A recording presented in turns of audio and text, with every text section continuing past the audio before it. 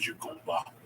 And Lee's son buys your vacuums. Lee's daughter buys your vacuums. Lee's wife, you know, is fifth generation on the fumes. That's what you do. That's what a good fucking salesman does. You know, it's so weird. You're at the christening, you're doing everything. You know that? Yeah. Dude, I'll tell you this. My sister used to be a exotic dancer, right? She used to be in the Louisiana, kind of certain areas, That's you know.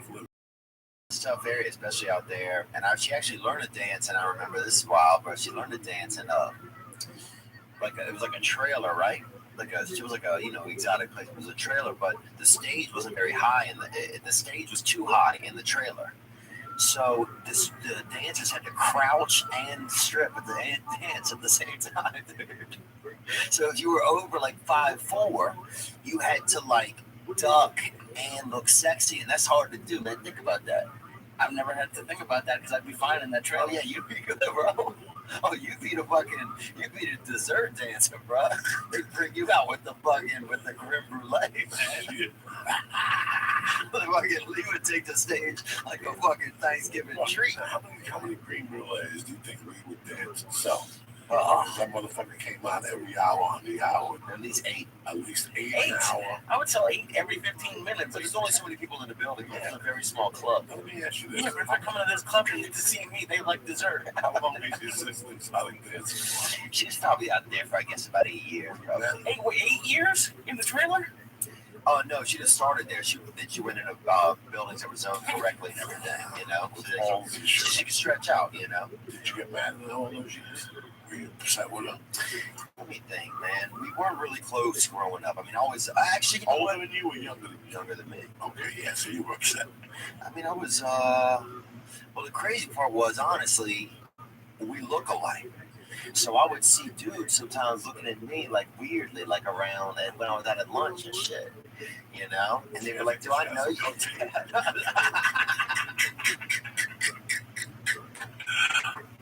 Yeah, she got the fucking goatee, dude. Hilarious. But so I guess that if we wouldn't have looked alike, it might have not been so wild to me. But you know what, dude? She didn't have, she was missing some elements growing up, and I respect any women if they're out there in those type of environments, because it's a hard environment, and because otherwise, if you're not doing that, what are you doing then? If you're at that doorstep where you are, where you're looking for an occupation, but if you're not doing that, you're probably up to some dark art.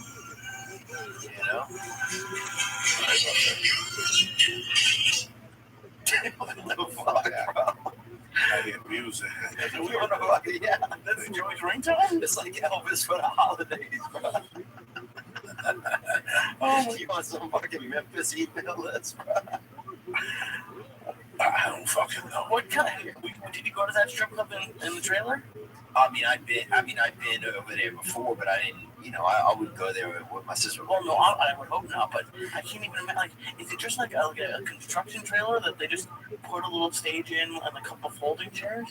I mean, I don't think that they had, I don't know what their long-term business model was. I mean, I'll say that, but they, it was good. It was a small town place, and people were enjoying themselves. And but yeah, I love my sister. She's the best. She's a fucking G, man. She's a fucking G. She's real as I get. It's crazy because. Well, what were we talking about? Squatting in the trailer. But even got into this conversation. No, it's just weird that. Did she ever go to a big city and dance, or did she keep it like Shreveport? I mean, I think she, nothing real crazy, I don't think. I mean, we weren't that close at a lot of that She time. married, huh? No. Still single. Still single. Ready to mingle. Ready to mingle. Cool chick, though. Kids. No kids. She kept it together, man. Yeah. That's what I'm saying. That's hot. Listen, you're 22. Right, you're 22. You got nothing going on. I mean, what are your fucking options? You're going to go work at a vet? Yeah. Or a daycare for $8 an hour or whatever. As a young girl, I mean, and I have a daughter. How would it feel if she came to me and said, I want to go to fucking college? But I got an answer. I'm going to go strip for 5 years, for 4 years. The 4 years I could have been in college, I'm going to go strip. But you're not that intelligent to grasp it at that time. Right, girls that go into that. And I'm not talking like line here because they were missing something. Yeah. For the first time, somebody paid attention to them. Yeah. So. Oh yeah, she was abused. She had like this violent kind of black boyfriend she dated and then abused, and I think that's what got her into it. You know. Yeah, it's just you don't give a fuck about yourself, but think about it with you. With what you know now, Yeah. the knowledge you have now, if you were fucking an 18-year-old chick, your tits were hot, you got a nice little ass, all these guys are torturing you all the time, they're fucking broke. You know, I mean, yeah, as a woman, you know what, I wasn't raised to do this. Yeah. But it's 2017. Yeah. I'm gonna go to Subway and be surrounded by stiffs or some city Dudes jerking off over there anyway. So I caught 2 dudes jerking off at our Subway. At least, yeah. There was something about it. I think it was just, I don't know, it could have been the air freshener or something. The minute the Subway fucking made you feel erect, but I think they had one of those lavender air things in the And I'm not making fun of Subway employees. I always tell you that the fucking my biggest fear is when you walk into Subway, like, oh, I thought I was going to turn out to be honest to God. And I didn't want this. You ever go to Subway and everybody's 22? And there's one guy that's 50 with a ponytail. And he's got an earring and he's still cool. Like, he's still fighting the fucking cool. It don't matter that he lives in an apartment with 8 dudes and whatever. He got home the other night, they were listening to Aqualung. It doesn't matter. What matters is that he went to see Guns N' Roses, 2 weeks ago. Right. This is what's going on. He's living his life. He's living his life, but he didn't really look at the other part of your life. He didn't look at his ladder when life moves fucking fast. And you're still talking about some fucking band. Yeah. Johan is like, Growing up. he ain't rat me out. It's kind of a weird. I was always scared to be that guy. That petrified me. Don't Don't you think it would take like a very specific kind of person to and I be just like, ran. I was be hiding stubborn and all not the get places. affected by it? Because you're talking about, oh, it'd be great. 2 out of fucking 10. Right. The percentages. 2 out of 10. And And make an educated guess. Yeah. I went to a I'm strip surprised club with this a year ago, shit. 9 There's a months ton ago. of I get bored. It was I like- get the other fucking guy. I'm home with 9, 10, and I got one of those cartridges. Everybody's just in my house at 10:15. Like, ouch. I can't even fucking punch somebody. I was like, no, I I tried lost to the wake my wife backpack. up to give me the pin Cartridge. to iTunes so I could order the fucking phone. She told me to go fuck myself. You know what I'm saying? Everybody's out in my fucking house at fucking 10:15. Yeah. So I go, let me go to Yum Yum Donuts. And then you're a fat fuck. You just sit at a donut stand waiting in for my the nose. so yeah, I said, fuck it. I got a lot of trans sites. If you stay on Colfax and go up to like Victory and make a left, it's a strip club. And I went in there, and I made raps with it. You're just sitting there looking at pussy and tits, and it's phenomenal. I'm not going to say that I didn't like, it was dirty. Yeah. First off, the strip club is always empty. Yeah. I mean, you can't believe how empty it is. Like bone dry, like there's 4 fucking guys sitting there drinking water because it's new Yeah. water. Like they're showing photos of people that were in there earlier in the day. Yeah. That's how fucking empty it is. There's 4 people in here. And you talk to different girls. There was one girl I talked to that her boyfriend comes to comedy shows. She comes to them all the time. Oh wow. And there was another girl that her boyfriend was a fucking fan of the podcast. And the whole, you have all these girls that are in there that talk to you. Yeah. And I looked at them and I'm like, look at that girl. She's 18. There was one girl that was 20. I give her the whole bank account. Yeah. You look at her and go, you give her the whole bank account. And listen, just come home with me. Go get your clothes. We'll throw my Wi-Fi. Yeah, I'm sure. And for some dudes, they would do that. And the other girls that are 42, man. They're out there banging it. They're eating grapefruit juice and jumping and Yeah. fucking, and you gotta give them heart. Like, you sit there and go, I know what she's going through. Yeah. I don't want to pick the 20-year-old because she's going to feel bad. But if I pick the 20-year-old, Right. the 20-year-old will glob all over you and suck your sperm. She doesn't know it. There's HIV out there and chlamydia, the mouth and shit. Yeah, she's still thinking she could, Well, the 40-year-old gives you hand wipes because she knows you're going to finger her. And she don't want the leftover salt from the pretzel you had 2 hours earlier. It's just really weird, bro, when you deal with when they become a professional. Yeah. Like, have you ever bumped into a professional stripper? Yeah. Like, Yeah, it's a different game. It's it's a different game, brother. It's like staying in comedy for a certain period of time. It's like there's a Yeah, certain it's a day certain day. when you realize, oh, I know what you're doing. all right, I'm in This is here. what I'm gonna do. Yeah. And when you deal with a professional stripper, you go in there, dog. She takes you into the first room first. She'll give you a couple whips and a monkey. Yeah, She won't let you touch it. Then she'll take you upstairs, bang you out for the small fork bills, and that's when she becomes a nut. Yeah. And you're like, what the fuck happened? She sold it. Yeah. She ain't a stripper no more. She's a saleswoman now. Yeah. You want to fucking suck. That's $2,000 for this fucking piece of ass. Yeah. You want to look at me? 2,000, motherfucker. 2,000. They look at you with a Gonna squeeze you, You bro. know what? You want to smell my asshole and fucking eat a yogurt at the same time? 11 guys no more. That's 3,000 or 5. They're gonna fuck fucking 6 guys for $1,000 Yeah. and make $12,000 a week, which is fucking $2,000. I've even I've thought about that. If you pay whatever that is, 2,500, that's not the whole night. That's like one round, I guess. Well, you can negotiate whatever the fuck you want. Okay, thank God. Dude, what about fucking just somebody regular and then tipping them after? Is that crazy to think? Like if it's just a girl you met? They get insulted. Yeah.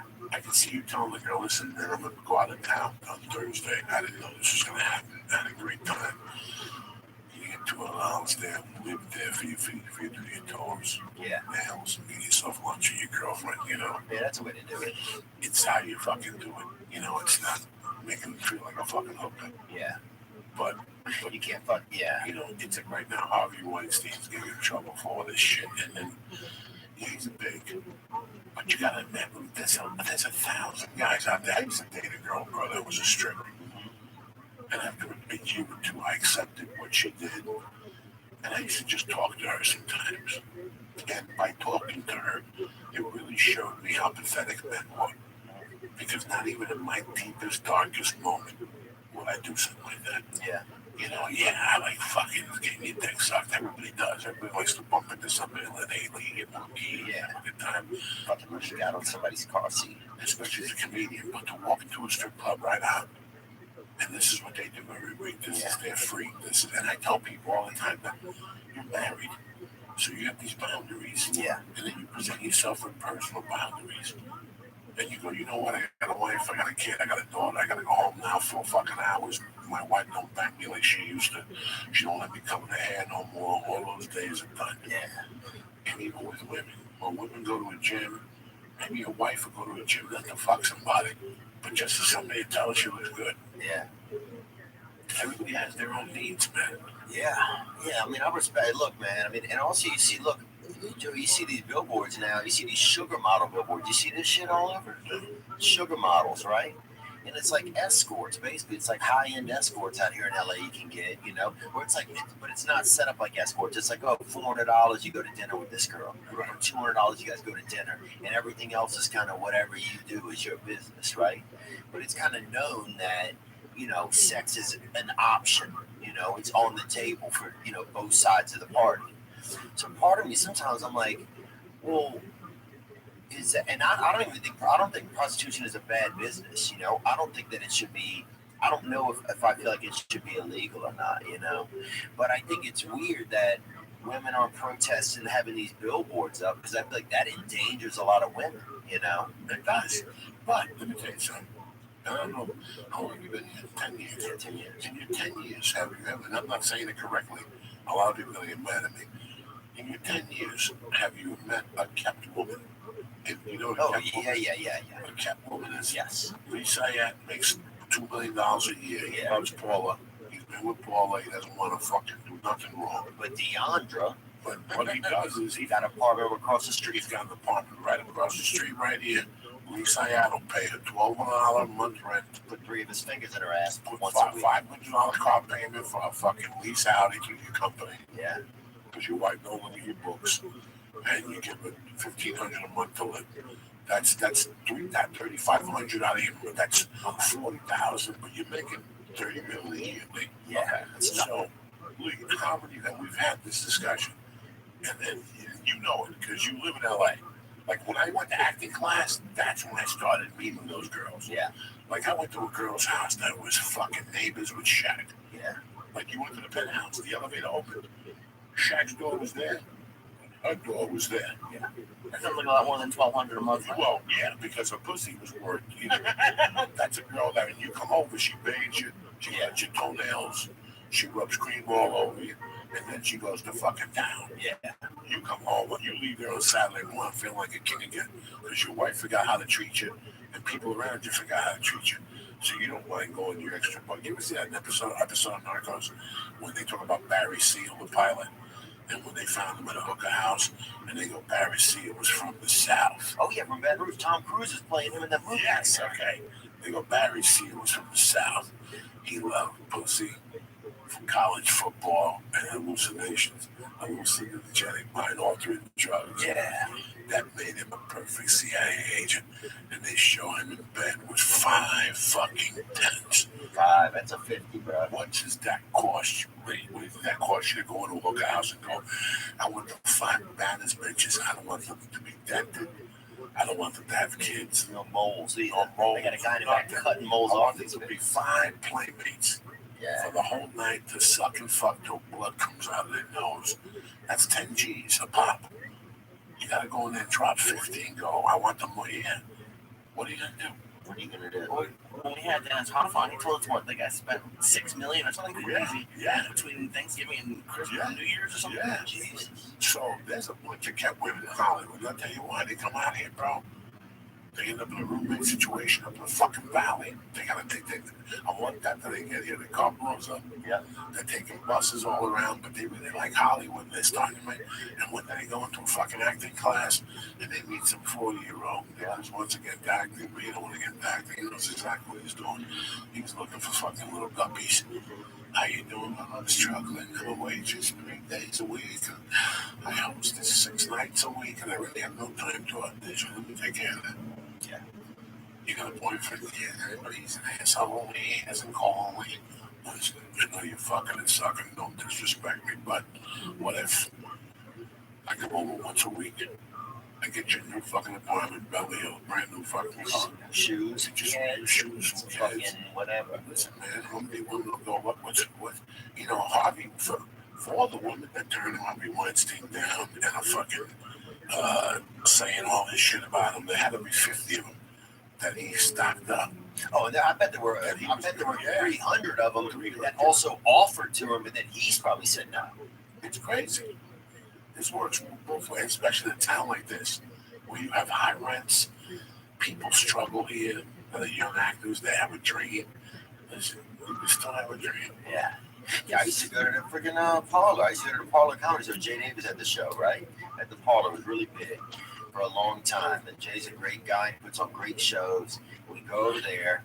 Dude, there was probably 3 or 4 women that I met in there who were kept women, who had nice houses around there, never could explain what they did, always on jets, doing this and that, but Oh, so they didn't tell you this.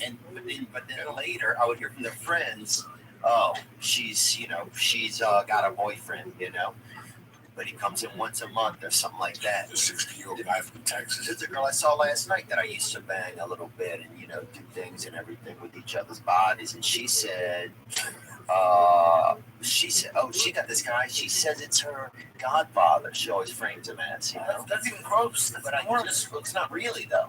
But I just realized the other day, that's what the fuck's going on. There was always an element missing as to where this girl made any money, how she was living lavish in the hill.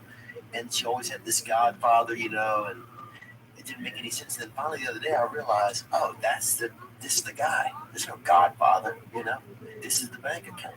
That's the guy. Remember in fucking Pretty Women when he says something, what are you telling him? I told him he's my uncle.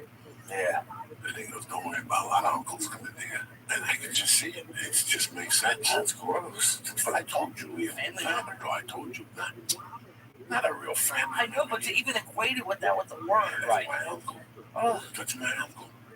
You gotta say step uncle. yeah, just think like this is my boss or something. Yeah. But can you let me ask you this, man? When I was fucking 20, when I was 19, Oh, I'll never forget walking around in the summertime in Aspen. I'll never forget this, even mind you, maybe because at that time I was such a fucking whore.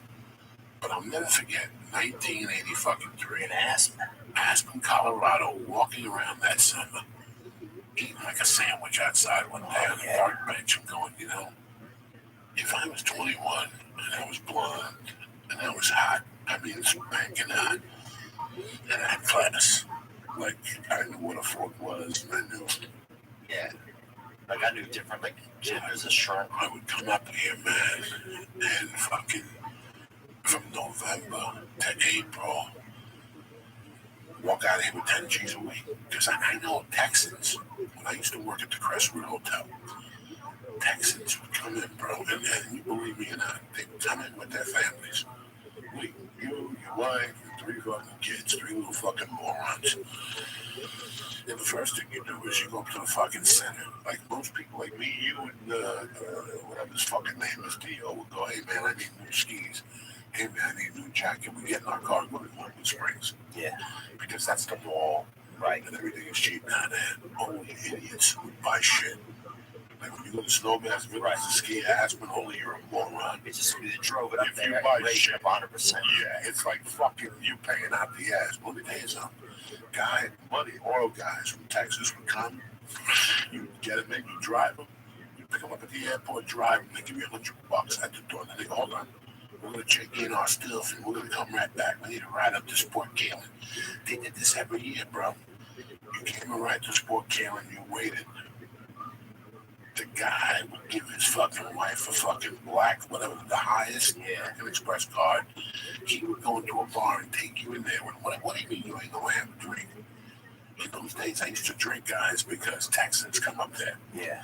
And we would go into like a fucking John Denver's bar, the tower, and have a drink while his wife was across the way at Sport Kalen. Then he'd have 2. To my drink, he'd have 5. And then he'd go over. I'd go back to the van. He'd go over and spend, from socks. The salesmen, they're fucking the best. They sell you everything. Yeah. And these Texans would come to go give the best of the best. Yeah. You know, I want it all. I want $1,000 goggles. Yeah. $40,000, Lee, in fucking equipment. You drive it back, or they fix it for you. They come back up to ski. They pick it up. They do that for 4 fucking days. The kids are the only ones that really ski because mom and dad are in their fucking 50s. They drink. Guess what happens when they leave? Leave the shit. They leave the shit. No, they don't. Yes, they do. Yeah, they do. We're talking skis made out of bone. Slave femurs, You bro. fucking tell me. Those bellmen, the reason why those people work at that hotel, like when I was working there in 1983, when I was working at the Crestwood in 1984, 60% of the people in that hotel lived off of the tips in the winter and fucking what people left in their rooms. Yeah. Theo Vaughn goes to, it's a fucking HBO special and has a TV show. What kind of party do you think Theo Vaughn's going in? Theo Vaughn's going to pay $20,000 to light himself on fire. Okay? Yeah. Here's $20,000. Just light your pussy ass on fire. Oh, I'm gonna be black cats like our ass. Yeah, you like the premiere of the show. Yeah, he lights a pussy ass on fire. We tape it. You know what he's going to drop up there? He's going to buy shirts and shit, and he's going to buy 20 bottles of fucking the best vodka. What he doesn't drink stays in the room. What do you do, Lee? You're making $8 an hour. You walk into a room, and there's 3 bottles of Dom Perignon and 6 bottles of tequila unopened. That's how you made your money in those days. You know how many fucking ski boots and skis I got given to me at that hotel? And I would give it to people. Like, I would give them away. Like, bro, what size boots you wear? 8. Here you go. Joey, these are $600 boots. Yeah. I bought them. Wearing them to church, you know? They did that every fucking week. So wait, and did these people come, leave it, and come back next year and do it again? Yeah. Do it again. Oh So no! what are they gonna do? Bring it home? No. What are they going to do, Lee? It's oil, Liddy. It's dead dinosaur sauce. Rent an apartment there and leave the skis in there. They ain't got time for that. You know what? It's fucking crazy. That time. Buy a house and Making leave the money. skis. Lee, you think you're gonna fucking leave an airport and drop the shit off at a fucking store? This is a Texan. Lee. No, They don't call it give a- buy a house. They don't give a. Lee, I used to laugh at those Texans. I remember one guy opening up a briefcase one day in front of me. A Texan came in and he wanted money or something put away, like jewelry in the safe. He gave Lady the jewelry, but in his briefcase, he had stacks like a drug dealer. He was no fucking drug dealer. He's a white dude that owned like a fucking meat company. Yeah. But when he came to Colorado, he came to Colorado because he knew he was going to Aspen 4 nights. He was going to buy blow. You know how many times people walked into rooms in Aspen and bumped into a quarter ounce of blow? or an 8-ball, but it'll be fucking made just to come up to me and go, "Psst, come here. Look, give me like a gram and a half of coke that they found in the room." People want to take that shit back. Especially in New York, you can usually hit up somebody that's cleaning the rooms or whatever and ask them. Tell them when you get there. We should do that. Do we get there? Tell them when we get there. If you find anything good, here's $40. Drop it off by my room. No questions asked. It really is crazy when you see the amount of money some people have. You never know. Even at that age, like when I lived up there, I was like, if I was a hot girl, 21, and nobody knew me, I came out here from Jersey, kept it light, bro. Yeah. Real light, Put an ad where it mattered. Chill, lived down Valley, got myself an Uber up Valley. Just a soft signal, wear a jingle bell around your fucking Make believe ankle. Carry a piece in your purse, make believe a bodyguard dropped you off. Yeah. And after a while, listen to me, bro. As a young girl, you can get a nickel a fucking nut job, and you get 2 nut jobs a night, 3 nights a week. What, you doing 2 nut jobs a week? It's $1,000 a week. And some of those texts will come up and say, "You know what, little girl? How about I just give you $10,000 and you just stay and polish this knob?" Yeah. 3 days. You get Go 10,000. fuck my son. Here's $2,500. Go fuck my son. You go home, you disconnect the fucking service, and then you come back 3 months later with different color hair. They're slick. Those chicks are slick, bro. And they're masters, because after a while, they're just employed. They're just businesswomen. They learn how to become at first, look, when you go to a strip club and you see the girls with hot Joe, the local drug dealer. Yeah. Like last night, there was a shooting at a club in, like, I don't know, some bum little fucking town. We used to do comedy here in California.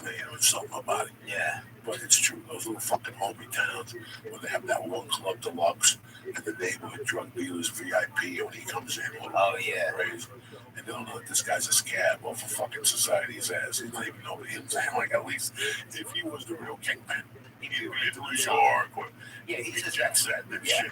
He's got fucking 4 grams in his fucking glove box. Yeah, but he's fucking King Slave. Spunk or something. He's got Spunk tattooed across his fucking chest. Yeah, You don't even know that his gang name is also a name for semen or something. He's just so fucking cool. He walks in those little clubs like that. It's so weird out. They love it.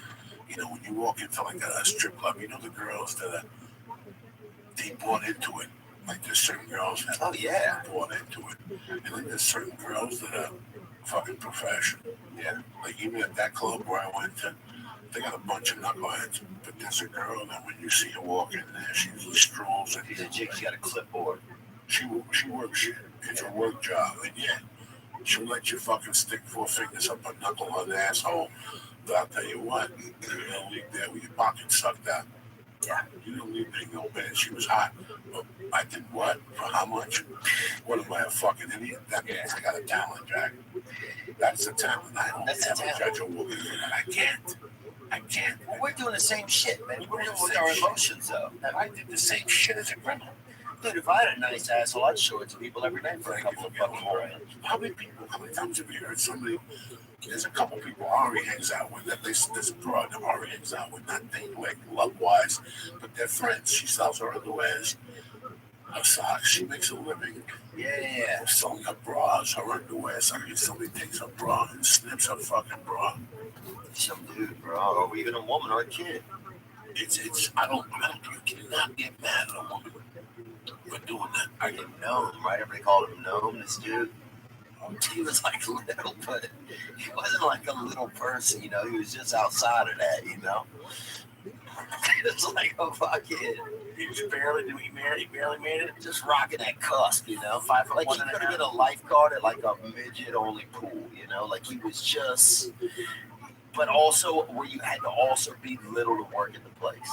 So like he was just like above. And he, anytime he'd walk up with a chick, he would wear their underwear around his neck. It was like his thing, right? And he'd do that all summer. By the end of summer, this dude would be running around looking like a fucking, like he just robbed a bank in the Wild West. He'd have like 9 pairs of fucking women's underwear around his neck, Wait, he wouldn't take them off? Not for the summer. Now in the winter, he was free. You could see his neck. He was natural in the winter. Right. Fucking Joe's ordering pizzas over here. So he's fucking customizing a lasagna here on his new app he got. But dude, I didn't get to the story. So what happened was, Sorry, I'm very sorry for interrupting. Just a buddy of mine wanted to know when I was landing in Omaha. He was bugging me. yeah, not tonight, bro. No, I know.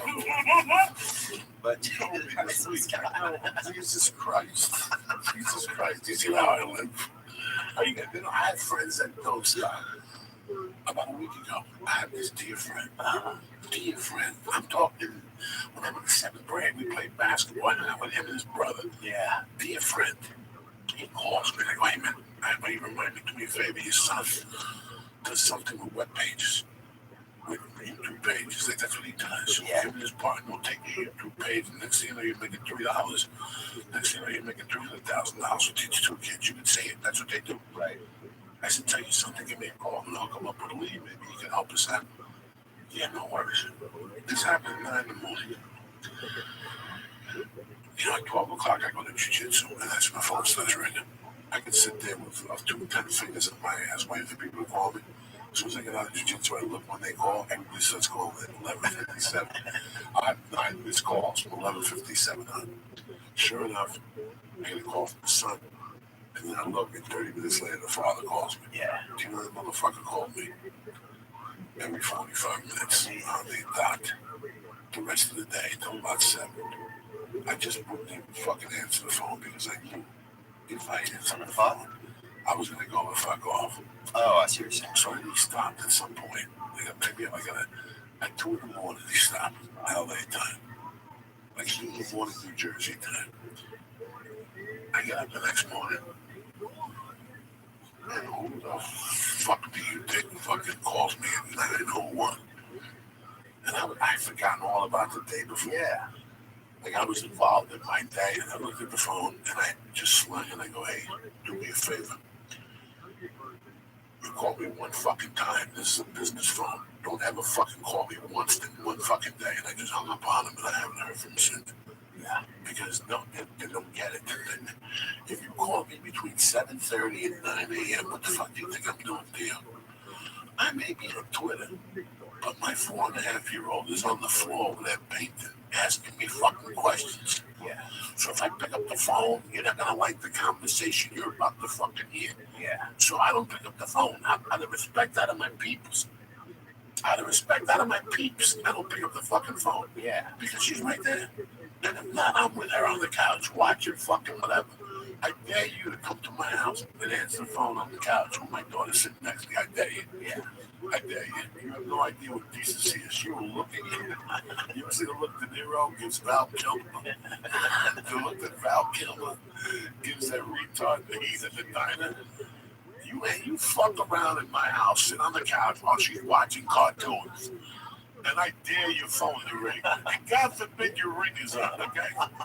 If your ringer is on, she will give you a fucking look. Like, are you fucking retarded? Turn that shit off. The other day I was at Denny's sitting next to her, and she was playing with a fucking Barbie doll with 2 little shoes on, and the shoes kept falling off. Do me a favor, give me the fucking shoes. We walk into Denny's, and sure enough, Daddy, her shoe fell off. I knew the fucking shoe was gonna fall off. I fucking knew it. Before I'm up, I'm fucking morning. So I go, sit off over here and don't move. So I go outside. There's the shoe in the middle of the fucking driveway. A car drove over it. Poor Barbie's shoes all fucked up. Now I gotta bring it in and sell it to her. I gotta put it back on the foot. The shoe was so fucked up, Barbie was limping. So we're sitting there minding our own business, and who walks in? Out of all the seats, now the fucking place is empty. So they got me waiting there because my wife went back to the fucking car to the house because she forgot that she locked the door. CeeLo, who walked in? CeeLo? No CeeLo. I would. If CeeLo walked, if I walked in and that fucking Denny's, I saw. Were you with me when we saw what's his name in there? I don't think so. Yeah, you were with me when we saw. Was it got the braids? Home Improvement. Oh, Tim Allen? He goes there all the time. That's a swing at Denny's over there. Yeah. I just don't go in there and think because that's.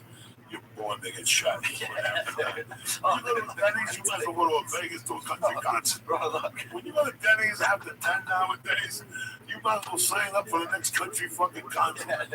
I fucking whatever, stand real close to the window and wave this time. Dude, this Bro, I used to do this bit about Denny's, how much I hated Denny's, right? Very special. It's almost special, right? So anyway, I was like, I wish somebody would shoot up a fucking Denny's, right? That's what I would say. Dude, some kid puts in the comments, he goes, man, he puts a link to a YouTube clip. He goes, man, my dad actually got shot up at a fucking Denny's. He goes, somebody walked in with a gun and shot everybody in the place. 1 star. He goes, but I still love this bitch. That was beautiful, bro. Here I am joking about it. He said it really happened. He lost his father right next to a fucking grill, bro. Right next to a griddle. You know what? You got, 2 brothers back there fucking sword fighting with spatulas. How they hopped up on fucking methamphetamines, not knowing they're gonna lose their job to the fucking Mexican guy sitting at the bar. Unbelievable, man. But that's God, dude. That kid came and he was just positive, man. There's a couple places where I go late night, and I'm like one night, me, Lee, and Becky went to Denny's on a fucking Sunday night after the podcast. We were having a good time, but the whole time I was like squatting under the bush by that window, because the window is on Burbank Boulevard. I want to be a crib. All right, should have been Denny's. I'm sitting there having fucking a salad and something with my friend here, and I was like, and Becky's sitting counterclockwise, so she gets it right there. And we got to bury Becky with a hat on, with a 10 platinum fucking with a hat on, with a chef hat on. I'm like Josh Wolf, you know what I'm saying? That shouldn't be in my brain. I'm scared of anything already. I'm scared of everybody. You would look at that shit. You don't think I'm fucking scared? You see me? How many nights we leave here dying of hunger, you and I? 1 in the morning sometimes, me and him, he's cross-eyed. Yeah. This guy, if I at 2 in the morning, if I go leave, listen, I got a sandwich coming over here. Just jiggle my balls. I guarantee I'll confuse him for 10 minutes. He'll be sitting there confused. I don't know. All I got to do is jiggle his balls. I'll wash my hands. I've done worse. I got a hand job from a Chinese chick.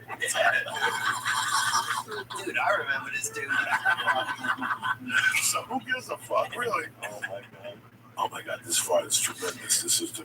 Bro, they had a guy used to tell us, right? He'd give you $30 just to tell you he'd been jerking off. This older dude. What? I remember when I was young. He used to say that. He'd be like, look, I'm going to tell you something, all right? And I'd be like, all right. And he'd say, I've been jerking off. Give me $30. And then he would give us $30 to keep quiet. Because we were children, right? He wasn't supposed to be saying it to us. Oh, he paid you? Yeah. Yeah, I'm not paying him for him to tell me that shit. Dude, I don't give a fuck. I assumed that when I met him. Oh my God. But here was the thing, though. I never even got to this, dude. Was that so? My sister, one time, we lived together for a while, right? And this is probably about 8 years ago. She had this other dancer that worked with her came over to our place, right? Stole our vacuum.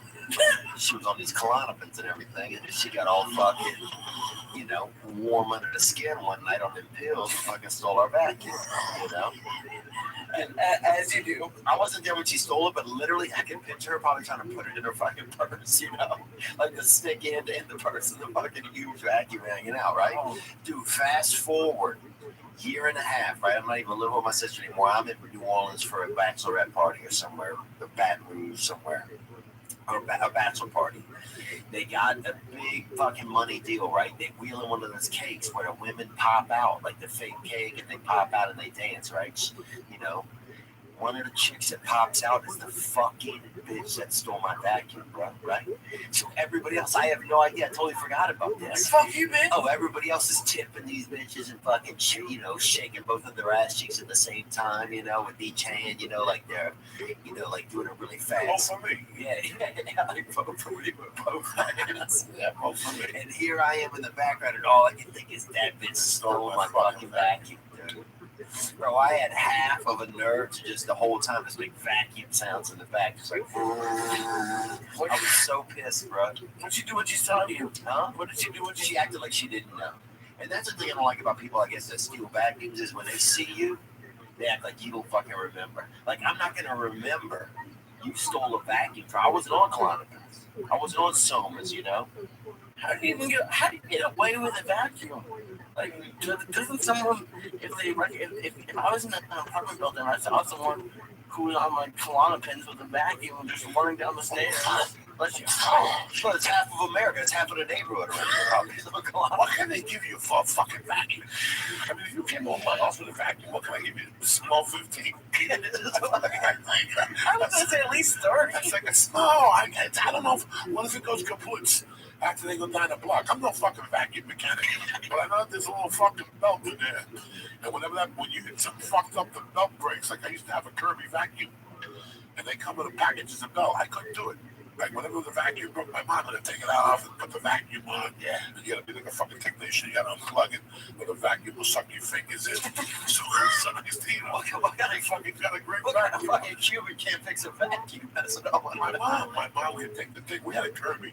When I was a kid, they had like the shitty vacuums you could buy. Yeah. My mom was such a fucking spick. She was such a fucking neurotic cute. That she bought a vacuum, like let's say a vacuum in those days, like a top-notch vacuum cost $14.95 in those days, like in the it was 73. Once we moved back to click on Kirby fucking vacuum. One little Click on Kirby vacuums. one you could But we suck moved your to hands Jersey. from across the road. Something got on my. I still remember being a kid, and the guy coming over to the house, and my mom and her girlfriend and like a buddy were over there. I'm like, what's going on? A lot more expensive than $15 now. How much? Well, no. What did I said that if a regular vacuum cost $15 in those days, this was a yardstick. Gotcha. Put it on the thing there. Like this was like it came like when it came to my house in those days at toy stores. If you walked into like a James Bond aisle, one of the coolest toys in the 70s was you got a briefcase. Yeah. Okay, this briefcase leak. Check this out. There was this briefcase as a child. Okay. That for like I don't even know what it cost. That's why we get into prices. Briefcases for children? There was a briefcase. It was a plastic briefcase. And you wanted to be a secret agent. Right. And it was based after James Bond. It couldn't say 007 on it. You ready, Lee? And on the suitcase, the cool thing about the suitcase is that it had a button on the handle. Right. So you could press the button and a plastic bullet would come out and shoot you. Because in there was a gun with a silencer connected to this engine. It was all, for 10-year-olds. Yeah. Oh, for children. You want to be an asshole? Yeah. You know, I thought this is something. no, right. Pick it up and go, and it was in the chest. You go, motherfucker. Yeah. You would have the same gun. I was a bank robber. But in there came like handcuffs, a rope, like all secret agent shit. Yeah. Telescope. Magnifying glass. Yeah. So my point is, when my mom showed me when this guy came over, what was so cool about Kirby vacuum cleaners at the time was that it came in a fucking box.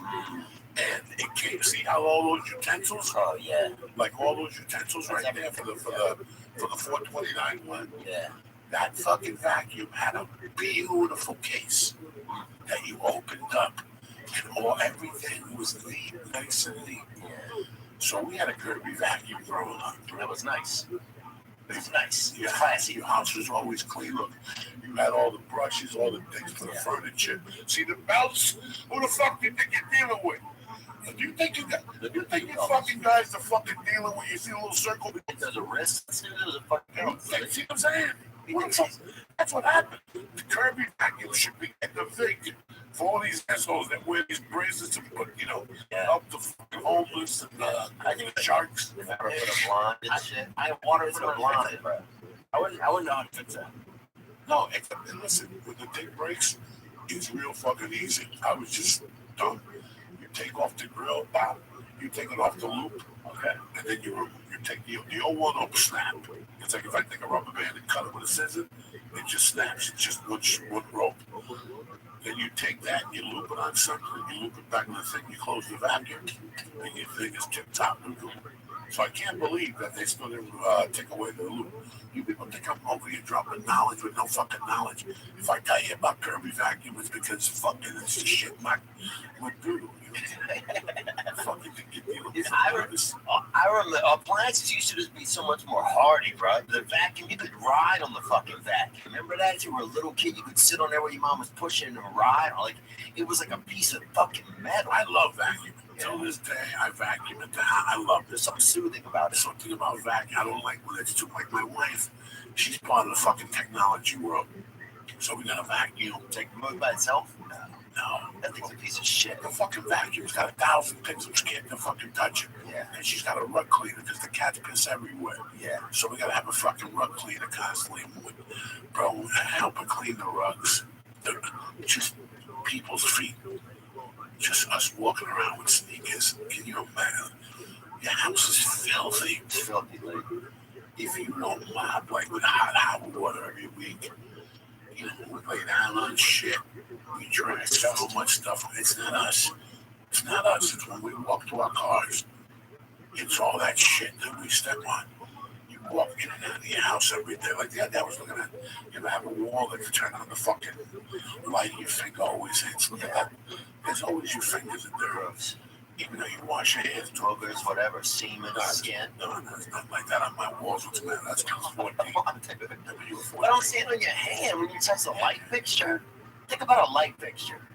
Think about everybody's gross hand. Muffin pieces, a little piece of muffin, you know, sugars, semen, definitely semen. People have fucking semen all over their house, bro. I worked in restaurants, so they make you go through like training for that stuff. Yeah. If I'm ever somewhere and you need to get a soda lid, I never grab the one on top. I always go in. I never grab the first straw. Like I hate like places that there's places that have just loose straws, not even with plastic around them. I won't go there. That's why I like Marie. They get the paper, old school. Yeah, Shoot the fucking paper in the end. Yeah, I don't like that, but I remember I was talking about this earlier. The kid, like when the Halloween, when I was young, Came on the weekend. we didn't have. You know, boys that trick or treat, man. Robbing little kids for bags. Dude, we had. They didn't even have the individually wrapped candies. I remember this one house we went to, and their grandfather had died. His grandfather died on Halloween. They left him out on the porch for the night, bro. How fucking awesome is that, right? Knowing that he's dead anyway, right? But sometimes these houses would have. Did people think he was a decoration or something? People thought he was just being scared and resting.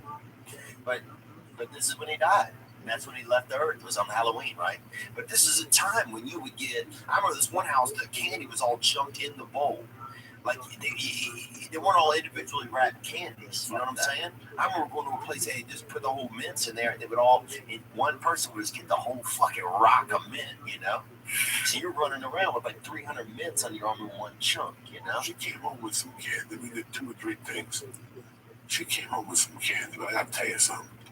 Like 3 or 4 people gave her little bottles of water. I can't wait till she gets older, so she throws them back at the fucking. You can get your life together. Give her a cup of water. Water to a child. One sugar, and I raided that thing the first night, Friday night when I got home. I got stoned by mistake. And I started eating my little licorices and shit, like 3 of them in there. I ate them the next day. She was pissed. Well, She knew, huh? like, Oh, yeah. did you look through it? Like, when I was growing Yeah, up, no. my mom would look through it. But no, when we didn't go to houses, first off, we went to the church and we went to the school. Oh, gotcha. And they have a thing called trunk or treat. And people put their cars in back there. People that are involved with the school, parents. So kids can't even go to the houses anymore? No, we're going to do that on Tuesday. Gotcha. Yeah, this is for little kids and whatever. What's going to happen is we hide her. Tuesday, she's got like fucking swimming. And she don't get out of there until 5:30. We're going to bring her home by the time we get home. In fact, I'm on Yeah, we were late. Yeah, we'll be running late because we're going to fucking bring her home for to eat, and somebody will ring the doorbell once the kids come. She's classy. She just calls and she goes, "Mommy, Daddy, bye." We had to run an actor last year. Wow. Because she just took off with the other fucking kids. Like, she was like, "See you later." We're like, "What the fuck are you doing?" There's candy out there to get. So we walked over, it got dark, and she's like, "Mom, Dad, let's get the fuck out of here." Last night she told my wife, "Let's get out of here." They went to trunk or treat at the church. My wife said after a half hour, she came up to me and she goes, "Mommy, let's go home." It's good to go. Yeah, at least she knows what's up.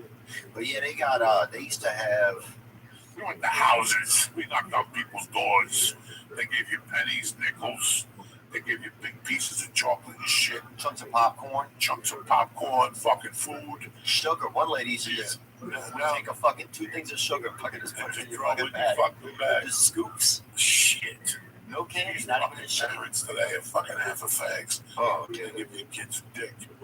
The reason why I asked you earlier if it bothered you is because when I was growing up, I had a dear friend that I mean, Theo Ronnie was a sweetheart, beautiful fucking young kid.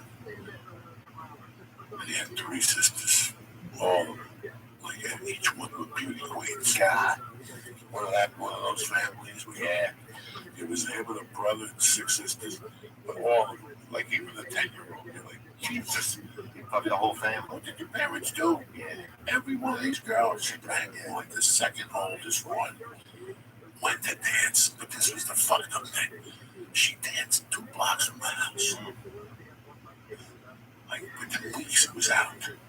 And you know, you'd be at the fucking liquor store with it and wait for somebody to buy you booze. And somebody would come up to you and go, what are you guys doing tonight? Let's go down there. Tina's dancing. Tina was his fucking sister.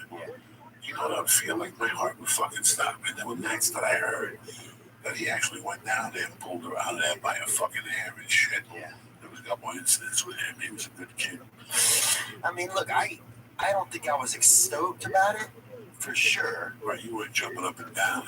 But look, I know the childhood that we had, you know, and I know I got very little connection, like, with any, you know, I didn't have any guidance or connection, so I know she got even less than that. You know, she was, you know, the youngest kid in our family, so, and I didn't feel like I knew her well enough or had enough, you know, emotional connection with her to, she wasn't gonna listen to me, you know.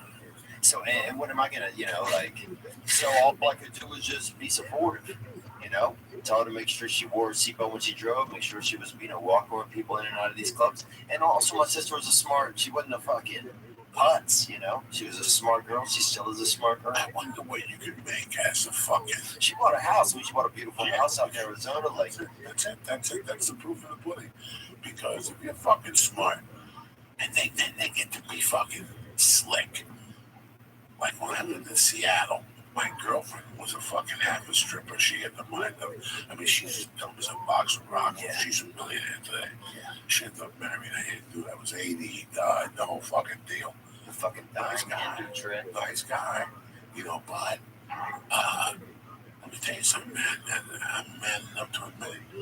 From fucking 95 to 97, that girl supported me. Yeah. She was making it bank. Yeah. And I couldn't go up to her and go, hey, how did you make this extra 200 today? It's none of my fucking business. Yeah. You know, it's none of my fucking business. But I know a lot of people make jokes about strippers, including me. I got the utmost respect for them because it's a deep game. Well, look, I mean, it's a deep fucking game, dog. Dude, I hooked up with a stripper in Shreveport that looked like a half of a, what is a Minotaur or Centaur? What's one that have an animal for the half lower body? I think both of those. Yeah. I think This girl looked like a centaur, you know? But she still seemed cool. She was, I swear to God, she had the strongest fucking, she had thighs for calves. She had thighs up top and then also double thighs, no calves, you know? Like just built like a damn fucking, you know, like a squirrel squatch, just like fucking short, thick fucking legs, you know? All stomach, hardly any legs or arms. But I'll tell you this, dude. I notice, and here's what I notice.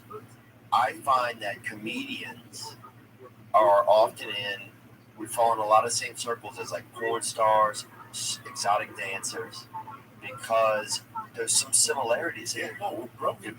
There's similarities like somewhere we feel short, somewhere along the line. We need some type of immediate acceptance. Like I sit here sometimes at night on that here. But many nights I've sat there and said, why did I become a comedian? I mean, did I need attention when I was a kid? My mom was on my ass when I was a kid. Yeah, but on your ass and making you feel loved are two different things. No, but it was the same thing. It's not like I sat there and, you know, fucking, no. She was always, no, that's what I lacked the love of a father. Right. You know, so maybe that sparked it there, my brother. But, I mean, do you think that maybe she was loving for the first, I think you were 13, 15? 16. So maybe if she had lived, you wouldn't have been a comedian. So maybe from the love that you lost. I always loved performing. When I was a kid, I was kind of a musician. And then as I got older, I did karate. But my specialty was the forms. And I was really good at doing forms and putting together stupid moves and shit. And then I heard stand-up comedy. And I just thought it was fucking superb. And I became whatever the fuck I ended up becoming. Yeah. And now we're here. You know, so somewhere I took different elements of that childhood and I became a stand-up comic. Do I drive a fancy car? Do I fucking jump up and down and jiggle for love at this point in my life? You know me a long time, bro. I got my own views. I live my own fucking life. I don't give a fuck about what, directors and producers think. Before you came here, you're a fucking man. And you gotta leave here a fucking man. Yeah. If you become what they want you to become, those are the fucking people that the fuck should have never came here. They never should have came here. Yeah, those stories I told last night at the Ice House on stage, they're true stories. I told the guy to go fuck himself on the set of this fucking Highline commercial. Mm-hmm. Like I shot this Arby's. What is it again? Are you sure you want me to say it? No, what's the name of the company? Hardee's. Hardee's. Oh, I love Hardee's, bro. What's the name of the cousin to Hardee's? Carl's Jr. Carl Jr. So Yeah. years ago, I shot 3 national commercials 3 weeks in a row. Like in my 20 years here, That's huge. I booked like 10 commercials. But in 2009, 2000, one of those years, I booked a fucking 3 national sprint. Wow, something else. And this Arby's, which was fucking money. Yeah. Because they pay you from both companies and they make my heads together. You have no fucking dealing. Dude, I did a shitty internet commercial one time, made $25,000 over 3 years. Wow, how many people stand in front of a couple of 7-Eleven? 25 grand over 3 years is a gift. Oh, it was It's a gift. I couldn't imagine. I thought it was going to be $600. You know, I could never imagine that would have made that much money over that time. Oh yeah, they give you the right. I told Lee for a year now, Lee, stop this shit. Go get your headshots. Go give that guy $1. Go to Apple and tell him you want to go out for commercials. Jesus Christ. I'm going to put you some shit, Hershey Kisses, snacks, and something. I didn't have people eating, jumping up and down, getting for the jersey on. You want to do, you a Zombo looking motherfucker. Yeah, you can be a friend that's sitting on them kind of chips, bro. Right. Dip guard. Fuck it, dog. Guarding the condiments, dude, or fucking sitting there with some pussy on your leg. I love that. That sounds great. Somebody told me, they somebody said to me that they stopped going out for theater and then just focus on commercial. I was like, you know what? I think it's time for a majority to get a commercial agent again. Yeah. Because I'm going to book a mafia commercial once a year, or a cook, or a chef, or a pizza guy, or a garbage man. Yeah. If you're not in the game, you're never going to book the game. Yeah. I signed with a chick, and a week later I get paperwork. But I got to put my bank account information on there. And I go, what do you need my bank account information for? She goes, well, if we ever need to get it, you got to take that off the contract. Papa just gives you a name and a headshot. Go to work, bitch. Yeah. And don't worry about fucking bank information and social security numbers. Some might think. I got to give you a credit report. Who the fuck are you? It's your credit report, bitch. Fucking people. The audacity. The audacity of these people. I was telling you about that cocksucker. Fucking people, let me see your fucking credit report. Animals, bro. Let me see your fucking credit report. Let me see you. Fucking balls out, people. I want to be around Oh, he sounds good, huh? to pick up the pieces. Somebody breaks your heart. I don't know why every time I fight that I candle for the same. You guys are like a shield of death. That candle gonna block the wind out of my asshole. It's like You Zelda. got 15 candles. Right. My asshole would sink the whole candle factory. Will swear This is chicken flour tea that my wife made for lunch. as This song? you do. Oh, that food. Yeah, man, I've been eating some plants recently, so I've been having any gas, man. To learn What? I farted the other day and forgot I hadn't farted in a long time. you love. Dude, this is the number one thing I think I'm gonna miss when I die, bro. Farting, probably, and looking at horses. I thought that just made you fart all the time. Not me, man. You clean, you're soapy, you look good. You're gonna shoot a special. What do you want to do? I think we're gonna do one more Showtime. We'll see. If not, no, listen. You see that album right there? That's, what's his name? He sold a bunch of those. And you know what, bro? You get yourself, only a couple dimes. You put together a little team. You take it to the Irvine Improv. We blow it up on a few podcasts. Go to Ice House. And you do 2 shows. It doesn't matter. Material. Guess who owns the material? Who's got the money on fucking iTunes? Yeah. You do it. You monitor it. And you know what? This whole business is media anyway. How many people have free internet? How many people have Showtime? Let's take a fucking look. Yeah. You know what I'm saying? So if it's going to be Showtime, you're going to say yourself for Showtime. Fuck it. You know what? Let me go. Let me put a fucking album out. You put pictures in there. You light Kate's asshole on fire. Yeah. You and your buddies at the Comedy Store will all come down and support you. Doing it a night when we're all in town. People would rather have that than a fucking CD. And guess what? You're the Captain Kirk of the Enterprise, and you run it because you know these people don't listen to you at work and laugh their ass off. Yeah. More than they're going to tap into Showtime Go and all. Yeah, I agree. You're making them go to places they ain't there. And you know what? They love you to death for that. He went to Showtime, fuck him. Yeah. I'll go to somebody who's on iTunes for $2.52, and I can listen to it at work and giggle. And what about the video? Can we also put the video on iTunes, you think, Lee? Yeah, absolutely. You can do whatever the fuck you want. With the video, I'd rather you control it. I'd rather you pay. Yeah, that's what I think. Well, Pay the G-Note, let them get the video, and then pay another number, and let them get a G-Note, and let them get the video, and behind the scenes with Lee and us, and smoking reefer, and you going home and showing your father's grave, and you bowing, and yeah. let's go show me the camp where your sister stripped the first time, and then low key, let's go see what they're doing today. Low ceiling, dude. They're developing a bunch of surface rivers. Batman, suck my dick. They're all doing that. What's that? Batman, lick my pussy, lick my dick. Batman. What were some of your Halloween costumes when you were young, dude? Both You fuck, guys this is don't Jeopardy. know. I want to know, man. One of them was probably Batman. You couldn't even have a Boy Scout couldn't even be next to me because in those days you were flammable as fuck. When I was a kid, people used to light on fire on Halloween All the time. for no fucking reason, though. You go to school on a Tuesday, the next day they come in with bandages and a jar full of Vaseline and no eyebrows. What happened to you? Were you lighting people on fire? No. Just a wild night, dude. Listen, if a car was driving, okay? People don't spontaneously combust. Oh, yes, they did. By those suits, they were made by some material. Kerosene. Dog, this shit was blowing up. So let's say you were walking with me, you, Theo, we got a couple idiots with 10, we're walking across the street with our little fucking, there's people who make costumes, Yeah. but then there were parents who bought them, they came in a box, and they came with a mask The on mask. top of the fucking The mask thing. would cut your fucking skin. Yeah, the mask would cut your skin, it was like razor blades, it was for tough kids. Yeah. And then the suit, you were gonna live. When your mom gave you that suit, she signed up for that Liberty National Insurance. Because, let me put it this way, Lee. You're crossing the street, you got the hand that goes like this, you know, right? But at that first light, there's a car. And by mistake, it's like a 1966 Chevelle. If it backfires, you're going up in flames, you know what I'm saying? Dude, they had some textiles going around our area that had kerosene. And I wish, Lee, I was lying. Kerosene in the cloth. Yeah, you would burn. It will burn up. Every Christmas, you see a group of kids, one of them with like a Flash suit, a Batman. You're like, that kid's not going to school tomorrow. Yep.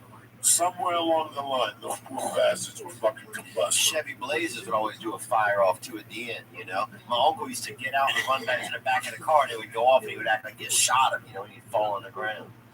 Because a lot of those cars would backfire. And they had a lot of clothing back in our area. Somebody was making bad clothing and kerosene in it.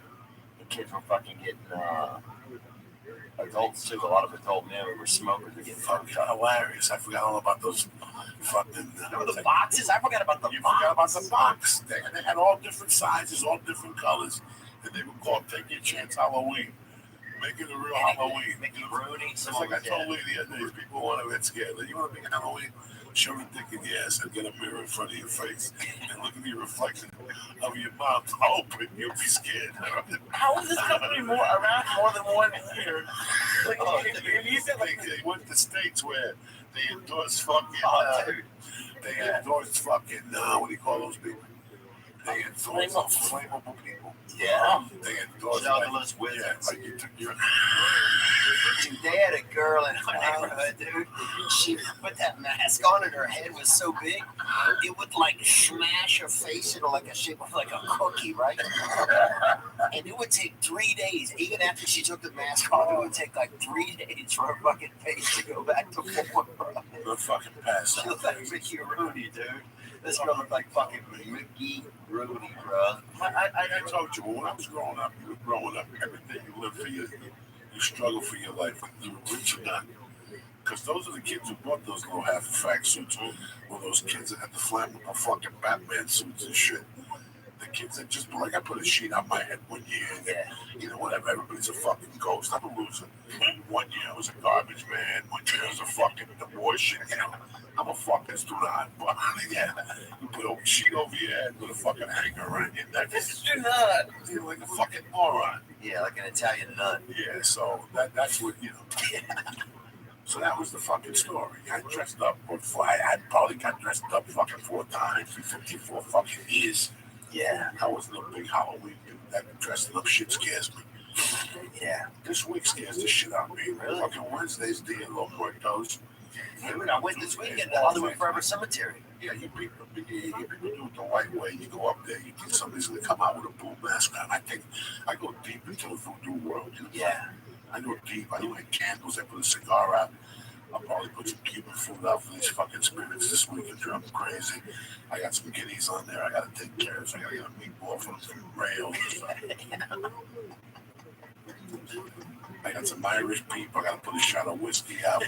You got the altar. You gotta have the fucking altar for the people who fucking kept me alive over the years. There's a lot of I got Balzano, Rego, Dominic Special. I got fucking Jesus, my mother, my father, my godmother. I got Zoraida, my stepfather. He can burn in hell. I don't give a fuck about that. Oh, come on, dude. Yeah, I don't toast them for dick anymore. I used to toast them. You get him a donut or something. You can just toast so many people. You know what I'm saying? I got people dying left and right. I got Ralphie now. I got to get a picture of Ralphie and put like a fucking jalapeno popper. Out of respect for that fucking cocksucker left me here with these fucking Gentiles. Cow. Oh, man. I had a rough time on the other night's podcast because he showed up to the office the other night, Wednesday night. Yeah. You heard don't go, We were talking about it. we were talking about him. I go, you know who gave us that link? That speaker, he gave it to me. Wow. Look how long ago it was by that company that you get a magazine, Sharper. And she got that in my house in a box. I didn't even know what the fuck it was. I go, honey, I got this in the mail. She goes, Ralphie sent it to you. It's an iPod charger. I'm so old school. I still got that iPod. I brought that here because the speakers are sensational. And right as we were talking about it, you felt like a little breeze. And all of a sudden, I can just remember him. He was just there 3 fucking weeks ago, 4 weeks ago, sitting there. And the fucking Mexican food guy came and he goes, ba-ba-ba-ba-ba, ba-ba-ba-ba-ba. And Ralphie always would go, pick a papaya. For years, Ralphie's been saying that shit whenever you play that. And dude, first of all, everything he said is exactly how it went down. But also, we're here every night. That truck, that sound is never here. Wow. It's always You can't buy to say goodbye. That's reality, guys. Yeah. They stick around for 30 days. They just don't go into fucking the next image. They want to see your friends one last time and touch it. And listen, bro, I had a friend, Jimmy Burkle, that I loved. I'll never getting a call from him on that Friday. He was in the hospital already. And he's like, Cox, what's happening? I could tell in his voice he was done. He would wrestle with cancer for 2 years. I'll never forget getting a call that Sunday saying he died Sunday morning, and fucking he was saying goodbye, man. When Carmine Balzano died, I missed his call. When I called him back, he was dead. Wow. A day later, Frankie called. He goes, yeah, your phone. You just called him. He must have just gone to the bathroom, got up, and died of a heart attack. Damn. They go in and say goodbye. Everybody says goodbye. Believe it or not, they all say goodbye in their own way. And if you talk to people who've had somebody die recently, give them 30 days. They give you a signal before they leave, just to let you know that they got your back. It's the weirdest thing about life. Yeah, I believe that, man. They'll give you, and I know it sounds crazy. I'm talking about flat earth and whatever. I'm talking about the spiritual world. I was raised in it, so I get it. I believe that my dad opened up a lot of doors for me and closed a lot of doors. I was there a lot of nights, man, when I had a lot of choices to run. And I always made the right choice. If not, I wouldn't be in this fucking chair. Something makes you make the right choice. Something. Everything in life sometimes, yeah. But you ever watch that voice, the movie The Shining? Yeah. The Shining, when Scatman Brothers talks to a little boy and he explains to him that everybody hears that voice. That's called the. You don't remember that? I don't remember that part. I gotta go watch it again. I only seen it one time because that's taking a lot of. But on The Shining, Scatman Brothers talks to a little boy. Yeah. And you'll see you got 15 minutes. We gotta get you out of here. So why did you want to play? You're traveling, player. What am I doing? Me, in my world, brother, you're gonna be one of the next fucking top fucking comics in this country. And I tell you, this is your older program. I got no jealousy. I wish you all. You stay on the right track. Tell your agent to push you out for more movies and TV. Yeah. Stop fucking around. If you want to be a host, go somewhere else. Go to Germany and host Nazi videos and make money. I appreciate it, man. You always are so supportive. Your fucking agent inspired. Sending you out to acting, do your little acting resume. Yeah. You're gonna stay on the road till you're 90, so you might as well take a gamble. You know, look at the paycheck from the acting. You go, what am I gonna do with this, Uncle Joey? Because they might like you, and they might use you 6 times this winter. It's not a lot of money, but now you're building credibility. And next year, NBC thinks of you for this new Fireman show. They're looking for a handsome guy from the South, and bang, there you go, object a millionaire. So now, when you shoot 10 episodes, are you gonna get rich? Not really, but you got comedy, you're building, and you got your podcast, and you got Twitter, you're very funny, you know. It all comes at you. Yeah. I know you're on the road killing. I hear people fucking love you. You know what I'm saying? Staying busy. We gotta figure out how to get up on Thursday night just like you little nutsack. That's insane, bro. Because I'm bringing my. I see you at the school. I see you at the store. You put that on the top one. You never saw this, did you? Yeah, I did. No, you didn't, cocksucker. I did. How come we don't tell your girlfriend to watch this scary shit? Is that Arsenio? It is. It is late. No, it's not. Yeah, it is. It's just this haircut. You know how I knew your name was Doc?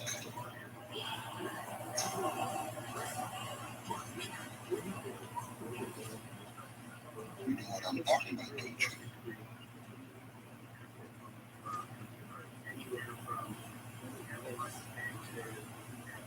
I can remember when I was a little boy. My grandmother and I could hold conversations entirely without ever opening our mouths. She called it shining. And for a long time, I thought it was just the two of us that had the shine to us. Just like your brother thought you was the only one. But there are other folks, though mostly they don't know it or don't believe it. That's why kid doesn't trust him, huh? No, he knows what the fuck he's saying because nobody talks How to long him you like been that. here today? Why don't you want to talk about it?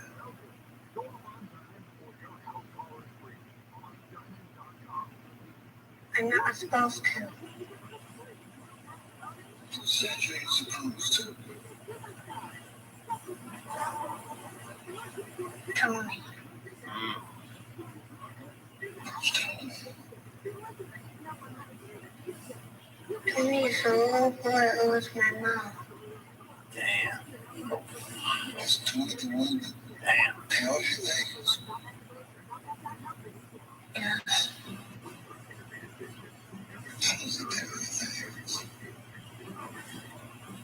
It's like I go to sleep and he shows me things.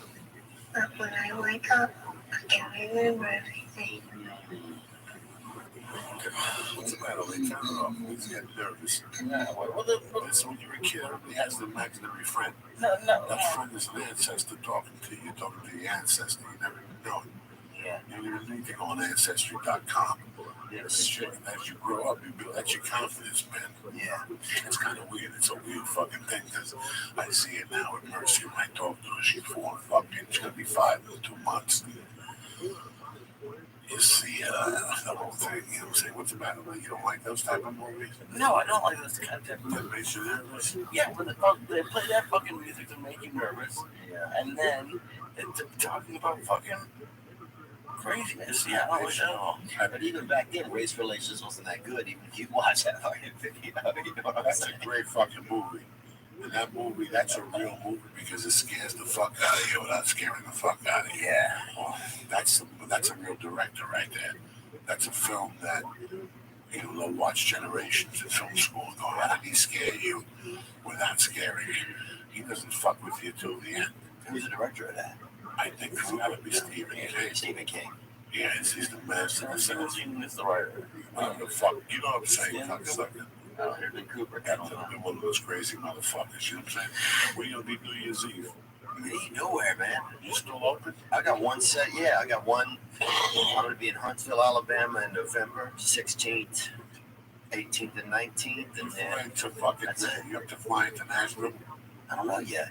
You have to fucking look. I think you have to fly international and connect. You know, rental car. I heard that, yeah, that's right. If you have to get a rental car, I don't know if I'm going to Huntsville. I might just get one in. I got family down there, so Yeah, I don't like driving those fucking distances when I don't know where the fuck I'm going. yeah, it's probably about a 3-hour drive. I'm guessing from one of the big airports. Yeah, that's fucked up. So, Fucking airport shit. You know, But, I live in fucking Lexington. They got an airport. oh, I like Lexington. I love That club's great, right? It's still got the leak in the ceiling over there. The club is great.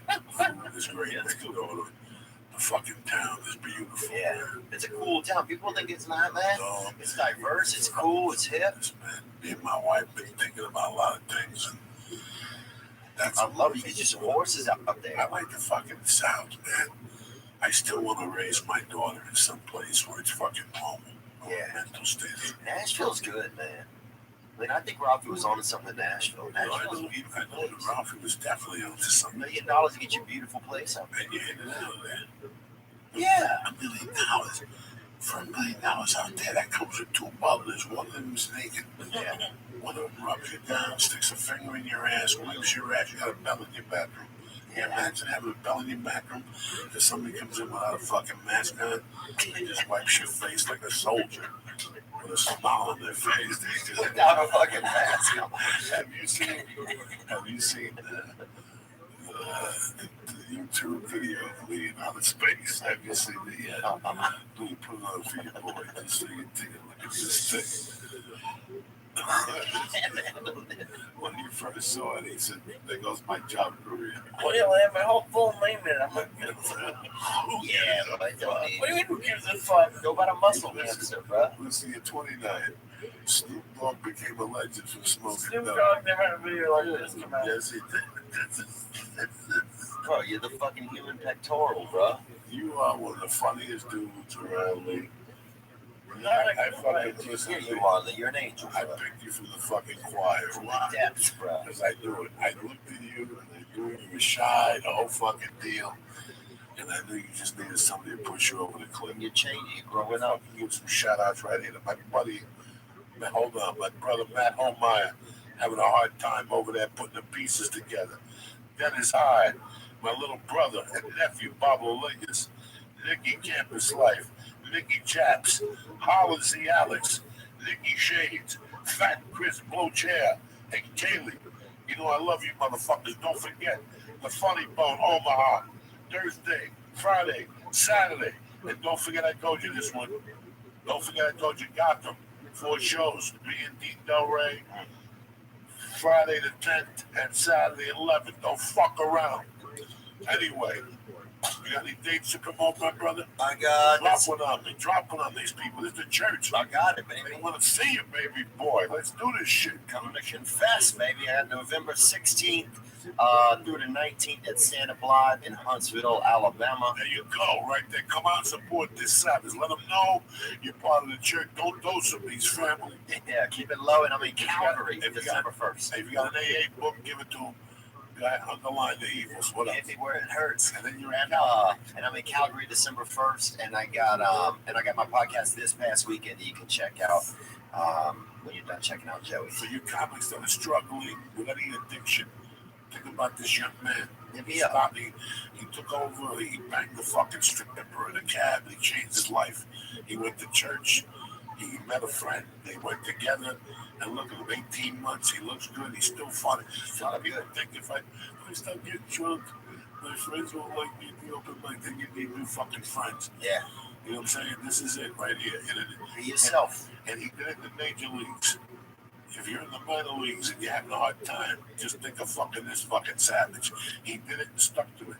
This is a handsome guy. If I looked like him, I'd be having threesomes every night. Oh, man. 1 8-ball every hour on the hour from 10 to 12. Oh, dude. Drop it off in the fucking mail slot. You know what I'm saying? I'd beat my own asshole. Hold on to the dog. I don't want to be the 8-ball. Give me that type of party. What else, dog? Anything else you want to drop? Not much, man. I just love you. Watch Little Lee's doing. I love you and I appreciate you. I got a scoop too. Look at this fucking beauty right here. Look at this. Look at this Sally Molly. 89, no. 89?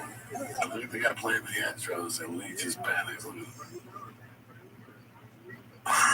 That's Lee panicking right there. No, not yet. You can't handle Not yet. Not yet. He's moving around. He's fidgeting.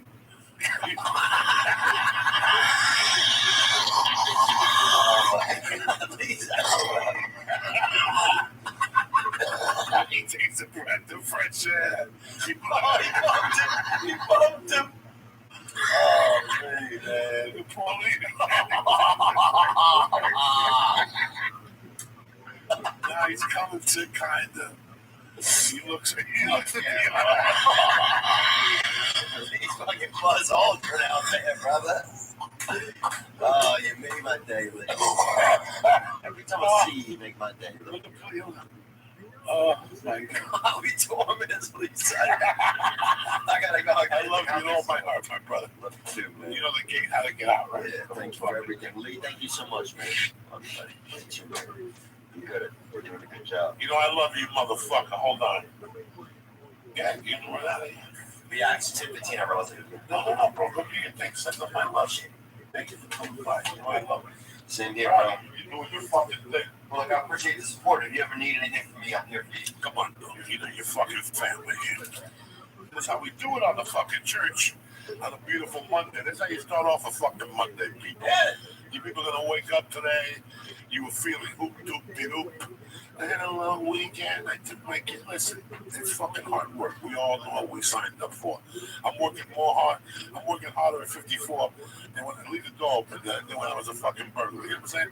When I was a burglar, life was fucking easy. Now I gotta get up every morning and really steal with 3 fucking hands. So, like I said before, they can out this poor bastard. He used to be out 7 nights a week in the Hollywood game. We're gonna be sober. He looks fucking great. He's always got a story for you. And that's the way we fucking do it here in the church. What's happening now? Before you get out of here, let me read you something real quick. Let me tell you about a little something. And then we'll get you the fuck out of here. Tip top. I'm not gonna hold you up. There's a bunch of podcasts you want to listen to. Who the fuck am I? Anyway. Like I told you at the beginning of the fucking show, all right? There's not a lot of things I like and I believe in. Lee was on it. I was on it. You know, Lee really stuck to it for a long time. I mean, I think he just got another shipment of I have another shipment coming to my dad. Does it every week. The dad still lives on it. He's single.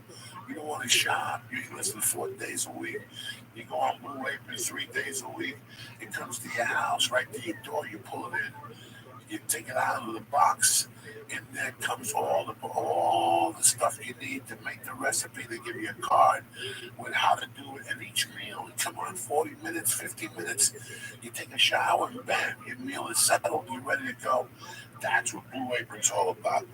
Because you choose from a variety of new recipes each week. Or you let Blue Apron's culinary team surprise you. Recipes are not repeated within a year. So you'll never, ever, ever get bored. You customize your recipes each week based on your preferences. So Blue Apron has several delivery options so you can choose what fits your needs. And there's no weekly commitment. So you only get deliveries when you want them. Each meal, listen, comes with a step-by-step, easy-to-follow recipe card, proportioned ingredients, and can be prepared in 40 minutes or less. Did you hear that? 40 minutes or less. Blue Apron's freshness guarantee. promises that every ingredient in your delivery arrives ready to cook, or they'll make it right. Check out this lunch menu. They got sweet pepper chicken with bok choy in life. You know how to make bok choy? No, you don't. This is your opportunity to learn. You ready for this one? Black bean and cheese tortas. Jesus, with roasted broccoli and lime sour cream. You know how to make that? No, you don't. How about it? Listen, shrimp and pesto fettuccine with spinach. This is a 30-minute meal. And a customer's favorite, seared chicken, roasted fall vegetables with caper butter, pan sauce. There you're sitting there. What am I going to have for dinner? Blue Apron. That's what you're going to have for dinner. Here's what I'm going to do for you with savages. What do you think I am with Uncle Joey? Because I'm some move from the other side? No. Because I'm hoping young savage, okay? I told you, check out this week's menu. What I'm going to do is, I'm going to get $30 off your first meal, and that coming up to your house. Free shipping. Did I tell you that already? Free shipping. You go to blueapron.com/Joey. Check out the menu. You're going to love how good it tastes.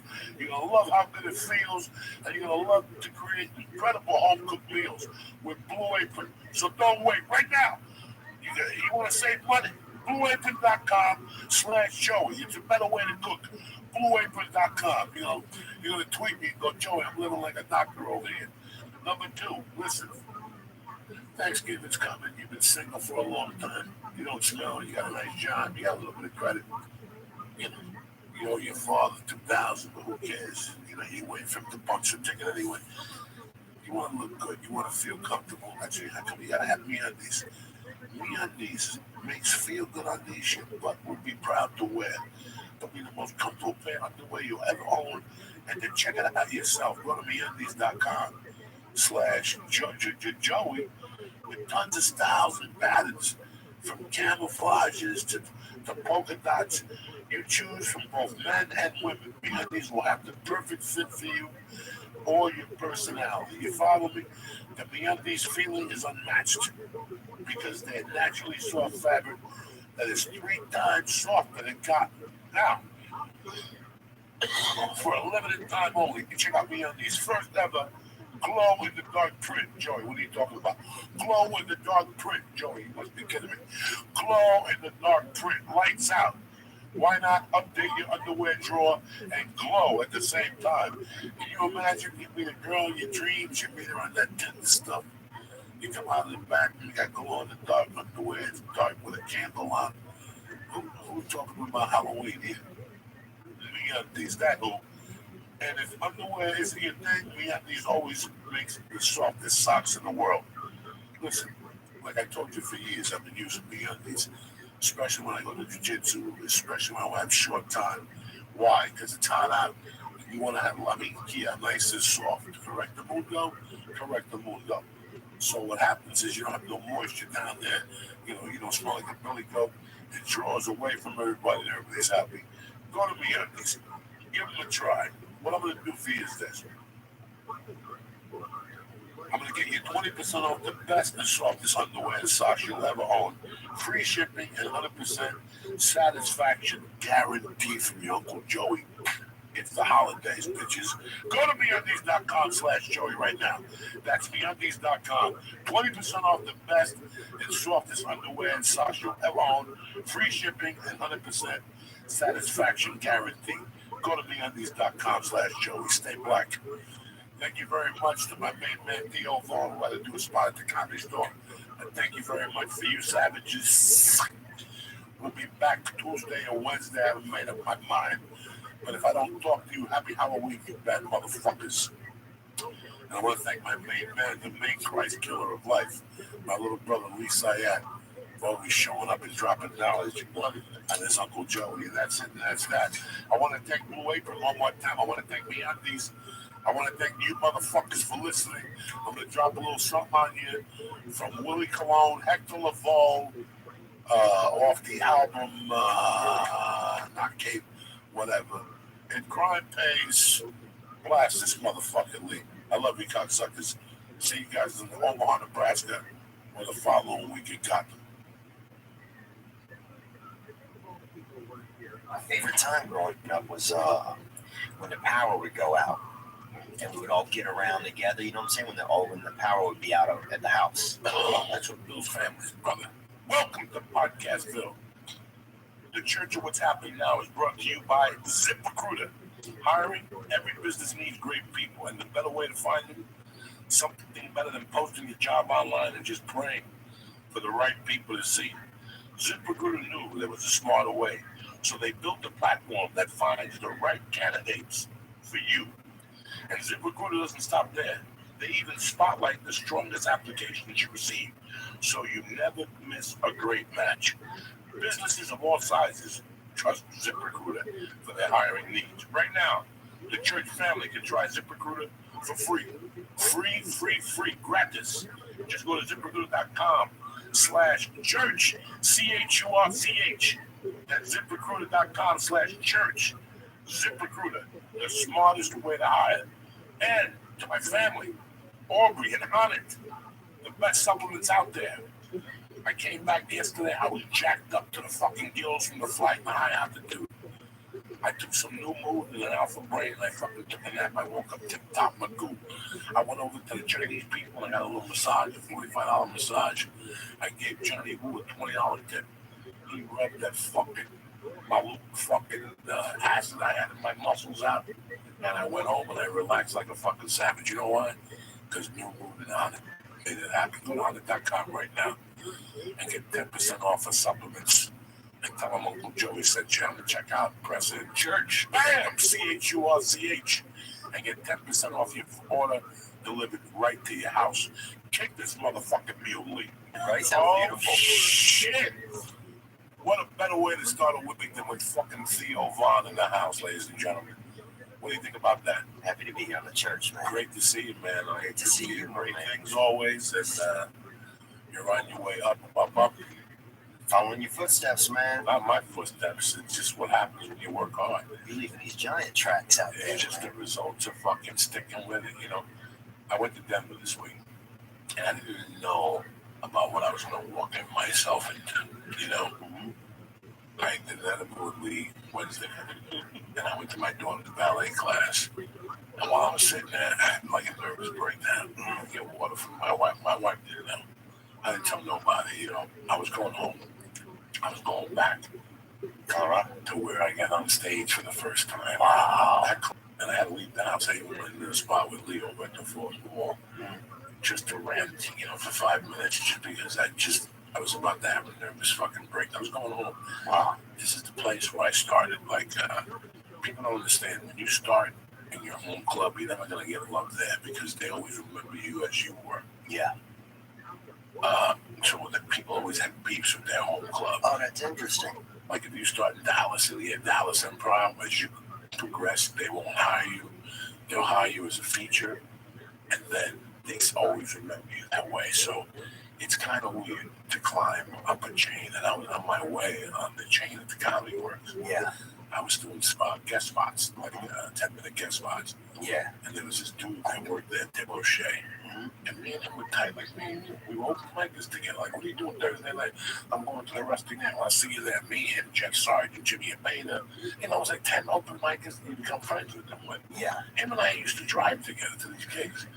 And one night I'm at the Comedy Works. We did like an open mic, we're hanging out. And I'm walking up the stairs, like it used to be a little deeper then. She ran down when she saw me. She was one of those girls. She said, Theo, you know, and they jump on you. And when she jumped, I grabbed her ass. And she landed right there. But I didn't grab her maliciously. That's a natural grab. That's a natural grab. Yeah. She saw it, and he went to her and tried to convince her to go to the manager and say that I sexually harassed her. So they banned me from this club for 20 years. No. Then she never said nothing bad about me, Wendy. She just banned me between me and her. Yeah. And she goes, I can't have you here because the attorneys and stuff are going to get involved. And it shattered me, but at the same time, it made me leave.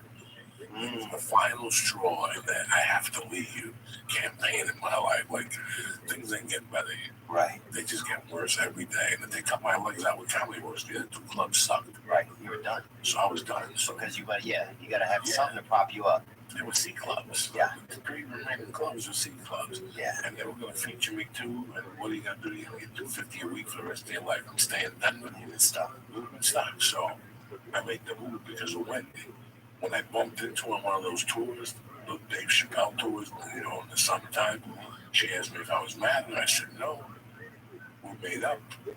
I told her she saved my life. I would have been in prison if she didn't ban me. And I'm back to the headline. And it was just weird. 6 sold-out shows. Wow. In my backyard where I first fucking started. Where'd you start? I started The first stage you got on. Yeah, I think I started actually down in Louisiana, but only just briefly. Is there a comedy scene? There's nothing, Brian. There's a lot of people, a lot of guys down there. They're just haters, really. When you get out of there, there's a lot of angry dudes there. Now, okay, what's the closest city to you? Baton Rouge? Yeah, Baton Rouge. Baton Rouge used to have a funny bone. That funny bone. Did you work in? Oh yeah, I worked that. Okay. Yeah. When the girl was the manager. When the guy, this guy named Tommy, he was a DJ as well. And he was the manager. You could get over there, and it was like the first place I ever featured for. I featured for John Reed. And it was awesome. How long did it take you to start featuring there? Pretty quick, man. I was featuring at like 3 years in. I was featuring just because I had like out of the gate. I had a pretty good 15 minutes. You could stretch it at a bar. Drop some F-bombs, call somebody fat. Next thing you know, you're at 20 minutes. So like I was stretching it pretty good down there. And then I don't even remember. And then after a while, just on some appreciation. Because sometimes it's like you get out there, you're the crab that got out of the pot for some people. Well, then that's the other side. The other side of that was that's also the place I went to prison. Yeah. That's also a place where my daughter was born. That's also a place where I have an ex-wife. It's just a lot of mixture all going in. And then I get there, and I'm asking about the comics that I came up with. And one of them is around. They all got out of the business. They all did this. And that gave me a different feeling.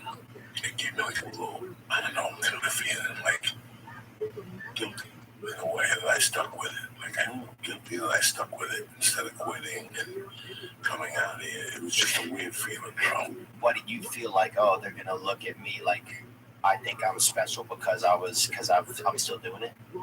That's what I would think a little bit. I know it was just weird that. Listen, man, I stuck with comedy because I mean, this is it. I wasn't gonna go back to slinging drugs and robbing people. There was no other job. I was not equipped to have a day job anymore. Oh yeah. There was one point where I just was not going to have a day job. I never wanted a fucking job. I never wanted a fucking day job. I don't picture you having that. I picture you doing comedy or fucking stabbing somebody, honestly. No offense. I swear to God, like I didn't. Yeah. I had tried everything. I cooked, you name it, bricklayer, electrician, carpenter. I was a fucking bar back. I don't know how many bartending jobs I had. I don't know how many factory fucking jobs I had. I can't even imagine how many warehouse jobs I had pulling like fucking those things and stocking shelves. Yeah. I can't even tell you.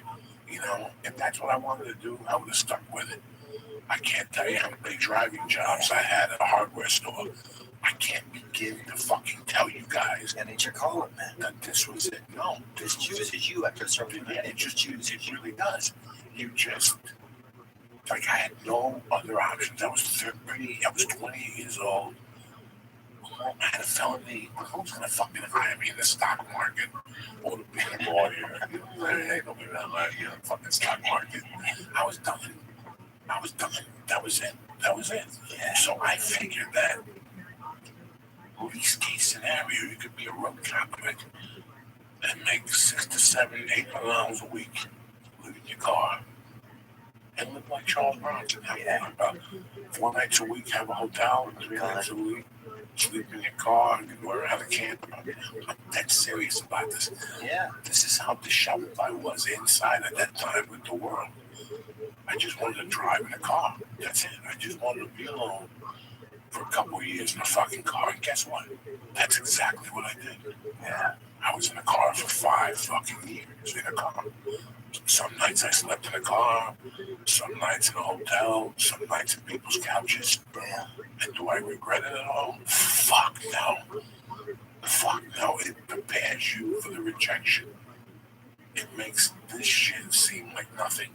Right. You know what I'm saying? It makes you start to own, like, whatever. Like, you, no matter what you put me through or say to me, I've created enough shit in my own life that you don't even know about. You know, I got arrested at 6 o'clock for assault, and the show started at 9, and I bailed out at 5 to 9, and I didn't know I still got more than I know, you know. I mean, I went through the fucking mill as a road comic. I was doing CW Kendall work, David Trimble work. You know, anybody who had one-liners, I did them. I took this Doug Stanhope format, you know. This is all triple. That's all Stanhope did. Stanhope wasn't busting his ass in New York, bringing 5 people to a fucking show. Yeah. Stanhope started in Vegas. He got Evening at the Improv as a feature act, and he was unstoppable after that. You know why? He got a Buick. He put a fucking stick in the back. I mean, I didn't invent this.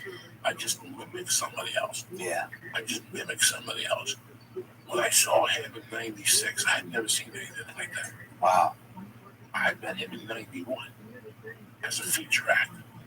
Then he came back to the Boulder Comedy Club, and I was the house MC. And now he was a headliner because he had done a spot at the Evening at the Improv. It was different. He was the headliner now. Right. And then I didn't see him again. From '92, I didn't see him again. There were biggerings about this fucking kid that's ripping up fucking rooms. I mean, there was amongst chitter-chat, like, and they kept saying, his name is Doug Stan. I'm like, I know that motherfucker. He slept at my house one night. Wow. He was so cool. I was the house MC at the Boulder Broker. And it was part of the Triple. You know David Triple? Yeah. He's a broker in the Pacific Northwest. Yeah. So he used to book Tuesdays, was the broker. Wednesdays, you had off. That sucks for a comic. That's when you spend all your money you made on Tuesday. Yeah, that sucks for a comic. You only get for those nights. At that time, he was giving you $125 a night, and he paid you $50 up front and $75 in a check. So you picked up $50 cash. That's it. So you had to either figure it out.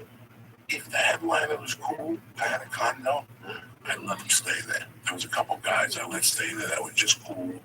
They left them one, and Doug Stanhope was one of those guys. So, what was he like? Do you remember kind of what he was like, or what? At that time, I knew he was funny. He was young. He reminded me he was just young. He was a kid. Yeah. He was just a wise ass kid when I first saw him. But I was 29. Yeah, maybe 29, because this is 1991 is when I won the contest. 92 is when I met Doug Stanhope. 92. And then again, 93. And then I lost a job, and I never saw him again. Wow. And like I said, I had bickerings of him, and then he won the San Francisco comedy competition. Dang. Now, he was not working the punchlines. He wasn't working. Nobody was hiring that motherfucker. He popped out of nowhere. His act was so fucking blue. And he was killing it. Like Triple, you know, when you get the paperwork in Triple, there's certain hotels that are Mormons. Red Lion Inns. You can't go to those fucking places. They have Mormon hotels? No, if you do Provo, Utah, Okay. and it's a Red Lion Inn, they'll tell you that they'll tell you on the fucking paperwork. This is a Mormon room, watch your language. People get offended, and the next night they put you in a room that says, this is an active room. Yeah. If you get something thrown at you, get off the stage immediately and contact the management or go to the hospital. And you're like, what? What? Do not stop. Do not antagonize. Yeah. No. It's never, you know, but you know, like I did those in the winter. You know, That's that volatile room. They're all volatile rooms. And then the fucking show's end and they turn it into a disco. And it's just white people, but there's always 3 black guys that suck getting their dicks up. And there's 2 rednecks and the furious and the black people. You know, I mean, it's fucking crazy. It's an adventure in itself. You know, I went on a triple run for probably 8 months. That's all I lived on was triple runs. 2 weeks of the shot, stay on the road. No. Live off off the fat low land for fucking 2 days in your car, going to the movies and sneaking into other movies and staying in there all day, living off Subway sandwiches, the veggie cheese, that type of shit. What do you miss about that? What do I miss about I know it's kind of a general question, the but truth? yeah. Not knowing. Not knowing is one of the best places you could ever put yourself in your life. Not knowing because you got the balls of a child. You got the balls of a child. You only ever take a chance. You won't ever. You don't know. You won't know. You don't understand what that's like. You get safer. A lot of time I feel like I get safer as I get older. You know, when you come up to me and your bank account is 12.5 and you tell me that you're broke, that you're living, you know, there's people that think they're cute. They got 13,000 in bank account and they're like, you know what, I'm living day to day, bitch. Yeah, I'm talking about $50 is what I own. This car is what I own. Yeah, I wake up in the morning, I don't even know if this car's gonna make it to the next gate. But guess what? I'm gonna try my hardest because I'm a fucking professional. Yeah. That is a distinctive level to put yourself in your life. And as a comic, if you're a real comic at one point in your life, when you fall in love with this art, one day Lee, you tell me, Joe Diaz, I'm not doing this podcast no more. I'm gonna live off my fucking savings and live off $50 a fucking night. And you know what? I'm not going to take a day job. I love this so much. I put away savings. My school loans are paid. I don't know nobody's money. You don't know what that's like to just disappear and get in the fucking car with everything you own, give away your bed, your fucking TV, Give away all your give away everything. Like plates. that takes a different mental. When I got in that car in June of 1995, that was the best thing I ever did with my life. Like, I had been out in the cold before, I had been alone before. That was a completely different feeling. I was living off what I loved for the first time in my life. Man, now what I had to do to pay the fucking shitty bills and student loans and to pay for fucking shit that I didn't fucking need, a fucking TV or cable TV. You don't know what it is to disconnect yourself for people to have conversations about TV and you don't even fucking know. But you want me to tell you what the best thing is about Lee? You don't give a fuck. You don't give a fuck because you're out there getting on stage every fucking night. You don't give a fuck. You think I gave a... Bro, from 95 to 2002, I didn't watch fucking... I didn't even know what the fuck TV was. I didn't give a fuck about basketball. I didn't give a fuck about nothing. I gave a fuck about music. Yeah, because that's all I could do was listen to the car. Keep it going. You know, there wasn't books on audio yet. There was nothing. It was a cassette deck with 20 fucking cassettes. Lee, you'll never know what that's like to have no money in the bank, to be in a hotel in Michigan where next door you hear people fucking, and 2 doors down he was beating it. Yeah. But it doesn't matter because you're going to do what you love so much. That is a fucking feeling that people live all their lives and they never fucking experience loving something. Trying to be that good at something that there's nothing to it. There's no guarantees when you get into this. If I go to school to be a doctor, yeah, you can be a doctor. I could do anything after that. I could be an assistant. You know what? I don't want to be a doctor, but I'll be the highest paid assistant in that fucking office. X-ray satchel this area. It's ways out. No idea what it's like when you take a gun and point it at a man. You take a life. That takes you to a different level in your life. That puts you in a different perspective. That puts you in a different world. You have no disregard for a human life. Now you do it again. Now every time you have a beef with somebody, I come up to you and I just shoot you in the fucking head every time I have a beef with somebody. That takes you to a different level. Not knowing where you're... Now, I had tons of practice about not knowing. Yeah, in 83. Oh, yeah. I used to wake up and go to a diner and put breakfast on the oven until 5 o'clock. Were you conditioned? You didn't even realize. So I would force myself to make money by 5 o'clock to get the Charlies back their breakfast money. You know, it was $7 and I'd take a 20 out and sign for it. Just to get the party started. In your 20s, I'd go to the bar, get cocktails, see what's going on. Listen, I got watches, I got 100 Quaaludes. Let's make something happen. Get Theo Von. He likes lewds. Get him on the phone. Yep. Hey, yo, I got lewds, $4 a piece. What are you gonna give me the lewds for? I'm gonna give you $8. I think Sure, $250. All right, Theo, give me 4. He wants 25 and $250. I just made $45. I just covered breakfast. Yeah, I can have 2 or 3 more drinks. I get a $20 sack of coke, but I'm not gonna do that. I'm gonna buy lewds and sell more. I'm gonna tablet. Give me 50. Because with Leo's money, I'm gonna flip the other ones and make a fucking dollar. You know what I'm saying? Yeah. And it started my so what, Joe? You made $46. $46. You wake up not knowing. Yeah. That's fucking 10,000 in the bank check. Yeah. You know, That's a lottery. That's a lottery when you do that. When you don't know, when you get something, yeah. You have no idea what I endured from 95 to 2000. People like Josh Rupert today, I lived in my car in front of his house. Some nights I went on his couch. Some nights I went to Ralphie May's fucking house and slept there. Yeah, I was an addict, but I was working every fucking night. Right. I was working. I was on stage 3 times a fucking night at the store following Paul Mooney, doing 2 Mexican rooms in a car that had no brakes, with no insurance and no registration. You understand me? And every time the fucking black lady with the donut head who saw it in Hollywood, I got a ticket. I had 2,000 tickets on that fucking car. And it wasn't even my name. It was the casting director's name.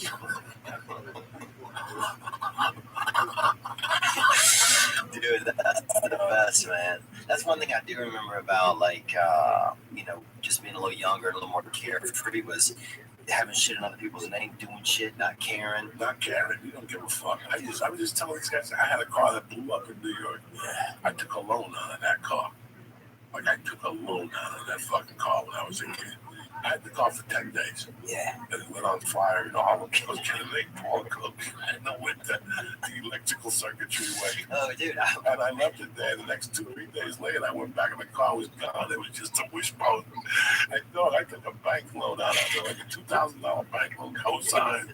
I didn't give a fuck. Even the co-signer never said that to me about it. I'm like, damn, what is he going to hate on me? I forgot all about it. We had this guy named Andy, speaking of fire, he ran into a house fire to get some coke and got all fucking burnt up. And not even a bunch, like a couple grams, dude. And nobody ever kind of brings it up with him, because it's kind of embarrassing, I guess, thinking you ran back in to get a little bit of coke and just got burnt up pretty good. But yeah, man, I miss being younger, dude. I miss just feeling like I had more time to just waste if I wanted to, or just experience. I just miss that freedom of being like, the next 5 years, anything can happen. Like right now, if I didn't have Mercy and my wife, we would get off the fucking podcast Wednesday afternoon. Me and Lee would be on the plane Wednesday night in the red eye. Plane Thursday, sleep all day, do 2 shows Thursday, get on another plane. Do 2 shows Friday, get on another plane, do 2 shows Saturday, come back. I do that 3 times a fucking month. Yeah. And some weeks, you ain't even coming back on fucking Sunday. We're gonna go to the city and hang out. Costa Rica? No, fucking Costa Rica. What I'm saying is, I can see you guys in Costa Rica. Let's say in Miami for a few days. Fuck it, I'll book West Palm, I'll book like Tampa. Yeah. Stay in Miami, eat fucking good food, get some sun, and Wednesday take me up to Tampa. Yeah. And you're out of town for 2 weeks. And you come in 2 weeks, and you don't have to come home. We can do the podcast on the road. That would be the ideal life right now. Yeah. I would love to be able to do that. I wouldn't do anything. I would give up my family right now and offer anything in the world. But if I didn't have Mercy and my wife, get the fuck. I'd go on the road, old school, sit down. 3 weeks a shot. 3 weeks. Fucking stay out there. You're coming for 3 weeks. We're doing podcasts in Miami, Tampa, and Atlanta, Georgia, or fucking DC. And then come home after 3 weeks, stay out, unless you have an audition or something. There ain't no reason I really come home. Yeah, there and get it done. There really isn't. There really isn't. There really isn't a reason. I get up every time I get back, I'm like, what am I here for? Just clean clothes, Just to see some friends, to go to the comedy store. Those are the only things that keep me really, enjoying the atmosphere, man. Yeah, I miss doing good drug. I miss doing some LSD, man. LSD was always, if I could go back in time, that's something I would do more of as a child, Dude, I miss doing drugs when you were young, bro, because you didn't know what the fuck. I've been clean. You didn't know for anything. years. Year and a half, a little over a year and a half. How you feel? I feel good. I feel better. I think I feel a little bit more emotionally okay. My biggest thing wasn't I wasn't addicted to drugs or alcohol, but I was addicted to feeling bad about myself. And when I would get to certain places in those feelings, I would then use drugs. I just ended up doing drugs by myself because I could be by myself where I felt the only place I still felt comfortable, and I could do drugs, which made me feel good. So You have antisocial issues like I have from time to time. yeah, it would just get bad. Yeah. And it didn't. Yeah, there wasn't anything good because I didn't have any resources built up that made me feel okay. You go to the comedy store, is there an anchor at the comedy store that soothes you? Yeah, Adam Eggett. Okay. There's always Adam as the booker. Yeah, Booker. But is there, like, when I see you, you get genuine? Oh yeah, I feel good. Yeah. I feel good when I see I you. have that. I need an anchor at the store. Yeah. That's why I don't like the store sometimes during the week. You go down there and the halls are empty. And it's a great audience and stuff, but the halls are empty. Which feel, yeah. And you feel like your anchors aren't there. That's when I get anxiety. Oh, that's That's interesting. when I get anxiety. My anchors aren't there. When I'm solo, when I'm by myself. Yeah. No Ari, no Joe, no nobody. Yeah, I know Eric Griffin. I love him to death. And I know Neil Brennan. I love him to death. Right. But they're not the guys I hang out with.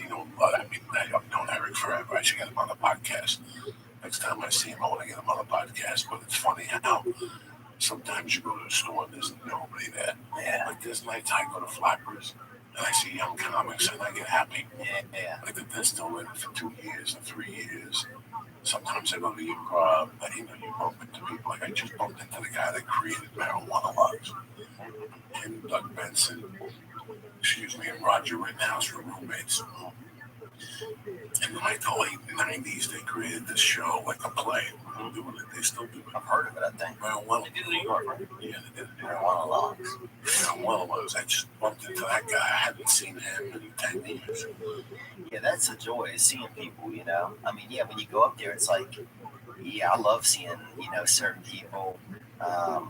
Makes me feel good. Certain people I know I can talk to. A couple people I know are always around. Like Tripoli, I can always talk to Tripoli a little bit because he's always hot on the new conspiracy theory. Somebody's fucking kids for cheeseburgers or something out in Milwaukee or something. Something crazy. There's always something wild. I saw Syed. I think where was it the other night? You just got up in comedy. Where was that at? The store? Maybe it was either the store, maybe Sam's Room. Yeah, that was exciting, man. That was crazy. That was awesome. It lifted my spirits. There's just so you just get so excited to see, and I feel safe there. I feel safe at the store. There's some places I go, I still feel a little bit nervous, but the comedy store I feel safe at. When I go to a new town, whenever I go anywhere, the first night I was getting bad anxiety Thursday and Friday night at the fucking Comedy Works. Yeah. But once you get up there, the anxiety becomes. It must have felt good, bro, walking out on that stage, man. Well, it always feels good when you walk on the stage, but it's so weird. That fear that you have before when you go up, flips. It flips as soon as you touch the microphone, and it goes into the microphone. And for years, you hear a flow and energy, and when you do stand-up comedy, that's where you really see it. Yeah. Like when you go to yoga, they talk about energy and this and this and this, and feeling your body. I can feel big. Yeah. I feel I can't breathe. I can't carry myself over 300 fucking pounds. That's what I feel. What I do feel when I'm on stage is the transformation of anxiety and fear into a little bit of anger, a little bit of rage, and a little bit of funny. Yeah. And it taught that journey taught me. That journey teaches you how to take that fear. I was don't once you stop getting scared, don't go on stage no more. That's the day you quit. I had a lot of anger for years. A lot of my on stage, it was anger. It was like, I want to show these people, if there was something wrong. It was just anger that was separate in my life and had nothing to do with the stage. And only recently, in the past couple of years, has it become more, I feel a responsibility, like I have a gift a little bit from God just to communicate. And I don't know, this may be the facet that's always in comedy, I don't know.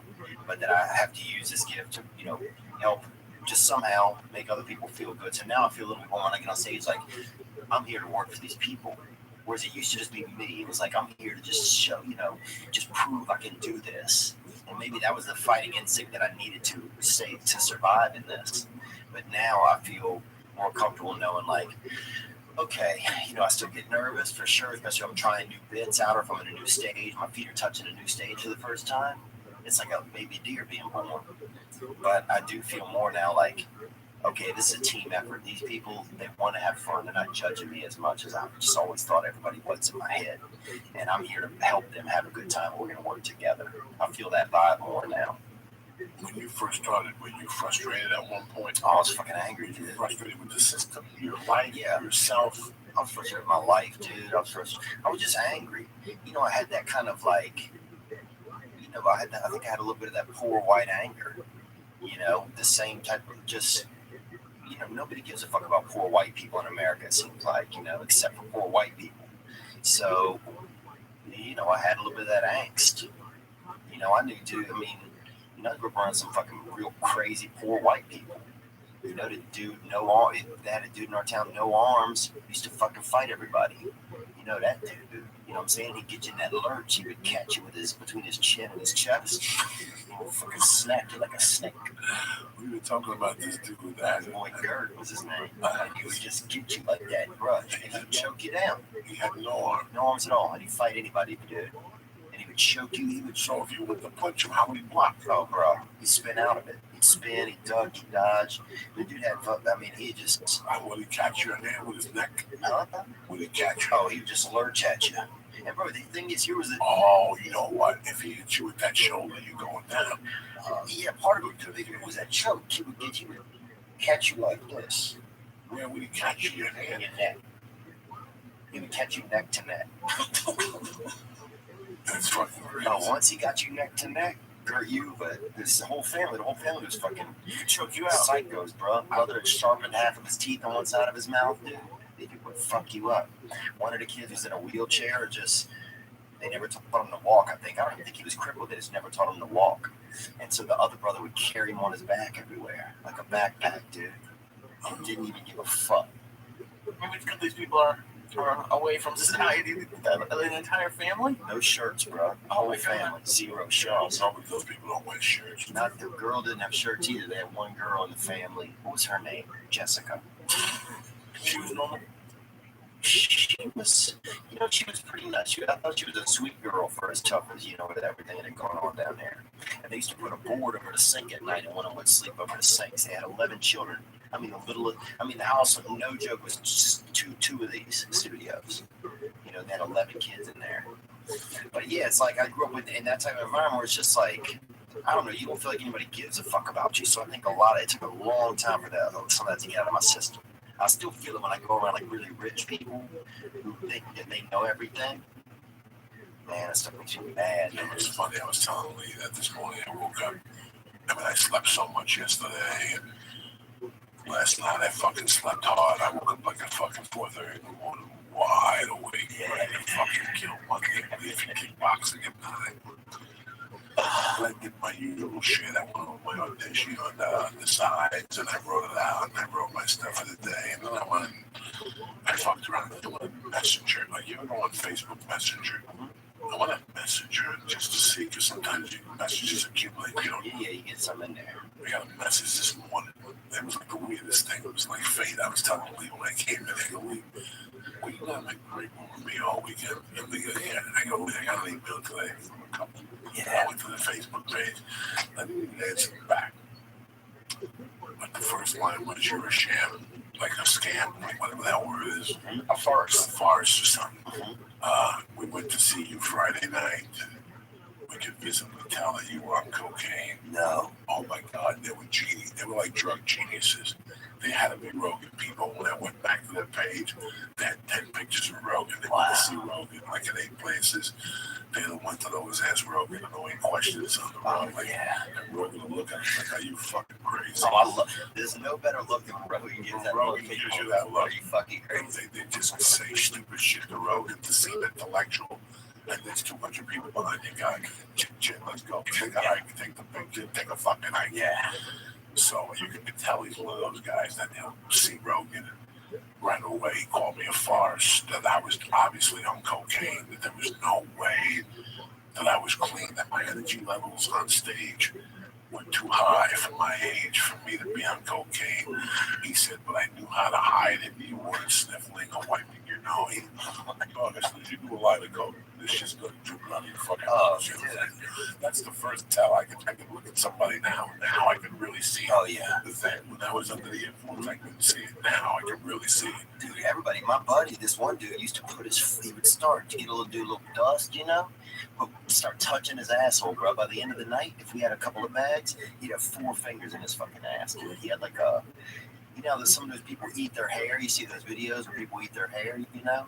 He just had like a weird tick like that, where he would just, I don't know what it was. He just like under the pants. He would go in the pants. Oh, in his ass, in his own ass. Oh my God. Yeah. I had a guy that used to do this. He would hold a bit, like he would be talking to you and he'd go, he would tighten up his neck. He would be talking about it, just flip out on the time. Oh, dude. Yeah. And then I had another guy that when he get coked up, he was bald, so he always felt like something was landing on his head.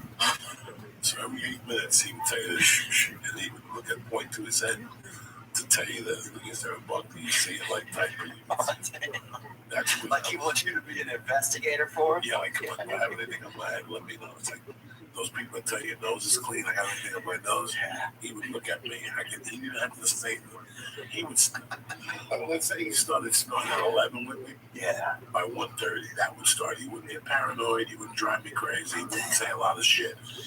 He would just tell me that he had a spider on his head. After 2 or 3 hours, he would start smacking his head. Oh, come on. And that's when you would fucking die of laughter. When he would smack his own head. To be honest, Joey, after like the first couple of times he asked you, would you just start like looking above his head, just like, I think there's something on your forehead? Oh, I tortured him for days. That poor bastard. I think he stopped hanging with me because one night he must have smacked himself 90 fucking times in 3 hours. He would punch himself in the head because I kept telling him I was feeling spiders. I tortured them. It was like I tortured 18 people in there. Even when I'm high, I can be fucking stoned. Oh, yeah. The best torture I ever did, ever in my 55-year existence, was to my ex-wife in San Francisco on acid. That was one of the best times I ever had in my life, ever by myself. I kept telling her, get it together, you gotta pick your father up at the airport. And she was like, my father's coming in. I mean, it was fucking crazy. That's a good one, I too. had her looking for a key. And then I had a Bruce Lee poster, and I would look at it and look at her and go, don't tell him nothing. And she would look at me and the Bruce Lee poster while they tormenting her one night. That poor girl. You wonder why she hates me with all my fucking heart. That's so vague and good at the same time. Oh my God, I got her on one of those 12-hour fucking Grateful Dead hits acid for like 9 hours. She just burned. We were burning. We were burned. From 1985, we were burned. Koalas playing volleyball with your brain. I got to San Francisco. The first hour and a half is mild, and then it just goes into overdrive. And you're seeing shit, you're hearing shit. Yeah. You can't focus on the TV. Only music can be on. You all right? You feeling anything? I'm thinking about how like, when you're on acid, how can you torture somebody?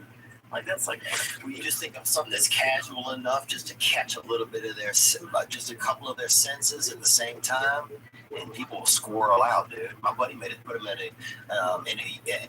in the yard on a mattress one time. It's the only way he could function, dude. Another buddy of mine took all his clothes off and started driving. Drove for like 5 hours. He had no clue where he went, and he came back in the morning. He was still, he was out of gas, but he was butt-ass naked. Still butt-ass naked. Yeah, some people just have to, they get in a lane when they're on the dust, man. Let me tell you something, bro. I miss that.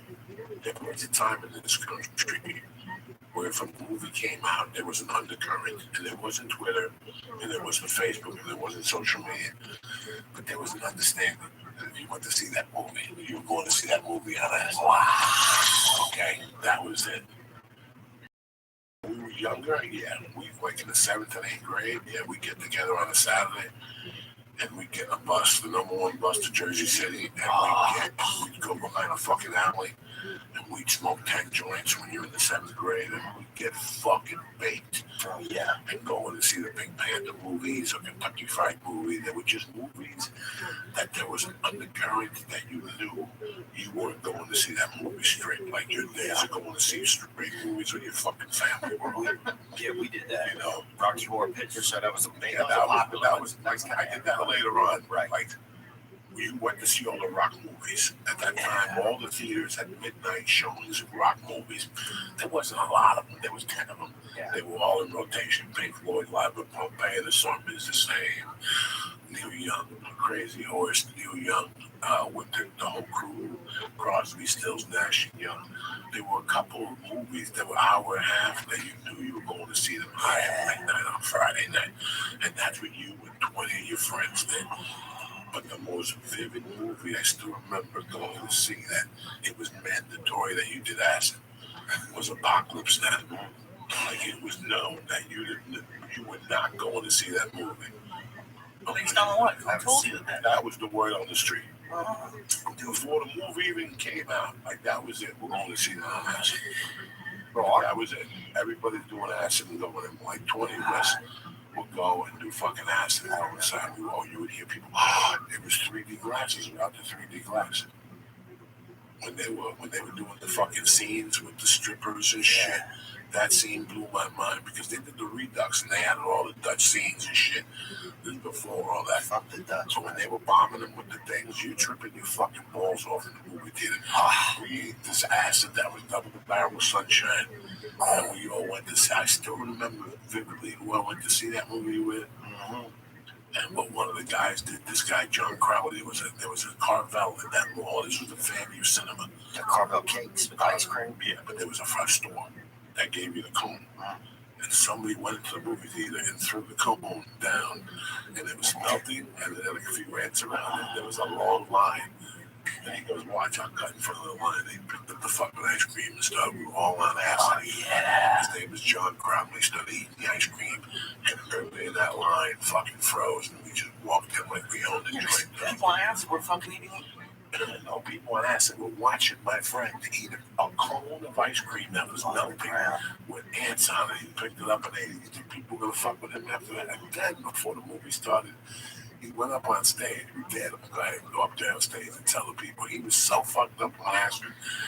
He went up there. He's like, can I have your attention, please, ladies and gentlemen? And then people were fucking howling because they had just seen him eat a fucking ice cream cone outside with ants on it and shit. You know, like I went to all those. Another time, I went to a movie. I went to see AC/DC with a friend of mine, Kurt Lorenzo, God bless his soul.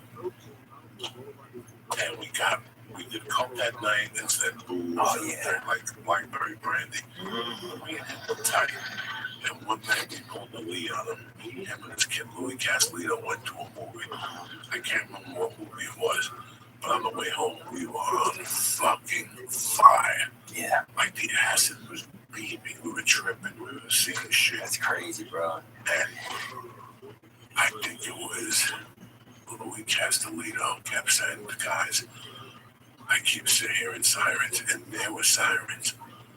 But I kept telling them, I don't hear no sirens. And now the dude played along. He's like, I don't hear no sirens.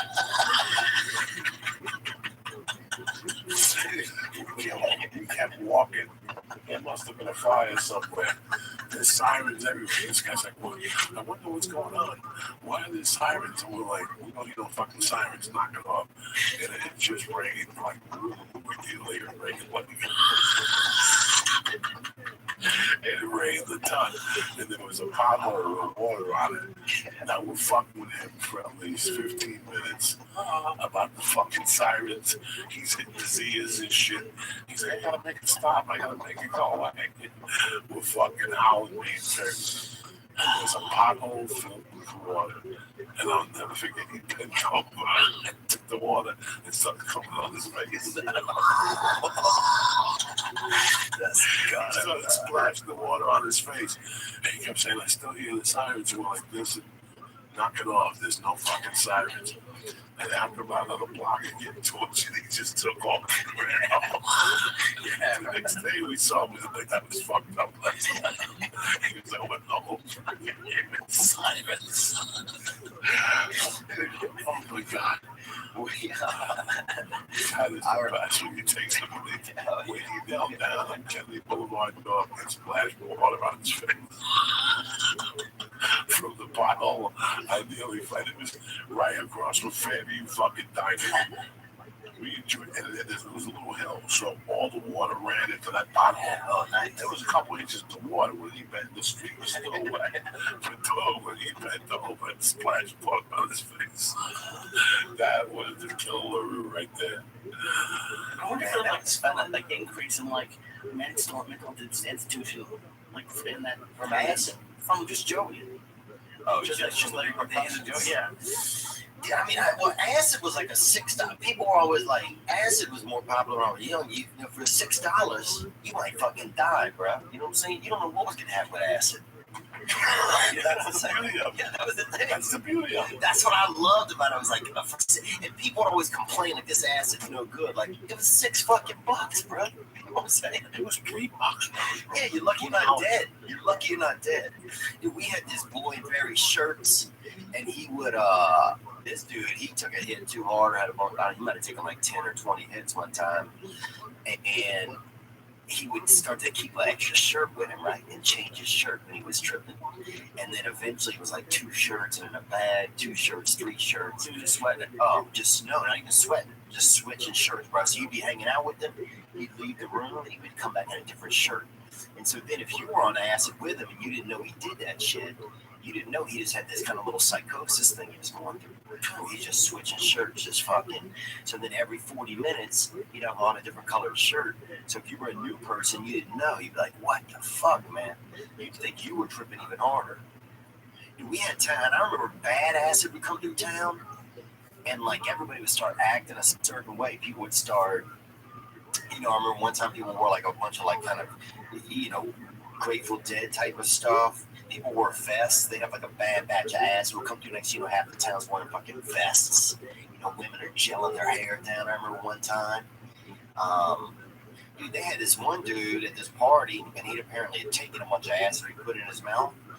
And for, $4 or whatever, he would like spit into your mouth like a hit of acid. Why would you do something like that? That's disgusting. But there wasn't anything else to do. So I'm gonna let some fucking stranger spit acid in my mouth. For $4, I could put the acid in my mouth for free. But we didn't have it. Oh, you didn't have the $4. We had the $4. We didn't have the acid. He had it inside of his system. And for $4 or in his, he put it in his mouth. And then for $4, he'd fucking fire it into you. So next thing you know, bro, we spent about $36. We're fired up, dude, at this dude's party. This dude, I'll tell you, this dude, Icy Mike, right? So this dude, he used to get ice from anywhere. Like he would get water, and he had like a nice freezer. His family had one of those. You ever go downstairs in like some people's house and they keep meat in like an extra freezer? Like they don't want you stealing their meat, so they put it in like a special freezer down in the basement. Or the freezer has like a flat top and it's like a door on the top. And you open it like that. And the whole thing goes to the freezer. There's no refrigerator. You know what I'm talking about? Like a big freezer. Yeah, so these people had this dude, Icy Mike, would get water from different places, fucking local water, fancy Lake Mead, Lake Pontchartrain, Mississippi River, freeze it, and then people would come over and eat ice. In the summer, we'd go there and eat ice. He had water from everywhere. He had water from Ireland, France, Lake Powell, you know what I'm saying? So we'd go by Icy Mike's and fucking have a piece of ice. He'd break you off with some fucking chunk of ice. Everybody's sitting having ice from other places, It's kind of. Are you sure this wasn't? He just didn't write it on the bottle. Like it was off from his faucet. Oh no, you could taste it from different places, man. Some of it was brackish. Some of the shit was fucking, Iceland. Some of the Icy Mike get the fucking water from different places, man. He went himself. Oh, maybe his family went. I think his dad did some kind of traveling work. He brought back gallons of fucking water. Have you lost your goddamn mind? But I'm telling you, there's no other way. I got tricked. Nuh-uh, there's no way he could have gotten these flavors in this water. Well, fucking flavors. They did this. Remember when Penn and Teller did the show called Bullshit? Yeah. 10 years ago in this fucking town in Beverly Hills, there was a water bar. We these idiots went in there. They would drink fresh water, different curated waters. Sounds good. So one day, fucking Penn and Teller went in there, and they took the hose from the back, and they gave people that hose water. And they asked them what they thought. And you should have seen white people making assholes of themselves. Wow. This water is nutty, it's tasty. And they would give 3 glasses of the same water. And these fucking morons. Dude, this guy wasn't smart enough to do that, though. Yes, he did. He tricked you motherfuckers. But He had no proof. You could ice from around the world. Yeah, what do you do? Send me a gallon of water? Call. Who the fuck are you going to call? We loved it. It was good, man. You water from the fucking neighborhood, like I'm thinking about his face. I'm telling you. But let me tell you what happened. Are you fucking crazy? Oh yeah, it was exotic shit, man. If you could see the bottles and stuff, and he had it like in the, we get the trays of it and break everybody off a fucking cube. We'd all be sitting there having something, What he did was he sold you a dream, which was cool. He did that. He was a great guy for doing that. It was brilliant. Yeah. He took your mind away from the fucking whole day. He bullshit. He said, I got this from Antarctica, and there you are. Someday I'm going to Antarctica. That's what happens. It happens. Trust me. Listen, when I lived in Jersey, I dreamed of fucking getting out of Jersey. Yeah. When you hear Bon Jovi, I love Bon Jovi because Bon Jovi is really from New Jersey. Yeah. When he did Slippery When Wet, the one after that, there's some songs in his lyrics are in that one, Never Say Goodbye, like that Slippery When Wet song. Like we were trying to break loose. Like when I was a kid, that's all I always knew there was something out there. Right. Like I love New Jersey, I love North Bergen, I love my friends. But I gotta tell you something, I always knew there was something out there. I wasn't gonna stay there. I knew that was not gonna be my calling. I knew I was not, and I lived 8 minutes from New York City. Wow. The place where everybody wants to be. And I loved it. I was telling my wife, my most favorite neighborhood in the world is the Bronx. That's, if I could go back into a city that's the way it was in the 80s and the 70s, I loved the Bronx in the 70s. It was a murder zone. But the food was out of this fucking world. Yeah. The people were out of this world. My mother had a dry cleaner until about 1971. And I would spend my weekends up there. It was fucking great. I got bit by a dog. I got chased by gangs. Everything. I love that. I love smelling it. I love the fucking Bronx. Like, I love all that type of. Now it's very gentrified and stuff. Oh, yeah. New York's changed, man. Fuck, I go back to New York and I can't believe it. What is it now? The city is everybody's just rich people. I can't believe it. You can't even get mugged in Alphabet City anymore.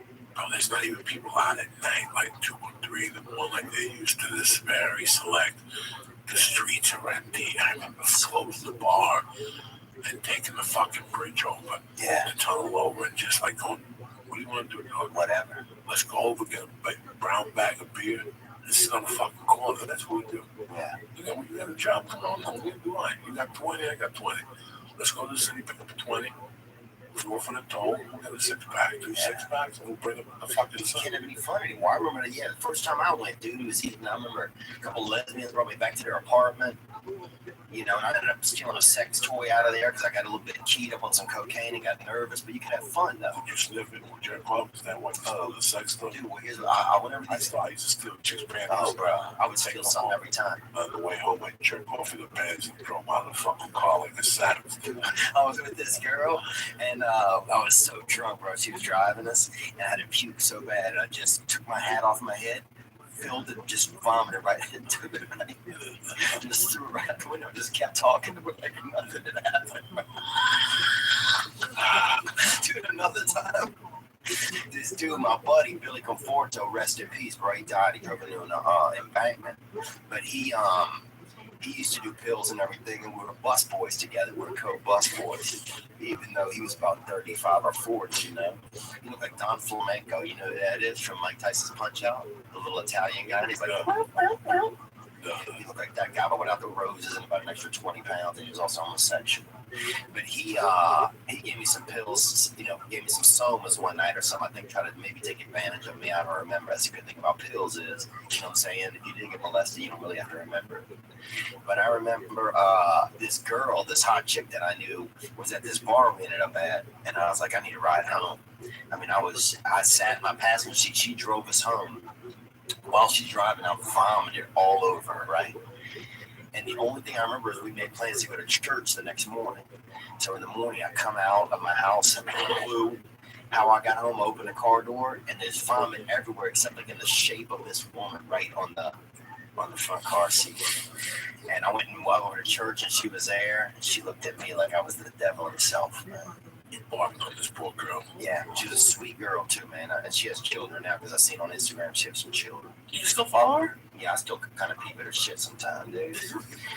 But I miss the old day, man. I miss doing acid. You miss doing drugs. Do you? Oh, Does your mind? There was a time where if I didn't have coke, there was no reason to go out. yeah, I'm not going to that bar. If I'm not snorting, yeah, there's no reason. Like that, I equivalated. It was the equivalent. Like, if I didn't have coke, I couldn't have fun. That was it. yeah. The ages of 18 to 24, I didn't have to. That was my fun. I didn't want to go to the movies. I don't want to go to a park. I don't want to see nothing. So once I stopped snorting coke, that whole world disappeared. Which I wanted gone anyway. That was the part I didn't like about the drugs. Yeah, it's a dirty world after a while. It's a dirty world after a while. So Since you up late with a bunch of creeps. I didn't like that anymore. Like at the end, the last 5 or 6 years, I snorted by myself. Yeah, that's how If you were a girl, I knew you were going to give it up. Like there was no, before you went up into my cave, your cave, I'm letting you know right now, before I give you half this coke, I'm going to eat your asshole later. Yeah. I would let them know. That's the only way. And they would start imitating me, then I'd fucking get pissed. Yeah. It wouldn't be worth the blowjob because they would drive me fucking crazy all fucking night. I'd rather hang out by myself because people drove me crazy. Yeah, maybe that's how I think I got, man. That's my I fear. was very antisocial. Yeah, I got very antisocial. antisocial. I was social for what was necessary. Yes. But when it came to that shit, and it's still like that at times. Like I still have. Because you had that thing in you that was never going to change. That was never going to change. The coke was just a side effect of, a progression of that feeling or whatever that was. Because cocaine allows you to be by yourself. You're like, oh, it gives your brain a quick reason. Oh, I got to go do this by myself. Maybe, but that's what it did for me anyway. That's what it did for me too. Like I am now. I have fun. Like Yeah. It took me 2-3 years after the coke to even have like. When I first got into comedy, it was a new thing for me. Like I fell in love. Wow. It was my wife. That was it. Yeah. And that road life, you just meet girl. Oh, the road is fun, man. And they know what time it is. Yeah. They take you back this piece of ass, and I'm leaving in the morning. Oh, yeah. And communication is zero. Ain't nobody falling. Yeah. You know what I'm saying? I ain't gonna tell nobody. You ain't gonna tell nobody. We're gonna do a couple dirty things. Then I'll leave town. Yeah. Never see each other again. And some fat ankles hanging out of bed sheet out of I town. didn't want anybody at that time. Right. I loved comedy so much. I didn't want anybody. I was having a great time sleeping in that car. I was having a great time some nights sleeping in a Motel 6. And some nights sleeping in a fucking Hilton. You didn't know until you got there. This week Lee stayed at the condo in Denver. Yeah. That's his introduction. A luxury world. Oh, no. And Lee taking it easy, dude. He goes to the condo in Albuquerque. Yeah. And they got some bird on the sheet. And like I said, I got Lee, for you to make that level in your life jump. There's got to be a little suffering. You got to do a little something somewhere along the line. You have to So that's what takes you to the next level. You being at home comfortable thinking that your world is never going to break apart. You never know what it is to fall in love with something. That nothing means nothing. You got to get attacked somewhere. I have no idea what it's like to fall in love with comedy when nothing means nothing. Your mother, your father, your car is your best friend. See. And your notebook next to you. Yeah. Your computer, your clothes are hanging in the back, your trunk's got a spare tire, Come in the trunk. a blanket, a fucking knapsack, you got a stove back there, you got a P.O. box, and you got a pager. You don't even call people no more. Everything's done on the computer. Do you know what that life is? To have zero money in the bank and just depend on your comedy. Yeah. It's a fucking adventure, and that's what life is. Like, Yeah. You gotta get out there, bro. It sounds like a blast. It sounds like, other than being like completely broke. I think that, honestly, that's the scary part about this. It's not. I know, like it lets you know, because for years I thought you weren't anything until you had money. Yeah. I really believe that. I was really under the impression society forces you to believe that you're nobody if you don't have all those things. And guess what? When I fell in love with comedy, I didn't want those things anymore. I didn't need them. It was the weirdest fucking thing. You got a new currency now. 28 fucking years.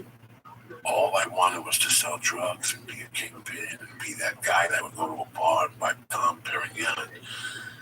And by the age of 31, when I got divorced, I didn't want to make a salary. Yeah. I wanted to live off the fat of the land. I wanted to pay for my sins. Yeah. And that was it. Like, it was great not having credit cards. Like, I had every grab went from having every credit card to having none. Yeah. Everything was done by cash. You know that Gilbert Escobar has a good joke about it. You know, he does an imitation of that dude. You're a Mexican if you cash your checks. You know you're a Mexican if you cash your checks at the liquor store. Yeah. That was me. If I cashed my checks on Whitley in Hollywood, from $15 ones to $60 ones, and they were all special. You know what I'm saying? Yeah. Like, Oh yeah. that's, You're running that moment to moment. and that's what happens to people. They don't know that side of the coin. So when they come here and there's a little disappointment, I'm gonna become a director or a producer. Yeah. You know what? I'm gonna shoot commercials. No fucking shit. Yourself. That's what I say. You never understood. You never forced yourself Yeah. into that next level of your life. Yeah, but Life's not gonna force yourself into that. You have to force yourself. I accepted it. I was like, you know what? I don't give a fuck. Yeah, or now that I feel like one of my biggest fears is getting too comfortable. Sometimes one of my biggest fears is getting comfortable. I'll never get comfortable. Like that's what else this whole life taught me. That it's 7 days a week. I don't know what you're talking about. I don't know what you're talking about. I don't know what you're talking about watching TV. I don't know what you're talking about. Right. This was the life that I chose. Yeah. And people still get mad at me. I don't know what you're talking about. Right. This is it. Yeah, this is it. You know, people still, to 27 years later, do not comprehend that I really don't give a fuck. Yeah. And now I give a fuck a little bit more because of my family. But you got that family. I'm not missing nothing. Yeah.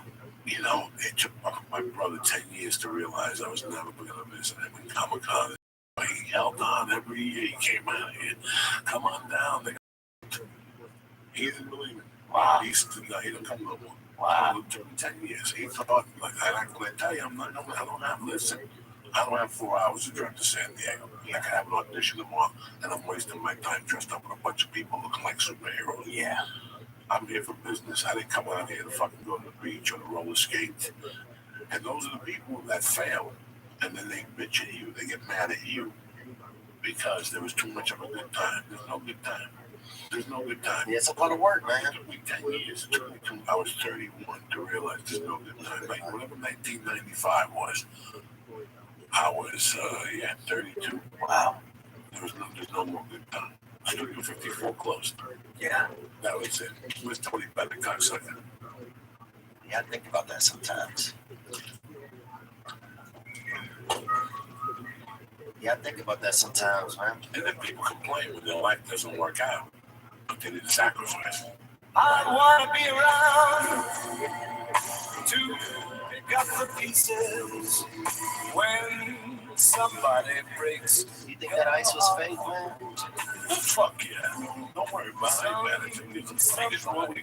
This child, what I say. No, he took you away for the day like a drug. He made you think you were in Morocco. And you had fucking water from Michigan, that Flint water.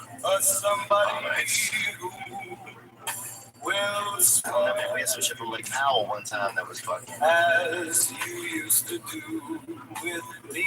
pretty hardy. who'll leave you to I miss those learn days, man. that misery loves company. Good acid. LSD. I mean, I want to be No, I miss I that. miss it and I don't miss it. I miss it and I don't miss it. I do not ever want to be in that world again, man. Ever. Do you feel like you made the? But you probably have a feeling you feel like you made the most out of that time. That you got the most out of that time. It started when I was 16 and ended when I was 40, fucking 4 years old. Yeah. That was it. I had ups and downs. I went to prison. And it was all that drug. Now I see when people have problems, it takes me just a little while and I'll figure out why they have problems. Yeah. It's a drug. It's a drug. Yeah. And you did the right thing. When you look at all the famous comics and look at the ones that fucked around with drugs, didn't have good for nobody. Yeah. Prior to Kennison's, the Mitch Hedbergs, doesn't end good. Mitch Hedberg was on another level, man. Dog, I saw that motherfucker on another level. Really? Dog, I was here when they showed. Dog, I was here when they closed the Improv on a Monday and Tuesday. Yeah. To showcase Mitch Hedberg. Monday was for fucking writers and producers, and Tuesday was for show writers. Wow. Like, that's the strength of Mitch Hedberg. But they don't even do like that shit anymore. Like, when Mitch Hedberg died, I was furious that day. I still remember, like, cursing him to somebody like that dumb motherfucker. Wow. And, like, a year later, I had to call that person and go, I was just angry because people die to get to that level. Yeah. I love Mitch. I didn't talk to Mitch probably the last couple of years of his life. I didn't really see him.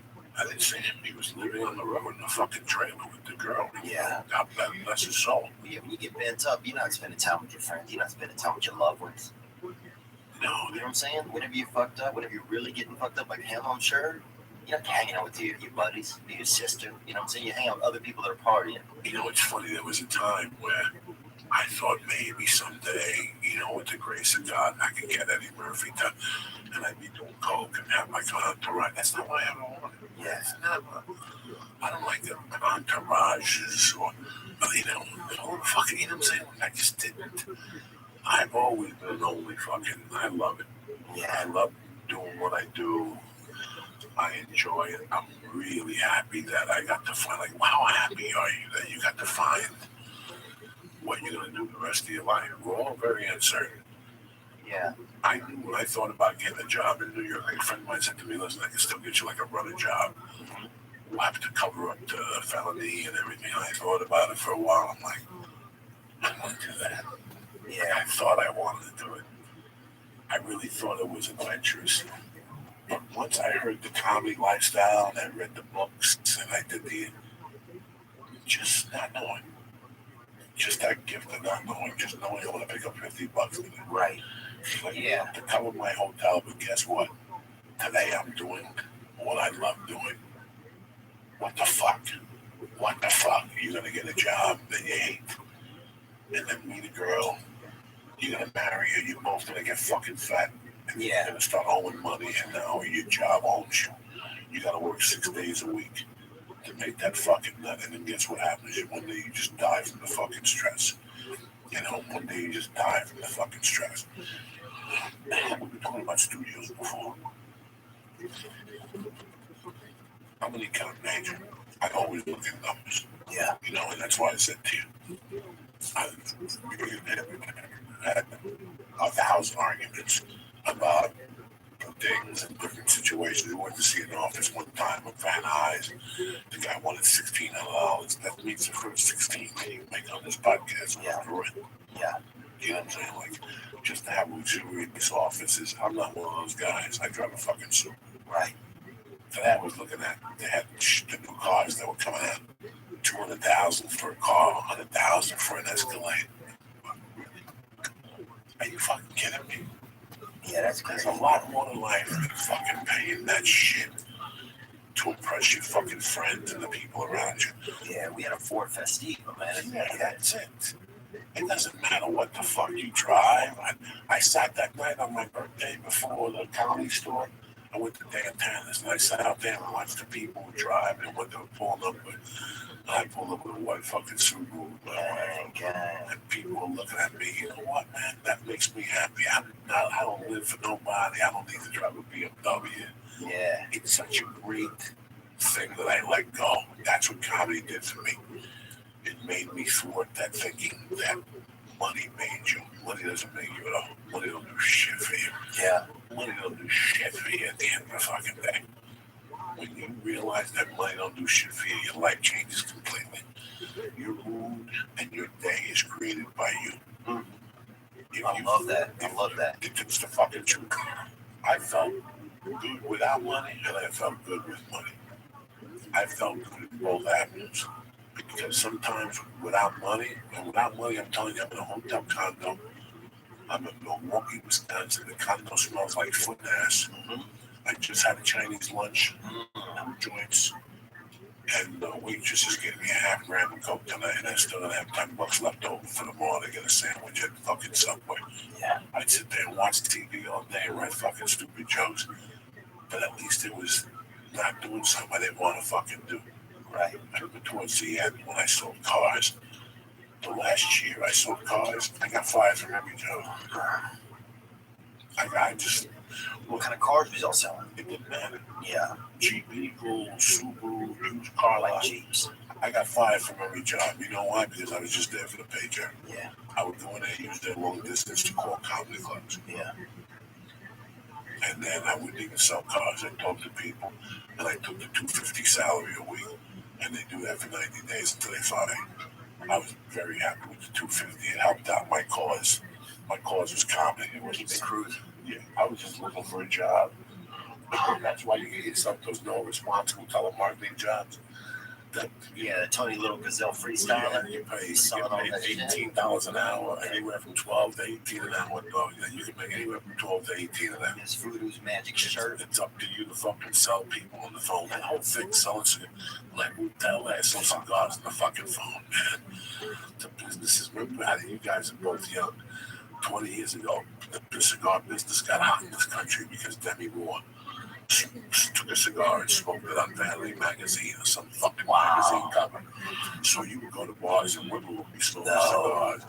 Oh, That's hilarious. It was terrible in Hollywood. Women smoking cigars. I'd love to see some big tits with a fucking cigar ash on them, bro. Oh, they all had them. All of them were smoking cigars. So the hot thing Good was days. when you went to a bodega like Harlem, Yeah. you could buy a cigar. They would have a humidor, like a fake humidor.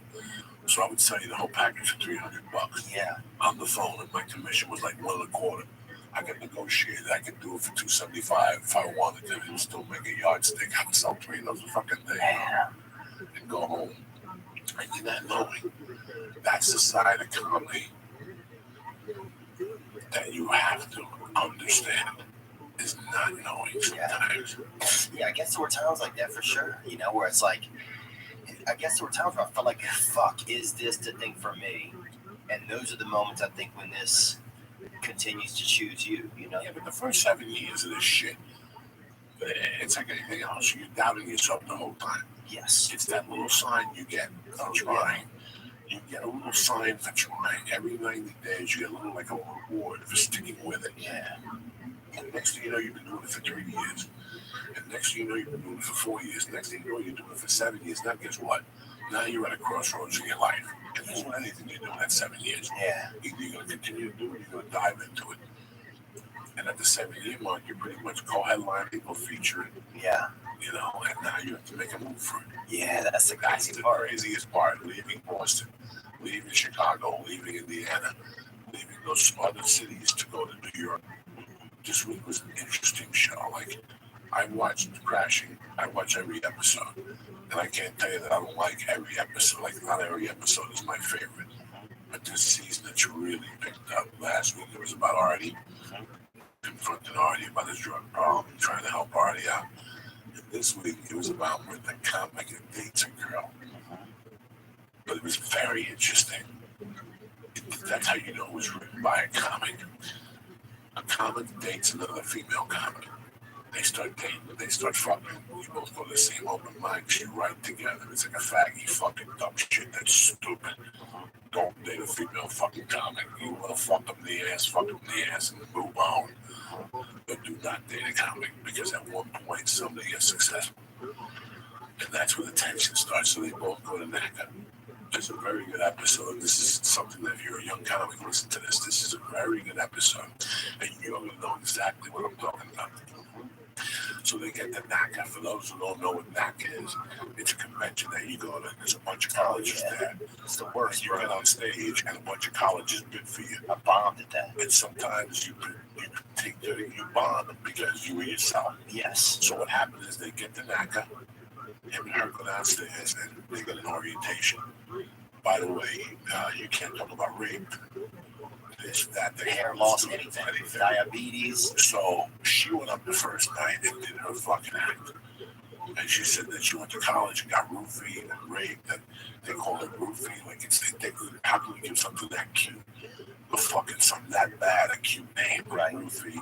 She sold, you know what I'm saying? Like, she did her act. Right. And then they show her standing out there by herself. Nobody's talking to her.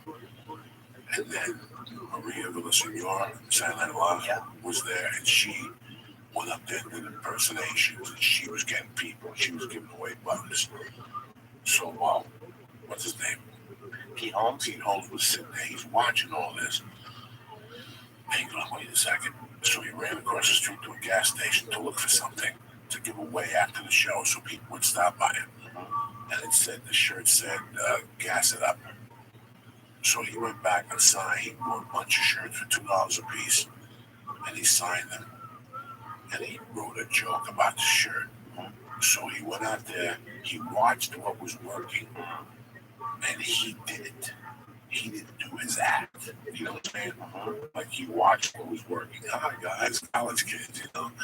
Remember, guys, cut duct tape, and the kids were laughing, and he was doing material that college kids laugh at. Right. And, I didn't. And then afterward, he wrote a joke about he did Arnold Schwarzenegger. He had an Arnold Schwarzenegger impression. Yeah. He says, "Gotta sit up." And afterward, he got like 6 to 8 colleges. People loved him. He did great. And in the room, she confronted him. And she goes, I'm dating the guy that took a dump on fucking stage today. And what it means is that a lot of comics come here.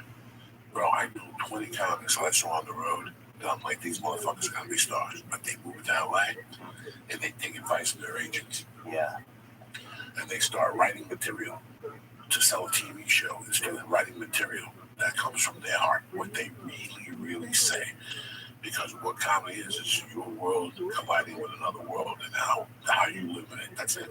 How you see, that's what comedy is. How I collide with the world. You know what I'm saying? There's a stop sign. You either can stop or you can fucking go through it. You know what I'm saying? Like, to be a comic, you need that little je ne sais quoi of rebel in you. There's got to be a little. You gotta have that touch. There's got to be a little original rebellion in you. A wigger. It was a free wigger. It was a great episode because she told him, you played for that. You didn't do your act. And what did he say? How does he broke, and this is a Korean movie, which a lot of people that have done in colleges, and they do great. Colleges pay great, and it's a great living. But like I said, you can't really change your act. It's like being an act on a ship. I have nothing against it. It's a fucking living. Yeah. You hear that siren? I don't hear nothing. The ship I could do, but I couldn't. I remember going to NACA in Nashville, and I ate it, but I did college. I did my shit. I booked a couple of them. Did you like doing them? No, I didn't like it. I'm going to give some shout outs real quick. My man D from Colorado who showed up at 22 pounds. I'm sorry I didn't get to see you. Johnny McClain, Roster Jeff, you bad motherfucker. Brian Allen, Christopher Merriman, Jimbo Slice, Benzo, Omar Rodriguez, and my man Jack Shipway. And I really want to give a shout out to Denver for fucking coming out and supporting it. That meant the world to me, guys. They were great shows. Lee went up on Saturday night. How'd you feel, Lee?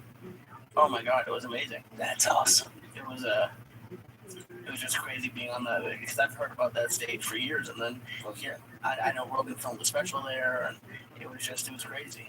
It was an amazing experience. That's awesome. And then, like, it was just, because I know I'm very lucky with the audiences I'm going up in front of. Like, the reaction I'm getting isn't for what I'm saying necessarily. Yeah, they're excited to see you, though. But you've earned that, they're excited to see you. Yeah, you got me in that club, man, the one out there. Thank you. Yeah, she's a nice lady. Yeah, they're cool. It's a great club. Yeah.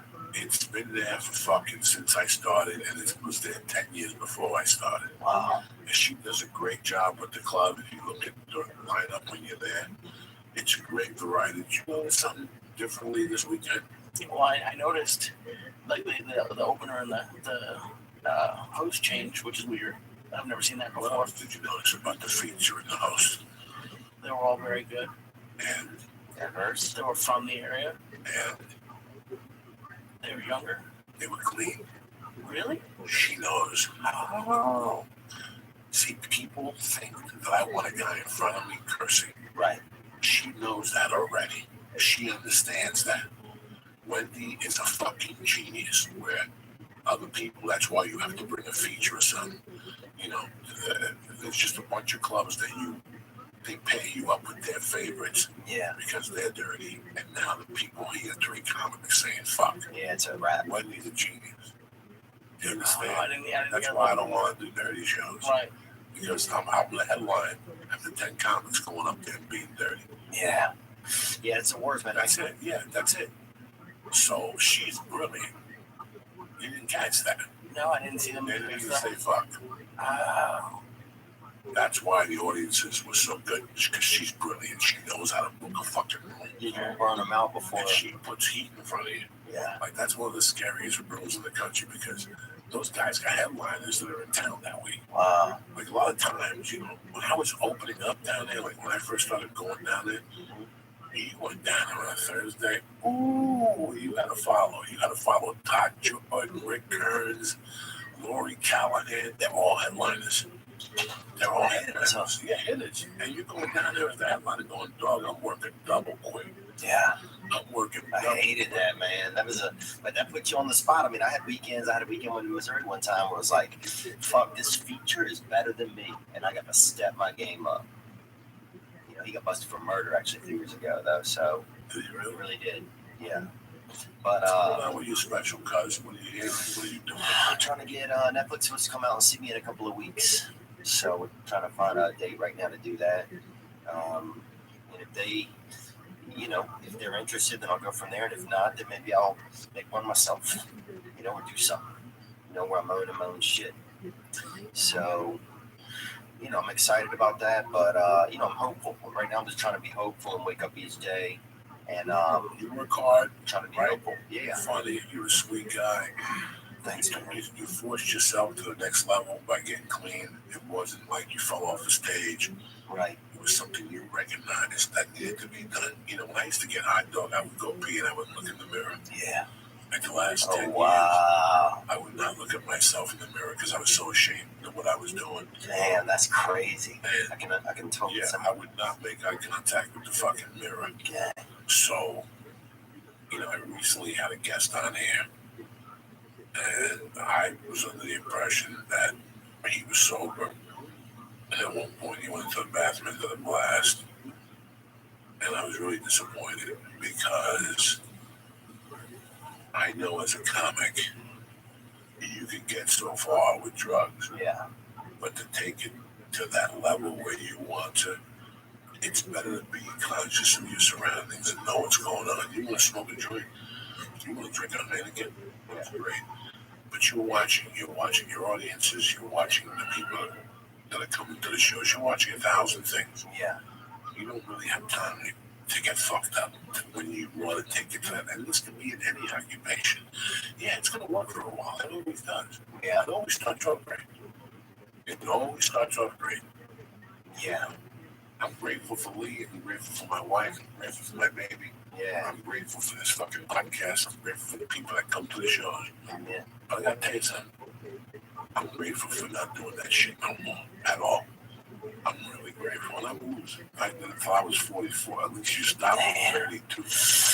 Still, man. I could not imagine the day I would be clean. And I saw the Ray Charles thing, the movie Ray, and I was like, that motherfucker did heroin. I can't do coke from 61. Yeah. Oh, that's I can't do coke from 61. Where am I gonna go? What are you gonna do? So my biggest fear is, some chick with a nice butthole and an 8-ball shows up, and that's what fucking spins you out. no, That's my biggest fear. no. You're gonna look at it and see it for what it is. It's a different playing field now, and you see it for what it is. You know what, man? There's nothing in the fucking world I want to do to get an 8-ball and stick it in Kate's asshole and suck it out of there with a fucking straw. Oh, yeah. Kate is as beautiful as they come and sexy as they come. I know she's all in. Oh, I'll suck them up. They can she'll watch. What would I gain by it? I'd lose a friend. Yeah. She's an ally. What would I gain by it? You know what I'm saying? If I'm gonna snort coke with Emily, Kate would probably push me over the top if she let me snort a line off her ass. So Yeah. I would be all in. But at this point in the game, I can't go back. I made a promise. I made a mad promise. I didn't make a promise to a woman. I didn't make a promise to my father. I didn't make a promise to anybody. I made a promise to the universe, and it paid me back. Yeah. It paid me. Yeah, that's what I think said too. for my promise. Nobody had to watch me. I didn't have to go to no meetings. I didn't have to do anything. I made a promise to myself as a man that this is what we're doing from now on. No exceptions. Yeah, that's it. What happens, who, where, when, and that makes your life a lot easier. Listen, that was my world. Wow. Snorting coke and eating pussy and getting dirty and coming on your face and your tits. And Yeah. you sucking my balls and putting it in your ass and then putting it in your mouth. That was my world. That I'm an ugly dude, you know. Yeah. I don't have time to date. I was not the dating type that was gonna take you out for 4 dates and then go. Yeah. Everybody I met was on a fucking whim. Let's do this shit. Let's do blow and let's get fucking evil. Let's forget what happens. Oh, Stealing each other's shit, dude. One night I remember being with this girl and this dude were all in the same room and we all stole each other's fucking shit.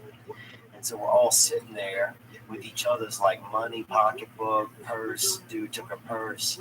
I took dude's wallet. She took my wallet, right? And all of us are fucking looking for our shit and also trying not to let the other person know that we stole their shit. And finally, it just became like, fuck. Did you fuck anybody? Huh? I didn't fuck anybody, dude. Tom, you steal your shit. We just fucked out. Eventually, she said, look, I'm fucked up and I took this. She got so high. And then dude's like, and I took this. And then I had the fucking last piece, his wallet. And I set it out there. And I'm like, man, we all Jesus Christ. stole each other's shit. This icy Michael, what do you know? What are these people that you hang out with? Shit stealing your wallet when you get high. That's fucking. Dude, this is, bro. I'll tell you, one more thing I'll tell you about Icy Mike. This dude, so when acid came through our town, we got a lot of bad acid. You know, I think we would get, people would sell, because sometimes acid comes through, you don't know what it is, you don't know who made it. It's $6. It was $6 for a hit.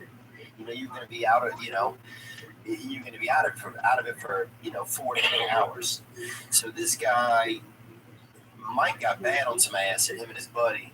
And then one time his family ended up getting into like livestock, killing big animals, nothing small. Horses, heifers, stuff like that. And he had, he gave a bunch of like kind of no-dos or something to some of these animals because it would get them to shit more. And so there was one time where he had like 3 animals all shitting at the same time, right? Yeah. Again, one shit. It was like not a show, but it was like not a performance, but you know what I'm saying? Like, let's watch them shit, Sure. And I went over there one time, dude, and everybody was eating acid. We probably watched these cows shit for maybe 15 minutes straight. Like nothing you've ever seen, man. I don't think I want to see that, to be honest. Yeah, you say that. What did the poop look like coming out when you're on acid? It looked like poop, man. But it was just almost seemed magical that you could get all 3 of them to do it at once. And that's the kind of shit that took me to another level, man. Dude, we had this other girl one time, Charlotte, bigger girl, biggest girl we knew. So, biggest girl we'd ever met. And she ate some acid one time and got locked in this room. And people kept kind of dripping kind of warm water on her all night, bro. Fucked up. Those are the things I miss. Cooked a pizza in a dryer once. But I do throw rocks at fucking invisible animals and shit in the woods. Just, fun, man. Joy. You're a crazy friend. You're a crazy guy, my friend. Looking for joy, man. But that's why you're crazy as a comic, and that's what makes you a good comic. That's what makes you a good comic, guys. I miss it. You don't miss anything. Yeah, that's the thing. I'm probably not. You don't miss anything. Right. I thought That's about the it truth. nights and times. I said to myself, well, why couldn't I have control like regular people and just do one line? Yeah. You know what, man? Nobody does one line and goes out. You know, it always ends bad. It always gonna end bad. You know. Yeah. You want to take a Vicodin one night with a, you know, you want to take a Xanax and an edible night, man. It's probably gonna take that. It's gonna decrease that anxiety the edible gives you. Yeah. But you know, do I really need an oxycontin in my fucking life? Do I need that shit at this point in my life? Those things don't even do nothing to me. Sometimes I eat a Vicodin, I get high. Sometimes I eat one that don't do good. Okay, so it's, you know, I'm pretty fucking safe with the reef. I don't miss tech. Yeah. I miss. I don't have no regrets though. I'll tell you that much. At this point now, I had a good time. And fucking, it happened. There's nothing I can do to take it back. Whether it's time, whether it's anything bad I did, or anything good I did, there's nothing I can do to take it back. That's it.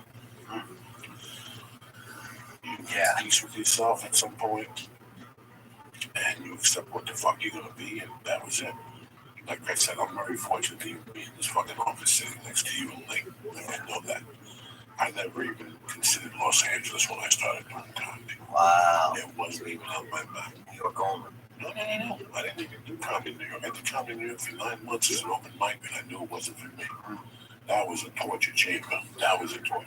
Colorado, people just called you and put you on stage. Yeah. You'd have to show up with 10 people and sell tickets outside. And no. That's animals. That's a different type of fucking world. Yeah. I developed in a smaller market. Everybody knew each other. People just called you, put you on stage. You know, you could just call people. You have to show up with 20 people. Maybe the guy would pass out 50 flyers for me in a parking lot. That was what you had to do. You know, and the guy would give you $25. That's fair. Yeah, you know. Yeah, when I came out here, they made us like you had to get. I did a couple of bringer shows. One time I had to pay to go. Yeah, one time I had to pay to go on. You know, but I knew that. I don't know. I did know that. I don't know. I knew that I came from a place where I had something to say that other people didn't have to say. Like, that's the thing that gets me the most out of my comedy. I look around and I'm like, half these motherfuckers don't even have a story. Like, they don't have any. They're writers. You know, half these guys are writers. You know, and I like to watch a show. I like to watch somebody perform. I like when I see something and I'm like, oh, that person has been through something that I want to know about. Because that's what makes me jealous. Like, I want to be a little bit jealous when I'm watching somebody, you know, of their life, even if the life is good or bad. You know, sometimes when I see somebody even in a struggle, you know, I'm like, fuck, I get jealous. Because, like, I want to be whatever that is, that struggle, whatever it is. If it looks so severe, I want that. You know, I think that's something. Like, I remember the first time I met a friend when I was in first, second grade. And I really remember this. This kid had a stutter. This boy, Douglas. You know, Douglas Huball. He had a stutter. He stuttered. And I remember when I met him, I was like, fuck, man. So jealous. I wish I could stutter. Yeah. He's different, man. Look at this guy has, man. Everybody I'd ever met up at that point in my life sounded the same. And then Douglas had a stutter, and I wanted to be him. So I would impersonate him. And then the teacher said, she put me in trouble, you know, you're making fun of him. I said, I'm not making, and I tried to explain my case, but they wouldn't even fantasize it, you know. Like, you're not making fun of him. I'm like, I'm not making fun of him. I want that. I don't want to get what he has, you know. I don't know. I guess if somebody has something different than me, and I want to be able to experience it. You want to be different. If it's real enough, you always want to be different. I mean, I think I hated just being myself most of the time. I just hated being, you know, I just felt ashamed. I just felt ashamed a lot. I felt ashamed that I felt uncared for. And it just made me angry, you know. I didn't know those are the things that was going on. That's all I knew. You know, I just knew that I was uncomfortable. I always felt very, still this day, I'm very insecure about a lot of things, you know, but you push ahead, you know, and I think it helps with the comedy at times, being so insecure, it really does. That rage gets released, though. Yeah. It's an interesting life when you commit to something that you know, comedy is not about being in a comfortable situation. I never, ever, ever wanted to be a cookie cutter person. I always knew that. I didn't want to do what other people were doing. Yeah, I didn't want that. I always felt like life was playing a trick on me for years. Like when I first started doing coke, I didn't get high for the first year. It wasn't until I started drinking with it that I started getting high. So for a year, wait a second, Saturday Night Live to me sucked. Like all these people come up to me, oh my God, we go home on Saturday Night Live, and we want to Saturday Night Live, and I would go home, and I would go to a baby, like a girl would babysit in my neighborhood. Oh yeah. And everybody would go over there at 11:30, and they would all be giggling like little fucking idiots. And I'd be sitting there going, I don't get this. But are they playing a trick on me? Like, is this, I'm supposed to laugh at this? Right. Like, I'm supposed to like this fucking music because these 20 people in the room, like, it was terrible. Like, I kept seeing that over and over again when I was young, and I'm like, I'm never gonna fucking do that when I get older. If I don't like something, I'm gonna fucking say it. You know, like, if I don't like something, I'm gonna fucking say it. I would see 20 people in the room, and I thought they'd be putting me on. It's like, I'd go to a concert, and I knew the concert sucked. The guy was off that night. But there'd be 20 people. I would say, oh my God, it was tremendous. I did not want to be one of those people at all. Like, it bothered me. And when I see them today, it's the weirdest thing. When I see those people, I know they don't like me. So for 3 or 4 minutes, I feel really insecure about myself. But then I realized I wouldn't want to hang out with them either. Right. I wouldn't want to be in a room with them either, like at a dinner party where they, let's take a minute and each say what we're thankful for. Yeah. And some asshole gets up, I'm thankful to be here with all you guys. Oh, and everybody says, oh, that's so sweet. That's never been me. Yeah. I don't want to do that shit. Yeah. Just talk to me from the fucking heart. Don't talk to me at all. Yeah. Say what's up. I was telling Lee for years. I go, why be like everybody else?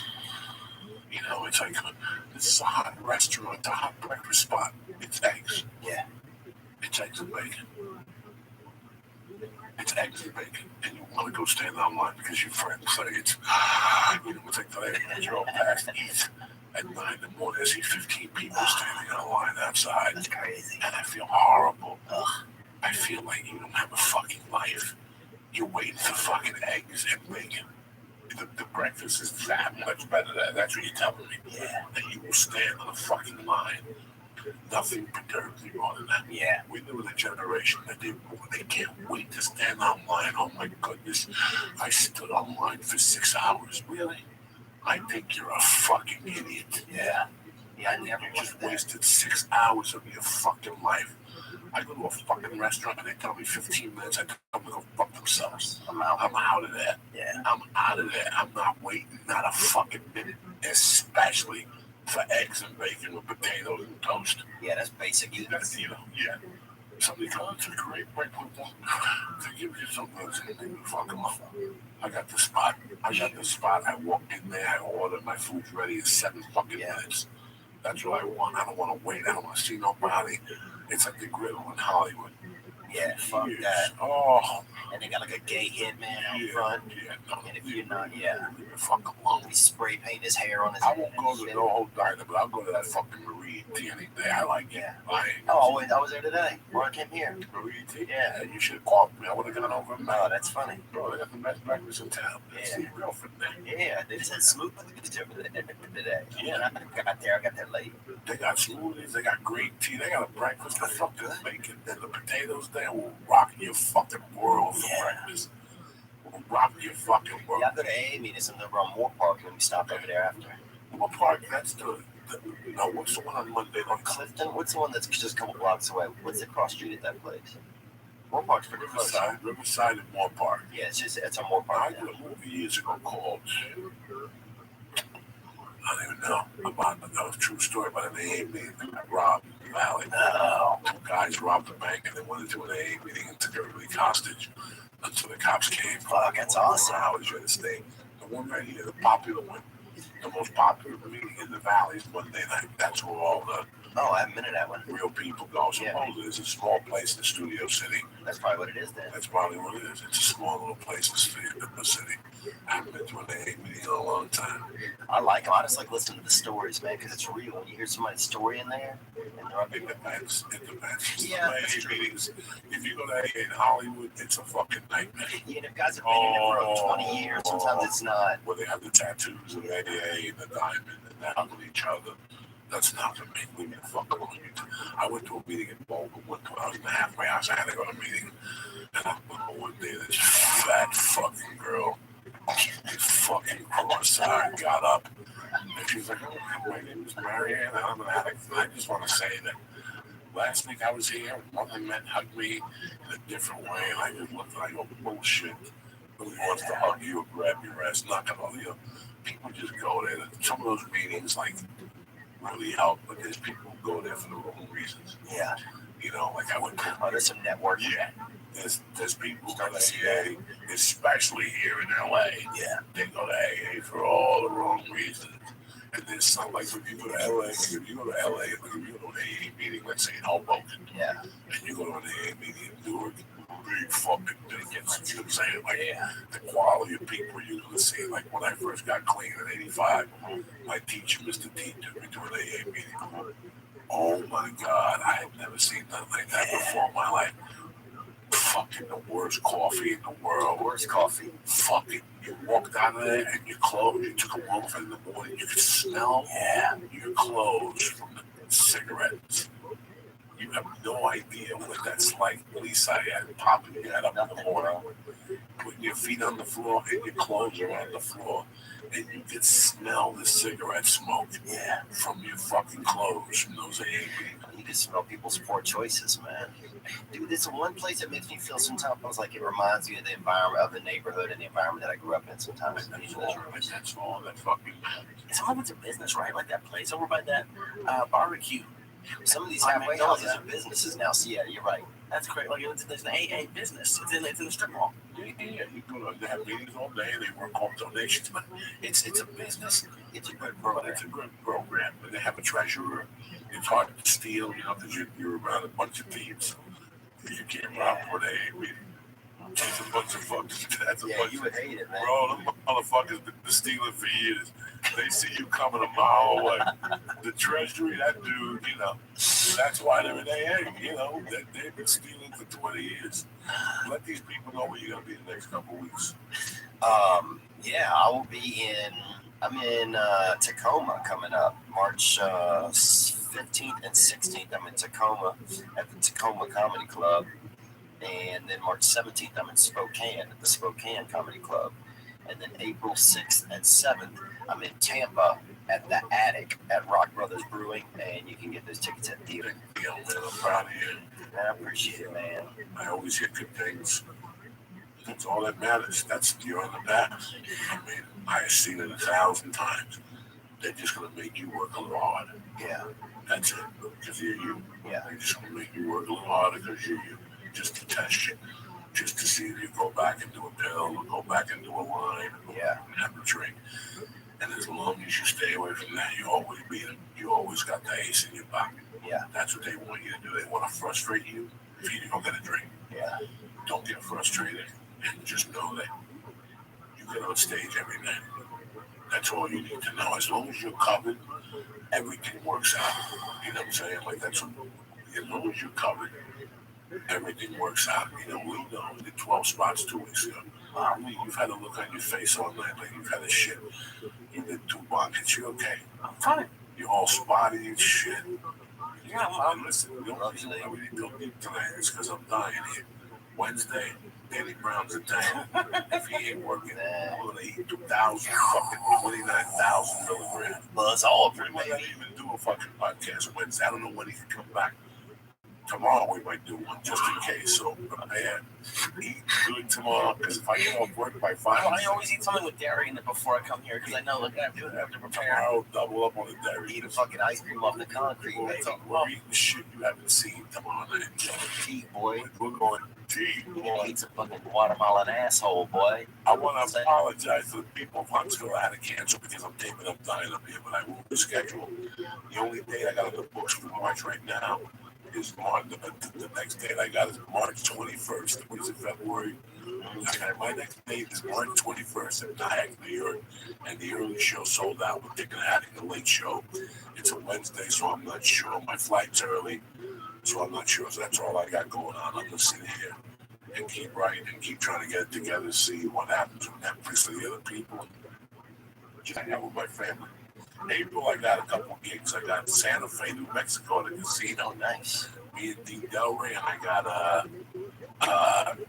what the fuck, Columbus with Kate Quick. They go back to Columbus with me for 420. Yeah. So that'll be fun and shit like that. And that's it, people. I want to thank Theo Vaughn. I want to thank the Christ Killer for coming to Denver and doing the sets. He did a great job. All the people would have fucking shit their pants with the people. The fucking first time he went on stage, Wendy goes, I didn't know he did that. The next thing the room blew up. And I go, now you see why I'm breaking. She goes, holy shit. Even the comments were like, holy shit. So people love him. I'm happy that you went and got on stage and you didn't fall apart and your legs didn't fall asleep like they did last night. Oh no, it was like especially the second show was one of the most fun 5 minutes I've ever had in my life. That was crazy. I've never experienced anything like that. Wow, that's awesome to hear, man. Even I can see your face light up when we say that. That's cool, man. Oh, it's a different feeling. Because when you guys were talking, all I could then I'll be quick, but all I could think about was like I didn't have people. Like I had a couple friends, but I would do stuff that I saw cool people doing because I'm like maybe then they'll like me. Yeah, like, I'll do that stuff. So just to have people like genuinely seem to like me, and like it's not like 3 people, it's like 300 screaming people. I feel bad saying it, but it's a great feeling. They're cheering for you, man. Yeah, no, it's fun. Keep doing fucking comedy and put yourself in bad positions. Not always going to be comfortably. And if I got mad at you earlier, I want you to put yourself in that position. Yeah. You're very comfortable, and you have to get uncomfortable. You gotta get uncomfortable, Because you're 30s. That's it. If you were a slave, when you stay a slave, bro, you try to escape. Absolutely, I don't escape. Yeah. Okay. So now you got to see it. You got to do it now. Put in that work, bro. I Give love you a you, slave thing, motherfuckers. too. Let me Good slave. give these 2 people shots out, and I'll get you out of here. Like I said in the beginning of the show, are you hiring? Because posting your position to job sites and waiting and waiting and waiting for the right people to see it, that's not the way to go, all right? You know, there's a big challenge in finding great talent and how you went about it. All right, ZipRecruiter knew there was a smarter way, so they built a platform that finds the right job candidates for you. ZipRecruiter learns what you're looking for, identifies the people with the right experience, and invites them to apply to your job. These invitations have revolutionized how you find your next hire. In fact, 80% of employers who post a job on ZipRecruiter get a quality candidate through the site in just one day. One day. And ZipRecruiter doesn't stop there. They even spotlight the strongest applications you receive, so you never miss a great match. The right candidates are out there, and ZipRecruiter is how you find them. Do me a favor. I don't care if you're in a plumbing business. I don't care if you clean toilets. I don't care if you have a corporation. Listen, businesses of all sizes trust ZipRecruiter for their hiring needs. So right now, today, the church, you guys have businesses. You want to hire, you want to look for the best that's out there, try ZipRecruiter for free. That's right, free. Just go to ZipRecruiter.com/church. That's ZipRecruiter.com/church. Again, ZipRecruiter.com/church. This is the way to hire. Number 2, I want to thank Onnit.com. They've been my sponsor since day one in my family. And the supplements are tremendous. I love the protein shake. I love the Shroom Tech Meal, the Shroom Tech Sport. I love all the products they put out. Listen, I don't care whether you try them or not. The Alpha Brain, if you don't like it, it's 100% money back guarantee. So if you don't like it, we don't even want it back. We'll send you the money back. Listen, change your life. Go to Onnit.com right now and press in church. Bam! And get 10% off your first order delivered to your motherfucking house. All right, who does that? Nobody. I want to thank my brother Theo Vaughn. What is it, TheoVaughn.com? Praise God, man. Y'all be at TheoVaughn.com. Go to TheoVaughn.com. See what this kid's a real fucking deal. If you don't go see him now, you're gonna pay $1,000 to see this kid 8 fucking years. So I go see him now. So in 5 years, you go see him and go, listen, I saw you on the Joe Diaz. I heard you on Joe Diaz. And then I went to see you 5 years ago. Oh my God, look what this is the guy you want to go Hey, see. baby, I'll eat your cousin's dick, son. Son, I love you, motherfuckers. Stay black. Have a great day. And don't forget, they all gotta suck your dick at the end of the day. Hey, man. Do your thing, Lee. Kick that fucking mule.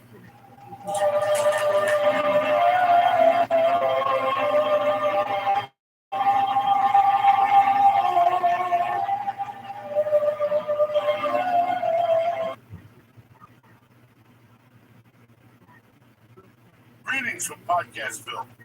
The Church of What's Happening Now is brought to you by Stamps.com. Listen, these days you can get back to getting everything on demand, like our podcast. Listen whenever you want, when it's convenient for you. Did you know you can even get postage on demand? All you need is Stamps.com. I've been using them for years to send out coffee cups, T-shirts, posters. My wife loves it. You know why? Because it saves you time. Time is money and energy. What I'm going to do is this right now. Go to Stamps.com before you do anything else and click on the radio microphone at the top of the home page and type in Joe. Again, go to Stamps.com before you do anything else and click on the radio microphone at the top of that home page and type Joey. What I'm going to do is this. I'm going to give the church family a special offer, a 4-week trial. 4-week trial, including postage and a digital scale. So go to Stamps.com, click on the radio mic on the top of the home page, and type in Joey. That's Stamps.com and the Joey. Number 2, one of the most interesting products I've received the last week is the Ridge. The Ridge is a minimalist wallet that helps you reevaluate your everyday carry, launched by a father-son team. Funded on Kickstarter in 2013, the Ridge now resides in the pockets of over 250,000 men and women. The RFID blocking wallet is made by 2 metal plates, either titanium, carbon fiber, or aluminum, bound together by durable elastic bond. Your credit card, your license is just the stuff that you need. It's light. I love it for traveling. So what I'm going to do is this, okay? It's sleek. It's got metal plates bound together by durable elastic band, so you will lose nothing. You understand me? It's easy. It's fun, minimal. That's designed to let you ditch your bulky wallet. What I'm going to do is I just want you to go. Do me a favor right now as family, because you're going to love it. Go to richwallet.com/church and use promo code CHURCH, CHURCH. And what I'm going to do is, today only, I'm going to get you 10% off with free worldwide shipping by going to richwallet.com. For right now, just go to Rich Wallet and take a look. It is one of the most interesting products out there. And if you're a traveler or you're a sportsman, you ride a bike, stuff like that, you don't want bulky stuff, Rich Wallet is the way to go. So right now, today, I'm going to get you 10% off from free worldwide shipping by going to richwallet.com/church again. That's richwallet.com/church. Use promo code church. Number 3, I just received this in the mail about 4 days ago, and I've been using them. I got to tell you something. It's one of the best brushes my teeth has ever gotten. And even though my teeth are the color of like chartreuse, this thing worked tremendous. One of the most important things we do for our health every day is brushing our teeth. A better electric toothbrush created by dentists and designers. Whip was designed to make brushing your teeth more simple, affordable, and enjoyable. So far, I've got nothing but 5-star results. Your teeth and your mouth feel cleaner.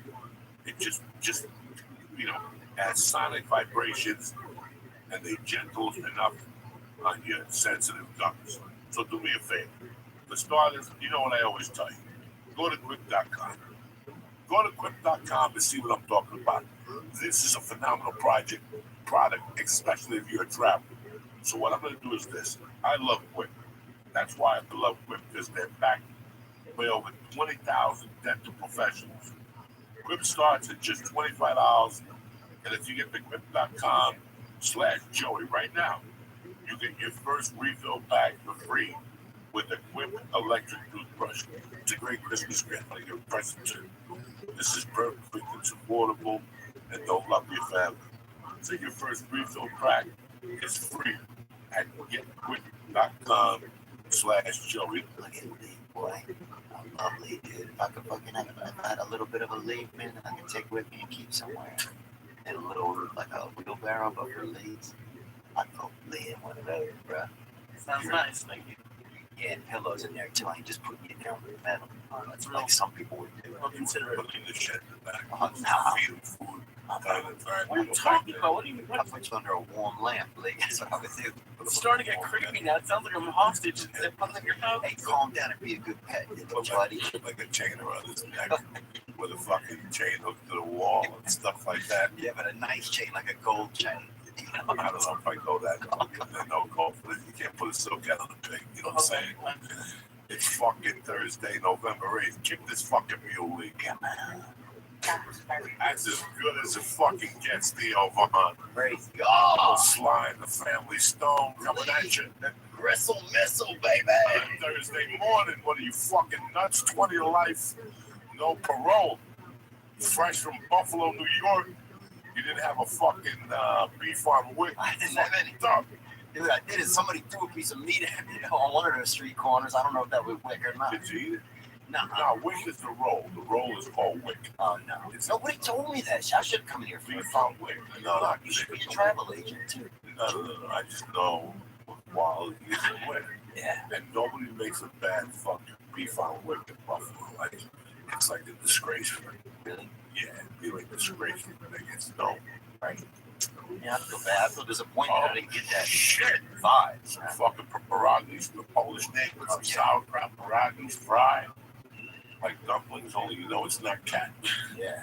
People like Lee and shit. I don't mind a little bit of cat, but you ever had fox meat, Lee? I don't think so. Have you? Yeah, I've had fox. What was this? It's not it's more ligament than muscle, but it's good, you know? Fox, and dude, the crazy thing about fox, I was talking about this yesterday to somebody, but Did you ever hunt? we caught a lot of shit though. And we used to bury animals. We lived by like a road where a lot of animals would get hit and killed, so we buried. You know, the first animals I spent the most time with were animals that had been hit by vehicles. And so we would bury mostly dogs. What else? I think something else. One time this thing looked like a damn fucking small bear, bro. And it could have been. Because they have Louisiana black bears, a lot of things, you know. And I'm not saying they're black or anything like that. I'm just saying they happen to be black when people see them. And they're just, you know, but we would bury all kind of animals that would get hit by those. What are you, a fucking undertaker? I see that animal. Leave it the fuck alone. It's bad luck. Yeah, but it was, I don't think They were alive. They were suffering. They didn't shoot them in the leg yeah. or whatever the fuck you do. But that this Department of Public Works is in charge of cleaning up the animals. Yeah, but the Department of Public Works, I think, comes from people that are paying taxes and people that got, you know, it didn't come us. Dude, they had a veterinarian or something, or like somebody used to throw dead animal carcasses in a ditch outside of our house, right? For like 7 years. My mother would call every week. What kind of good animals? Big animals too. From Africa? Did you grow up? Louisiana. I had a couple cats and possums in my neighborhood. All the time would walk around. I wish I would have had that, man. But we had somebody. They had I guess this person was a veterinarian. That's somebody that deals with animals, helps animals out. And so this person would come, and whoever they were at night, they're throwing dead animals. You know, instead of paying to get rid of them, it probably cost maybe $7 to get rid of them. You know, whatever legitimate thoroughfare is how you get rid of animals. But this dude's out there, you know, chucking them in the ditch, I guess, on his way home. Because our neighborhood was kind of a cut through between like a nice area in town. So, You never did like a stakeout to see who was throwing animal carcasses? no. I mean, we were out there a lot, but we never saw the guy unless he drove by and didn't throw one out because we were out there. But then what creep kind of sits next to an animal car? I mean, probably throw it out elsewhere. But anyway, so yeah, we go out there all the time. My mother would call every week, come get these, you know, kids are out there beating each other with people chasing each other with fucking, fucking horse skulls and shit, bro. It was wow. Oh, wow. They had that Christmas tea kettle, and they fucking served Lee a couple cups right there, boy. Big Lee of fart sponge, baby. Welcome to Africa, Lee. Normally, I like all your sayings. I don't like the fart sponge. Sorry, but I'm just joking about that. I didn't mean that. I would never say that about No, it's funny when people he's gonna take you to it. It's been like 2 podcasts since he farted on me. Oh, dude, in some countries, in Japan, that's like buying somebody a scarf. No, it's not. You know, I'm Japanese. Oh, dude, yeah. I'm over here farting. Oh, he's got the thighs of a fucking kung fu fighter, son. Dude, you gotta know different nomenclatures and how to give a hug, bro. In Africa, they hit you with a fucking pipe, bro, if they love you. For that fart. I'm not gonna take away from your fart. That's Come on, bro. Get a little air appetizer, bro. Treat your nose. Treat your snout to some of that fucking free booty pasta, bro.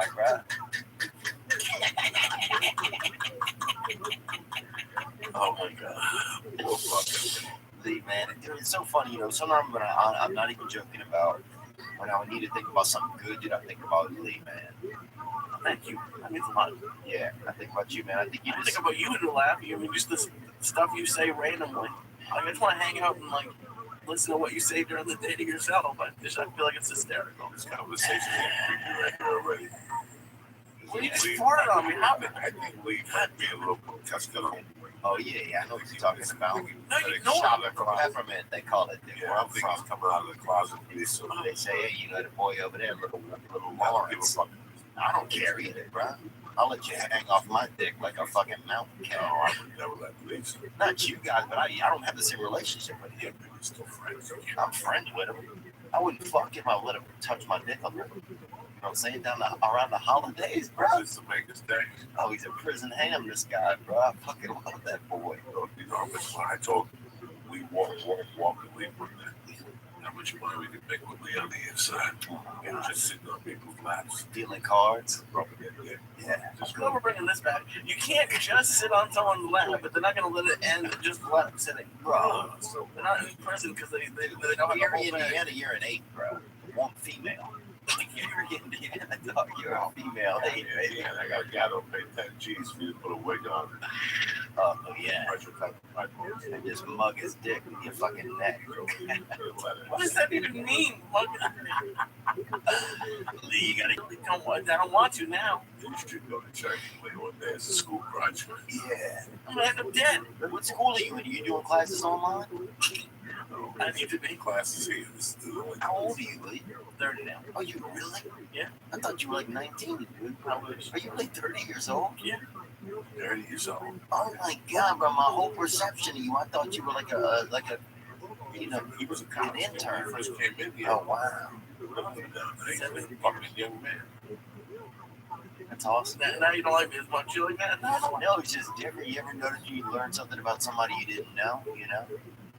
Like you see somebody and they're like a lawyer or something, and then you realize they're like a sorcerer or something. Or they do shady shit. Or you see them like ballroom dancing, and you're like, this fucking guy ballroom dances.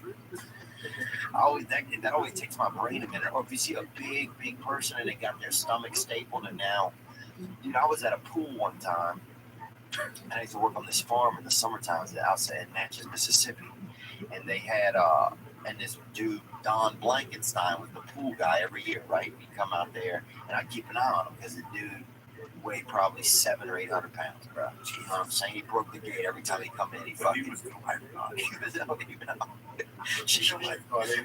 Bro, he gets in the pool, trust me, nobody's drowning. All the water's out, and the fucking kid who's sick is laying right there at his feet.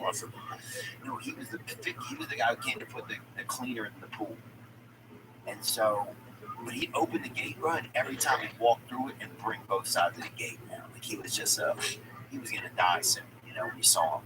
So you treated him well. And that's one thing I like sometimes about seeing huge people. It reminds you how to treat other people. Because you're like, oh, this person isn't going to be alive very long, so you would be extra nice to him. And so, but then Don, one summer, I'm out there laying by the pool, and this skinny guy comes in. You know, he could have fit through the gate with 90 of his fucking, you know, quintuplets or whatever. And he comes through the gate, and I'm like, and he keeps talking to me. And I'm thinking the guy's kind of a, you know, peppermint hunter, bro. You know what I'm saying? A little tender. And it turns out it's Don Blankenstein. He got the stomach thing. He lost all the weight. And he was a different person then. It wasn't the same. I don't know. It wasn't the same. And our relationship was never the same as when he lost the weight. Think of when they I don't know what we're talking about. Think about when somebody takes away your passion. If you're a eater, Yeah. you know, it's like when you first get sober. Yeah. You know, I don't want to be involved in drugs. Yeah. But I don't want to be sober. Yeah. I never want to be sober because it would make my inner battle, too rough. Yeah. I know my limits with cocaine. I know my limits with pills. I know my limits with alcohol. I've known my limits when I was 25. Anything I did after 25, I think because I wanted to, but I knew my limits. Right. You know, when I got locked up, I couldn't imagine a world where I couldn't smoke pot. Wow. Couldn't imagine that. I couldn't imagine, okay, cocaine. I understand not having a girlfriend. I understand being broke. But I never understood a world where I did not smoke weed. When I was 25 years old, weed controlled my mood. What did it do for you, Big T?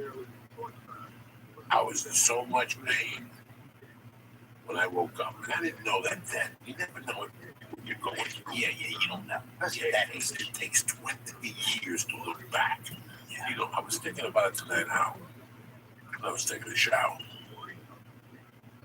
That if I quit comedy tomorrow, you would be to sign back up at college and take a psychology class and become a psychiatrist and do whatever I had to take. I'd probably be 65. At 65, I would help so many people so deeper. Yeah. Because I went through it. Yeah. This is not somebody who studied it. I went through it, wrote about it, looked at it. I think about it. I think about what made you. I broke it down from the macro to the micro. You could put yourself in there. You could put them in your shoes, vice versa. When you become a comedian, Yeah. if you're not brutally honest with yourself, it's not going to end well. Wow. And in life in general, forget about comedy, life in general, if you're not brutally honest with yourself, it's not going to matter. Yeah. You have to be brutally honest, and a lot of people can't be honest. Brutally honest with yourself, like, this is not going to work. You know, it's like I went at 27, 29. Like, in what fact? Like, At how? the age of 30, Yeah. I had made a decision to do comedy. Yeah. But I also had to make a decision about this hell I was living in. I was living in this party hell. Okay? The drugs and this Where I stuff. would be clean for 3 days Oh, yeah. and then snap one night and then tell myself, oh, this was the last time. I wasn't one of those pussies at a party that was talking about it. By this time, I was partying by myself. And this went on for maybe a year and a half. Yeah. And I think by 1995 and a half, I came to the conclusion, like they say in the program, that you're a fucking junkie. Yeah. And I had 2 decisions to make. I go, I could either be a junkie and keep fighting this. But the reason why I became a comic was to be a junkie. I read the Dead Lenny Bruce book. And that's the reason why I got into comedy. So if I'm going to get into comedy, let's make a deal. I'll do cocaine 3 times a week. And that's how it started. I just came to terms with it. Wow. So you're thinking, I'm going to get into comedy so I can do cocaine? I was thinking I was going to get into comedy to have a life. I read that book. We slept with strippers. And Yeah. we opened up jazz musicians. And I was content with that. And none of that book was talking about being rich. Yeah. Okay? There's no part of that book. They talk about being rich. They talk about money. He looked at the Chelsea Hotel. He just talked to life about being what was happy for him. Yeah. And at that time, that's all I wanted. I had been through a terrible marriage. I had already done time. So I was just seeking to be happy. But I knew I had a man inside. Because you didn't really get a deviant soul. Your soul would really sound like kind of bifurcated. Or I was living, this wasn't who I was. I was a nice Catholic boy I believed in heaven and hell, and I had a belief system. Your inside didn't match all your behavior. Right. My inside did not. So that added to it. Yeah. So now I had to have that inner conflict with drugs. Fuck you. This is who I am. I've accepted it. And whatever happens, happens. That's it. No fucking big deal. Nobody gets their feelings. On Easter eggs again, Lee. You found one, huh? You found an egg, boy. Welcome to Easter, bro. Y'all killed Jesus. Here he comes back, boy. And he brought a dirty bag of fucking baked hams out of the fucking cave. It smells worse than it smells like those feet that are walking in. Yeah, boy. It smells like fucking Thanksgiving night in a prison shower. Shoes off at night and sleep under the tree. I can't even imagine. When that little summer camp would smell like that, they've been walking for 20 fucking days, those poor people. Oh, Honduras, they'll walk 30 hours in a 24-hour day. Fucking days, and they're really coming. What are they going to do up here, do you think? I think they're trying to seek asylum. You know, living in Honduras or Salvador right now, those are not good places to live right now. Sad, man. Yeah, my father's from Nicaragua. You know that my father was born Yeah, if you know anything about Central America, I know, like, you know, Salvador is, the prices are high, they're killing people down there. You know, there's a lady who I talk to from time to time, and she goes only for Christmas time. And then she has a house down there, but she can't retire down there. Wow. Because they just killing you on the streets. There's more murders, something like that to that effect. So I don't know if it's on Salvador. I'm just cracking. Oh, right. But yeah, if that's your neighbor, things can be great where you are. If that's the neighborhood you're in, you know, that's heartbreaking. It's a different, you know, it's like when you read the Roberto Duran, you know, he grew up on the streets of Panama. You know, he grew up with this guy that was called Magico or some shit. And the guy was like a shaman, and they taught him how to hustle on the streets, how to live on the streets. You know, that's Central America, you know. If you watch Miami Vice, go to either the second or third episode of Miami Vice. I read the book, I think. There's no fucking book. There's Miami Vice, I think. There's an interesting scene where there's a little kid. Yeah, he's laughing at me for it. I don't know. I'm laughing at both of you. I don't know what you're There's saying. little boys. Oh, wow. There's a drug dealer cutting the deal. There's a drug dealer cutting the deal. He's got like a coin Yeah. in his hand. And What there's happened? there's like 4 8-year-olds with those shoes on the room in different corners. Jesus. Is it a magic trick? No. He's talking a business deal. It's like you come in to me and you want to buy 20 kilos of blow. Okay. And what are the little boys doing? They're chilling. They're like fucking assassins. Oh, really? They're 8-year-old assassins that come from fucking huts with their family. Jesus. And they're just waiting for their next assignment. They're all probably back in a gun or a knife. And they got no shoes on. This drug dealer would play with a coin. And then from time to time, it would just flip the coin in the air. When that coin landed, one of those shoeless kids would run out and fucking pick it up like it was a fortune. You know, and I remember thinking years later about that scene, how that's how, you know, Pablo Escobar got those kids to love him in Colombia. Yeah.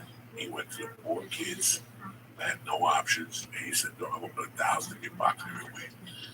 But you're gonna kill motherfuckers for me." Just like that, no questions asked. But it gave him a feeling of purpose. You know, I mean, money talks and bullshit. I could blow smoke up your ass.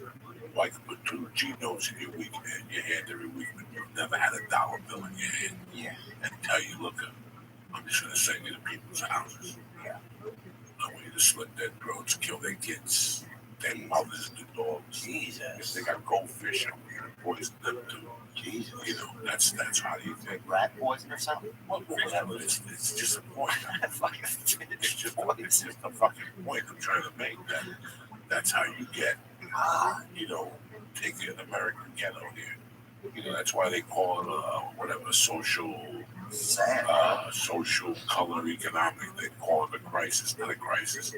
It's coming from somewhere more. Yeah. And what you need to do to get out of that situation. Yeah, you don't know anything better, man. And yeah, you just, I mean, dude, they had this guy when I was growing up named Eddie, right?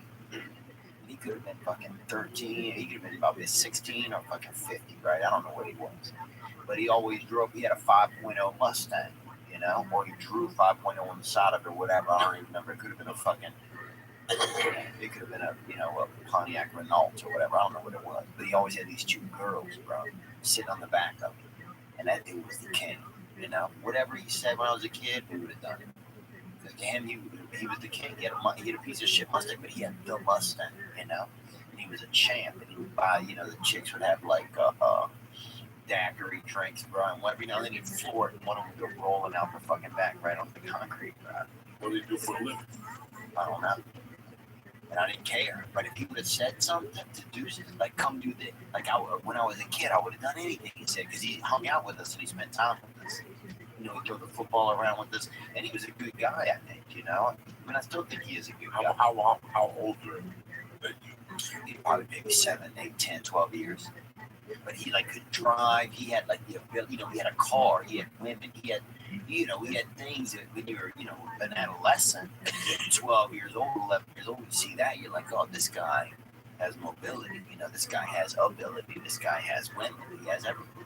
So anyway, I'm just saying I can see how, yeah, you're not thinking about anything else when you're that age, and you have nothing. But when you're young, you get influenced. Oh, I wouldn't get influenced. But I look at guys. There was this guy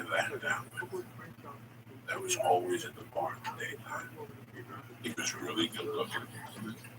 Not Samuel, huh? No, if I was 17, he was probably 22. No, I think it's got Samuel. It was a bunch of guys that hung out. I'm thinking about him in particular. And he drove a Corvette. He didn't have a job. And what the scam was, he worked half the year. Then the other half of those days, you were collecting the point. Oh, yeah. Get a boss that would tell you, I'm going to lay you off for 6 points. Yeah. Party cripples, they used to call them by us. Either take book or sell coke, and that's a great living because you collect $1,600 a month already. You sell coke, and this guy would drive a Corvette. He was a piece of shit. Or he wasn't a piece of shit. He probably was. He wasn't a piece of shit. He didn't have no career. Right. Saying. He wasn't a role model. But his girlfriend owned the business, and she had money. Yeah. And I remember how that appealed to me for about a month, and I was like, there's no appeal in that. I want my own money. Right. Like, you know what I'm saying? Like, you learn through life. Like, for a month, he impressed me. He had a girlfriend that paid the bills. But even at that early age, I was like, he didn't impress me. Right. Because he ain't paying the fucking bills. Not that I could pay the bills at that time either. I Right. couldn't pay no bills. I was 40. But it's just crazy the people that you look at and impress me. You know, it's like you watch those fucking movies like I was watching. Yeah, that Empire was on. You ever watch Empire? It's like the worst drug movie in the world.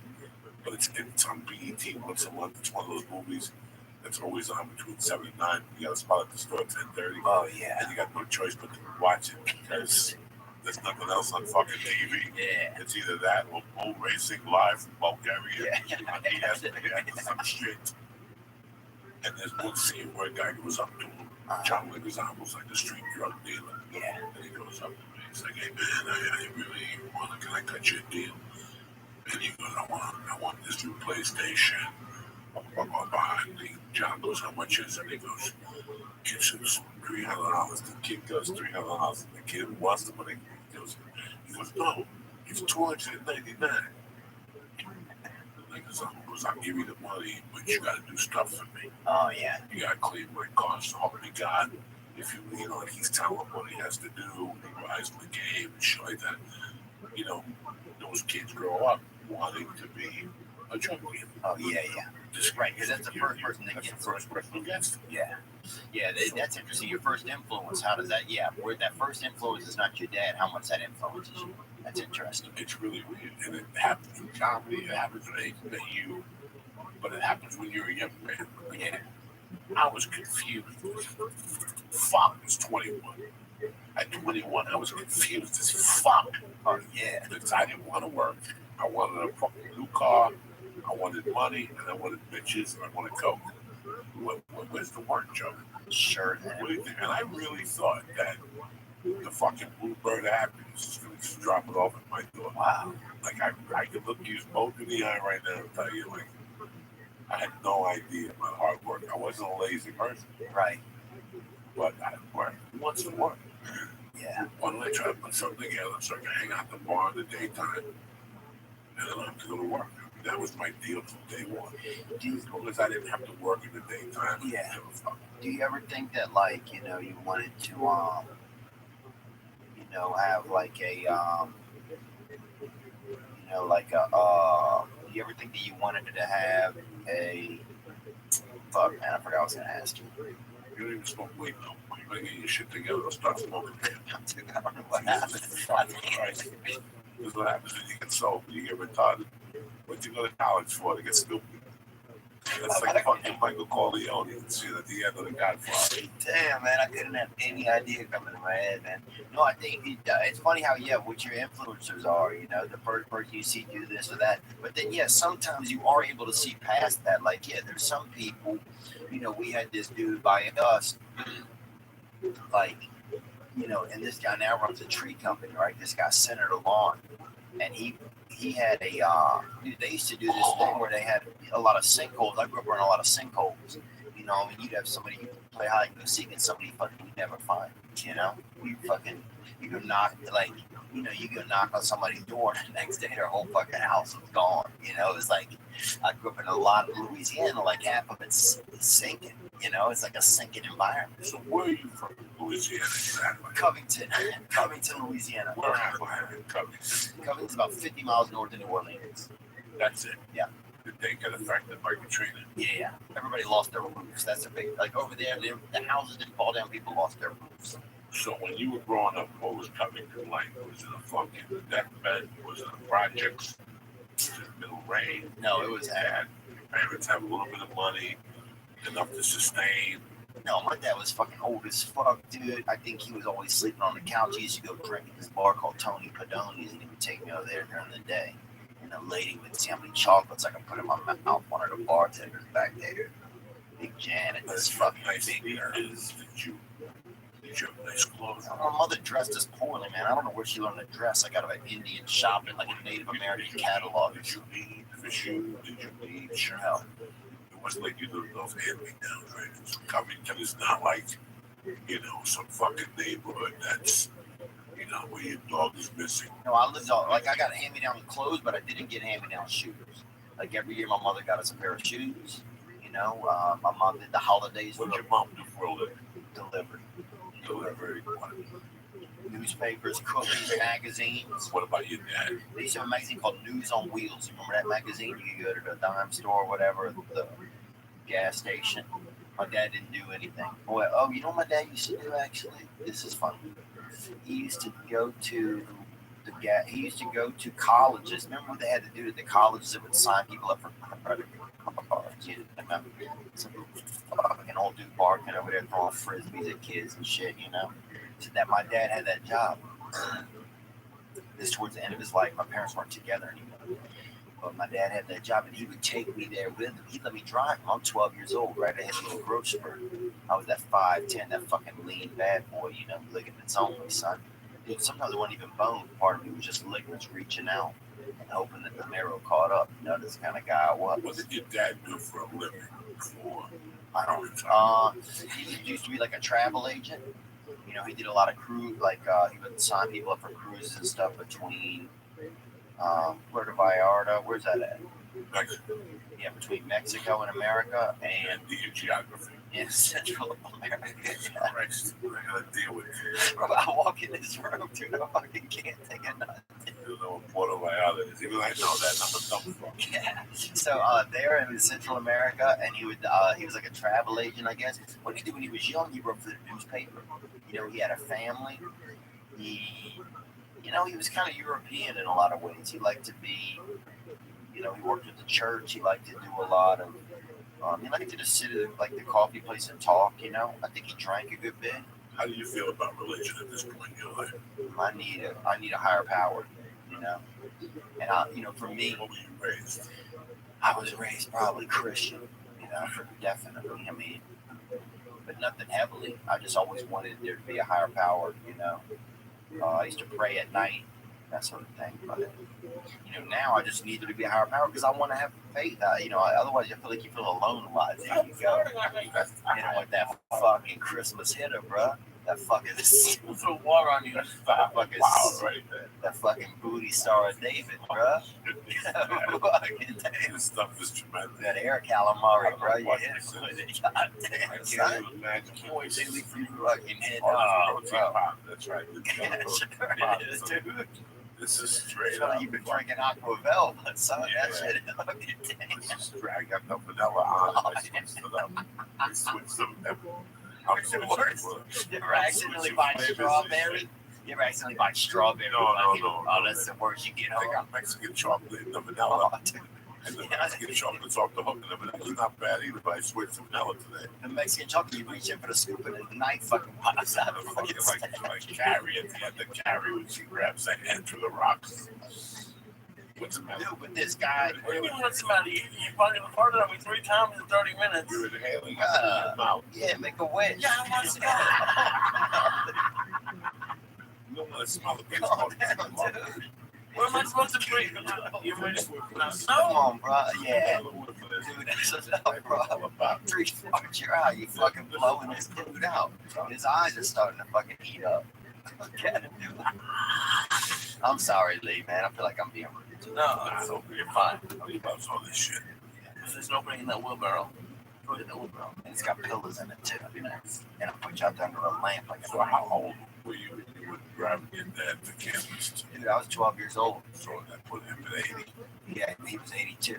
So he would drive and he'd sleep on the way there. I'd stop at my buddy's house, dude, as long as he was resting.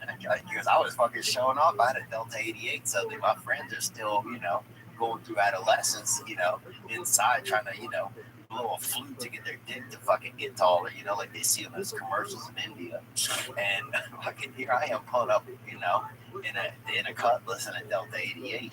I go in, I'm like, bro, shh, come out, get in the back seat, let's go for a ride, right? So my buddy Scott get back there, and we were just fucking cruising around, dude. My dad's sleeping, and here's the thing, my dad's neck was real bad, so even if he woke up, I would just tell Scott, keep it quiet back there for a minute, I'll just tell him we're lost or getting gas or something. And then my dad would go back to sleep, and I'd cruise around a little more. We would take my buddy back. I mean, dude, at 12, 13 years old, a friend picking you up. We pulled up with a sleeping senior citizen. People thought that we were fucking, kidnappers, bro. Senior citizen kidnappers. I think maybe we smoked a cigarette, but then one time, bro. Dude, one time I do remember this. I'm driving back from Hampton, Louisiana. And so this is how I kind of got into, I don't know if it's how I got into comedy, but this is the first time I ever really spoke in front of people. My dad would get people to sign up for the credit card, and he got $1.50 from the company, whatever. And college kids to sign up, and now, looking back, it's like getting college kids to sign up for a credit card. But he probably started half of the fucking, he probably ruined a lot of people's young lives. That's what they do. Yeah, That's what they do. That's what they want to do. They want to tackle you up at night. That first student loan, you get a credit card. Yeah, that's true. You get your name goes on the list. Yeah, So I'd be on the table. My dad would have me on the table, and people come over, and I would start barking at them, getting them to come over. Hey you, guy with the nice haircut or something. Or the black girls, a lot of times, they have all the extra hair. I'm talking about a girl with a fucking rope swing hanging off the side of her fucking head. You got summer campers swinging off the back and jumping into a river. Black girls have that long extra hair. And you'd see them and you'd be like, hey, and be sweet to them and have them come over and you'd make friends and you would be entertaining and you'd get them to come over. And then my dad would try and sign them up for the credit card, You know what's crazy? Theo, you just made me remember something.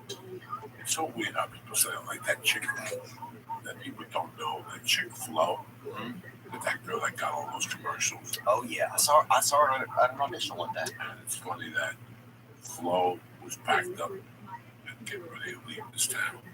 And she booked that campaign. Now she's a gazillionaire. Oh yeah. And it's so weird that Josh Wolf left Seattle in September He's a funny guy. of 96. What a nice guy too, huh? And my plan was for him to come down. At that time, we were very tight. And my plan was for him to come down, check out the waters, and then I would come down in 8 or 9 months. And once I made that decision, like all these opportunities started opening up for me.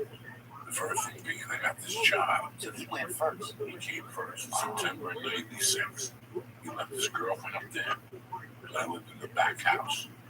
She was pregnant. So he came down here first to get them set up. Wow. I lived in the back guest house. Wait, just you and a lady? Was that scary? And they had kids. No, they had kids. So I watched the kids, and I was tight with her. She was a great lady. She was Right. still okay. I just haven't seen her. We were dear friends. Yeah, because he's married to a different woman out there. Yeah, completely different. I haven't met this person. So he came down first. And by the way, I got this job. Yeah. This company that I know people and know shit. This was Like a shit. cigarette company? No, this was shit. This was a shit idea. And they paid me $15 an hour plus bonuses. This is 1996, Jesus. which is 20 years ago. 21 years ago. That's great money. And what it was called pizza parlors across the country and getting them to sign up for a service. And at half time, it was a chain. That's what it was. That's what it was. It was Domino's Pizza. The scam? No, Domino's Pizza had cut a deal with the NFL. And during the game, if a Domino's sign came up on your screen, you got $1 off a pizza. But to get that deal, you had to sign like Domino would make its affiliates pay. So I had to call those affiliates and make them pay the extra money to get it. So what it would do is as soon as they called Domino's, that number, it would go to whatever Domino's paid. I see. This was a scam inside of Domino's. Right, it was like, yeah. I worked for a Domino's affiliate that was calling Domino's and saying, listen, we're starting a program starting August 14th. Yeah. And here's the deal. Every time people watch an NFL game, there's a domino banner on the side. It's say, call now, get $2. Oh, yeah, I remember for that. fresh delivered pizza. They showed the hot beats on the If screen. you don't sign up for that, the calls won't go to your pizza joint. Right. The calls will go to the pizza joint in fucking North Hollywood, Van Nuys, instead of North Hollywood. Oh, I They shit you to see what the corporation is doing, but then I didn't give a fuck. Right. You can't fight that battle. I could sell like a motherfucker. So I was pulling down. I was pulling down 1,200 a week gross out of there, bringing home 9. Oh, why do you ever quit that? 35 hours a week, like 10 to fucking 4, like something easy. This is what I'm saying. I quit that job because when then at the fucking underground, the guy approached me. And he goes, hey man, At John's Club? have you ever been the old Cali underground? John Fox's home. Yeah, John Fox's home, man. That's a great room. This is 95. This is completely different. It was different. This was on the Swanage, yeah. And some guy came up to me and he goes, hey man, did you ever sell before? I'm like, well, yeah, I sell whatever. And he gave me a job selling phones. That was just too good to be Like true. payphones? Payphones. So I would sell phones and advertising for newspapers at the same time. You know me, though. I'm a scam. I don't do I'll buy a phone from you right now. anything not to fucking have a day job. Yeah. So I would hang out by the train station Mm-hmm. and I would either sell you a subscription for the Seattle Times. Or I would ask you, do you have a cell phone? I would take the cell phone. Oh, cell phones. Cell phone. And he gave me a cell phone with unlimited minutes. No. In 1997, yeah. That was Okay. part of it. And if you call, Like an ad. you got if the guy was giving me, like for every line that I opened, the guy would give me like $400. And he was getting like $1,600 at this time. Gee, He told me the truth. He was way how are under you making that much money? because if somebody bought a phone and got a line, the company, this is 97 before people were having a lot of This right, yeah, this, yeah. So Cell phones. cell phones. Yeah. Cell phones were a little bigger. Yeah, I didn't get a cell phone until 2000. So if you signed up, there was a kickback, and then the guy would give me a kickback. It's huge. I was going over there every day, giving him 7, 8 numbers, and even close to 3 or 4 of them. And I would stand at the mall. I can't believe I just remembered that when I would stand at the mall at either What, buy stuff? Everett Mall. No, I would buy Dick. I would be that guy, that annoying guy. Oh, at the oh, Everett no Mall. way. When it was raining, I would go to the Everett Body Mall. scrub? No, and I would sell fucking subscriptions to either the Washington Post, the Seattle Times, Oh yeah. or a fucking cell phone. And the cell phone was paying me fucking, it was just amazing. Yeah. The guy would show up every Saturday and said, the fucking underground, give me 1,500. Jesus. It was like Jesus fucking intervened. I can't even imagine. So the whole month of December, I was making money. So did you even want to come and do comedy then once you got that money? I would have kept that. No, I needed that money. I was paying child support. I was paying an attorney. I was just fucking so much debt. It was coming out of my eyes. Plus, I was smoking blow. But now I'm making $6,000-7,000 a month selling fucking cell phones in the mall every fucking day. And now Doug Stanhope comes for New Year's and they open up for him. He talked me into moving to LA. So my point is that it's really weird how places is tricky. Right when you say to the universe, I'm gonna leave, you get the best job in the fucking world. Yeah. When I lived in Seattle, I was pulling out $1,600 a week just selling cell phones. Never mind fucking blow, subscriptions to the Seattle Times. If I had nothing to do, I'd just Yeah, you know, your pussy lined up. I lived with a stripper. I lived with a girl that made money, and I passed me direct with her. We lived in a fucking. We got fucking or not? No. She stripped. She was a Christian. So I thought that's a different. That's like fucking the Dick Van Dyke show. We lived in a fucking RV. We lived in an RV at a place where you back your RV up. Yeah. They connected. Oh yeah. Cable TV. You had a shower in your RV. Well, they had an athletic center. This place was tremendous. Oh my God, it was there for 20 years. It was like alive. KOA or something? It was like a kid, no, it was a little bigger. It had a bigger name, a better reputation. Yeah. Bro, they had a restaurant. KOA was crazy, bro. Walk in, they had 3 or 4 restaurants. Real restaurants. They had a gym, a pool, shower, a movie theater in Kent, Washington. Where fucking, you know who was living in Kent, Washington at the time? Henry Hill. No way. Henry Hill was living I probably. was gonna guess Jeffrey Dahmer.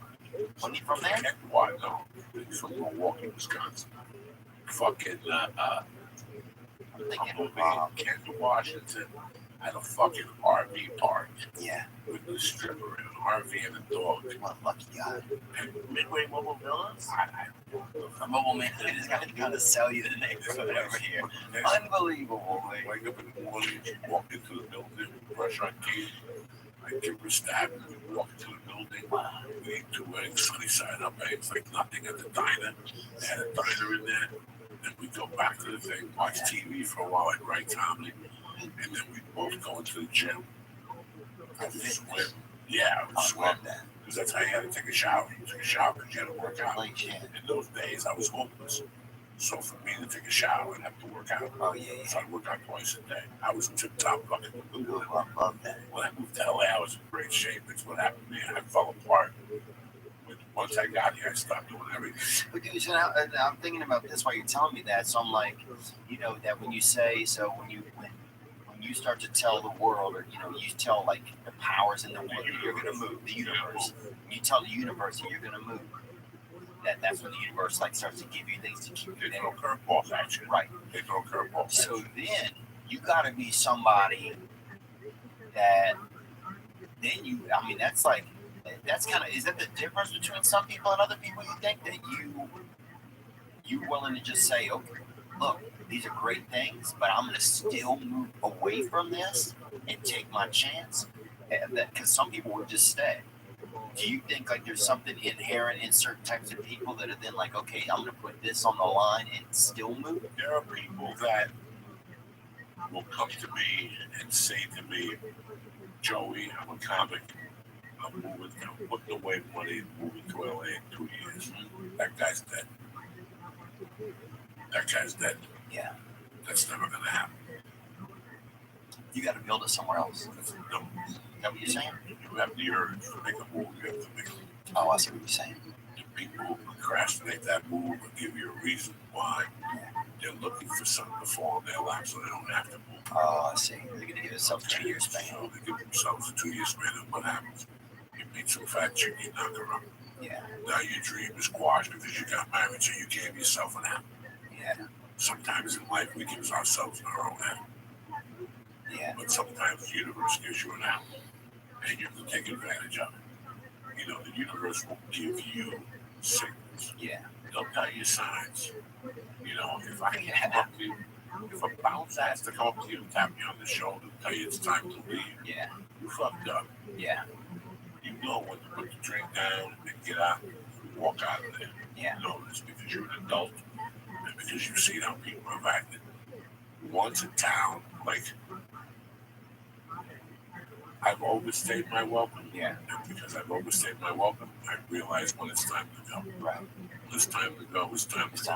It's time, I know when it's time to go. I'm the king of knowing when it's time to go. There was a place I used to rob constantly. I used to work there and rob constantly. Yeah. I knew I couldn't do it anymore because I was going to get caught and my reputation and my life was going to be shit again. I forced myself to quit. I took a 50% pay cut. Yeah, you were stealing, right? Yeah, I was stealing. But I knew eventually I would get caught. There was no, because that's the way life is. You're drinking water. Hey, get over at him. Oh, Smell that fuck. This fucking you guys are like a married couple, dude. No one would This say is sex in married. your 60s. This is what sex in your 60s is like, dude. Huffing somebody's fucking booty. Huffing that little booty falcon. the poor lady. He's been sniffing farts for years. I forgot to tell you, so the man, we in our area, they had a lot of sinkholes, right? Because Louisiana's 8 feet underwater, brother. If you look at New Orleans, that city is 8 feet under, it's below sea level. So here's the ocean, right? Then there's naturally a bottom, and that's where they built New Orleans. And that's why it always floods constantly there. So it's soggy everywhere around, like our whole area. Louisiana's a swamp, you know. But they had a company for land when they wanted to build, and before they had, you know, now they got the surveyors. You see a dude out there in the morning, you think he's a pedophile, he's taking pictures of children or something, but he's looking for that distance for the land with the orange vest. They made him put an orange vest on because everybody thought they was, you know, touching children or looking for children. And now, but before that, they would hook a fucking rope to you. Oh, you fucking giving it, huh? We gotta look for that bird is hatching, baby, on your fucking brain. Oh, What this poor kid is taking. dude, that Mother Earth right I'm there. sitting here, that my farts, I'm gonna run it out. Oh, damn, boy, that fart had breast milk in it, huh? That thing is fucking. There's one that's percolating Oh, my damn. asshole right now. That's gonna come out like that Korean sentence. Oh, yeah. That's that fucking lunch And animal. I make it ricochet off the chair. Oh, So it ricochets off the 9-corner ball. It goes right to his nose. He gets him. Nobody knows how to fart. Like, I've been farting like this for 50 fucking years. wow. I know how to put my hip. Yeah. I know how to bang them off the back of the back. I know how to. Oh, yeah. You know, Robert Parrish. I fart travel 3 feet per second. Yeah. So I can even bang it off the wall like a pool table right here. There's a certain cut. I eliminate. Man, I'm getting hot. Oh yeah, you open the door. That's warm air that's coming out of my ass. Oh, yeah. It's real. That's how I want this shit, too. That might be really fucking hot. Oh shit! Look at Cleo taking off the shirt and shit. Ass man's Cleo. Cleo to you. No fucking. Come on, man. I smoke 25. Look. I inhaled 25. I smoked 25. Yeah. Bro, don't be so hard on him, bro. Where I'm from, you get 2 letters right in somebody's name, that fucking counts, dude. If they don't respond after that, if you get 1 letter right, I didn't smoke about Cleo. yeah. But dude, so they would put kids on this when they used to put kids on chains and then have them for fucking What? Yeah. They would walk out into a field and see if the fucking earth fell under them. That's the area I was in. No one ever did that to kids. Oh yeah, they definitely did. Look it up. What am I supposed to look up? I don't fucking know. You're a wizard over there. First, searching for sinkholes. Fucking Seth Buttons over there. You're the wizard, bro. Type it in. I'm sorry, leave. I'm being over with that shit. Yeah, well, you can't. Look for kids tied up, looking for that code. Why you listen to them for? What's wrong with you? He's fucking with you. I'm not fucking with it, man. Tie those kids up. Next thing you He know, didn't tie. It wasn't like you were kidnapped. it's the fucking 40s. It's like these people up. They would tie Chinese people up and throw them over the cliff with a stick of dynamite. And that's how they built the railroads. Yeah, man. Really? The Chinese built the railroads in this fucking country. And that's how they would test it to see if it was good land. They'd make them go over the cliff with a stick of dynamite on the rope and some shit, something fucking creepy. Jesus. That's why I don't think they would use the white kids to see if there were sinkholes. They had to be like from other countries or something like that. No, they didn't have any kids from other countries, boss. Black kids, that was it. And they weren't using them to do that. But they would have kids, but it wasn't a day. I mean, you wouldn't. It's not like you're falling into fucking, into like Hades or anything. You would just fall like 6 or 8 feet, That's enough. Some guy fell 2 weeks ago to a ton of rattlesnakes. He had to kill 3 rattlesnakes to see it, and I wouldn't do. And the kid came out with blood, rattlesnake bites. All this That sounds like a halfway house in Albuquerque. This whole fucking town, I'm sure right here in the valley somewhere, this whole fucking town, you can be walking and fall into a sinkhole. Some guy fell into a sinkhole in his front yard. He was swimming in shit. He fell right into that fucking shit. That toxic shit in front of your house. Dude, I can feel it in my legs if I'm near a sinkhole, dude. No joke. I can feel it in my legs. And that's from growing up in that area, man. I swear to God, senior citizens know, like in their spine will rattle if it's going to rain. Like, you can feel that in your legs, man. Growing up where I grew up, you can feel if the ground is, going to be solid or going to, start to get wet. I mean, you got to understand how soggy it is in Louisiana, man. You guys it's soggy, man. The whole state. The whole state. You fucking build a doghouse in the morning, it's fucking 30 feet away. So what I see in the news all the time is really like, it rains a lot in Louisiana as a whole, Baton Rouge, Monroe, all those towns. We're probably above sea level right here, I bet.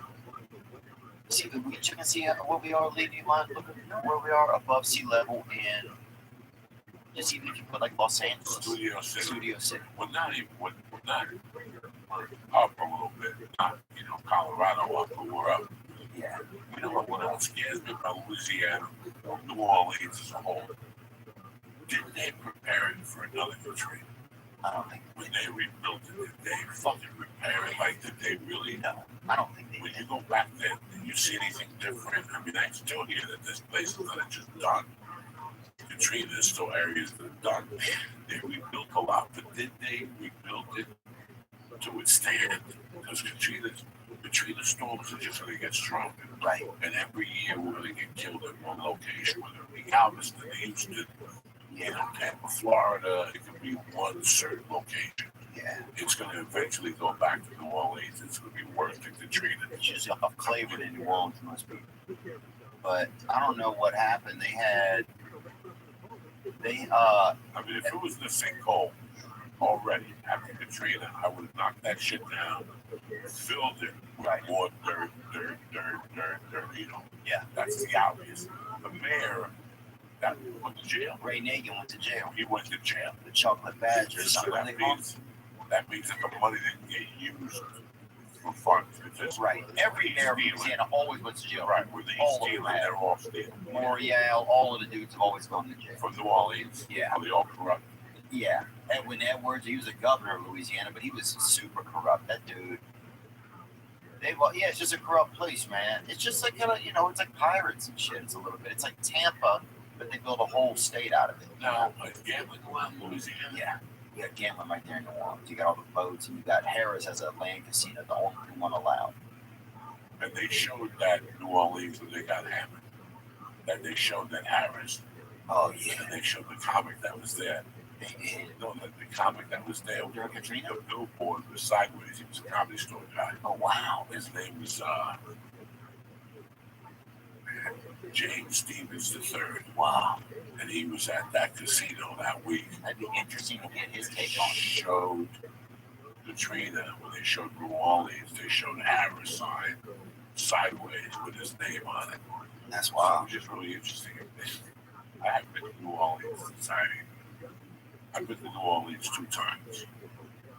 And the second time was a lot better than the first time. Yeah. The first time was one of the most uncomfortable situations I've ever been in comedy. Wow, really? My grandma below, and I got in the car and drove back to Houston that night. Yeah, that's everybody's story. The hotel was kind of a little weird. People were a little weird.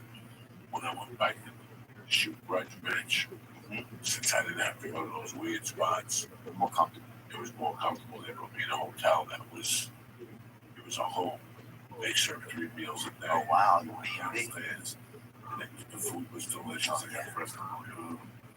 The food was out of this fucking world, man. Wow. I don't know what the name of the hotel was. You know, you had your own floor. Wow, that's tremendous.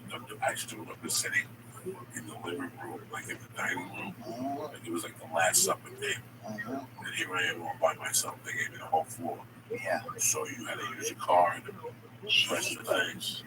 And maybe 3 or 4 floors, 5 floors. I think was it almost downtown, a little bit off the city? It was a little bit off the city. And they had you had to be downstairs from 7 to 9, 12 to 2, or 5 to 7 for each dinner. And they had 2 or 3 things on the menu. There was no choice. If you picked one thing, it came with a soup salad.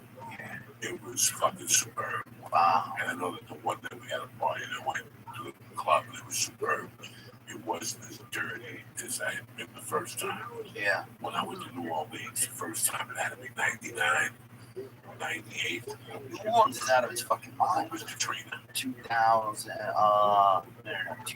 2006. When I went to New Orleans in 98 to Pecan at that time, I took a fallout. It was either 98 or 99. And dog, I gotta tell you something. The minute I parked the car, to the minute I walked to the hotel, to walk into the gate, I thought I was gonna get jacked. Yeah. I'm fucking like I was gonna get jacked. You get the feeling, even the street lights are fucking telling you where you're about to get fucked There up. was people at every corner, there was lookouts, Yeah. people bumping into you, and years later they made that movie Focus about pickpockets. And then when they go to the Super Bowl in New Orleans, Wow. and I thought about that movie, how that day I saw pickpockets. Yeah. With people bumping into you. A lot of brothers, Bulgarians. A lot of brothers with bad intentions, you know. Yeah, black on black crime there, especially at late at night, it's crazy. The drug situation Yeah. reminded me, like, I'm walking, and this guy comes up to, like, listen, you go to New Orleans, you gotta go downtown and see it, you know what I'm saying? I'm not, Yeah, you gotta go to the French Quarter. You gotta you gotta go. take a walk down there. So we got into town, maybe 2, checked into the hotel, and went right down there. Yeah, I mean, I wasn't on that block a minute, and I got a flashback back to 42nd Street Yeah. in the 70s where people were, yeah, come in, yeah. Come here. I got coach. I'm not drinking. So I'm walking and I'm like making believe like I'm having a good time. And there's tons of people on the street. And right away, some guy came up to me. Oh yeah. Like, what are you looking for, player? They'll have a baby carriage full And of I was cocaine. like, I don't know what you got. Yeah. And he goes, I got this, I got this, I got this. I go, let's get some cocaine. Let's see what you got. And I'm bring cocaine to make you dance and shit. Yeah. He goes, stand right here, my player. I'll come over and talk to you, give him the money, then I'll come back. And it's all of that shit. And I was like, And you get game out. murdered at the end. Game out. Yeah. That's how it always is. And that happens a lot. And I saw it, I saw it within 4 minutes. Yeah. But a lot of idiots won't see it. Well, they're tourists, they're looking for drugs. And they want it fast. Nasty, and they're just gonna get robbed. They do that shit, man. I went back to the hotel room. When I got to the club, the doorman asked me, he didn't why you go. I'm out of it. It was beautiful. Yeah. I took it to the hotel room, I did a line, and even the front desk people, I thought were gonna rob me. Like everybody there just seemed so fucked up. It seems like a movie. I mean, there's a I lot. tell you what fucked me up. They knocked on my door. As soon as I got to the hotel room, Oh, that's back shit. room, I took a piss. I washed my hands. I took the coke out. I chopped it up. I opened up a beer. I took like 2 sips out of the beer. I had the 6-pack with me. I did a line of coke, dog, 1 little line. I put the coke away and the door knocked. And when I opened, the guy was like, "Oh man, I'm just checking up on you, making sure you're okay." And I was like, What the fuck you doing? "Okay." We're I adults. We ain't closed checking the door, up on. bro. The coke hit me a little bit, but not enough to make me paranoid or fuck me up. Yeah. I called the other comic. I said, "Dog, what are you doing?" He goes, "Nothing. Do you feel like driving home?" He goes, "I don't want to spend the night here either." Wow. We both got in the car and I left, and that was mine. And I never forget walking back to the car. It was 11:30, and all I could smell was fucking vomit. Yeah. Oh, if you're down by the French Quarter, it's It gross. was just, it smelled like But they're redoing it now. They're redoing the streets down there. When I called you last week, you were in New I was Orleans. in Baton Rouge. Oh, you were in Baton Rouge. I thought you were in New Orleans. But dude, even in Baton Rouge, man, I'm out there. We're taking the kids. I got nieces and nephews, you know, and they're little tigers and all kinds of shit, you know, costumes. And we're taking them, and you'd have, you know, a couple, you know, brothers running by like, I got coke. No, I got coke. And it's just out there fucking taking the kids like trick or treat, you know. I got mom. What you need? Like, what the fuck? I'm already, you know, to get the kids dressed up like a damn mountain lion. I'm not doing a bunch of coke in the house, you know. It reminded me of Times Square. Like they were just painting barking at you. I got coke. I got fucking drywall. One dude had drywall. Like, I'm not fucking buying that at night. The guy I was with, that was driving, was a nice feature actor. He was like Lee. Yeah. And he was petrified. Yelling things. Just leaked open for you now. No, I'm talking about this guy had been doing it like 10 years, 8 years. He had a day job. Yeah. And he drove me, and he was like, he didn't do drugs, he didn't drink, he had a girlfriend. He was a Christian. And I remember he was at the company. He was scared. He didn't feel good. Yeah. He didn't like it. It was like a once-a-month day. And they got drunk people. Yeah. Got 9 drunk people, bro. They didn't even get an audience.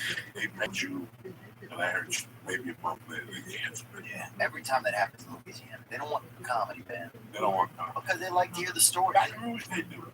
Baton Rouge had a Baton Rouge, I used to go to Mike, what's his name, had a club down there. My buddy Tommy Pancos was the DJ over there, and then he ended up being the GM for a while. I the funny book. Yeah, that's where I started. I was there with the girl that was trying to. Oh no, that's Shreveport. That's was that Shreveport? Yeah. Okay. Does Baton Rouge still have a club? Baton Rouge does. I love Shreveport. We moved over to Bossier, across the river over to Bossier City. I opened up for David Tell there one time. And Tommy, fucking Andy Dick tried to blow me at the casino there, right? Then how about this? 3 years later, I'm back there again. Andy Dick's there shooting something again. Offered to blow me at the casino. He forgot he'd offered me 3 years earlier, and I told him no. What a small world, you know? What did he say? How did somebody offer this? He had a girl, he had a little hitman, so he'd bait you with that pussy and then switch it out for his own wing. Well, how And that was like his move, you he'd know? send the girl over? Yeah, you want to come do something wild or something, and then you come over, you know, and you like be thinking about her pussy or thinking about her tits or something. And while you're doing that, suddenly he's there, and then they're talking about like a threesome or something. And then she goes to get, you know, get drinks or get a salad or something. And then you're fucking sitting there, and it's just you and him, you know. You're like, fuck this shit, man. You know, I'm not doing this. I'm not fucking out here looking for sinkholes for fucking $2 an hour, you know. You should have called me a fucking decade ago, bro. You tied a chain to my back, you know. Fuck you to that. Oh, He'll fuck you to that. bro, he'll fuck you like a Bichon on meth, bro. He got arrested again recently. Look at that. Did he? I don't know. He's got a beautiful son though. His son is a nice kid, Sonny Lucas or whatever his name is. How do you know comedy? Yeah, I met the son through comedy. Because the son of a always tries to do comedy as well. Andy Lucas Dick is his name. He's a super nice kid. He's actually pretty funny. I don't know if he still does it or not. Yeah, in July. And I'm not judging. I don't know if everybody's funny in their own world. Sexual battery. What's sexual battery? I don't know, dude, but I could fucking add 2 charges to it, I'm sure. I'll tell you that, dude. I mean, they were AAA batteries. I saw his dick, bro. It's nothing to fucking look at. Yeah. He showed me, dude, and I didn't look for a long time. I'll tell you that, bro. It was the kind of dick you could see in one glance. Like some dicks, you got to be like, oh, you got to almost look at both sides to see it real. You know, to see the whole city. But this thing, it was a little township, bro. Something that in South Africa, out in Soweto villages or something. That's another thing, man. The guy tried the car tried to grab my dick. That's one thing. Yeah. But a guy taking his dick out, I don't know what I would do. I think you just walk away, man. Or you say something crazy, you know. I'm not like, if somebody wants to be wild and they're on drugs, I'm not a violent, you know. Here's what works for me. I'm out, bro. You know, I don't do all the party beat and all of that. So, There's a certain element of your manhood. There's a certain element of your manhood. You know, that one day you decide what you where you are and what you're not going to do. Yeah, I have nothing, again, nothing. Whether you want to be a transgender, you want to be gay, I have nothing about your sexual orientation. If you want to play for the fucking Tampa Bay Buccaneers, I don't give a fuck. What? Okay. Even Boogie Nights, you've seen Boogie Nights. Yeah. You've seen I only saw it once, though. Okay, there's a scene where Harold Boy buys a new car and he calls Marky Wahlberg to see it. And the guy makes out with him. And Marky Wahlberg goes, what the fuck happened? And he doesn't really know. You know, that shit to me, I don't know what I do. Like if somebody went to make out with me, Yeah. Like I would know what to do. What if they were like a world champion of something? I still wouldn't know what to do. Like, dude, if some fucking, some guy who sells, salads or something is trying to make Me looking at you on the line and going, you know what, Theo? Yeah. I don't know if you know this. I switch sides from time to time. I think you're very handsome. Right. I think you would say to Joe, you're my dog and I love you. But you and me can't back that way out. Yeah, shit. I think you'd be mad at me for a week. You tell a couple of your friends. But then over the years, we forget about it. That's one thing. If we were coked up at 5 in the morning and I came clean with you, but I banged a couple guys from time to time. Yeah. I'm married, I got a wife, but I'm bisexual. That's one thing. But for me to be snorting coke with you in your house, it's like I go to the bathroom and I come out here naked on your couch, I gotta fuck you up. Yeah. I gotta at least smack you in the face Yeah. to make you, I don't know how I would react. I do something. I don't know how I would react. And you just took your dick out. Here's the thing. And I've been around guys who take their dick out and I'm glad. Yeah. I'm talking about that. I'm talking about me going into a bathroom, me coming back out, and you're naked on the couch and you sit next to me and touch my dick or something I'm not like that. doing that shit. I don't know. I wouldn't do it. I don't know. I say don't do it.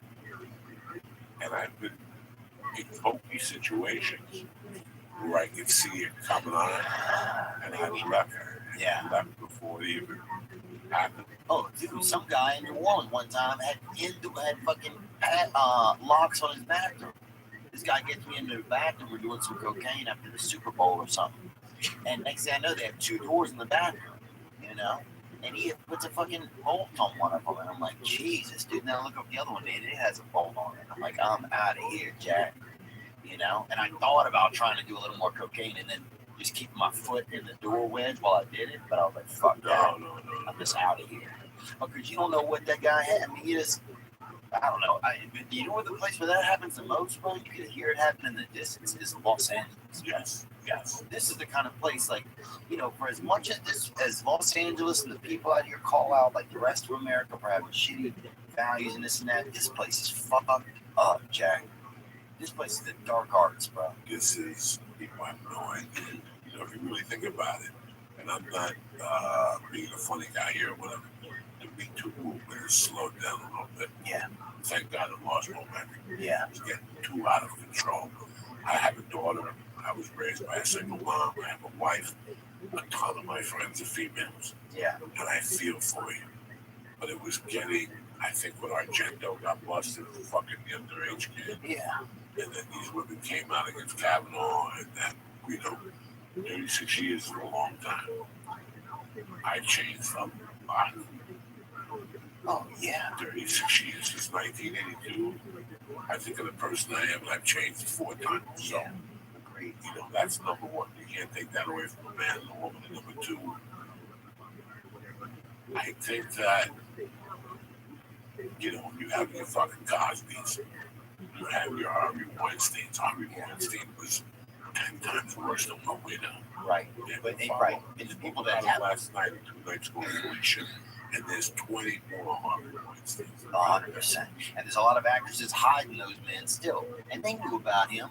It's only whenever the gavel starts to fall and it affects people's pocketbooks and shit that they realize their money's safe, then they'll chime up. Oh, I love NBC. They gave me Sam to the Sun, they gave me Chico and the Man, they gave me News Radio. They've given me a lot of shows I'm like. Yeah. But think about that. I want you 2 guys and the people listening at home to think about that. NBC knew about Bill Cosby. Again, NBC knew about Bill Cosby, Right. but they didn't give a fuck because of the money he was generating. Yeah. Okay, that goes with any sport. Conor McGregor can do whatever the fuck he Oh, wants. yeah. You generate that type of money. You want to come out at the weigh-in with a bottle of whiskey And fucking, and give it to the president of the fucking league or whatever he calls himself. You know, when you're that type of person, Daniel White. you can do whatever the fuck you want. Yeah. So Yeah. there's 20 Harvey Weinsteins Yeah. that That we have fucking, not yeah. been exposed yet, or nobody really. Sean Weinstein, Dixon Weinstein. Yeah, Fucking, there's that have not been exposed that are hiding down. yeah, Went away quietly into the night and Yeah. said, "You know what? We got away with this for a long time. We didn't. Nobody came out." Yeah, one thing that I started to notice when it was, I think there's a lot of comedians out there that start to use it as not even comedians. I mean, I guess there's just, it's uncomfortable when you start to feel like, and I just try to trust my instincts. I know a lot of women are, taken advantage of. I know, dude, a lot of men get objectified by women as well these days, and people don't want to talk about that, And I know that sounds like kind of a bitch thing to say, but there's a lot of women out there using men as they see fit as well, for different things. And It's the place. yeah, here in It's LA. the place. In LA, It's this the business. And so I don't like it when you get a lot of these, fancy ladies saying, oh, feminism this and feminism that, but they're just selling books and bullshit to you. You know what I'm saying? They're just peddlers. They don't give a real fuck about anybody but themselves. And that's one thing I hope technology at one point can tell people's hearts, Like I hope at one point, like a Fitbit, you can wear a Fitbit that tells you if that person actually has any genuine care in themselves for you. And I think that's when technology is really gonna help us, because right now we're out here fucking around, people jerking off, guys addicted to their own, semen and everything, all of this shit on the internet. It's just, we're in the rock cut stages of technology right now. We're still learning about this shit. We're in a place, bro. Yeah, the Me Too thing was too stuff. It was too. I just wanted to get this point out. Sorry to interrupt you. No. Girls started asking me, "Can I come on the road with you to open for you?" Right? And I was afraid to let them come with me because I don't trust. That's what that movement kind of did to me, because I've always tried to value women. Yes, I'm sure I've objectified women before sexually, and wanted, to be with a woman just for sex or had sexual interests, lead some of my thoughts. I think some of that's limbic in a man. If I see a woman, I don't, my first thought isn't I'm gonna, buy her a house and just think about her always. Some of my thought is in my dick, and that's nature. That's Mother Nature puts some of your brain in the end of your dick. And the thing that gets me is now it's women will ask me, well, hey, could I come and feature for you? And it's I don't know. It's very scary. I'd love, 2 years ago, I'd have been yeah, I'll give any woman, I don't have any issue with it, right? I'm not going to try to fuck this girl. I'll respect her as an artist. But now I'm what if this girl has some crazy intention? Well, no. You know what you're taking on the road. I think it makes me second guess that. Quigley and Felicia Michaels, I've known them both for years. Yeah, Kate, I have no. It would not turn me on to fuck Kate. I love her to death. She's beautiful. Right. Like a little sister. Yeah. Felicia's like a sister to me. Yeah. So if I went on the road with a woman that came up to me, I've had women ask me, and they don't stay at the hotel, they stay at their own home, they live in hospitals. Right. I have no problem. I don't play that shit at all. I know what it's like to be a young girl. I have a daughter, and I remember what it was like 20 years ago. What the hell, who can't stand me? Right. Well, I'll do that. I was thinking about this the other day. Who cannot stand me? You can't mention my name around. Chelsea Handler. Oh, no, she's the worst. The first time I met Chelsea Handler, I went off on her in a sexual way. You tried to fuck her. She was fucking gorgeous. Yeah. She was gorgeous. I knew that at that time she was doing drugs. Yeah. She was opening up for Dave Attell. I was fucked up on drugs. Did y'all ever fuck? No. What, are you fucking retarded? Are you fucking crazy? No. It's crazy we fuck someone. I think people fuck each other. She kept on telling you, you can't mention my name around her. I went to that black club. She still wants to fuck you. No, bro, stop trying to be funny. I'm not trying to be funny. There was no fucking involved. I was a fucking asshole to her. We were doing that dumb black club on fucking J Spot, no, the other one, Union Station. Beverly Boulevard. Up down the block from the chicken place. There used to be a club there one night. There was Comedy Union. Comedy Union. This had to be 1998, bro. And I was out there every night with a package. You know, and You were geeked up. Geeked up, luring bitches with coke and shit. Yeah. And I go to She's there. And I go to the Comedy Union to do a spot. And I see Chelsea Handler looking finer than a motherfucker. Did she have big breasts then? Oh, 1998, Chelsea Handler was fucking banging. So we start talking. She tells me about it. She's very sweet to me. Yeah. She tells me what her credentials were. And not 6 minutes into the conversation, I'm like, let's get a rock and coke. And let me eat your pussy and shit. Her face turned pale. And she's crazy as it is, but I knew that I had done something wrong. And then 3 months later, she was dating a friend of mine. And I went to a Black guy? No, white guy. And I went to a party and saw her. And the look she gave me was just hard. And after that, somebody came up to me one day and they go, why does she hate you so much? And I go, because one night she caught me, you know, like just sometimes women throw you off. You know what I'm saying? Like you have no idea how good she looked that night. Yeah. Like this is when Chelsea had the Volvo. That's when she had the Volvo. Wow. She would bang. She would go up to the store and do the 915 spot every night, fucking bang. But I'd never met her before. Yeah. I'd never met her before. I saw her and we started talking. Next minute we were talking about cocaine and shit. And next thing you know, I'm like, Chelsea, I gotta tell you something, you look fine in them. Wow, yeah. Let's go somewhere and do some blow. And she was like, what the fuck are you talking about? Get the fuck out of here, disgusting fat slob. Really? You fatter? No, I was just, you know, a gross person. And I didn't know I was doing coke. Yeah. Until this day, you can't mention my name, but it's fucking hysterical. At least I'm honest about it. Yeah. I didn't grope or argue it. I just asked for the truth. It was something, you know, I was. Oh, yeah. When you're on cocaine, man? From 98 to 2000 until I met Terry, 97, 96. That was all I had. I wasn't a handsome guy. Yeah. So I would just tell you, I got an 8-ball of coke, you got a pussy, what do you want to do? Yeah. You want to sit here and talk to Lee all night about fucking computers and private games? Or you want to come up to the room and get you a little monkey and coke? Yeah. We said it to 10 women, 2 of them are going to go home.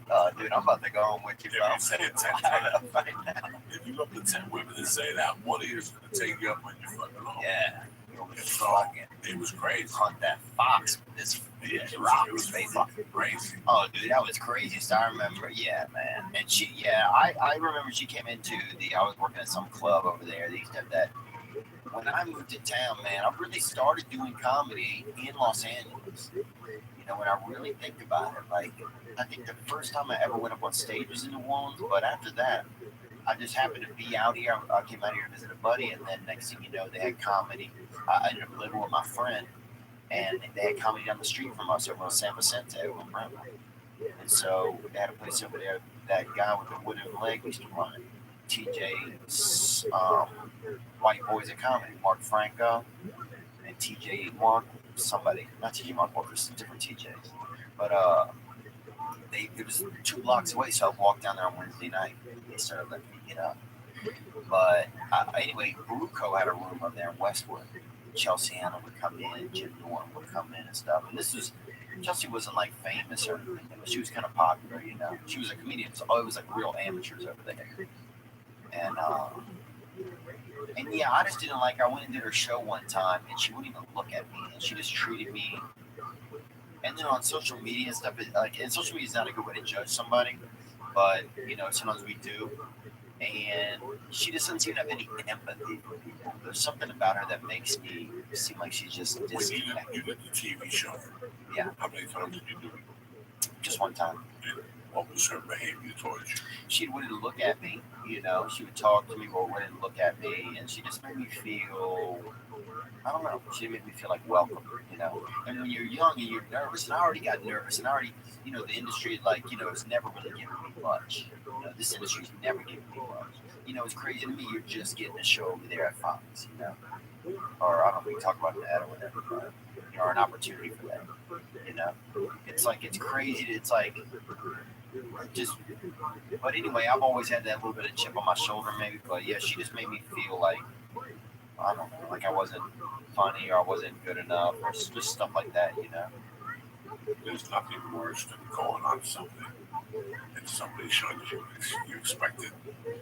Yeah, because I had expectations. I had at least there'd be some niceness, you know, like there's some excitement.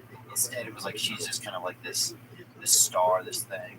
But now to me, I have this vision of her, and this could be wrong, of like a lonely, you know, older woman in like a castle with all this money, and she's just lonely.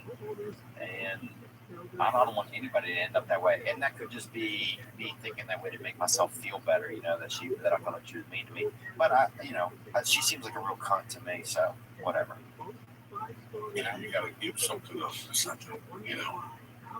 And with fame comes, you know, like I remember watching some program and Jennifer Aniston said when they shot the pilot for Friends that to celebrate, the guy took her to Vegas, took her producer, took everybody to Vegas. Wow. And then gave them each $500 and said, walk to the casino and gamble this, because that's the last time you're ever going to be able to walk to a casino again. Wow. That's how big you guys are going to be, you know. They knew it out of the gate, huh? They knew it out of the gate, you know. And it's so weird how you... That's amazing. Listen, man. I was in this for so long, and I struggled for so long as a human being, that no matter what you throw at me now, it would change. Yeah. Like, I'm done. Like, Yeah, you already baked. you really had me to go crazy when I was maybe up to 32, Yeah. 33, 34. Yeah, I would have gone a different crazy. I would have gone drug crazy at that age. But I always knew what I was. What makes people crazy this time is not knowing what they are. Either they're too much or too little. It's like being somewhere where you don't belong. I always stress that because one day you're going to do that and you're going to see how bad you feel. And you're going to think of me as a comedian or an actor. You know, when you shoot a show, you ever shoot a show with somebody, you know, and you go to these shows and you see the same fucking comics. They're always coming by to say hello. Yeah. And I'm invited to this, so I came and you were looking at them, you know, we shot the show and they go, no. And you feel bad for them. You're going to find a fucking beer. Because I shoot the show, an episode, and I feel bad being late. I shot one scene on one show, I feel like an asshole. So you didn't even shoot the show. You're down there doing, what is your purpose? What is your fucking purpose? You look like a fucking idiot. Yeah. You eat free food or whatever. You don't belong somewhere. Do not be at that fucking place. Yeah. Do not be at that place. You asked me a question before.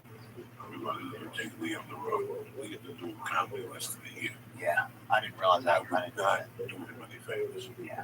They would not do him any favors. They would ruin him. Yeah. I know that. He's not ready by no means. Yeah. He's 2 years away. I'd ruin his whole perception of stand-up would be ruined. That's a good point. That's very Whole true. perception. I took him to the Wolf Medina. He saw what it's like. Now the rest is up to him. Yeah. He's 2 years away from even stepping on the stage with me on the plane. Yeah. Because I know what it would do to him. Yeah. He needs to go on his own now. Go to Lexington, Kentucky, and go to all the places where they've never seen a Jew. Yeah. And do that. And Nail it down, brother. Do it 3 years. You can do blackface too if you're Jewish, I think. Don't you guys get that? No, I think I'll hold off on I that. just fucking fired Killer Meg. Now you gotta bring up blackface. What's wrong with you? I don't want to hear blackface. I don't want to talk about blackface. They just fired Megan Kelly. Bring up blackface. You got great things happening in your fucking life. Blackface alone, all right? I just didn't know if Lee could do it. No, I'm not. I'm gonna hold off on that one. No, it's the truth. Yeah. I would not be doing him any favors. Oh, you would be able to do it. The first guy that took me out was doing comedy 40 years. Yeah. First time I got taken out, and I wasn't ready. But it was fraternity. So Really? yeah, it was, Who was it? his name was Todd Jordan. They took me on like 2 or 3 or 4 weeks of fraternities every night. It was rush season, whatever that is. And he would have a different frat every night. Do like 2 frats, 3 frats. And I've been doing comedy 4 years, and I was just bomb. I was like an arrow. I was just going into places to bomb. I would call a bomb. You guys are prepared, you're gonna get a bomb. I wasn't ready. And at that time, that's all I wanted. And I would say to myself, I'm happy I didn't get this call 2 years ago. I still remember going, like, doing comedy a couple months and going to an NBC. No. Johnny Walker. The liquor. In the 80s and 90s, if you wanted to be anybody, you had to win the Johnny Walker Red competition in San Francisco.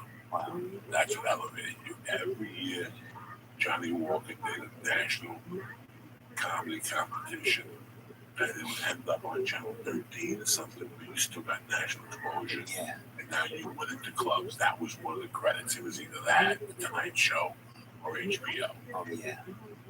So that was the exposure we go. First time Todd Jordan taking on the road. So Todd Jordan. John, you weren't ready, you said. I was almost ready. Bombing. Sorry, you were. I Yeah, was you were bombing. not saying that. It took me Yeah. on a 3-week camp. Wow. What that is 3 weeks of doing comedy every night. 3 weeks, 5 nights a week. And you get to adjust. And that really helped me right away. That was a big push. When I finished those 3 weeks, I was a better comic. And I was doing triple. Then I started doing triple. Yeah. And I did triple work for 4 years. Wow. And that's a completely different adjustment. That's every night you got to adjust.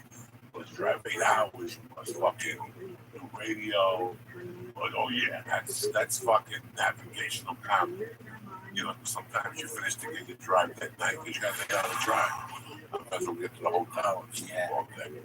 You know, it teaches you how to deal with this. Yeah, that's what I struggle with now. Yes, a lot of people. Not taking care of myself and not timing things. A lot of people don't know. You know, there was a comic. His name was Doug Williams, a great guy. Great guy. He created a show. He got Martin to sign off on it. Wow. And it was one of the first comedy shows to go to Stars. Stars was a black network at the time, and they had a comedy series. And it did like 3 years. That guy today, a friend of mine called me and said he wanted a cruise ship. He saw Doug Williams on a cruise ship. Wow. What happened was Doug Williams he went to a roast. Oh, yeah, Jamie Foxx. Jamie Foxx told him about me. That's kind of mean to Jamie Foxx. Do you think that? Very mean to Jamie Foxx, but the problem was he didn't belong there. He did not belong there. Doug Williams did. No, he was nobody who belonged. He was too young to be up there. Not too young. He just didn't belong there. He did not belong in that room. He knew it, but he was a gobbo. His eyes were bigger than a stupid. Yeah. And he went there anyway, and he got burned. Yeah. And that ended everything. You cannot go somewhere where you do not belong in comedy or in life. Right.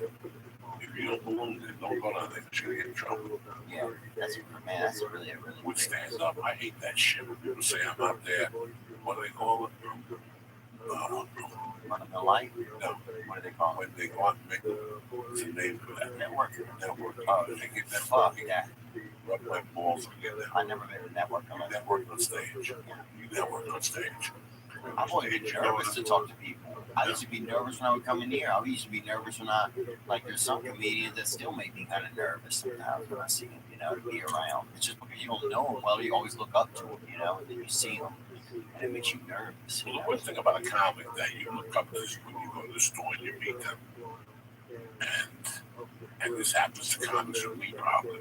You don't get the reception that you're looking for. Yeah, that's what I worry about. Some of my idols, I didn't get the reception I was looking for, so I didn't talk to them. I didn't talk to Andrew Dice Clay for the first year I was in the store. I'd see him up there 5 nights a week. Why? Because he Or your place. No. Yeah, you had no table, no circles. It was the same. Yeah. No. You know, and then you get emails from people, well, it's terrible to be your heroes because you approach me the wrong way. And at the wrong time, there's a dude that comes up to me a lot. He's always kind of coked up, I can tell, at the comedy store. And now I hate that guy coming around. He knows it's uncomfortable too. I'm like, why does he keep doing this, you know? I don't judge people on the drug aspect. I don't care if somebody does drugs. He's always trying to get me in Ponzi schemes and shit. Yeah, no, those people, I don't take the fuck out of my face. I don't want to hear about, well, I'm doing comedy, bro. Yeah. And like this week, I have a rough week. Like tonight, I'll be in New York, you know, and that's my roughest week because I have to deal with family. Yeah. Talk to people. You know, I got 200 people waiting to take a picture. Yeah. And you pay $20. I gotta talk to you for a half hour. I gotta find a way to say, listen, bro, can you step aside and let people wait. Remember the time we went, no, let these people take the pictures. And then you can talk to me all you want. It's very tough for people to understand that. Yeah. It's It's weird. tough. That's where I'm getting, like, I've been struggling a lot with this because it's like, I love, it's like you work so hard to get people to come out. And then people start coming out. And, it's a lot of, like, my audience is dudes like me, that struggle with stuff, or just regular people, good people. I feel like a lot of our audiences are probably similar, like good people that come out to enjoy themselves, And I want to be able to spend time with each one of them afterwards, like Sell t-shirts as a regular person, yeah. See, I don't. Right. Because I want them to be able to come to me and talk to me. And not to do that, yeah. Yeah, I sell a t-shirt go online. Yeah. I'm not carrying t-shirts across the country. I'm not on the phone. I don't carry all this shit. I'll mail it there and sell it. Still the same fucking point. Yeah. Because then again, you have a different complication. Now, Yeah, people that feel now I bought a t-shirts. Now I'm going to give you a fucking Oh, I see what you're saying. I don't have time for any beating them between shows. Yeah. I need to focus. You want a good show for me? Yeah. Or you want a fucking t-shirt? Right. You want a good show? I forget a t-shirt. Yeah, I'll tell people, you don't feel obligated to buy a shirt to come and say, hey. But yeah, let's think about it. Would you go say, hey, not buy a shirt because I'm buying it? No, I'd rather you not sell the fucking shirt and let them come over and shake their hand. Yeah. It's like when people pay for VIP packages. I feel bad for you. Yeah. I feel bad for you for two reasons. I would never charge for a VIP package because now I'm forced to talk to you and you're forced to talk to me. That's not a relationship. Right. That's bullshit. I would never sell a VIP package. I want you to come up to me after the show, take a picture, tell me what you got to tell me, get the fuck out of here. Yeah. If you pay me $85 for the VIP, that means I got to hear your fucking ear beating for 2 hours. Yeah. You don't have 2 hours. Right. I want you to come to the shows. I want you to enjoy yourself. I want you to take a picture. We're going to communicate while we're taking a picture. And then you got to go. There's too many people behind you. Right. You know what I'm saying? I don't ever want to take money from somebody to feel that I have to talk to them after a show. Yeah. So they can come to a certain gated area. I think that is the most grossest. Is that how they do that? Yeah, you sell VIP package, 20 people come in the back afterwards and talk to you. We take a picture, we can listen. How about we do this? How about I don't sell you a dick? You shake my hand, we take a picture, you go your way, I go my way. Yeah. Talk for 2 minutes. You got to be considerate of other people. Right. That's it. And most people are, but here's the thing that I'm running into, right? And so this is a good thing that I can ask you actually, because you have experience. Is I'm noticing, like, so I'll go out after the first show, right? And there's a line, like you say, there's 100, 150 people wanting to say, hey, want to meet me, and I want to meet them. But then by the end of that, I am so, like, just exhausted emotionally, bro. And then it's like the second show, I find myself being more temperamental because, like, all of, like, your kindness and you just feel a little empty. And I don't mean that in a bad way. Like, I don't care about those people. It just gets hard. You know what I'm saying, though? And am I complaining? Is that just like a... No, you're not complaining. But people will listen to this, have to decide what they want.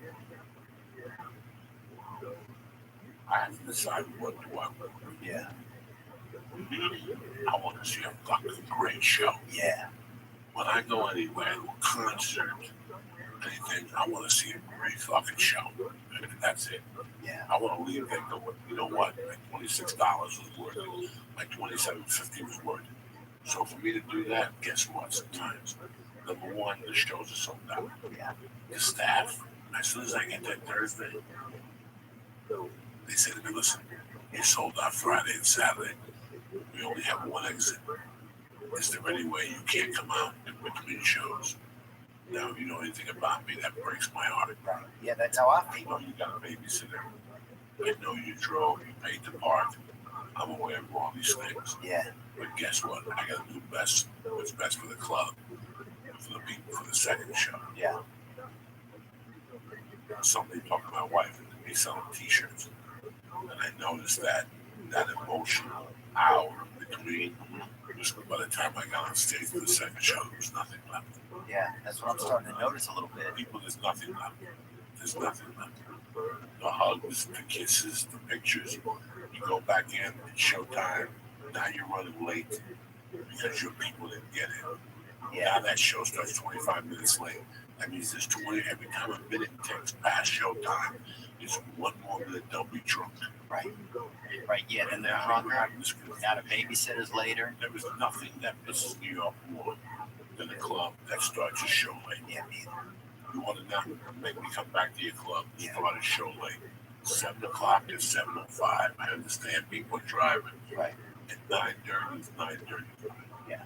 I don't want to be on stage at 12:30 at night for a 9 o'clock show. Yeah, fuck that. That's why you do that. What do I do?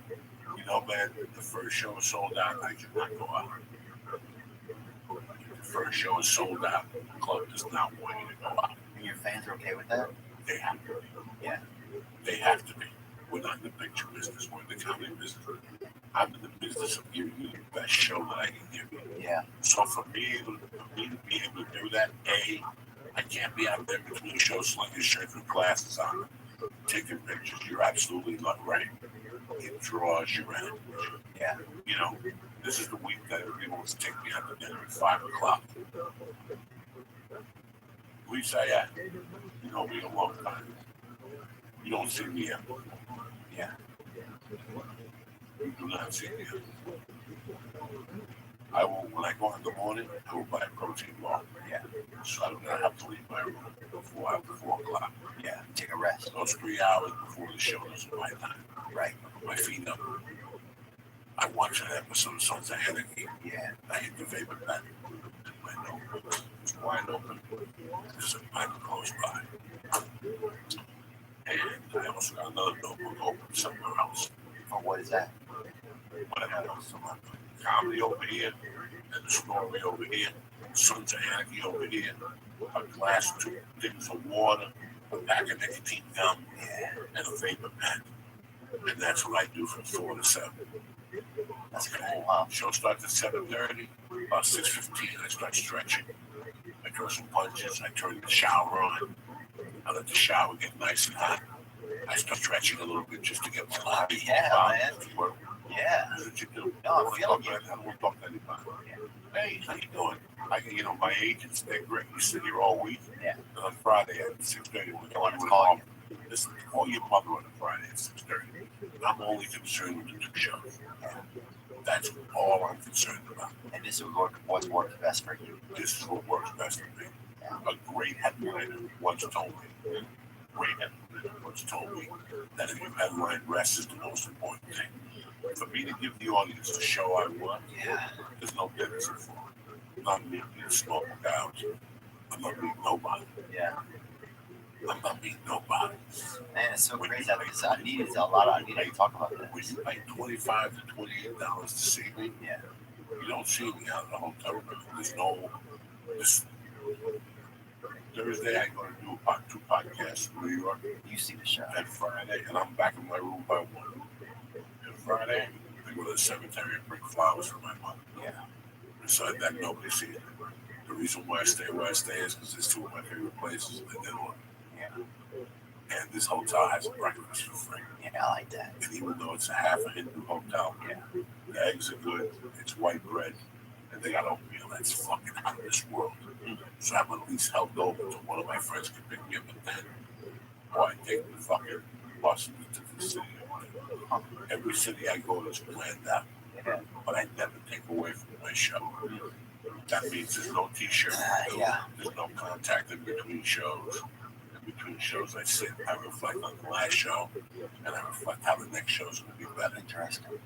That's it. I don't care if my mother's there. I don't care if your grandfather's coming. I don't really want to do much. Yeah. I don't really want to do much. Wow. Game day is game day for us. People work hard for their dollar. And I have to give them their value for their dollar. And for me to give them the value for that dollar, I gotta take care of myself. Yeah, that's what I'm struggling with right now. I gotta take care of myself. I'm exhausted. So Friday night, you stay up. Like Friday night's my pill night.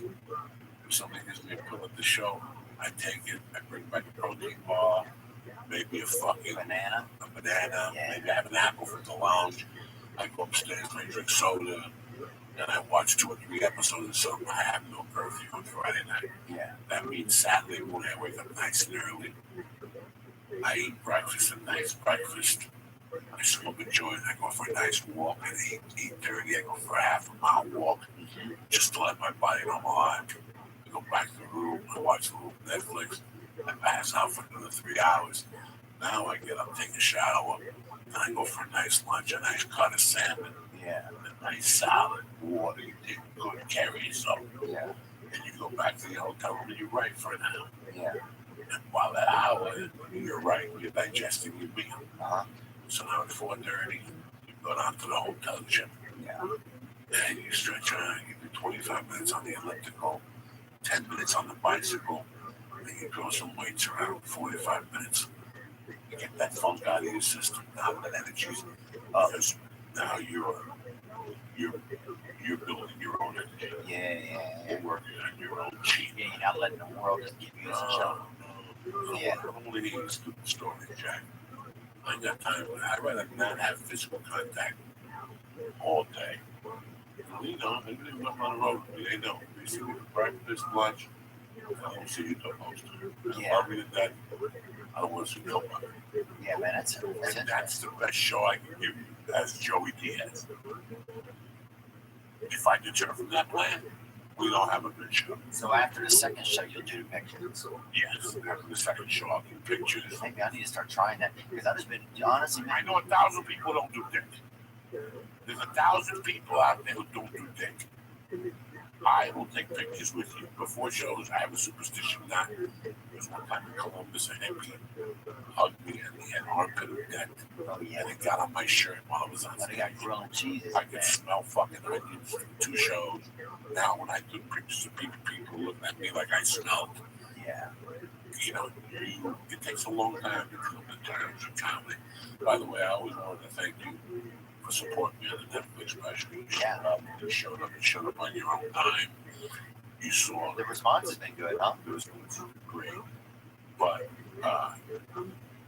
it's really weird. I mean, for that, I had too many distractions. Yeah. You know, like, Yeah, in hindsight, even thinking about that, it's like, hindsight, you see the, man, that's like a lot of distraction. you know, I stick to my own thing. Yeah. Future stick to what we I do. have a way for me to give you a good show. I have to do things. Please, I know your mother cooks the best chicken. I know you do that. That's all great. I really don't give a fuck. I really don't give a fuck. When I get off a plane, that's why when people contact me on the road to do a podcast, I'm not in your town to do a podcast. That's never going to happen. Yeah, some guys, some groups are offering you money to do that. I did my new podcast for the week. That's it. When I go on the road, I won't do nothing. All I think about is stand-up comedy and how I can make it better. Before I go to a town at Wikipedia, I Yahoo, Yeah. kickboxing school. You gotta get to Muay Thai school. I pop in there on Saturday. Meet some people, have some little contact in the daytime with some new people. Yeah. And you blow their mind, they blow your mind, and you're still back in your hotel room by 2 o'clock. Yeah. After you shower, you write, you eat. You gotta take good care of yourself. When you're a feature, it's a different story. When you're an MC, it's a different story. The world don't fall on your shoulders. Yeah. You can go to watch the Baltimore Ravens and go to a game. The world don't fall on your shoulders. You just do 10 minutes when you're a feature act. You think I gave a fuck? when I was a feature, I went up to dinner. Oh, feature, I got no idea. You give a shit, dude. You can fucking. I don't give a fuck. Hey, and I got a fucking, you get a babysitter, and you pay the park, Yeah. and all those variables. I got to be at the top of my game. There you go. That's the ghost telling you, allow it die. I change. How You about should it? be on your Oh, fucking it's game. late. It's getting late. Theo Vaughn, I love you. Any dates you want to promote, my brother? Any dates that I want to promote? Yeah, I'm gonna be in Lexington. Great club. Yeah, I'd love On to. Broadway. Great club. Yeah. Great food. And a great hotel. Yeah. Great city. Great city. In December, that's when I'm gonna be on there. So I'm excited that I'm going there in December. Where else? January. Don't worry about January. Yeah. Just do it like that. That's Like right. you gotta assume they can't remember that fucking phone. And then yeah, what else? Oh, I got Uriah Faber was on this past weekend, so you can check that out as well. And I just want to say thanks so much, Joe. You're always such a you're just a nice man, and you always make me feel welcome, and you call me a lot, and I know that you care, and I really feel that, and I'm just thank you so I much. care about my blood. I care about my Yeah, blood. but I can feel it, though. But some people say that kind of shit, and whatever. But I'm just telling you, Say it. I appreciate it, man. No, I know you do. Thank That's you. why And I love you, Lee. And I'm sorry that if I made it funny when I got in. This is tough as damn. Oh yeah, the dude took fucking 9 farts, bro. It's fucking jeez, like Iwo Jima over here on his No, neck. that's a death sentence. The judge will tell you either 4 farts in 90 days. And most people think the 90 days. Yeah. This poor Jewish thing sat there and took 5 of the worst farts Jeez. you've ever smoked in your fucking life. Even I have to sit here going, Jesus Christ, my intestines are gonna pop out of my ass. Anyway, I love you guys with all my fucking heart, man. I want to thank Theo Vaughn. I want to thank my main man, Christ Killer, who I love with all my heart, helping and affecting with the comedy line tonight. I just wouldn't be doing you any favors. I would take you somewhere, and then you still have to go back and do the work. Then you'd be more bad at it. So you always got to understand I got your back more ways than one. Thank you very much for always being a great fucking sidekick and a friend. And a dear supporter of what we do. And I'm very proud of you for doing comedy. When the time comes, you'll be right there. So good luck to you. Eventually, I love you to death and I support you. I break your balls, but I break your balls out of love. Oh no, I understood, but I'm not. I don't break your balls, they break your balls to be you. You know I love you with all my heart. But anyway, forget the love I got for this fucking Jew. I love him with all my heart. That's my problem. I got a soft spot for the Jews, or Jews and black people, by the way they play. Well, listen, this podcast is brought to you by Rich. Like I said in the beginning, Rich is a minimalized front pocket wallet that helps you reevaluate your everyday carry, launched by a father-son team and funded by Kickstarter in 2013. The Rich now resides in the pockets of over 250,000 men and women. Listen, my old wallet was stacked with shit, the kind of bullshit we carried around for months and years. Say whatever you want to hear, you gotta get rid of that shit. Talk about all the pointless stuff that we carry in our wallets. Receipts, hotel room keys, hookers' addresses, Sprint gift cards. Get rid of all that shit. The leather blindfolds men use resemble suitcases more than wallets. The Rich helps you carry less, but always what you need, right? Listen, I love the Rich personally. When I travel, that's what I got. I got the Rich, 2 credit cards, a BBA card, and my ID, and I'm ready to go. So do me a favor. Like I said, it's minimal. It's front pocket wallets that designed to help you get your local wallet. The Rich wallet is slim, RFID blocking, and it has a lifetime guarantee. And it's going to be the last wallet you'll ever own. So do me a favor. What I'm going to do for the church family today. First off, go to rich.com. Check out what I'm talking about. You're going to be blown away. Number 2, if you get something, I'm going to give you 10% off with free worldwide shipping by using richwallet.com/church again. That's richwallet.com/church and use promo code church to link in the description. All right, listen. Rich Wallet will make a great present. You're going to love it with all your heart, okay? Number 3, I love you guys. These guys are tremendous. My wife has been using them for years. And again, I got nothing against nobody, but time is time. And if you save your time, You get postage out of demand. All you need is stamps.com. With stamps.com, you got all the services you got at the postal office right up from your desk. You can buy and print real U.S. postage for any letter or any package. All available 24 hours a day, 7 days a week. Just click, print, and mail. Ba-boom! You're done. Stamps.com will even send you a digital scale. You can weigh your letters and packages and print the exact amount of postage every time. I love it. My wife uses to sell out the cups, the t-shirts we've been using for years. And I'll tell you, I give 100% recommendation, whether you have a small business or a large business. I'm telling you right now, whatever you're doing, if you're mailing out stuff, stamps.com is what you need. So right now, your Uncle Joey is going to give you a special offer. You ready? Grab a pen. I'm going to give you a 4-week trial. Includes postage and a digital scale. But don't wait. Go to stamps.com before you do anything else right now. Right now, I would say that's Joey. Joey on the top of the homepage. Again, that's stamps.com and the Joey. I want to thank Rich. I want to thank stamps.com. And I want to thank Quip, okay? Because Quip, again, the best toothbrush I've had in years. Quip was designed to make brushing your teeth more simple and affordable, but most importantly, enjoyable.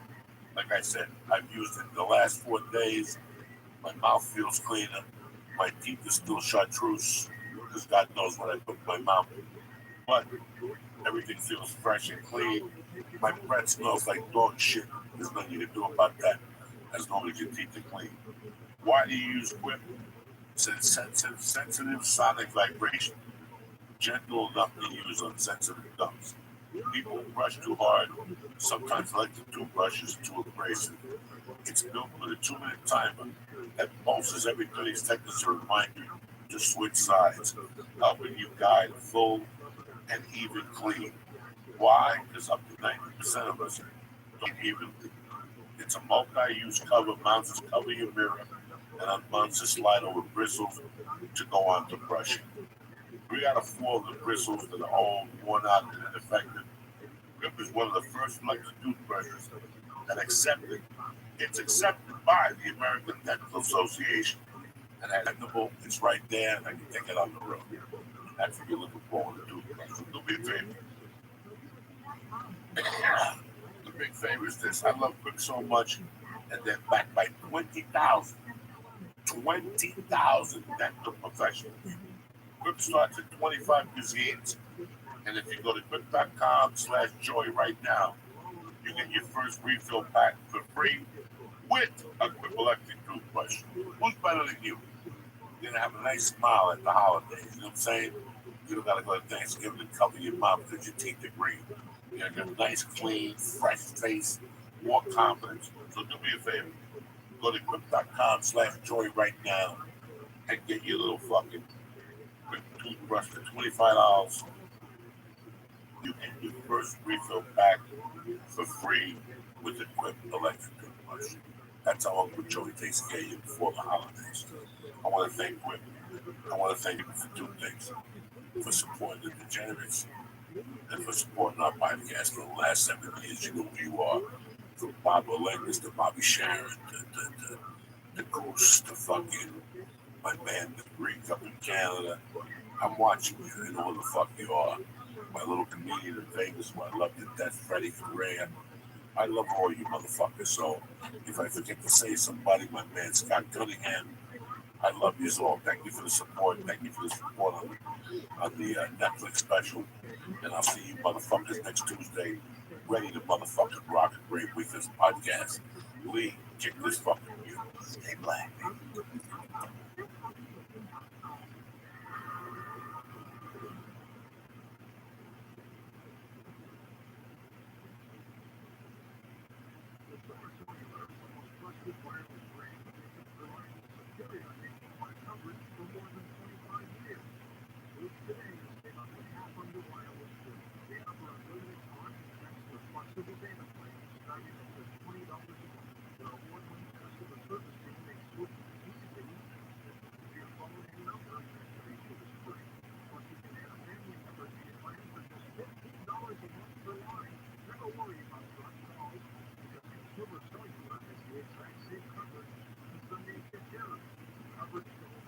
you cocksuckers. It's Monday, March 15th. I missed you little dirty bastards. Anyway, from the heart of Jersey, the joint is brought to you by DraftKings. I don't know if you're living in a fucking coma or you're hanging out with Ichabod Crane, the guy that went to sleep and woke up 40 years later with a beard. I think that's his name. It don't matter.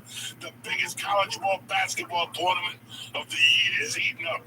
The brackets came out yesterday. Listen, get your fucking hemorrhoid ass off that bench and get into the tournament action. For $4 on an underdog, if they win, you're up $264. Did you fucking hear me? That's 64 to 1 odds. That's fucking crazy. Who's gonna win? I don't fucking know. You think you do? All it takes is $4 to get a winning $256 fucking winner. That's a fucking real stimulus check.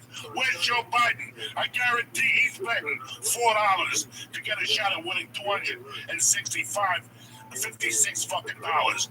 There's no better way to put your college basketball knowledge to the test than to put your money where your mouth is with DraftKings Sportsbook app. Listen, I love them. It's a fucking adventure. It's fun. It's easy. They pay when you want it. It's your fucking money. So do me a favor. Download the top-rated DraftKings Sportsbook app today, right now. It's fucking Monday. It's the beginning of March insanity over there at DraftKings. Use promo code JOY when you sign up to turn $4 into $256. If you pay me $5 in Patreon, quit right now. This is a better deal for you. You might as well quit. Fucking take $1, buy some bubblegum, and fucking win $256 for a limited time only at DraftKings Sportsbook app. And here's the part the lawyers make me say. You gotta be 21 or older to get your hat with the propeller and shout up your customers only. Restrictions apply. See DraftKings.com/sportsbook for details. Now, if you have a gambling problem, I'm sympathetic to you. Call 1-800-GAMBLER. And Indiana, 1-800-9-WIT-IT. My mother was a degenerate and they fucking killed her.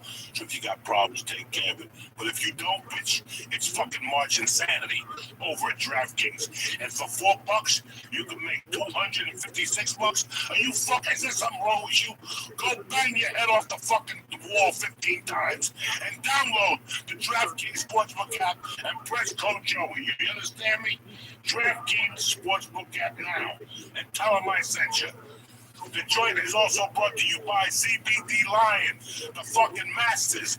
They have put me through this fucking surgery. I am off the fucking pain pills. I'm tip-top Magoo. I'm ready to stab 3 fucking anybody's. I don't care who the fuck they are. CBD, whether it's the kinesiology tape, the chocolate, the extra strength, CBD, unscented lion oil, and capsules, and the body. Listen, however you want CBD, it's given to you by CBD Lion, vapor pens, gummy bears. I mean, listen, they have helped me dramatically. I'm on the tincture now.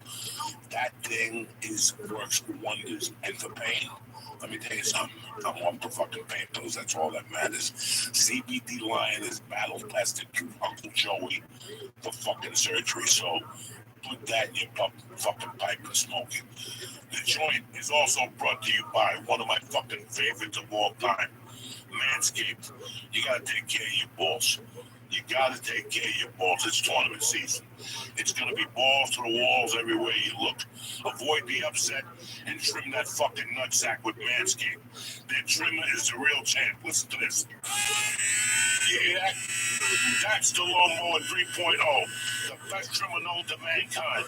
I would shave an eyebrow off to show you how effective it is, but I needed the fucking browbeat cocksuckers. The only ball trimmer with advanced skin technology that won't snick or snag your nutsack.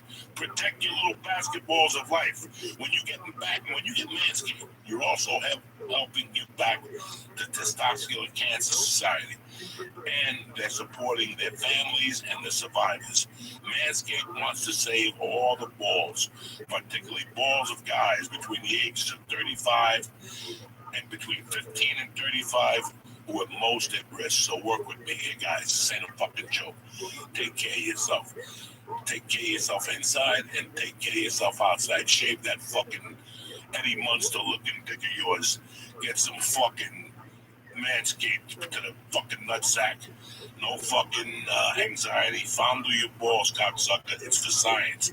And buy some Manscaped. They got everything. They got the crop preserver, the crop reviver, the crop ball wipes. They're little ones. You put them in your fucking wallet. You bump into some cocksucker that needs a fix. You turn around, you take a little ball wipe out, you wash your balls real quick. You don't want somebody sucking a bad taste and you think you get a bad Yelp review.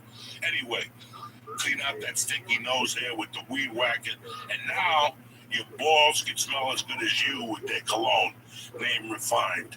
I fucking love it. It's tremendous. I spray it on my neck and spray it on my ball sack so they match, you understand me? So the balls are connected with the soul. It's a beautiful thing. Nobody treats your balls as good as Manscaped. So do me a favor right now. Get 20% off and free shipping at manscaped.com/Joey. Again, that's manscaped.com/Joey. It's March. Check your fucking balls, cocksucker. Do me a favor. Now, without further ado, let's get this motherfucking party started. Welcome to the joint.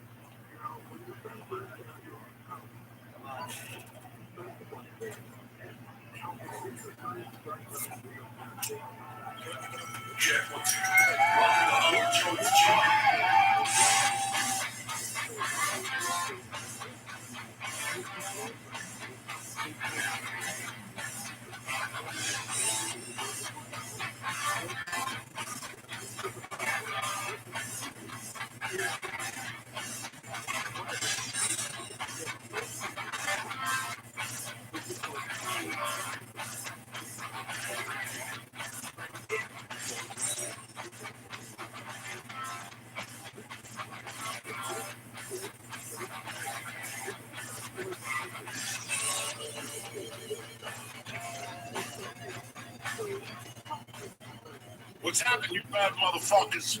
It's Monday the 15th of fucking March. We're halfway through the goddamn month already. Can you fucking believe that shit? And I gotta tell you something.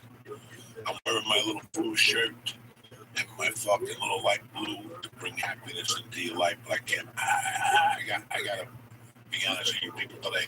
I'm a little low on a Monday. I'm here for you guys always. You know I'm a fucking animal. I'm always ready to rock, but I'm a little low. I'm very upset over the Jennifer Lopez. J-Lo broke up with the bank, Alex Rodriguez. And I just can't fucking believe they broke up. I'm cheering for them. And you people fucking retarded. I don't give a fuck that they broke up. She just ate up another poor fucking soul. You know what I'm saying? She's eating up Puff Diddy, fucking Puff Daddy's cousin, fucking Ben Affleck had to get a new wig.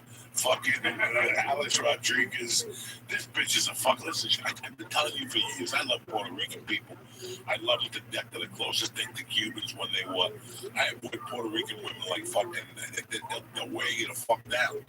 Poor fucking Alex Rodriguez for months had to be fucking making believe he liked the new song. Nobody likes that fucking shit. Can you imagine them playing that shit in your house? How do you like it? And shit, they start dancing to it, lip syncing to it.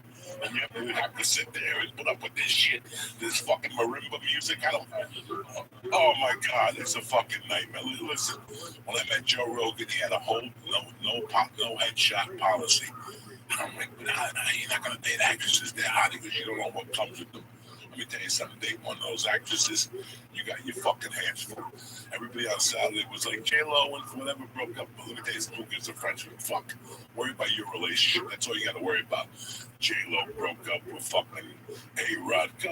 They probably couldn't shoot steroids anymore. That's how you think she keeps her ass so fucking big and hot and juicy. By fucking doing sit-ups. Yeah, you bought that fucking line, cocksucker. She's doing Becca DeRoblin too. But anyway, it's great to be here on a Monday. Fucking great weekend with the family again. Fuck comedy. I ate a bag of dicks last Wednesday at Uncle Vinny's, but hey, it happens. You can't fucking go up there all the time and just think you're gonna stick some nutsacks and get out of there. Sometimes you gotta swallow the whole soul, the whole sword, and take it like a fucking man. There's nothing you can do about it, you know what I'm saying? Let me see, what did I do? I did 2 guitar lessons this week. I've been practicing last night. You cocksuckers and your fucking guitar advice. You know I got an addictive personality. You know it. And you're throwing videos at me and Joey do this and Joey listen to this fucking thing. You guys gonna fucking put me in a guitar fucking rehab. People go to rehab for fucking cocaine and pills and reefer. I'm gonna be the only half a fag playing like a ukulele for 10 minutes. I have to wean off the guitar because you cocksuckers keep. Listen, I'm just getting started. The best thing about me getting started with the guitar is it's not like comedy. It's like anything else. I got no illusions of grandeur. By the time I get good, I won't even be able to fucking hold the fucking thing. I'm gonna think of guitar player from Motley Crue. Have you heard anything about the Motley Crue ticket tours? Remember that we're gonna do that big tour with fucking Poison and all those people? That shit ended. Mick Mars is 60 going on 90. He said he can't even pick up the fucking guitar. He's gonna have to have a little midget hold it for him while he struts fucking Dr. Feel Good. You know what I'm saying? Like, you fucking crazy. By the time I get any good, I'm going to be fucking 100, so relax. That's what's great about this. It's just a stress reliever for me. It filled in the biggest void I had in my heart. Nighttime. My wife leaves me at 9:30. The baby goes to bed at 9. I sit down here, got 2 options. Shoot heroin, fucking watch more fucking bad TV, or fucking, So I started reading my books. I started fucking playing the guitar at night. He gives me exercises. I learned, ready for this one? Ready for this one? I learned the first 3 chords back in black so I can play bang, bang, bang. Now we'll save that for later. You know what I'm saying? That, we'll save that for later. But the that, I can do. I'm not gonna play it for you because it sounds like fucking something different. But at least I'm gonna have for you there. That's all that matters. You gotta stick with it, bitches. Nothing happens on the fucking couch. Nothing. Except you might find a nickel on there from time to time. And who needs a nickel? I got a check the other day for 25 cents from some movie I did 18 years ago. But I deposited, fuck yeah, you know I'm 3/4 Jewish. I don't give a fuck. I'm not going to sit here, 25 cents, gas is going up. All of a sudden, fucking this guy becomes president. I moved here, it's 202. $2.02 for gasoline in New Jersey. I just got to go down a little bit down there. There's some people, they look kind of weird. I think they cut the gasoline. $2.02. It's $3.60 now all over. I heard it's like $5 in fucking California. Who gives a fuck? I don't live there anymore. But you know what? It's Monday. Rejoice. The blue is back. I'm back. I'm Blue Sweet. Every Monday, we're going to have a guest. And every Wednesday, it's just one-on-one. So you don't think Uncle Joey's fucking being a gabon and giving everybody a fucking ear beat. Hey, sometimes you might switch it around. I might come on Monday. We might have a guest on Wednesday. But for now, it's been working out. And this week, I got one of my friends that I have been a fan of his since about 2008. I really got to know him at the store about 2013. And I could see that, and something wasn't right. So I always made it a point to keep in touch with him because I loved him dearly. He's got the heart of gold. He's from my home. He's from one of my heroes' hometown. Pistol Pete Maravich, one of the baddest white motherfuckers that ever lived behind Tom Brady, and a couple other white motherfuckers that I love. And I've always loved this kid. And last week we were talking. And we finally figured out what was eating away at us the last couple of years. We were burnt out. We were just burnt out. It's very rough to do what we do, especially when you want to be as good as we wanted to be. You have to constantly have material. Your mind is constantly in thought. Sometimes Mike would call me and say, hey, did you see this? Mike, I don't even know that's existing because I'm too busy trying to write the tail end of this fucking joke, you know. He was one of the guys that was working alongside with me, and I don't give a fuck what anybody has to think. I still think that some of the best work, I always tell you my best work. I think my specials sucked. I think the work I did for Ari was great. This is not happening. But looking back now, today, as a man, we did 880 episodes. 400 of them probably sucked. 200 of them were probably okay, and 200 of them were spectacular.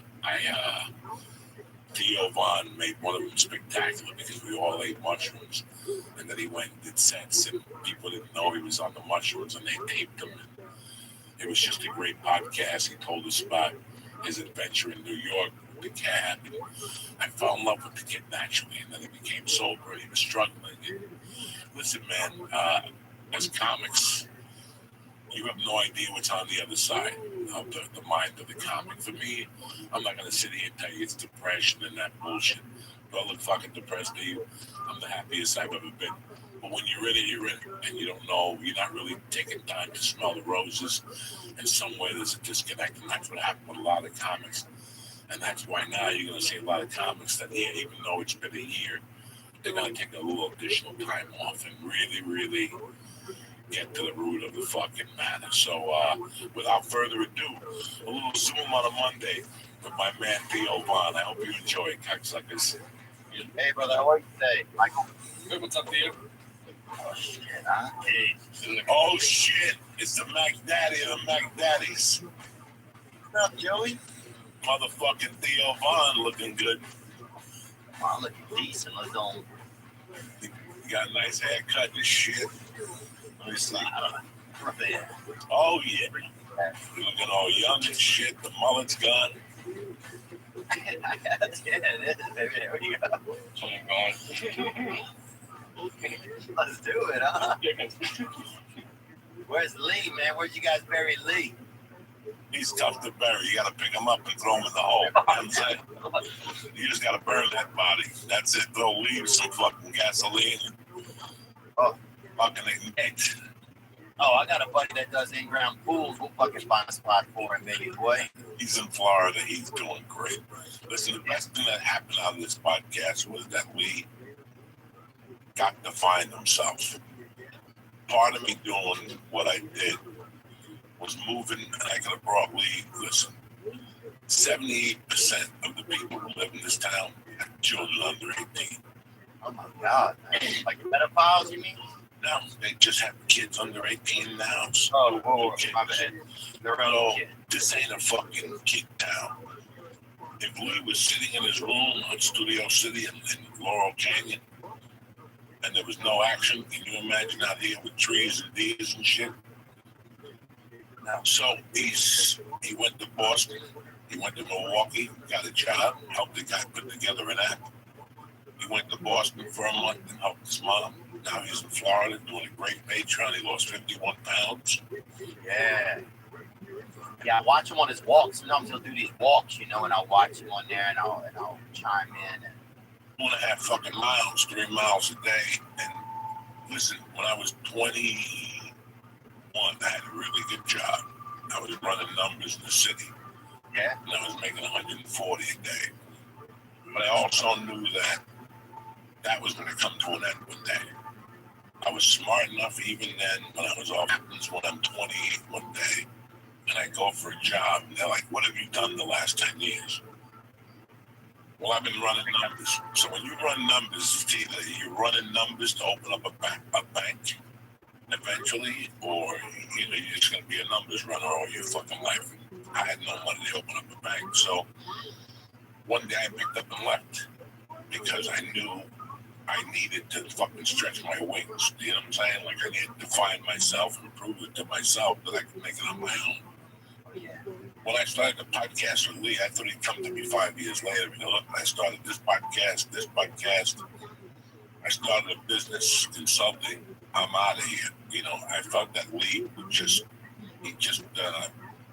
he got soft. Like I got soft. We both got soft. You know, we were caught in a fucking carousel and blah, blah, blah. And look at him now.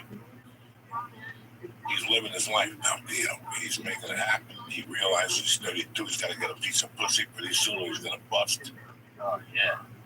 He needs a woman in his life. These are all the things that I couldn't help him with that he needed to just find on his own. That's what a man does. They go on a journey. They go, fuck this shit, you know. I could sit here in Medford, fucking Louisiana, where you're from, with Icy Mike, tasting different waters from all over the world. Yeah. Gotta go out there and venture and find out who the fuck D.L. Vaughn really is. And that's what people need to do every once in a while.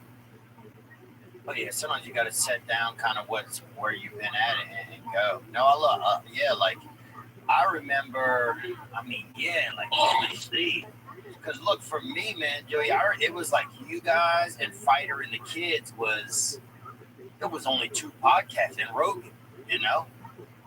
And then,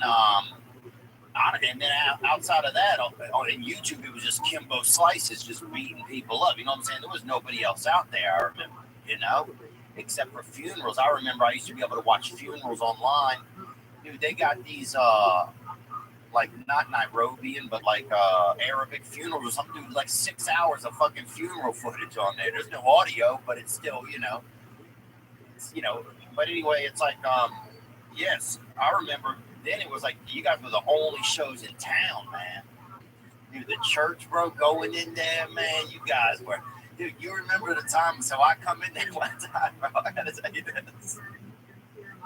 And good to see you today, man. I didn't realize how much seeing your face was gonna make me so happy. That's what I said to you. I go, been doing this the last 3 Saturdays with different comics. It's Saturday. Right now, we would have been in a fucking hotel room thinking about our lives, thinking about the 2 shows tonight. Who's gonna drawing pictures of cocaine? I used to draw pictures of cocaine on the fucking little pad by the bed. Jesus Christ. You know how hard it is to draw cocaine, bro? You know what I'm saying? It doesn't even make any sense. But dude, I remember I came in one time to the church. And in the beginning, I said, "Hey, Lee, there's like a squeal or something. There's like a high-pitched sound in the headphones. We just check and figure out what it is." And so he's over there tinkering. We get into the episode. I think we got into a bag of mushrooms or something. About 3 hours later, I hear the sound again, but I look over this time, and it's literally Lee is unconscious like this. He's like, now he's making the sound in the headphones. In the beginning, it was like an actual electronic audio deficiency. And by the end, man, he was just like a possum just playing fucking high, you know? The fucking drug abuse. I almost completed the vet. One time I was leaving there, I said, I got to take this guy to the fucking vet. I said, damn, the hospital can't help this guy, bro. You have no idea that we grew as the edible era grew. Like, we got into the podcast as edibles were fucking, like, for years it was little edibles. And I'll never forget, it started with a black and white cookie. There was a company that made a black and white cookie that was 200 milligrams. I would break it with Lee and tell him it was 15 milligrams. And he would tell me, this has to be stronger than 15 milligrams. I'm building his tolerance. I'm taking cheaper chews out of the 170s and putting 70 milligrams in there, right? I'm taking 70 milligrams and taking them out and putting the 180s in there. And it was like stealing. I would wrap it a certain way so he would know that I actually fucked with it. Yeah. And he would go, I don't want that one because you messed around with it. Well, he actually was taking the one with the 180 in it because I folded it perfectly and crazy glued it and the whole fucking thing. It was just months and months that he thought he was taking 10 milligrams and he was taking 2,000 milligrams. Oh, yeah, dude. And when you know that, we were leaving there just fucking lit. People have no idea how many people walked out of that room at the end. I saw Ron White, Sarah Tiara, Theo Vaughn, poor Owen Benjamin just walking to the still fucking walking. You know, it was just a fucking, Gabriel came up the first time. For years, Gabriel wouldn't come back on. For years. He said he left there and he couldn't stop eating turkey sandwiches. He said he went home. He must have ate 15 turkey sandwiches. It was just, and it was fun while we did it. Because I had listened to you, I felt this. Rogan was always very intelligent. Bill Burr was witty. I couldn't beat Mark Maron's interviewing styles. So for me to get up there, I had to do something from the outrageous. So I figured, we'll go out there with my strength, which is fucking my tolerance. And we'll smoke dope, and we'll fucking eat edibles, and we'll do ketamine, and whatever a guest shows up with, except fucking blow. I'll do in that fucking studio, you know, and heroin. We never did heroin on the podcast. I remember one time I dropped a bud of reefer in pee. I had it in my sweatshirt, and the bud, the canister fell out of my pocket, and the buds, 2 buds went into the pee, and I took them out and saved them. And I saved them there for like 2 months, and I brought them in one night, and I rolled them up in a joint and smoked them. And he's like, this bud got me really high tonight. I don't know what it is. I'm like, you know what it is? I dipped it in fucking THC piss from the night before when my piss levels at the highest THC levels. And that motherfucker crossed it on. And then we smoked that number. His eyes are red. He's like, I can't taste the pee. I can't believe you made me taste the thing. Like, there's no pee involved. The pee disintegrated. It went right into the fucking bud. It was too much. It was just too much. Listen, when I decided to end that podcast, it was one of the hardest days of my life. But What happened to the studio, Joe? The studio, I gave it up for rent. Wow. Was it hard to do? Was it tough? Did you guys have a day where you moved everything out, or kind of, you know, what went down there? What was that day like? Was it just you? Was it Lee? What happened? It was July 12th when I made the official decision that we were moving.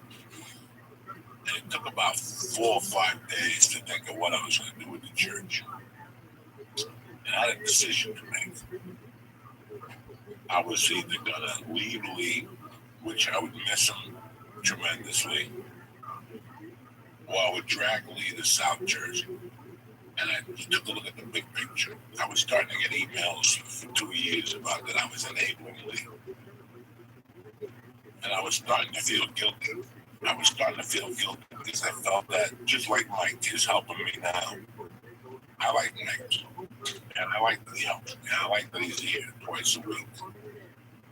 But in 3 years, I want Mike to say, listen, I'm doing this. You know, I'm just giving you a warning as a friend that maybe in 6 months, I want to take this in a different direction. Would you mind? And I'm the type of motherfucker that I want to see people grow. You know what I'm saying? I'm the type of I'm cheering for you to grow. That's part of it. I took my daughter to kickboxing this morning. Oh, yeah. And some little new kid got a white belt. And you have to clap for the kid. And on the way out, I told my daughter, I go, you know, what they're teaching you there when you clap for the kid is for genuinely be happy for people. That's part of this whole thing. That you can't, no jealousy. We have to be happy for people, and we have to push people that are around us up a little bit. Like, you're having a rough day, deal. Let's talk. What's the matter? I don't know. My material deal. You're gonna do great. Don't think about what's going on. Just go up on stage. Next thing you know, Jeff Scott, RIP's called Theo up, and you go up there and kill, and you fucking destroy. I just lifted you. I just told you it's gonna be okay.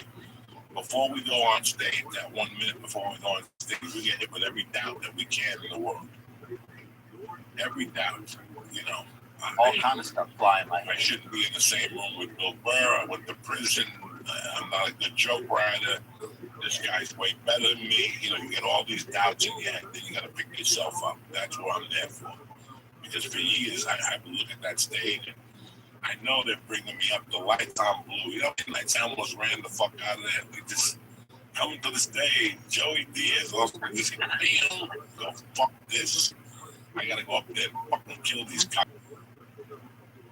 Yeah, I think I gotta remember that sometimes too, just to lift people up and be a part of. Just like you get into this space sometimes where you get in fear, where it's like you don't even realize you're in fear. You're just trying to hold on to everything you got going on. You know, it's hard. I mean, it's all a little bit tricky sometimes. You know, your career changes when you know the landscape changes. You know, and yeah, it's just. I mean, it's a journey, man. It's all a journey. What does Theo Von think of his career today? Where did you Theo Von today with his career? Well, I feel, you know, when I really start to drop into it, I feel pretty good, man. I feel, you know, honestly, I hate to say this, I feel grateful for the fucking disease or whatever this thing is, you know, whatever happened, because I was kind of burnt out. Like my brain felt like it had like separated from my neck, you know, like somebody fucking feeding me knives at night, you know, like I was just like, I was exhausted. Like about a year and a half ago, I canceled. I had 5 shows in Brea that were sold out for Friday, Saturday, and I canceled on the Tuesday. I couldn't go on. I just couldn't. I was just burnt. I literally could not go out there and do it. I was just burnt out. So I needed some type of a break, and this whole virus came along, or whatever it is. So now I feel a little more hopeful, like I'm getting more excited. I'm grateful to have podcasting during that. Like we've been at least able to survive. We've been at least able to okay, we got a microphone. We got Michael over there. We got Sean over here. We got a producer. Okay, how do we start to piece this together? Week by week, you start to get your set back behind you, figure it out.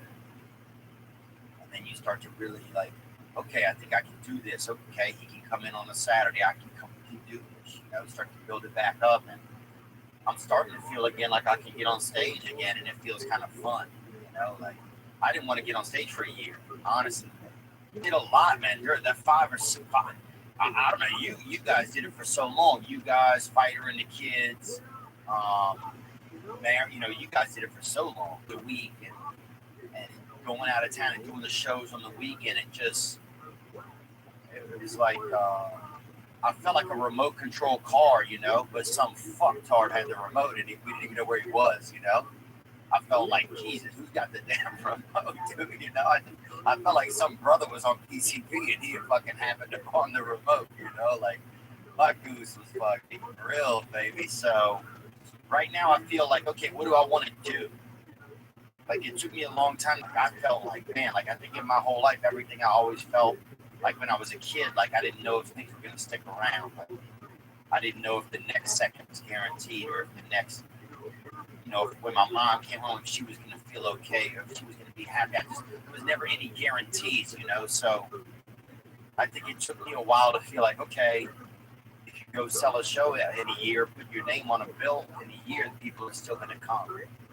So that's where I'm just kind of getting to. I feel like personally, having some confidence that I don't have to fight every single second for somebody to be there. That, okay, you've done enough work where people are going to come. You can start to be a little bit more come from a place of planning instead of a place of desperation or reactiveness. I feel like now I can kind of take action. So yeah, I want to maybe do some touring later in the year and into next year. I've got a cartoon I'm thinking about trying to work on. I think about putting together a book or something. But man, I didn't realize how happy till just this moment how happy I am to be here with you today, Rob. Thank you, dog.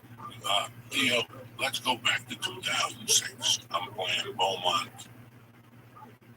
You're doing some casino in New Orleans.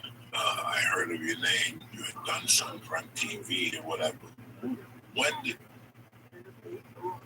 this hit you in the face that your little fucking dream that we both had, this little thing we started living in? What year did it start going into motion for you? I guess that it started going into motion, I would say,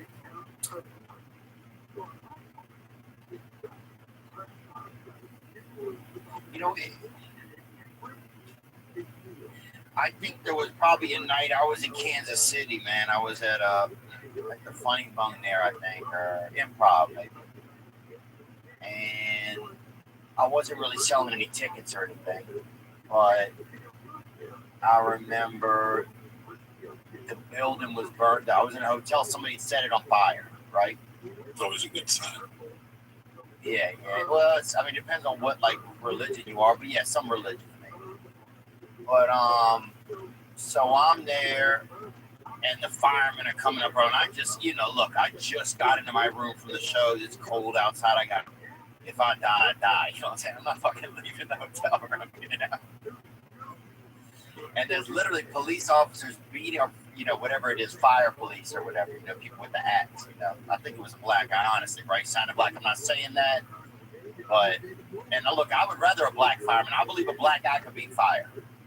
You know, I don't know what your paper, rock, scissors chart is, but I believe if you go brother, fire, bro, I'll fucking put a brother over fire, Bro, man. brothers don't like fires. You know what I'm saying? It's in their DNA. They don't like it. For years with fire, they just don't like it. A black fireman shows up, that fire is going down. That's what I'm saying, bro. Fighting is done. You know what I'm saying? Brothers don't like fire. Them brothers in Frankenstein, they never like fire. People chased them motherfuckers for years with fire. Yeah, dude, so I knew when I We'll be canceled by Wednesday. You know what I'm saying? What are we going to do? cancel me, son. They can't take nothing away from Nothing. me, bro. They can't do already. What are you going to do? That's it, baby. I hope they can. We'll start a new show called fucking Welcome to Cancel, baby. My welcome to Cancelville. Greetings from Cancelville. That's it. Fuck you, motherfuckers. Kick that mayonnaise, Lee, you know? Yeah, fuck it. We'll show up with a fucking picture of Weinstein hanging on a rope behind this and shit. Fucking. Somebody gave me a car deodorizer with Weinstein hanging. I don't know if I should put it in my car. I feel weird. I'm a Catholic. I can't have people hanging around bad espíritus. Yeah, that's a risky Hanging around me. That's a risky move, man. But I remember they're beating on the door, bro. They think that I don't know why. You know, Kansas City is still a smaller kind of city, and so I don't know if they think the fire's in my room or whatever. But they're beating out. Everybody else is evacuated from the hotel. You look out the window, and you can see the flames downstairs. You on the first floor, and I'm on like the 12th floor. They got me out at one of those landmark hotels. You know, you're outside of the city, and they're beating on the door, and I'm not going anywhere. And that's kind of when I realized, you know what, like, I'm not going anywhere, you know? I did my shows, I got a sandwich, I'm sitting here, I'm at the tallest fucking Hampton Inn in America, you know what I'm saying, bro? Like, I don't care if they burn this bitch down. I don't care if there's fire, if there's fucking brother with axes and fucking buckets of water at the door. I'm not going anywhere. And I think there was a little part of me in that night that was like, just like, this is it. This is where you're going to be, man. No matter kind of what happens. And I still felt like in my head at that time and in my spirit, I felt like I was capable. And I knew I was doing a good comedy show, but nobody else knew it yet. And that's kind of, but that's when I felt like I was committed, bro, when they're beating down the door, you know? And the brother was cool, man. He actually came in. They finally, you know, they came in because they jimmied the shit open or whatever eventually. You know, I don't know if these guys also do Papa Lock or whatever during the day, but this motherfucker, you know what I'm saying? He was in there in about 10 seconds, man. He was in there and he saw me and I said, hey, man, I just got back from work, you know, if I'm really going to burn, double back around. He said, I got you, fam. And it was, I don't know, it was just kind of cool. So that's when I knew I was in. When did I know my career was going to get better? Honestly, not till podcaster, man. Not until you guys, not until Fighter and the Kid, man. Until I went on those podcasts, I didn't really have anybody that cared. We believe that for years. We got to LA and they told us we had to have a show. And you have to do this and you have to do that. And next thing you know, you go on somebody's podcast and tell a story about how you see Mike, how you got to drive your father to the liquor store when you were a kid. And next thing you know, there's 80 people at your fucking show that said they really like what you. It was mind blowing. The growth of the podcast was a connection. You know, when I got to LA, it was get on a TV show, recur on it, and give people guaranteed to come out.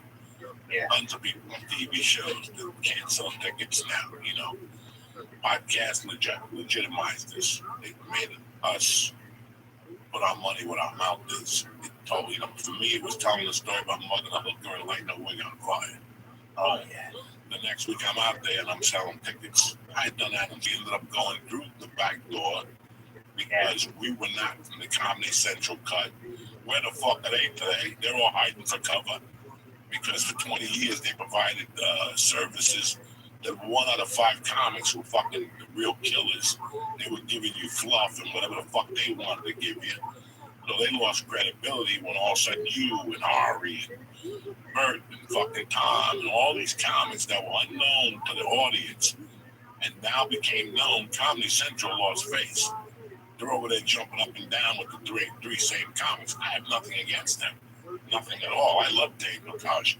I miss going on the road because I would watch the Tosh one after the other, 2.0, whatever the fuck. Love that shit. But it wasn't just Tosh. They were giving half hours to people we never even fucking heard of.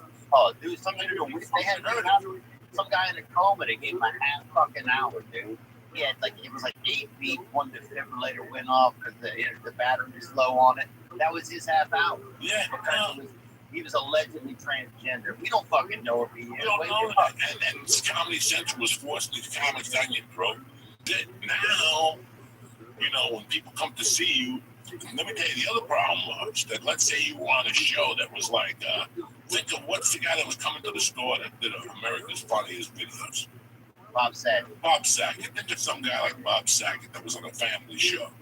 Then you see Bob Saget watching, talking about putting 2 fingers in your asshole and smelling your fingers. People were running out of those places because they expected to see the fatherly figure that was Bob Saget. Podcast changed that. Podcast let you know exactly who the fuck we were and where the fuck we were coming from. And if you don't want to come, you don't have to come. You know what's on my mind. Yeah, that gave you more of a personal touch than people that have TV shows now. I know for a fact, I don't want to drop any names, it's not for me to say it, they can't sell tickets.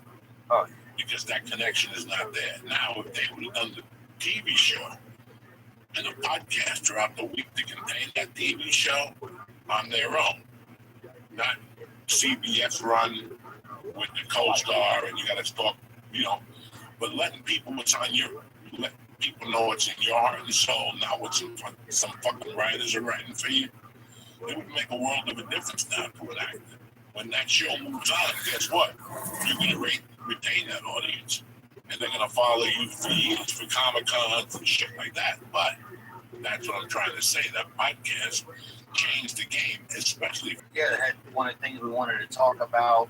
Or also, sometimes it's just things you want to feel, things you want to have a concern about, It's like I can talk to you, and if I need help with something, I can say it. Like, even as we're talking about Hollywood, man, sometimes I feel bad.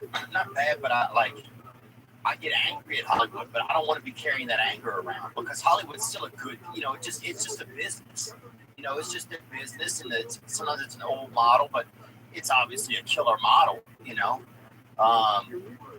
sometimes I have this chip on my shoulder about Hollywood, and I wish I didn't have it sometimes, because it doesn't do anything. Then I'm just carrying this kind of angst,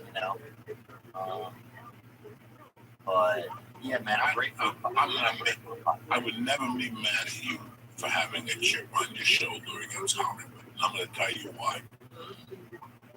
One thing during this pandemic, it gave us all opportunity to think. It also gave us a chance to opportunity to catch up on shit we hadn't seen. You get sick of what they're serving you on TV, so you start watching other things. You start watching movies that. Same thing with music. I started listening to music I hadn't listened to in 20 years. I have the albums. I just listen to different stuff on Spotify and YouTube when I'm on the computer. I watched the movies that stuck out the most when I watched this was Bronson's Death Wish, Steve McQueen's Getaway, which I watched the other night, and I watched How the West Was Won or something with Charles Bronson, which was a long-ass movie. And what I realized was I was a fan of that Hollywood. I was a fan of those men, how they conducted themselves, When Marin called me and said that Artie Lang had fallen out for his episode against Sally Struthers, I had a bunch of shit to do that week, but I didn't really care. I canceled it and I did the episode because I wanted to talk to Sally Struthers about Steve McQueen and the Getaway. And I remember asking her at the third day, not the first or the second day, I had to keep, you can't be a comedian, act like a jerk-off. But the third day, your last day on the set, you could be a little bit of a jack-off because you're not coming back tomorrow anyway. So I asked her, I go, how was Steve McQueen? And she goes, he was an animal. And I remembered why, because in that movie, she's yelling in the hallway. He just looks at her and fucking punches her right in the fucking face. Like, you couldn't get away. They give you 22 years now for doing that shit on film even. You can't do it on film, but that's the way I treated Hollywood. I went to Hollywood. I wasn't a formal actor. Neither were you. We did not go to Russia and learn for a year or to some accredited whatever. Oh, but I could act in some ways. I could act. No. I've been acting at school when the principal said, "You guys buying weed over here?" Oh yeah. You know me. So you know me. If you can use an agent's credit card, you could act. You know what I'm saying? Yeah. If You're gonna take my daughter out for a nice time? Yeah. Of course I do, sir. If you go walk in an Apple store and walk out of there with an iPad with the Johnny Rules credit card, that's acting. Everything else can suck my dick. You know, Shakespeare theater and all that, you can suck my dick. Ain't nobody fucking watching you. But it's really funny how, you know, those are the style of guys I like. Sinatra, which meant that they were going to be not bad guys on the set, but they weren't going to tolerate shit on the set. Outlaws. Do your fucking things and let's move the fuck on. Right away, everybody wants to be Johnny fucking artist with the little lens, and they're seeing something you're not seeing dick. And when we shoot the movie, they're gonna show 10 seconds of this, and you spend 2 hours on this fucking thing. You know, difficult on the set. That's the word I'm saying. People think they're difficult. You know what? When I did comedy my original question for you was, after 2006, when I saw you with Josh Wolf, when did you move to LA, and when did you realize that you were living your dream?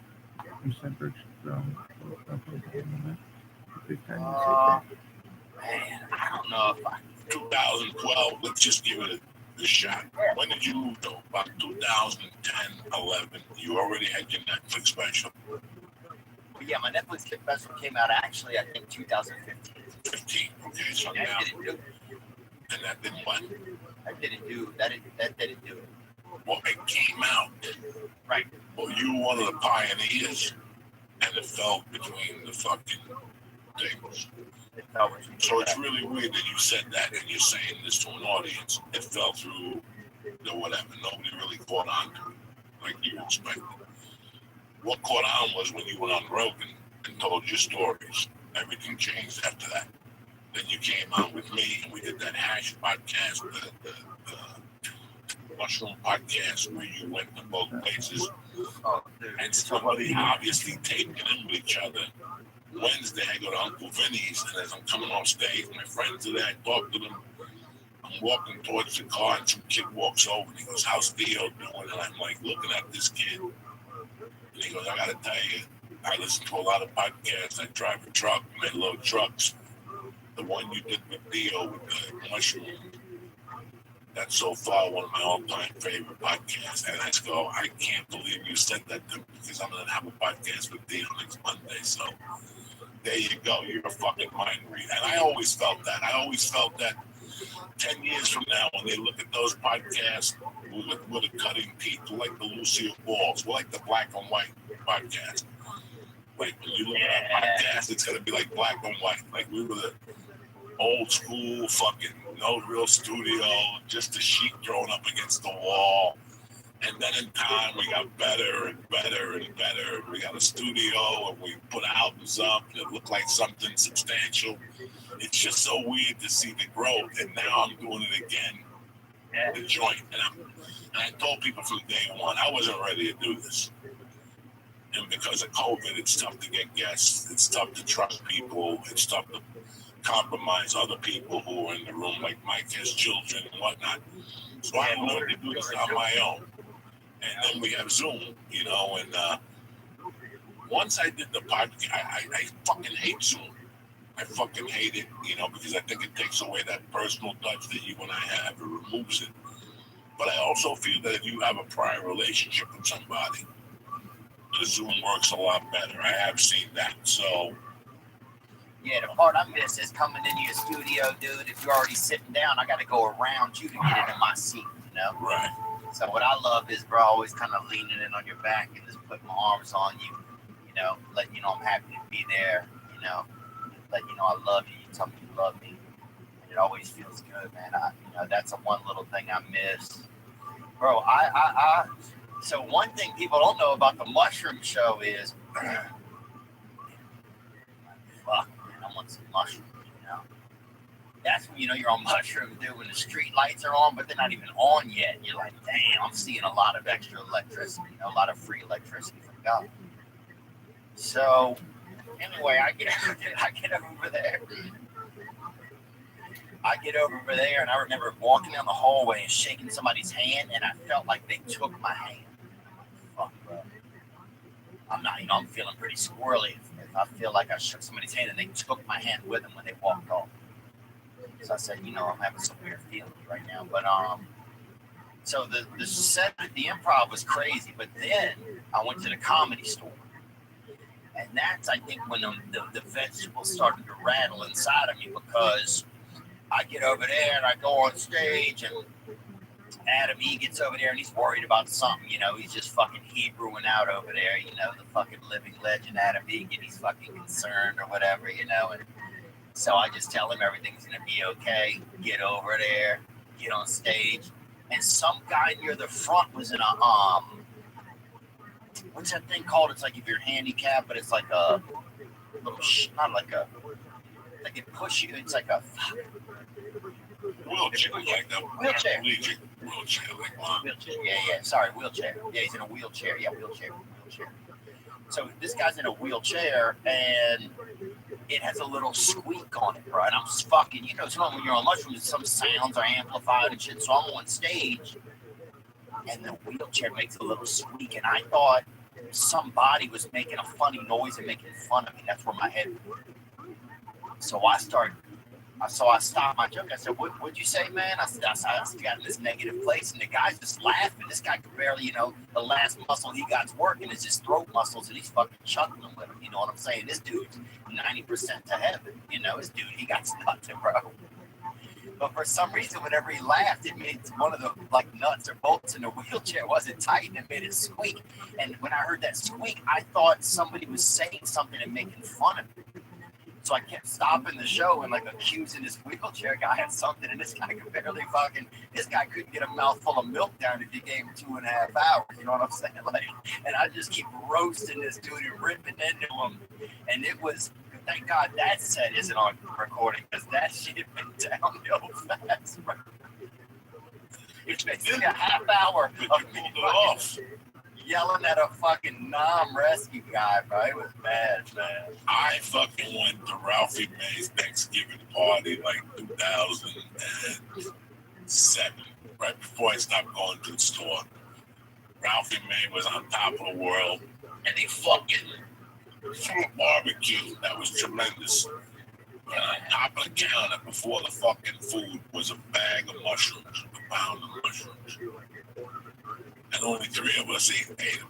Me, Ralphie, and Marilyn Martinez, God rest her soul, ate 2 of them. Me and Ralphie kept eating them in between 30 bites. She's still alive, guys. She just tripped really hard, so that's fine. She fucking died, but not. Oh, my bad, bro.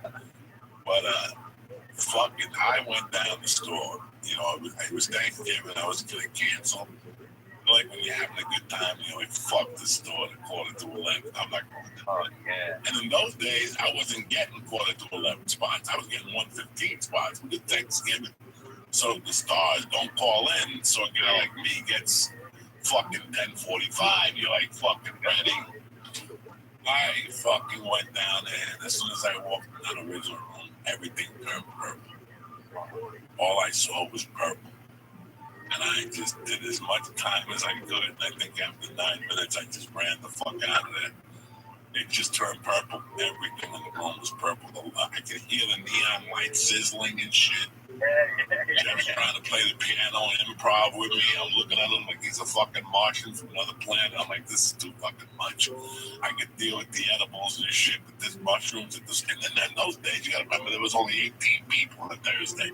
It wasn't no 3,000 people yelling your name, clapping, blue cheese and wings, go fuck your mother.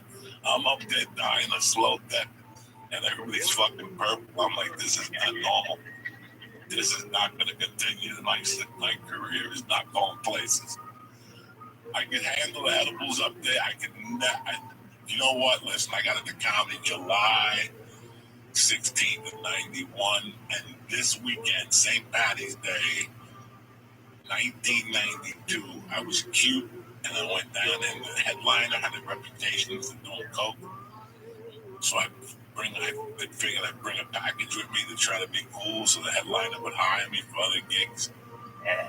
Dog, I started doing bumps at the headliner. This guy was an animal. They could do an ounce and fucking go talk for 2 hours like nothing happened. I remember punchlines.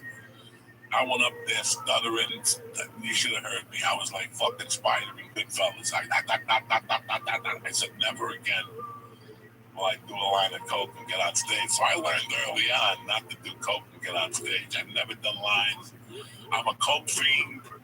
Yeah. I had it in my pocket when I went on stage. I'm not gonna lie to you. Many a night at the store, I was on stage with a coke pocket burning in my pocket. You could see the fucking light coming out of my pocket, but I wouldn't do it till I walked off the stage. And in those days, I used to go right down those steps, right to the original room bathroom, do bumps. Then I was ready to talk to people. How you doing? All right. Yeah. Good to see you. All right. Dude, I got on stage a couple times, man, on coke, and it was so hard to do. No. Dude, I remember some guy in college came out with or he said he, a buddy or something. He was Chinese. I don't know if he was Chinese, but something was going on with him. And he said that they came out with like a cocaine suppository, right? This is when, people were excited about cocaine, and you're like, well, I'll try it however I can get it, And so I remember putting one of those in my ass as a college kid, and trying to do it different ways, man. I just wanted that buzz in my system, and it burned the inside of my ass, I remember. And it was not, it wasn't USDA approved or whatever, But anyway, man, I remember the other worst time I ever had on cocaine outside of that Chinese time was when I was on stage at the Comedy Store. And that was the worst. If you were buying coke, you wanted the coke guy to get there after your set, bro. Because if you got there before you got your coke, you're like, oh, I'll save my coke, but you can't save your coke. You can tell your coke, I'm going to save you, but then your coke's like, no, you're not. And then you got to do a little to make sure you still know how to do it, So I would do a little, go on stage, and then like I couldn't get the timing right of I would be too quick on the punchline, and my chest felt small, and I felt scared the whole time. That's one thing I don't like about coke. I just wish if I was a tougher guy, I could handle. I think you got to be a fuck. Cocaine to me, it's so strong that I can't meet it halfway sometimes, It takes me over. You almost got to be like fucking rock Marciano and meet it halfway. Let me tell you something about cocaine. Cocaine's great. You're trying to put something together. You're trying to have a good time. You're trying to have a long conversation with yourself. But the problem with cocaine and comedy is this. I wish Pryor was alive today so I could ask him. Maybe I'm wrong. For me, when I did coke the night after let's say I did a fucking snowstorm on a Friday night, and I went on stage on Saturday, and I still had coke in my pocket, and I hadn't done it yet, I could blow up a room. No, I'm lying to you. I could have a great set, joke-wise. What am I saying, joke-wise? Straight from the notebook, right from my memory, straight from my mouth to you. Set up punchline, you're gonna laugh. It's gonna detour. That when you say a joke, for a joke to really connect, it's gotta detour through your heart and through your soul. The cocaine detaches that soul and heart. That's why you feel mechanical. That's why you feel very mechanical. It's bad enough. You ever do 3 shows in the night? Oh yeah. The old school improv, 7, 9, 11, or 12, Midnight Madness or whatever. By the time you did Midnight Madness, you didn't even know what jokes you were saying. Because you're like, did I say this already? Didn't I say this already? You felt disconnected. When you got off stage, you would always say, I'm not doing that fucking midnight joke anymore. I didn't midnight show anymore. Because it's too much on you. and you're disconnected because you just did 2 shows and you don't know what the fuck you said on both shows, what order. Now the 3rd show, you're sitting there going, I said that already. No, that was not your 3rd. No, I said that the 2nd show. Fuck it. I'm not doing this show no more. Well, that's the same way it was with cocaine for me. But if for a joke to work, they got to feel it through your emotion. You have to become vulnerable. It's got to go through your soul, your heart, and then your mouth, your brain. When the cocaine's in there, it don't hit your soul or your heart. You just become a fucking person who writes great jokes and just says them like a computer. Yeah, You know, that's a great way to explain it, man. Yeah, that's the way it felt for me. That's why I used to get pissed off when people would say shit about Lawrence Taylor. Yeah, he's a great football player. He's on coke half the time. Let me tell you something. When I went to prison, I would do a line on speed on Monday nights and play basketball. Oh my God, that was horrible. My heart would be beating out of my chest. I couldn't focus. So I think people were wrong about Lawrence Taylor, but years later he did say he did it and went on the field and blah, blah, blah. So who the fuck knows? How's your life now in Nashville visiting, going back and forth? California? Yeah, I mean, I came over here to spend time in Nashville because you know, look, I'm going to say this about cocaine too, because since we're just talking about it, because you had me thinking about it. That's a great way to explain it, man. Yeah, it takes away, it detaches you from like the real emotions that are connected to whatever you have going on. So if you see somebody you care about, you don't treat them the same way. Everything, no matter what, if you have a job you care about, you don't treat it the same way. Yeah, it takes your emotions off. It's like something that kills like glue, kind of. You know? Cocaine is, when you look at it from a fucking distance now, they're great for me. No, it's great when you're fucking getting your dicks up and you're flying, doing somersaults with, you know, you're gambling, you're in Vegas, whatever. Yeah. When you really look at the big picture, and when you figure out what you're trying to do as a human being, like, if you really, really, really think about it, it's a certain evil that you feel. That's why you're tormented. I'm not gonna ever do that shit again. And you quit for a week and you start again. Now you're in that vicious cycle, and it's tormenting you. And it tormented me for years. You know, like I told somebody the other day, listen, I quit 1,000 times, and finally one day it stuck. You know, you gotta keep quitting. You gotta keep quitting and telling yourself, I'm gonna fucking quit. And then 3 days later, fuck it, I'm quitting. I'm quitting after Thanksgiving. You know what I'm saying? Then 3 days later. So I ended up becoming a comic, and I could put my emotion into my work. And years later, I could see the differences of who I was on paper. You know, I could feel it. So, well, I think it's so painful for some people, you know, and some of us that have had childhood trauma, emotional trauma in our life. It's painful to stay attached to the world, to have your feelings stay attached to things. It's painful.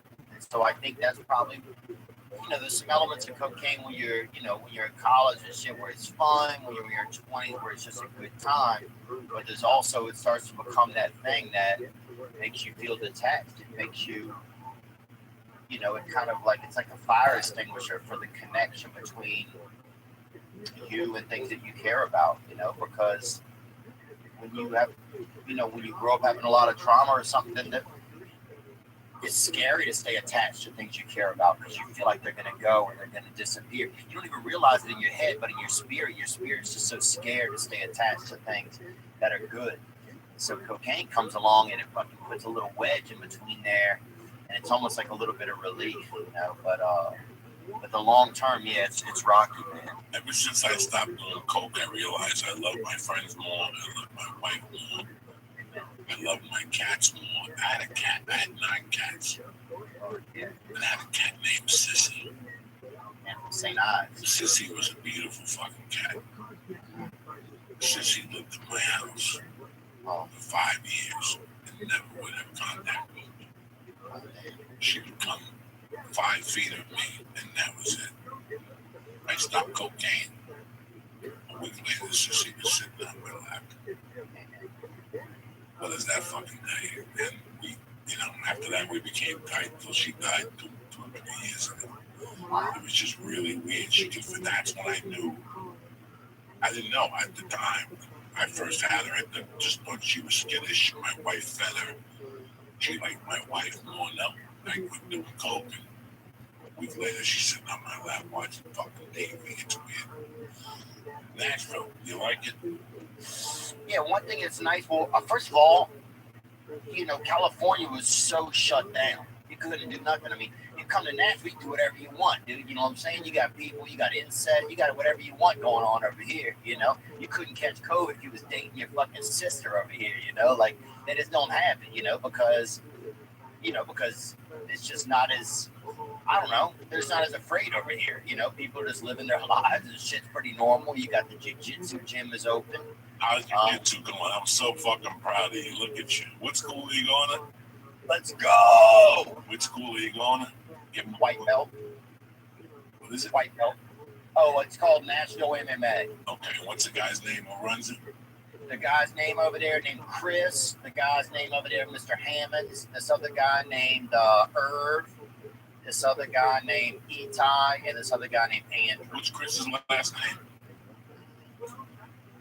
I don't know his last name. I think he's friends with A. Robert. I think that's the guy that's sending my love. How's jiu-jitsu working out for you?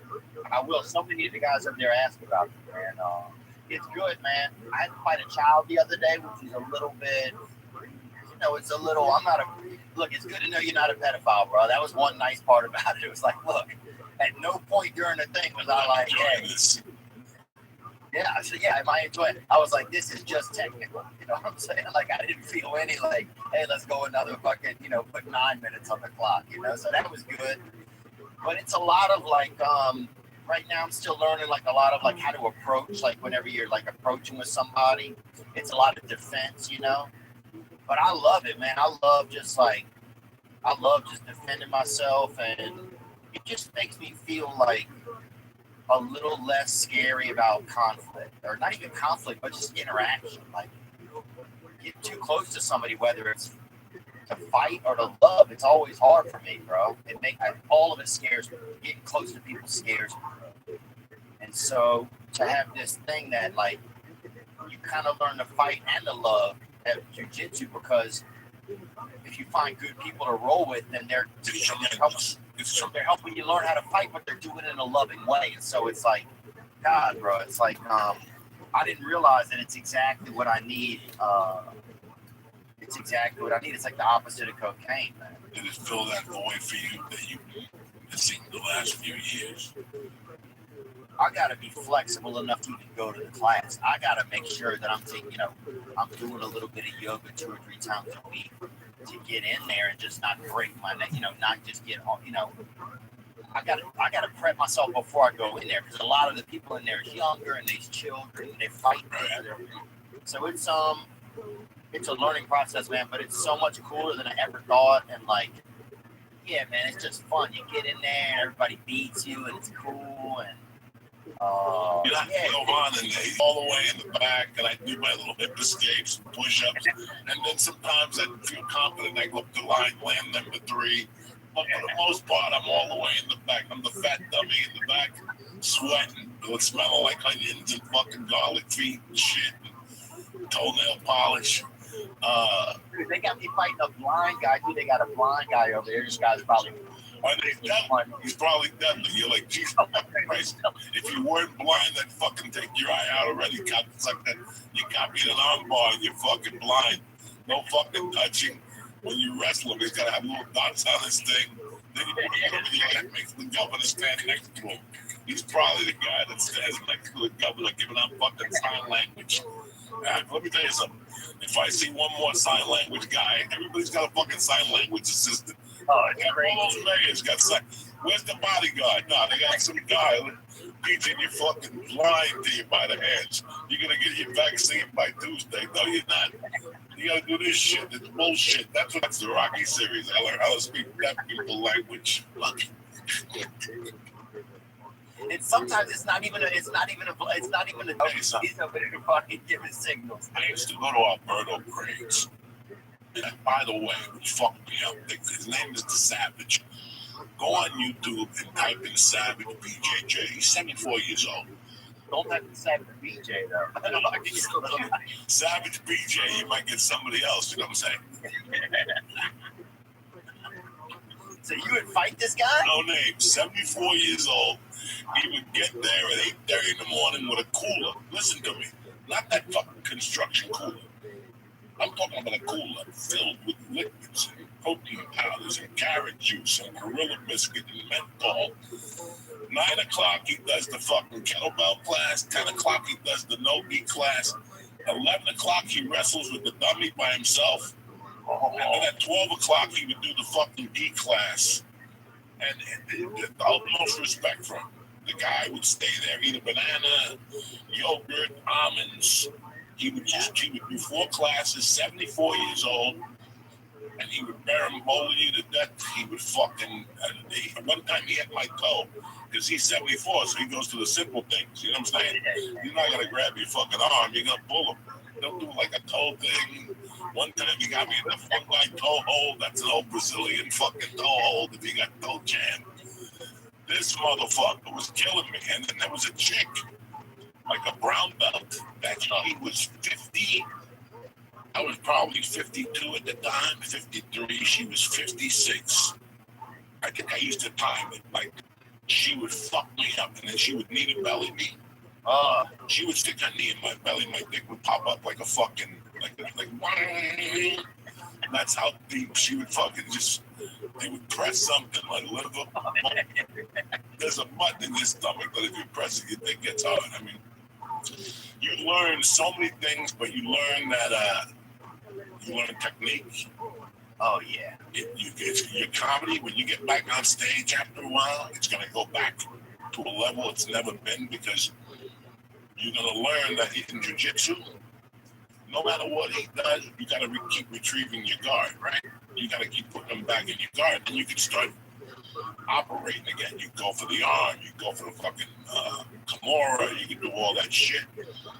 But the same thing with comedy. When I would find myself lost on comedy, I would take a couple breaths and I would find my home again with just a closed guard. And then I would attack from there. Let me get this on, let me pull, so he thinks I'm pulling, but I'm really going to get him with a scissor sweep. It's very interesting. I'm very happy you got into it, brother. And, you know, it's crazy because for 4 years, you and I have been having discussions that something was missing from our lives. We had comedy, we had podcasts, we had everything we wanted. That's why I tell people, be careful what you want for them, because it might just happen. You know, and we got what we wanted. But there was always something missing. And you and I had this discussion last Saturday on the phone. For you, it was the burnout process. You were burnt out. And now, in hindsight, I don't want to say it because my persona is to be a fucking, you know, don't have to hold on. I was also burnt out. But I wasn't burnt out on the stand-up comedy. I was burnt out on the business side. I was burnt out on the numbers and the fucking dealers, what the dealers are charging you. And it never ended. It never ended. It never fucking ended. So it took away that love that you have for stand-up, like that natural fucking love. Everything was based on money. You know, I want to be able to go to the pizza parlor down the corner and sign up for the open mic and be number 8 and get off. Yeah. When I'm able to do that, that's when I go back on the road for fucking comedy. When I can go to an open mic and do it, not for money. It got to be for money, and I didn't like it for money anymore. Yeah. I want to fall in love with it because I'm in love with it, not because you're paying me a certain amount of fucking money. I don't want to do anything in my life for that. Once you get over a certain age, you realize it's not the money. It's what makes you happy, what keeps you happy while you're doing it. Yeah, no, look, I think, and I think that's one thing, Joe, that during this whole disease or whatever, that people have realized a little bit, like, what am I doing on this Ferris wheel, on this money go round? Like, who am I trying to, like, I'm not doing it. I'm just working for somebody, doing this for them. There's no, like, where is my reward as a human? Where is my value as a person? Like, what is this rat race? You know, like, I think a lot of us are like, You know, I don't have to do all of this. I can slow my life down. I can tell people no and enjoy my life with my children or my family, or, you know, we don't have to, you know, you got everybody in the world thinking that they can buy a yacht one day or something, watching all this Gary Vaynerchuk online and shit, all of this bullshit. You know, you could have a fucking Monte Carlo, you know, like, bitch, you probably can, you know. You might be in a fucking Ford Escort the rest of your life. But it's about the other side of the coin, is just enjoying the time and fun. You know, like I think hopefully we turn it a little bit more like Spain, you know, they take a break after lunch, you know. That's good. You know, it's weird that I also got sick of the making plans to do comedy, and then something pops up socially that you would really like to do. You know, like you would really like to do that socially, fucking, and you can't because you have a date in fucking Des Moines, and you don't want to disappoint them, you don't want to cancel nobody. But the good thing is, brother, we're 3/4 past this pandemic. We all made our decisions on where we're gonna end up and what we want to do. You obviously did, which makes me fucking happy by talking to you. I obviously did. I'm gonna finish my shows at Vinny's, and I'm taking the fucking summer off because Sopranos comes back. The movie gets released to many saints in Newark, and then we'll evaluate and take it from there. But I'd also love for you to stay in touch with me and let me come on your podcast. Yeah, I love that, bro. We can talk about I See Mike and finish up plan, or your producer had plans and you've got plans. It was just a Saturday afternoon checkup with you, brother. You know, to let you know I love you. We made history at the Comedy Store. You know, we made history on the podcast. Fucking eating mushrooms. You weren't even there the next night. It was the night Brandon Bosnia was on. And we ate the mushrooms again. Lee and Lee were walking out. Fucking Lee just barfed all over his shirt. Thank God we had extra shirts. He kept telling me, he was like, he would be okay. And I'm like, you're okay, Lee? And he would look at me and go, don't take me to the hospital. Like, I'm going to take you to the hospital. It's going to be all right. Don't worry, Lee. We'll be lucky if we get you a fucking hot towel, brother. No hospitals. We gave a different shirt. We threw his pukey shirt away. And that was the video from Lee from Outer Space. That was the night. That was happened way before that. What nights are you going down to Zany's? I got a show there, I think on the 23rd or 25th. I've been taking it real easy, man, you know. And if I'm back in LA, I'll do Ever Smart, that guy. Send him my love. He took care of me. He was always straight with me on the shows. And, oh, yeah. He proved to be a gentleman, that fucking dude. So, yeah, great, man. I'm sure tell us a G. So is Marquez, man. Good job. Good job. But, man, I love you, and I appreciate you always checking in with me, man. I'd love to have you on the podcast soon. And, yeah, it's like, I'm just, yeah, man, I didn't realize how much I needed just this conversation. I told you that. I've been telling all these older cats that we talk all the time on the phone and listen. I'm going to give you a call in the next couple of weeks. We're going to do a face-to-face just to see each other, just to remind ourselves of what we went through. And that we're going to be all right. Everybody's going to be all right. The people that watch us, everybody. I wish us all. But thank you to your family. What's the story with I See Mike? You call him lately?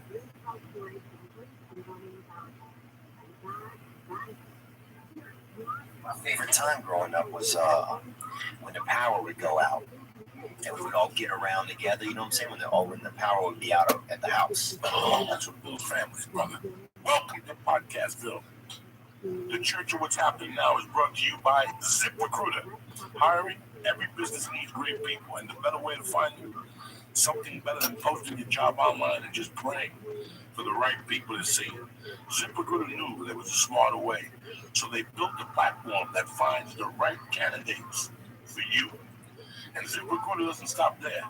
They even spotlight the strongest applications you receive, so you never miss a great match. Businesses of all sizes trust ZipRecruiter for their hiring needs. Right now, the church family can try ZipRecruiter for free.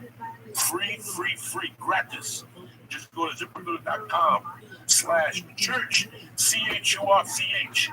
That's ZipRecruiter.com/church. ZipRecruiter, the smartest way to hire. And to my family, Aubrey and Hanukkah, the best supplements out there. I came back yesterday, I was jacked up to the fucking gills from the flight and high altitude. I took some new mood and an alpha brain, and I fucking took a nap. I woke up tip top magoo. I went over to the Chinese people and I got a little massage, a $45 massage. I gave Johnny Woo a $20 tip. He rubbed that my little fucking acid I had in my muscles out. And I went home and I relaxed like a fucking savage. You know why? Because New Moon and Honda made it happen. Go to Honda.com right now and get 10% off of supplements. And tell them Uncle Joey sent you on to check out President Church. Bam! CHURCH. And get 10% off your order delivered right to your house. Kick this motherfucking meal, Lee. Right? Oh, Beautiful. shit! What a better way to start a week than with fucking Theo Vaughn in the house, ladies and gentlemen.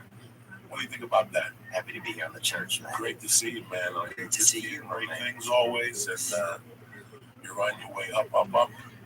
Following your footsteps, man. Not my footsteps. It's just what happens when you work hard. You're leaving these giant tracks out there. It's just the results of fucking sticking with it, you know. I went to Denver this week. Yeah. And last Wednesday, we were leaving Thursday morning. And I didn't know about what I was going to walk in myself into, you know. I did that with the Wednesday. And I went to my daughter's ballet class. And while I'm sitting there, I had like a nervous breakdown. Get water from my wife. My wife didn't know. I didn't tell nobody, you know. I was going home. I was going back to Colorado to where I got on stage for the first time. Wow. That club was the first time. I got on stage for the first time at the Denver Comedy Works. And that night, I got like the full aptitude of what. And I had to leave the house. I even went into the spot with Leo at the fourth wall just to rant, you know, for 5 minutes just because I was about to have a nervous fucking break. I was going home. Wow, this is the place where I started. Like, people don't understand when you start in your home club, you're never going to get loved there because they always remember you as you were. Yeah. So that people always have beefs with their home club. Oh, that's interesting. Like if you start in Dallas and you get Dallas Improv, as you progress, they won't hire you.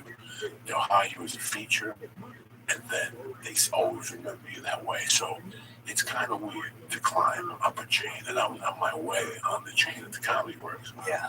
I was doing guest spots, like 10-minute guest spots. Yeah. And there was this dude that worked there, Tim O'Shea. And me and him were tight, like me and we open micers together. Like, what are you doing Thursday night? I'm going to the Rusty now. I'll see you there. Me and Jeff Sargent, Jimmy and Beta. You know, it's like 10 open micers, and you become friends with them. Like, Yeah. him and I used to drive together to these gigs. And one night I'm at the Comedy Works.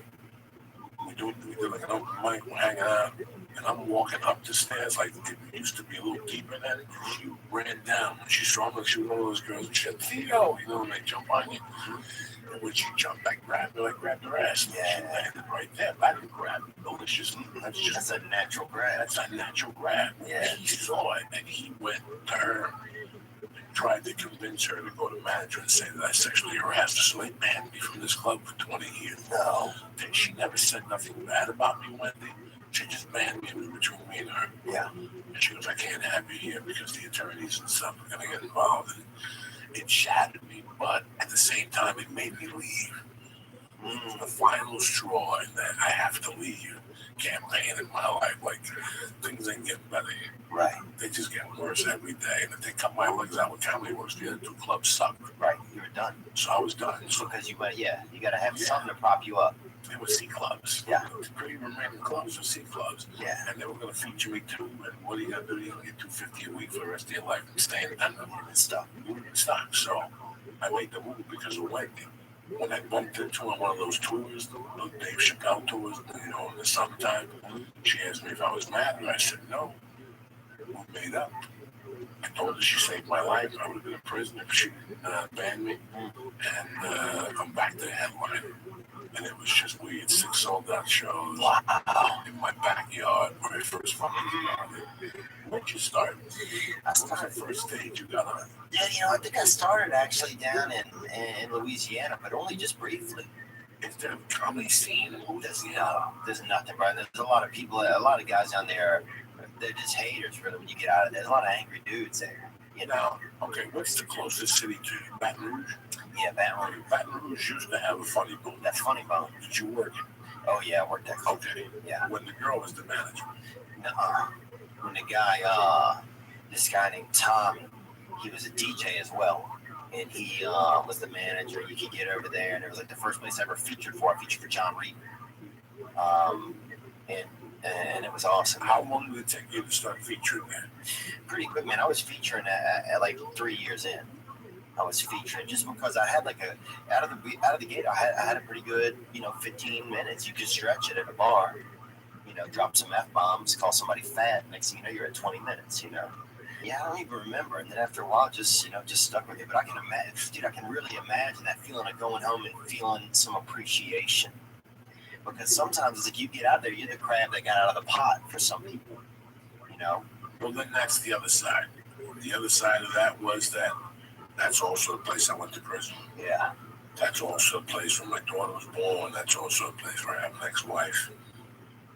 It's just a lot of mixture all going in. And then I get there, and I'm asking about the comics that I came up with. And one of them is around. They all got out of the business. They all did this. And that gave me a different feeling. It gave me like a little, I don't know, kind of feeling like guilty. In a way that I stuck with it. Like I feel guilty that I stuck with it instead of quitting and coming out here. It was just a weird feeling, bro. What did you feel like? Oh, that's what I would think a little bit. I don't know. It was just weird that, listen, man, I stuck with comedy because this is it. Yeah. I wasn't going to go back to, I was going to go back to slinging drugs and robbing people. Yeah. There was no other job. I was not equipped to have a day job anymore. There was one point where I just was not going to have a day job. I never wanted a fucking job. I never wanted a fucking day job. I don't picture you having that. I picture you doing comedy or fucking stabbing somebody, honestly. No, I swear to God. Like, I had tried everything. I cooked, you name it, bricklayer, electrician, carpenter. I was a fucking bar back. I don't know how many bartending jobs I had. I don't know how many factory fucking jobs I had. I can't even imagine how many warehouse jobs I had doing like fucking those things and stocking shelves at a hardware store. I can't begin to fucking tell you guys. And it's your calling, man. That this was it. No, this chooses you after a certain point. It just chooses. It really does. It just, like I had no other options. I was 30. I was 28 years old. I had a felony. Who's going to fucking hire me in the stock market? Or to be a lawyer? Ain't nobody gonna hire me in the fucking stock market. I was done. That was it. Yeah. So I figured that least case scenario, you could be a road comic and make $600 to $700, $800 a week, live in your car, and live like Charles Bronson. About 4 nights a week, have a hotel, and 3 nights a week. Sleep in your car, you wear out a camp. I mean, I'm dead serious about this. Yeah. This is how disheveled I was inside at that time with the world. I just wanted to drive in a car. That's it, just in a car. Some nights I slept in a car, some nights in a hotel, some nights in people's couches. Damn. And do I regret it at all? Fuck no. Fuck no. It prepares you for the rejection. It makes this shit seem like nothing. Right. You know what I'm saying? Yeah, it makes you start to own, like, whatever. Like, you, no matter what you put me through or say to me, I've created enough shit in my own life that you don't even know about. I got arrested at 6 o'clock for assault, and the show started at 9, and I bailed out at 5 to 9 in Idaho. I still got one in Idaho, I mean, I went through the fucking mill as a road comic. I was doing CW Kendall work, David Truman work. Anybody who had one-liners, I did them. I took this Doug Stanhope format. It was all triple. That's what Stanhope did. Stanhope wasn't busting his ass in New York, bringing 5 people to a fucking show. Yeah. Stanhope started in Vegas. He got Evening at the Improv as a feature act, and he was unstoppable after that. You know why? He got a Buick. He put a fucking stick in the back. I mean, I didn't invent this. I just mimicked somebody else. Yeah. I just mimicked somebody else. When I saw him in 96, I had never seen anything like that. Wow. I met him in 91 as a feature actor. Then he came back to the Boulder Comedy Club, and I was the house MC, and now he was a headliner because he had done a spot at Evening at the Improv. It was different. He was a headliner now. Right. And then I didn't see him again. From 92, I didn't see him again. But there were bickerings about this fucking kid that's ripping up fucking rooms. I mean, there was amongst chitter-chatter, like, and they kept saying, his name is Doug Stan. I'm like, I know that motherfucker. He slept at my house one night. He was so cool. I was the house MC at the Boulder Broker. And it was part of a triple run. You know David Triple is? Yeah. He's a broker in the Pacific Northwest. Yeah. So he used to book Tuesdays, was the broker. Wednesdays, you had off. That sucks for a comic. That's when you spend all your money you made on Tuesday. Yeah, that sucks for a comic. You only get for those nights. That time he was giving you $125 a night, and he paid you $50 up front and $75 in a check. So you picked up $50 cash. That's it. So you had to either figure it out. If the headliner was cool, I had a condo, I'd let them stay there. There was a couple guys I let stay there that were just cool. They left in morning. Doug Stanhope was one of those guys. Wow. So, what was he like? Do you remember kind of what he was like, or what? At that time, I knew he was funny. He was young. He reminded me he was just young. He was a kid. Yeah. He was just a wise ass kid when I first saw him. That's I was 29. Yeah, maybe 29, because this is 1991 is when I won the contest. 92 is when I met Doug Stanhope. 92. And then again, 93. And then I lost a job, and I never saw him again. Wow. And like I said, I had bickerings of him, and then he won the San Francisco comedy competition. Dang. No, he was not working the punchlines. He wasn't working. Nobody was hiring that motherfucker. And he popped out of nowhere. His act was so fucking blue. And he was killing it. Like Triple, when you get the paperwork from Triple, there's certain hotels that are Mormons. Red Lion Inns, you can't go to those fucking places. They have Mormon hotels? No, if you do Provo, Utah, okay. And it's a Red Lion Inn, they'll tell you that they'll tell you on the fucking paperwork. This is a Mormon room, watch your language. People get offended, and the next night they put you in a room that says, this is an active room. Yeah. If you get something thrown at you, get off the stage immediately and contact the management or go to the hospital. And you're like, what? What? Do not stop. Do not attack it. Yeah, no. It's, I mean, but like I did those in the winter. It's that volatile room. And they're all volatile rooms. And then the fucking shows end and they turn it into a disco. And it's just white people, but there's always 3 black guys that are getting their dicks up. And there's 2 rednecks that are furious at the black people. I mean, it's fucking crazy. It's an adventure in itself. I went on a triple run for probably 8 months. That's all I lived on was triple runs.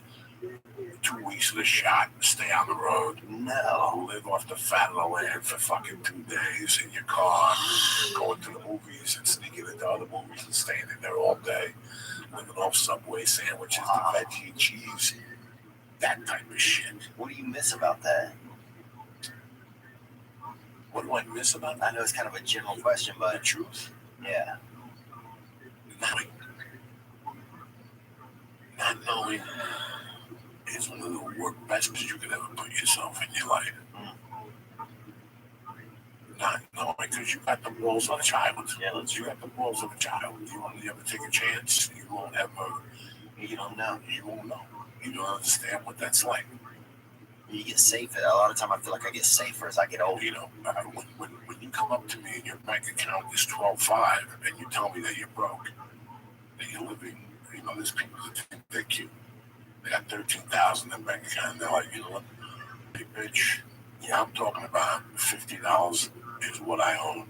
This car is what I own.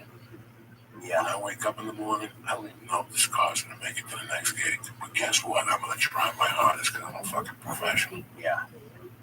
That is a distinctive level to put yourself in your life. And as a comic, if you're a real comic, when you fall in love with this art, one day, Lee, and you tell me your thing is, I'm not doing this podcast no more. I'm going to live off my fucking savings and live off $50 a fucking night. And you know what? I'm not going to take a day job. I love this so much. I put away savings. My school loans are paid. I don't know nobody money. You know what that's like to just disappear and get in the fucking car with everything you own, give away your bed, your fucking TV, Give away all your give away everything. fucking Like, plates. that takes a different mental. When I got in that car in June of 1995, that was the best thing I ever did with my life. Like, I had been out in the cold before, I had been alone before. That was a completely different feeling. I was living off what I loved for the first time in my life. Man. Now, what I had to do to pay the fucking shitty bills and student loans and to pay for fucking shit that I didn't fucking need, a fucking TV or cable TV. You don't know what it is. Don't disconnect yourself. For people to have conversations about TV, you don't even fucking know. But you want me to tell you what the best thing is about it? You don't give a fuck. You don't give a fuck because you're out there getting on stage every fucking night. You don't give a fuck. You think I gave it? Bro, from 95 to 2002, I didn't watch fucking, I didn't even know what the fuck TV was. I didn't give a fuck about basketball. I didn't give a fuck about nothing. I gave a fuck about music. Yeah. Because that's all I could do was listening to the car. Keep it going. You know, there was no books on audio yet. There was nothing. It was a cassette deck with 20 fucking cassettes. That's it. Lee, you'll never know what that's like to have no money in the bank, to be in a hotel in Michigan where next door you hear people fucking, and 2 doors down he was beating them. Yeah. But it doesn't matter because you're going to do what you love so much. That is a fucking feeling that people live all their lives and they never fucking experience loving something. Trying to be that good at something that there's nothing to it. There's no guarantees when you get into this. If I go to school to be a doctor, Yeah, you could be a doctor. I could do anything after that. I could be an assistant. You know what? I don't want to be a doctor, but I'll be the highest paid assistant in that fucking office. X-ray tech. Trying to say it, you There's have ways no out. idea. Well, it's like when you take a gun and point at a man and you take a life. That takes you to a different level in your life. That puts you in a different perspective. That puts you in a different world. You have no disregard for human life. Now you do it again. Now every time you have a beef with somebody, I come up to you and I just shoot you in the fucking head. Every time I have a beef with somebody, that takes you to a different level. Not knowing where you're. Now I had tons of practice about not knowing. Yeah. 83. Oh, yeah. I used to wake up and go to a diner and put breakfast on the oven until 5 o'clock. We're conditioned. You don't even realize So it. I would force myself to make money by 5 o'clock to give the Charlie's back their breakfast money. You know, it was $7, and I'd take a 20 out and sign for it. Just to get the party started. Yeah. Get 20s, I'd go to the bar, get cocktails, see what's going on. Listen, I got watches, I got 100 waves. Let's make something happen. Get Theo one of these likes loots, get him on the phone. Yep. Yo, I got loots, $4 a piece. What are you gonna give me the loots for? I'm gonna give you $8. That's what you are. $250. All right, Theo, give me 4. He wants 25 and $250. I just made $45. I just covered breakfast, and I can have 2 or 3 more drinks, and I get a $20 sack of Coke. But I'm not gonna do that. I'm gonna buy loots and sell more. I'm gonna tablet. Give me 50. Because with Leo's money, I'm gonna flip the other ones and make a fucking dollar. You know what I'm saying? Yeah. And it started minute. So what, Joe? You made $46.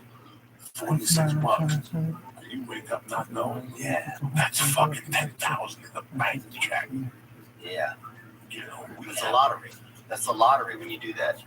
When you don't know, when you get something. Yeah. You have no idea what I endured from 95 to 2000. People like Josh Wilson today, I lived in my car in front of his house. Some nights I went on his couch. Some nights I went to Ralphie May's fucking house and slept in. Yeah, I was an addict, but I was working every fucking night. Right. I was working. I was on stage 3 times a fucking night at the store following registration. You understand me? And every time the fucking black lady with the donut hairdo saw it in Hollywood, I got a ticket at 2,000 times for that fucking car. And it wasn't even my name. It was the casting director's name. Dude, that's the best, man. That's one thing I do remember about, like, just being a little younger and a little more carefree was having shit in other people's name, doing shit, not caring. Not caring, you don't give a fuck. I was just telling these guys, like, I had a car that blew up in New York on fire, and all of them was getting late for in the winter, the electrical circuitry way. Oh, dude. And I left it there. The next 2-3 days later, I went back and the car was gone. It was just a wishbone. And dog, I took a bank loan out of it, like a $2,000 bank loan, co-signed. I didn't give a fuck. Even the co-signer never said nothing to me about it. I'm like, damn, what is he gonna hate on me? I forgot all about it. Dude, we had this guy named Andy. Speaking of fire, he ran into a fire bunch, like a couple grams, dude. And nobody ever kind of brings it up with him, you know, because it's kind of embarrassing, I guess, you know. Thinking he ran back in to get a little bit of coke and just got burnt up pretty good. But yeah, man, I miss being younger, dude. I miss just feeling like I had more time to just waste if I wanted to, or just experience. You know, I just miss that freedom of being like, the next 5 years, anything can happen. Like right now, if I didn't have Mercy and my wife, we would get off the fucking podcast Wednesday afternoon. Me and Lee would be on the plane Wednesday night in the red eye. Playing Thursday, sleep all day, do 2 shows Thursday, get on another plane, do 2 shows Friday, get on another plane, do 2 shows Saturday, and come back. I do that 3 times a fucking month. Yeah. And some weeks, he ain't even coming back on fucking Sunday. We're gonna go into the city and hang out. Costa Rica? No, I'm not going to Costa Rica. I'm going to fucking Costa Rica. What I'm saying is, I can see you guys in Costa let's Rica. say I'm in Miami for a few days. Fuck it, I'll book West Palm, I'll book like Tampa. Yeah. Stay in Miami, eat fucking good food, get some sun, and Wednesday take me up to Tampa. Yeah. And you're out of town for 2 weeks. And you come in 2 weeks, you don't have to come home. We can do the podcast on the road. That would be the ideal life right now. Yeah. I would love to be able to do that. I would do anything. I wouldn't give up my family right now at all for anything in the world. But if I didn't have Mercy and my wife, get the fuck. I go on the road old school, sit down. 3 weeks a shot. 3 weeks, fucking stay out there. You're coming for 3 weeks.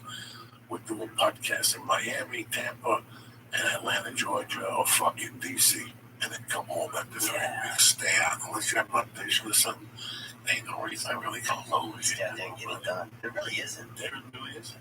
There Really isn't a reason. Every time I get back, I'm like, what am I here for? Just clean clothes, you know? Just to see some friends, to go to the comedy store. Those are the only things that keep me really, you know, enjoying the atmosphere, man.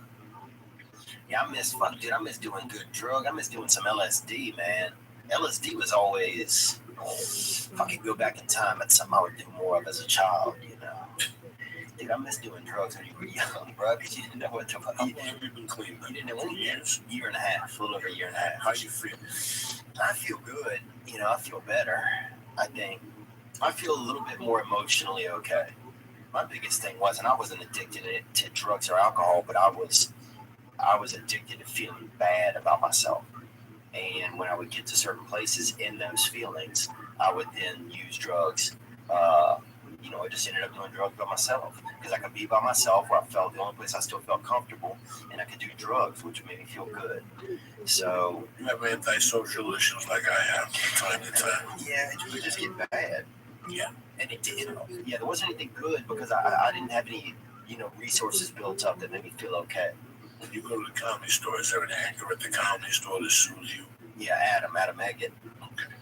There's always Adam as the booker. Yeah, Booker. Is there, like, when I see you, you get genuine? Oh yeah, I feel I feel good when I see I you. have that. I need an anchor at the store. Yeah. That's why I don't like the store. Sometimes during the week, you go down there, the halls are empty. And it's a great audience and stuff, but the halls are empty. You feel, yeah. And you feel like your anchors aren't there. That's when I get anxiety. Oh, that's That's interesting. when I get anxiety. My anchors aren't there. When I'm solo, when I'm by myself. Yeah. No Ari, no Joe, no nobody. Yeah, I know Eric Griffin, I love him to death, and I know Neil Brennan, I love him to death. Right. But they're not the clique I hang out with, you know. Sometimes you go to the store and there's nobody there. Yeah. Like this nights I go to Flappers and I see young comics and I get happy. Yeah. Like they're still in it for 2 years and 3 years. Sometimes I go to the improv, you know, you bump into people. Like I just bumped into the guy that created marijuana logs. And Doug Benson, and Roger Rittenhouse were roommates. in like the late 90s, they created this show, like a play. They still do it. I've heard of it, I think. Marijuana. They did New York, right? Yeah, they did. Marijuana logs. Marijuana ones. I just bumped into that guy. I hadn't seen him in 10 years. Yeah, that's a joy, seeing people, you know. I mean, yeah, when you go up there, it's like, yeah, I love seeing, you know, certain people. Makes me feel good. Certain people I know I can talk to. A couple people I know are always around. Like Tripoli, I can always talk to Tripoli a little bit because he's always hot on the new conspiracy theory. You know, somebody's, you know, fucking kids for cheeseburgers or something out in Milwaukee or something, you know, something crazy. You know, there's always something wild. I saw Syed, I think, where was it the other night? You had just gotten up into comedy. Where was that at? The store? Well, maybe it was either the store, maybe Sam's Room. Yeah, that was exciting, man. That was crazy. That was awesome. That it lifted my spirits up. Yeah, there's just, yeah, sometimes you just get so excited to see, and I feel safe there. I feel safe at the store. And there's some places I go, I still feel a little bit nervous, but the comedy store I feel safe at. When I go to a new town, I feel, whenever I go anywhere, when the first night I was getting bad anxiety Thursday and Friday night at the fucking Comedy Works. Yeah. But once you get up there, the anxiety becomes. It must have felt good, bro, walking out on that stage, man. Well, it always feels good when you walk on the stage, but it's so weird that fear that you have before you go up, how it flips. It flips as soon as you touch the microphone, and it goes into the microphone. And for years, you hear a flow and energy. And when you do stand-up comedy, that's where you really see it. Yeah. Like when you go to yoga, they talk about energy, this and this and this, and feeling your body. I don't feel big. Yeah. I feel I can't breathe. I can't carry myself for 300 fucking pounds. That's what I feel. What I do feel when I'm on stage is the transformation of anxiety and fear into a little bit of anger, a little bit of rage, and a little bit of funny. Yeah. And it that's what that journey taught me. That journey teaches you how to take that fear. Once you stop getting scared, don't go on stage no more. That's the day you quit. I had a lot of anger for years. A lot of my on stage, it was in the past couple of years, has it become more, you know, I feel a responsibility, like I have a gift a little bit from God just to communicate. And I don't know, this may be the facet that's always in comedy, I don't know, but that I have to use this gift to, you know, help just somehow make other people feel good. So now I feel a little bit more when I get on stage, like I'm here to work for these people. Whereas it used to just be me. It was like, I'm here to just show, you know, just prove I can do this. And maybe that was the fighting instinct that I needed to say to survive in this. But now I feel more comfortable knowing, like, okay, you know, I still get nervous for sure, especially when I'm trying new bits out or if I'm in a new stage, my feet are touching a new stage for the first time. It's like a baby deer being born. But I do feel more now like, okay, this is a team effort. These people, they want to have fun. They're not judging me as much as I just always thought everybody was in my head. And I'm here to help them have a good time. We're going to work together. I feel that vibe more now. When you first started, were you frustrated at one point? I was fucking angry, dude. Frustrated with the system, your life, yourself. I was frustrated with my life, dude. I was just angry. You know, I had that kind of like, you know, I think I had a little bit of that poor white anger. You know, the same type of just, you know, nobody gives a fuck about poor white people in America, it seems like, you know, except for poor white people. So, you know, I had a little bit of that angst. You know, I knew, dude, I mean, I grew up around some fucking real crazy poor white people. You know, the dude, no arms, they had a dude in our town, no arms, used to fucking fight everybody. You know, that dude, you know what I'm saying? He'd get you in that lurch, he would catch you with his, between his chin and his chest. He would fucking snack you like a snake. We were talking about this dude. His boy Kurt was his name. And he would just get you like that, bro. And he would choke you down. He had no arms. No arms at all. And he'd fight anybody, dude. And he would choke you. He would So if you were to punch him, how would he block? Oh, bro. He'd spin out of it. He'd spin, he'd duck, he'd dodge. The dude had, I mean, he just. Would he catch your hand with his neck? Huh? Would he catch you? Oh, he would just lurch at you. And, bro, the thing is, here was the. Oh, you know what? If he hits you with that shoulder, you're going down. Yeah, part of it was that choke. He would get you, catch you like this. Where would he catch you? In your neck. He would catch you neck to neck. That's fucking crazy. Once he got you neck to neck, you, but the whole family was fucking choke you out. Psychos, bro. Brother had sharpened half of his teeth on one side of his mouth, dude. It would fuck you up. One of the kids was in a wheelchair, just They never taught him to walk. I don't even think he was crippled. They just never taught him to walk. And so the other brother would carry him on his back everywhere, like a backpack, dude. And didn't even give a fuck. I mean, these people are away from society. An entire family? No shirts, bro. The whole family, 0 shirts. No, because people don't wear shirts. Not the girl didn't have shirts either. They had one girl in the family. What was her name? Jessica. She was normal. She was, she was pretty nice. I thought she was a sweet girl for as tough as, with everything that going on down there. And they used to put a board over the sink at night, and one of them would sleep over the sink. They had 11 children. The house, no joke, was just two of these studios. They had 11 kids in there. But yeah, it's like I grew up in that type of environment where it's just like, I don't know, you don't feel like anybody gives a fuck about you. So I think it took a long time for some of that to get out of my system. I still feel it when I go around like really rich people who think that they know everything. Man, that stuff makes me mad. It was funny. I was telling Lee that this morning I woke up. I slept so much yesterday, and last night I fucking slept hard. I woke up like at fucking 4:30 in the morning, wide awake, ready to fucking kill Monday if you kickboxing and nothing. I did my usual shit. I went over my audition on the side with Messenger. I went on Messenger just to see, because sometimes messages are cute, like, Yeah, you get some in there. I got a message this morning. It was like the weirdest thing. It was like fate. I was telling people when I came in, we know my great movie all weekend. I go, I got an email today. I went to the Facebook page.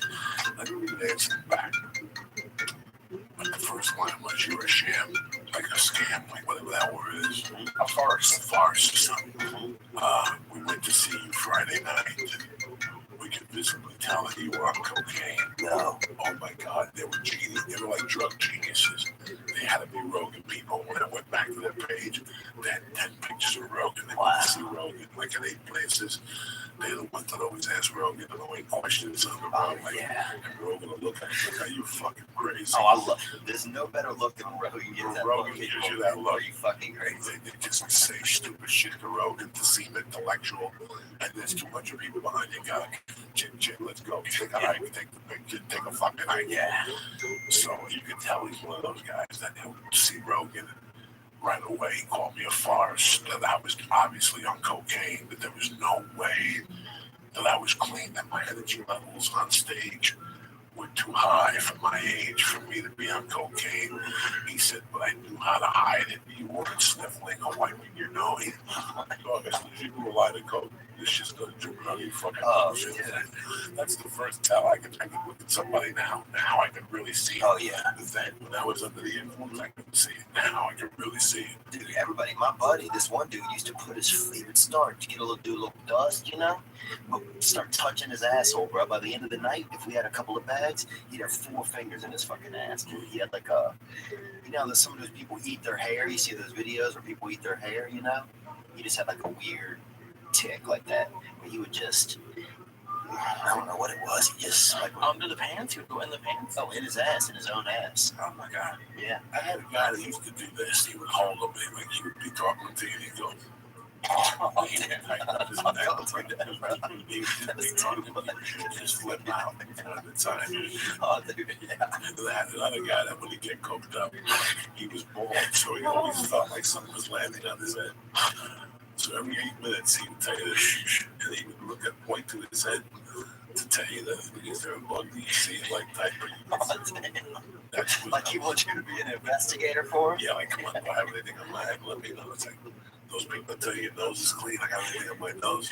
He would look at me, he didn't have to say. He would let's say he started snorting at 11 with me. Yeah. By 1:30, that would start. He wouldn't get paranoid, he wouldn't drive me crazy, he wouldn't say a lot of shit. He would just tell me that he had a spider on his head. After 2 or 3 hours, he would start smacking his head. Oh, come on. And that's when you would fucking die of laughter. When he would smack his own head. To be honest, Joey, after like the first couple times he asked you, would you just start like looking above his head, just like, I think there's something on your phone? Oh, I tortured him for days. That poor bastard. I think he stopped hanging with me because one night he must have smacked himself 90 fucking times in 3 hours. He was punching himself in the head because I kept telling him I was feeling spiders. I tortured him. It was like I tortured 18 people in there. Even when I'm high, I can be fucking stoned. Oh, yeah. the best torture I ever did, ever in my 55-year existence, was to my ex-wife in San Francisco on acid. That was one of the best times I ever had in my life, ever by myself. I kept telling her, get it together, you gotta pick your father up at the airport. And she was like, my father's coming in. I mean, it was fucking crazy. That's a good one, I too. had her looking for a key. And then I had a Bruce Lee poster, and I would look at it and look at her and go, don't tell her nothing. And she would look at me, the Bruce Lee poster. I was tormenting her one night, that poor girl. You wonder why she needs me with all my fucking heart. That's so vague and good at the same time. Oh my God, I got her on one of those 12-hour fucking Grateful Dead hits acid for like 9 hours. She was just burning. We were burning. We were burned. From 1985, we were burned. And koalas playing volleyball with your brain. I got in San Francisco. The first hour and a half is mild, and then it just goes into overdrive. And you're seeing shit, you're hearing shit. Yeah. You can't focus on the TV. Only music can be on.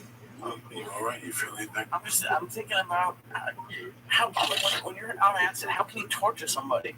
Like that's like Well, you just think of something that's casual enough just to catch a little bit of their, just a couple of their senses at the same time, and people will squirrel out, dude. My buddy made it, put him out in the yard on a mattress one time. It's the only way he could function, dude. Another buddy of mine took all his clothes off and started driving. Drove for like 5 hours. He had no clue where he went, and he came back in the morning. And he was still, he was out of gas, but he was butt ass naked. Still butt ass naked. Yeah, some people just have to, they get in the lane when they're on the dust, man. Let me tell you something, I miss that. There was a time in this country where if a movie came out, there was an undercurrent, and there wasn't Twitter, and there wasn't Facebook, and there wasn't social media. But there was an understanding that if you went to see that movie, you were going to see that movie on acid. Okay, that was it. When we were younger, we like in the 7th and 8th grade, we'd get together on a Saturday, and we'd get a bus, the number 1 bus to Jersey City, and we'd go behind a fucking alley, and we'd smoke 10 joints when you're in the 7th grade, and we'd get fucking baked. Oh, yeah. And going to see the Pink Panther movies or Kentucky Fried Movie. They were just movies that there was an undercurrent that you knew you weren't going to see that movie straight. Like your days are going to see straight movies with your fucking family or whatever. Yeah, we did that. Rocky Horror Picture Show, that was amazing. That was I get that later on. Right. Like, we went to see all the rock movies. At that time, all the theaters had midnight shows of rock movies. There wasn't a lot of them. There was 10 of them. Yeah. They were all in rotation. Pink Floyd, Live at Pompeii, The Song Is the Same. Neil Young, Crazy Horse, Neil Young, with the whole crew, Crosby, Stills, Nash, and Young. There were a couple of movies that were hour and a half that you knew you were going to see them at midnight on Friday night. And that's what you and 20 of your friends did. But the most vivid movie I still remember going to see that it was mandatory that you did acid was Apocalypse Now. Like it was known that you were not going to see that movie. Based on what? Who told you that? That was the word on the street.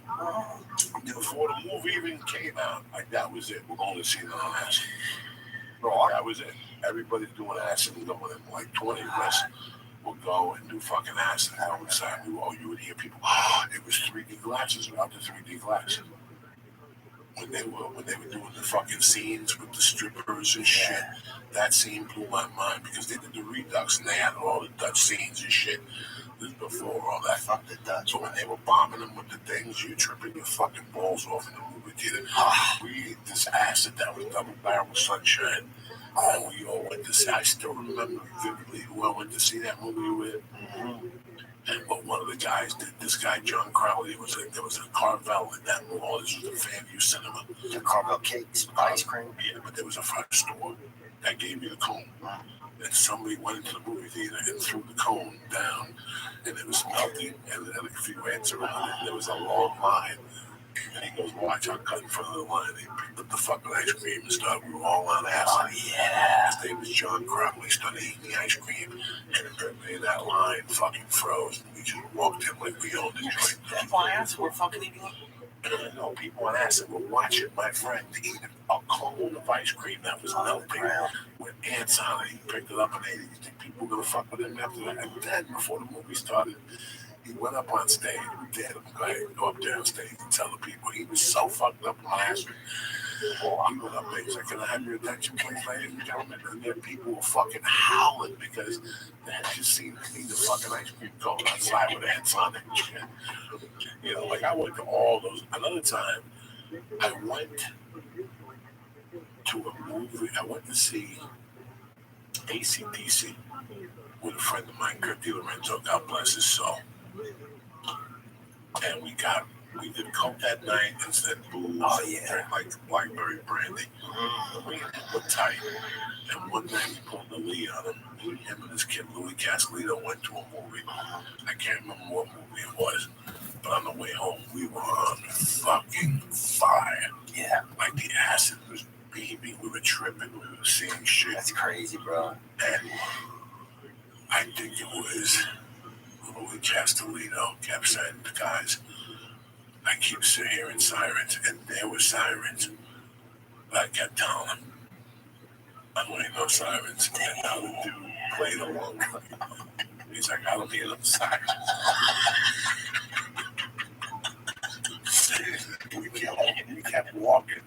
There must have been a fire somewhere. There's sirens everywhere. This guy's like, "What? I wonder what's going on. Why are there sirens?" And we're like, "We don't hear no fucking sirens. Knock it off." And it just rang. Like, what we did later, ringing like, it rained a ton. And there was a pothole with water on it. I would fuck with him for at least 15 minutes about the fucking sirens. He's hitting his ears and shit. He's like, "I gotta make it stop. I gotta make it go away." We're fucking howling me in church. And there's a pothole filled with water. And I'll never forget, he bent over and took the water and started coming on his face. He started splashing the water on his face.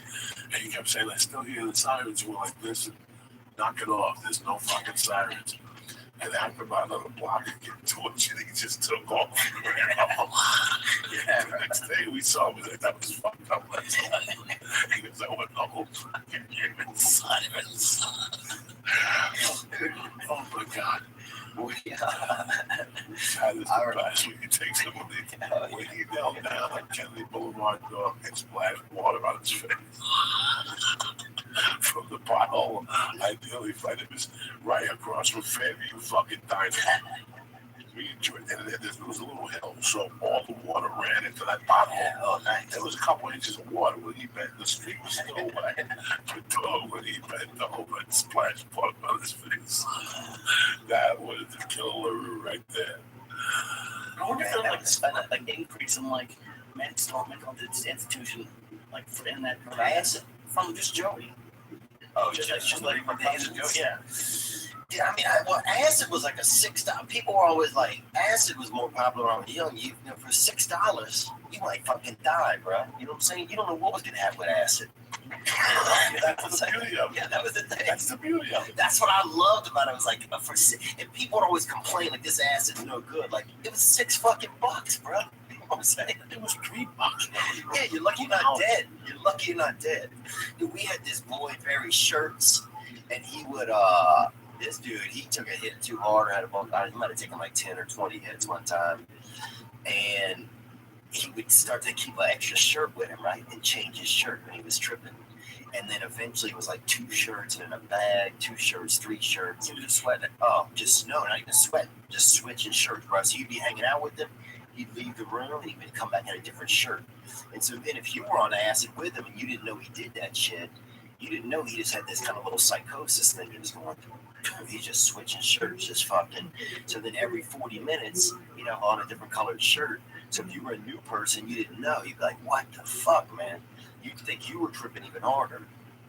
Dude, we had time. I remember bad acid would come through town, and like everybody would start acting a certain way. People would start, you know, I remember one time people wore like a bunch of like kind of, you know, Grateful Dead type of stuff. People wore vests. They'd have like a bad batch of acid would come through next, you know, half the town's wearing fucking vests.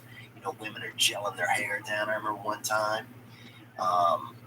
You dude, they had this one dude at this party, and he'd apparently had taken a bunch of acid he put in his mouth, and for $4, whatever, he would like spit into your mouth like a hit of acid. Why would you do something like that? That's disgusting. But there wasn't anything else to do. So I'm gonna let some fucking stranger spit acid in my mouth. For $4, I could put the acid in my mouth for free. We didn't have it. Oh, you didn't have the $4. We had the $4, we didn't have the acid. He had it inside of his system. And for $4 or in his, he put it in his mouth. And then for $4, he fucking fired it into you. So next thing you know, bro, we spent about $36. We're fired up, dude. This dude, I'll tell you, this dude, Icy Mike, right? So this dude used to get ice from anywhere. Like he would get water, and he had like a nice freezer. His family had one of those. You ever go downstairs in like some people's houses and they keep meat in like an extra freezer? Like they don't want you stealing their meat, so they put it in like a special freezer down in the basement or the freezer top. And it's like a door on the top. You can open it like that, and the whole thing's a freezer. There's no refrigerator. You know what I'm talking about? Like a big freezer. Yeah, the old school. Yeah. So these people had, this dude Icy Mike would get water from different places. Fucking local water, fancy Lake Mead, Lake Pontchartrain, Mississippi River, and freeze it. And then people come over and eat the ice in the summer. We'd go in there and eat ice. He had water from everywhere.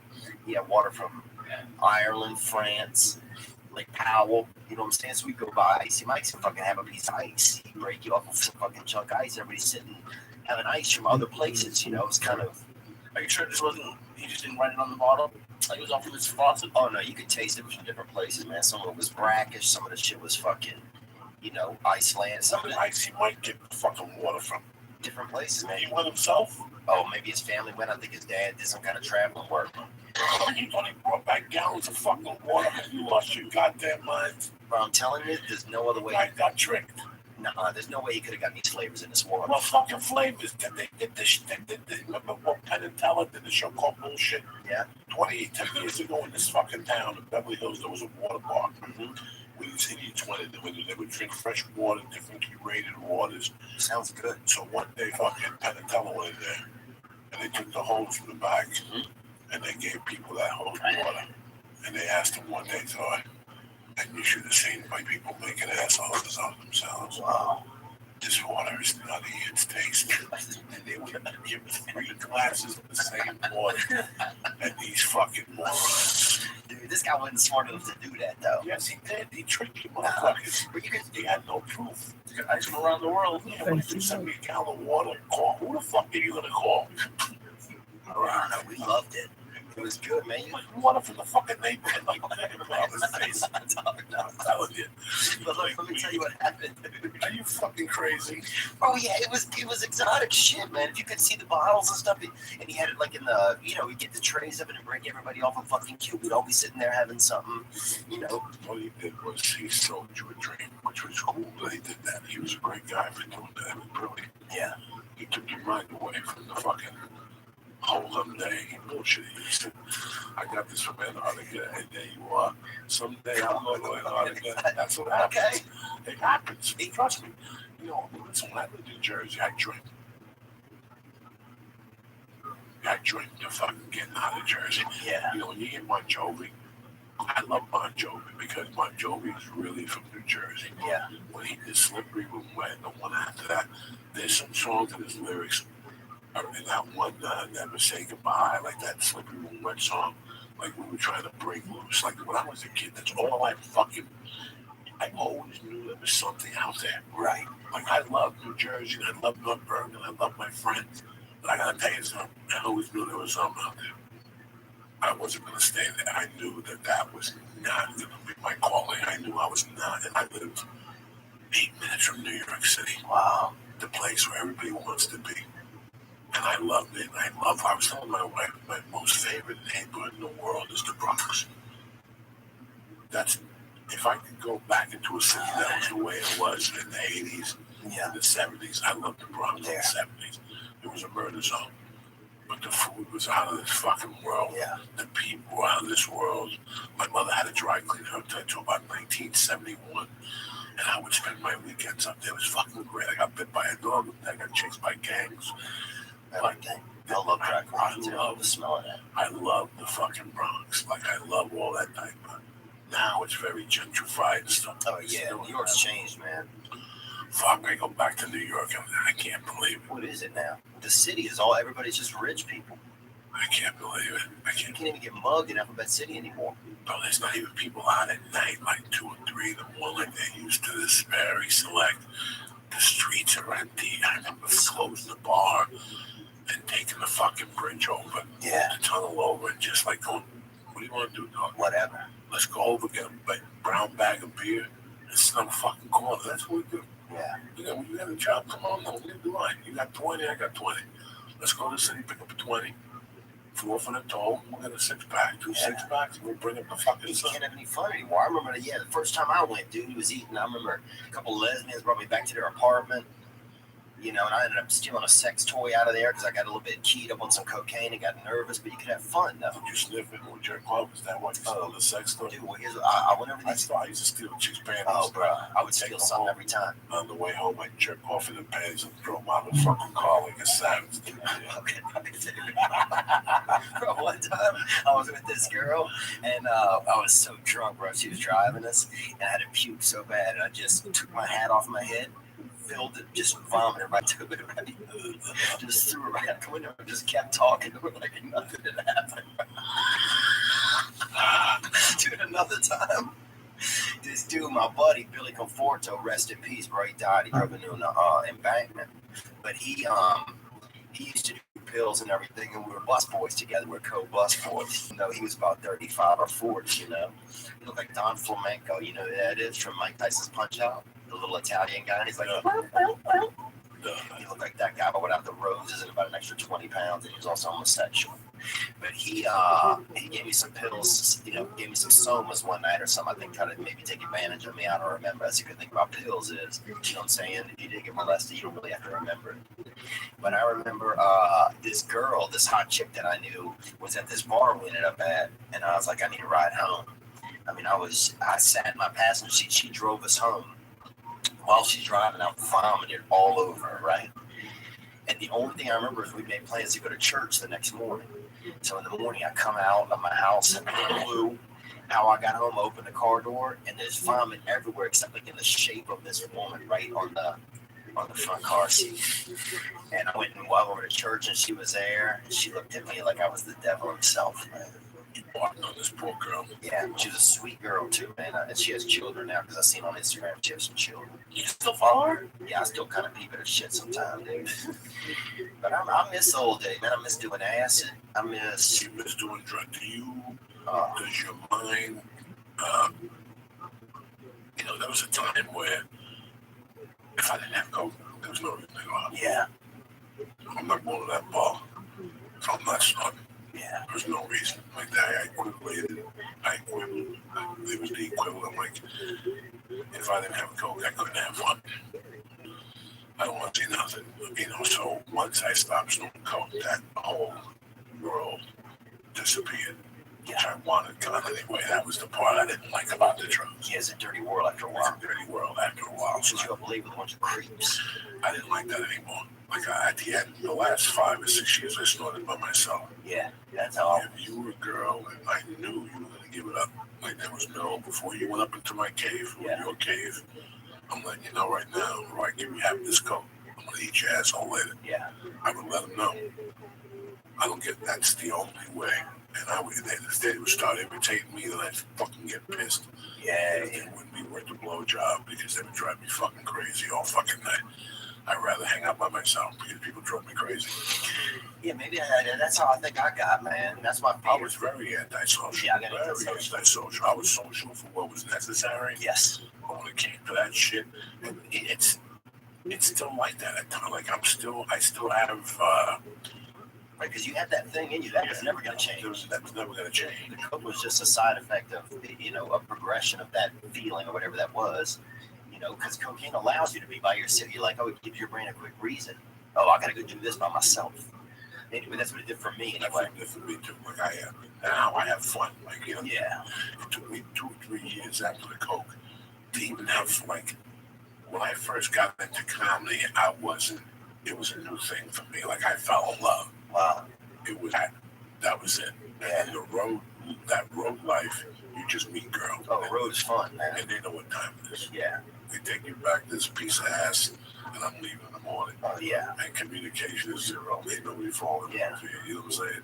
I ain't gonna tell nobody. You ain't gonna tell nobody. We're gonna do a couple dirty things, and I'll leave town. Yeah. Never see each other again. Look at some fat ankles hanging out of bed sheet. I didn't want anybody at that time. Right.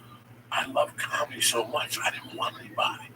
I was having a great time sleeping in that car. I was having a great time some nights sleeping in a Motel 6, and some nights sleeping in a fucking Hilton. You didn't know until you got there.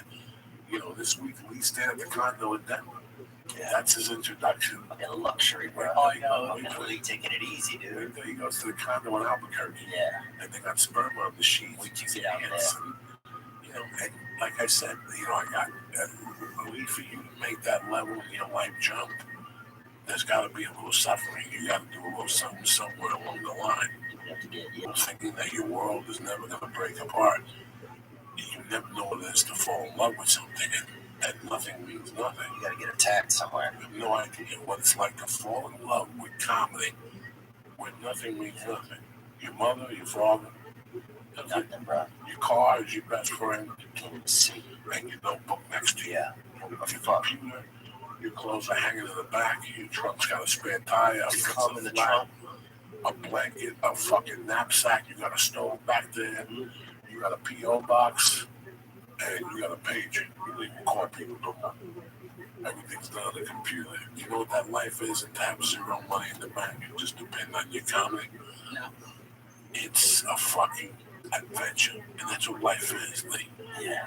You got to get out there, bro. It's Oh, it sounds like a blast. It sounds like, other than being like completely broke. Like, honestly, that's a scary part about this. It's not. I know, like it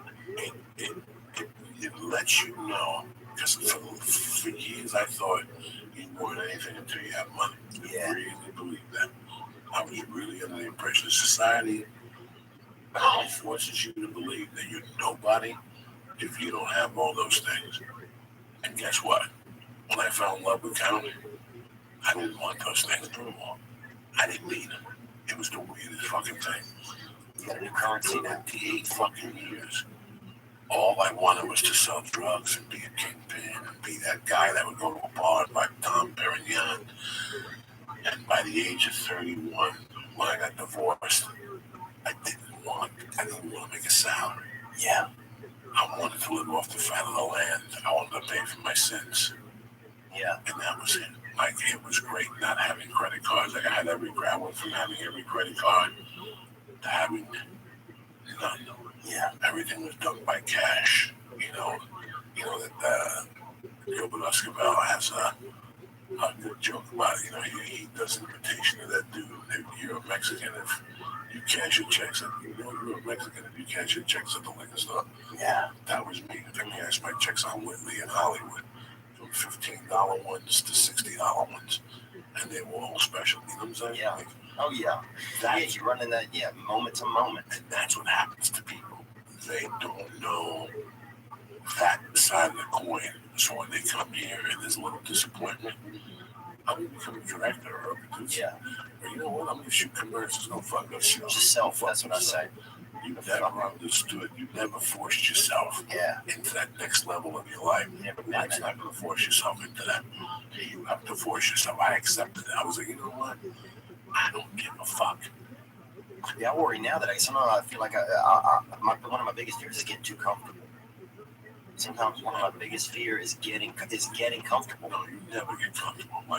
That's what else this whole life taught me. That is 7 days a week. I don't know what you're talking about. I don't know what you're talking about. I don't know what you're talking about watching TV. I don't know what you're talking about. Right. This was the life that I chose. Yeah. And people still get mad at me. I don't know what you're talking about. In fact, this is it. Yeah, this is it. You know, people still, till 27 years later, do not comprehend that I really don't give a fuck. Yeah. That now I give a fuck a little bit more because of my family. Because you got that family. I'm not missing nothing. Yeah. You know, it took my brother for 10 years to realize I was never going to visit him in Comic-Con in San Diego. He held on every year. He came out here. Come on down. They're going to love you. You got a boot. He didn't believe it. Wow. He didn't come no more. Wow. It took him 10 years. He thought, like, when I tell you, I don't have, listen, I don't have 4 hours to drive to San Diego. Like, I have an audition tomorrow, and I'm wasting my time dressed up with a bunch of people looking like superheroes. Yeah. I'm here for business. I didn't come out here to fucking go to the beach or to roller skate. And those are the people that fail. And then they bitch at you. They get mad at you because there was too much of a good time. There's no good time. There's no good time. Yeah, it's a lot of work, man. It took me 10 years. I was 31 to realize there's no good time. Like, whatever 1995 was, I was, 32. Wow. There's no more good time. Studio 54 closed. Yeah.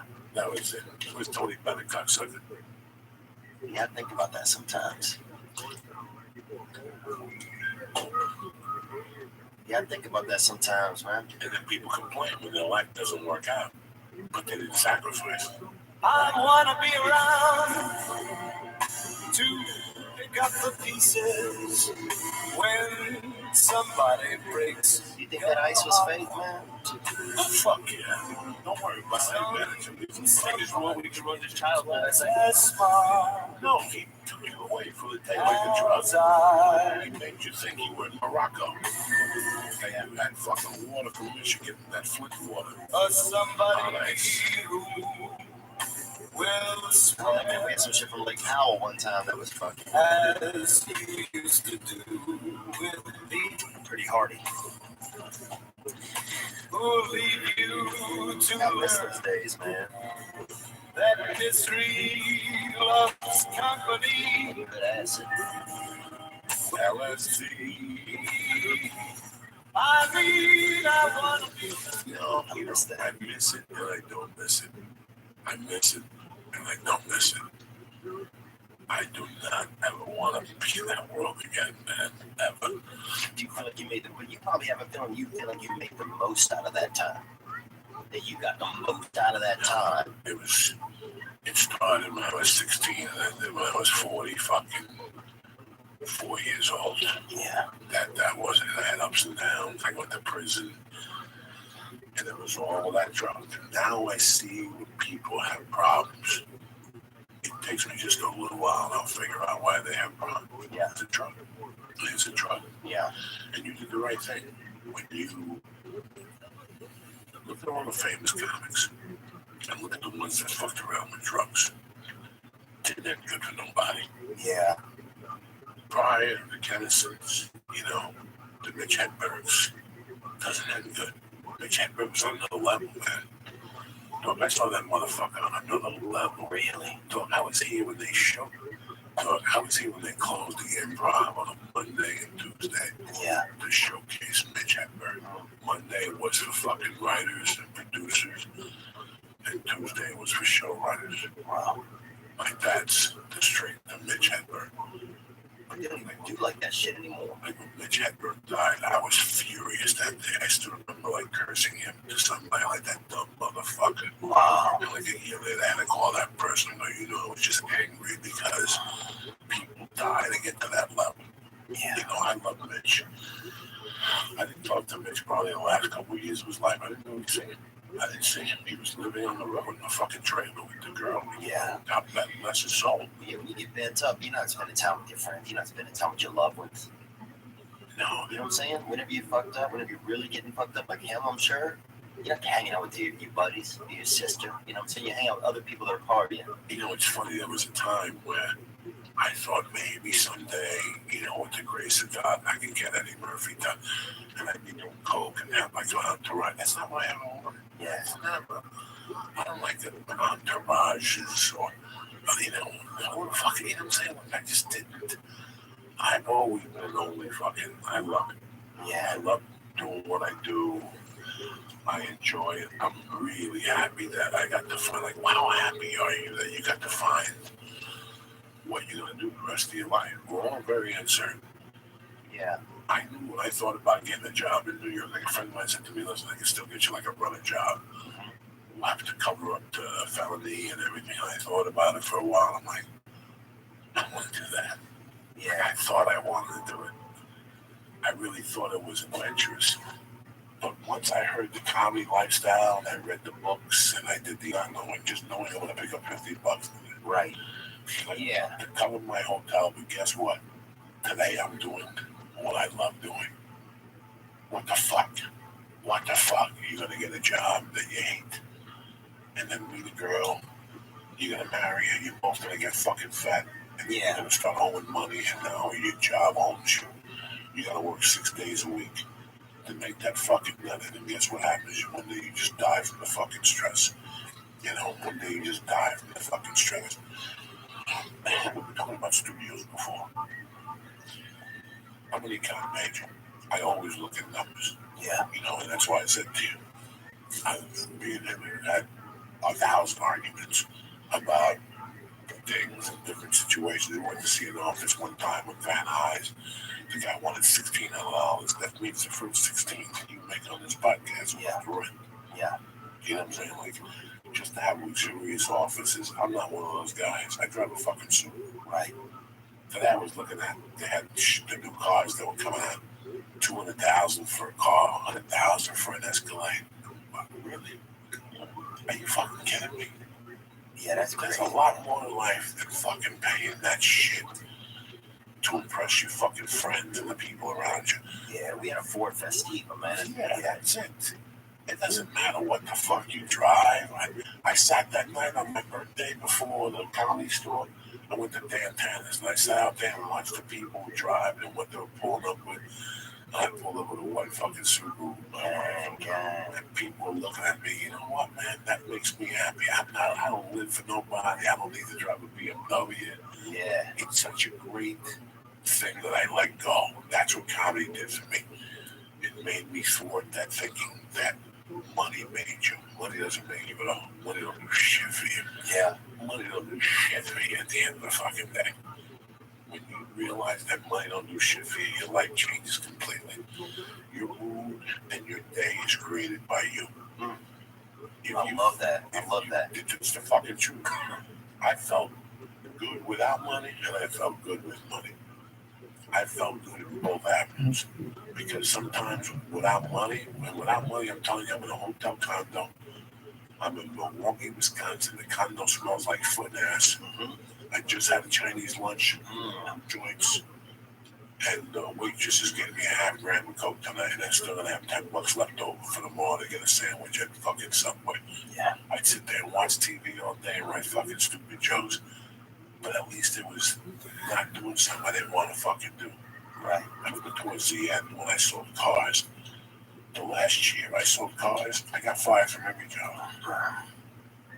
I just... What kind of cars was y'all selling? It didn't matter. Yeah. Jeep, Eagle, Subaru, used car Like lot. Jeeps. I got fired from every job. You know why? Because I was just there for the paycheck. Yeah. I would go in there and use their long distance to call comedy clubs. Yeah.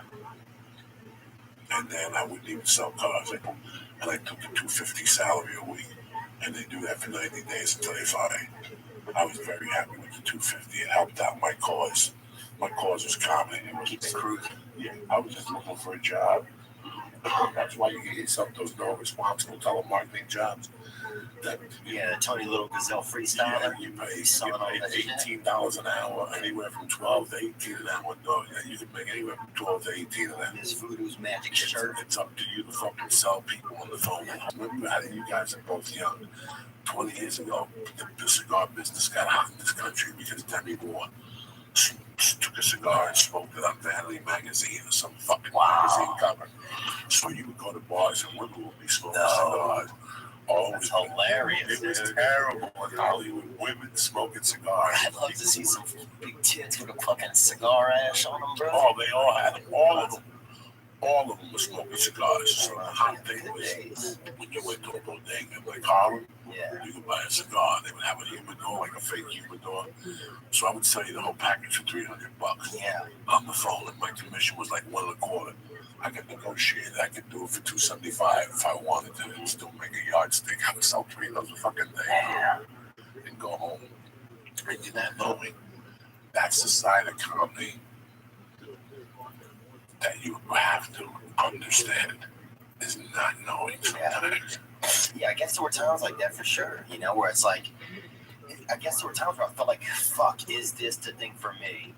And those are the moments I think when this continues to choose you, you know? Yeah, but the first 7 years of this shit, it's like anything else. You're doubting yourself the whole time. Yes. It's that little sign you get for trying.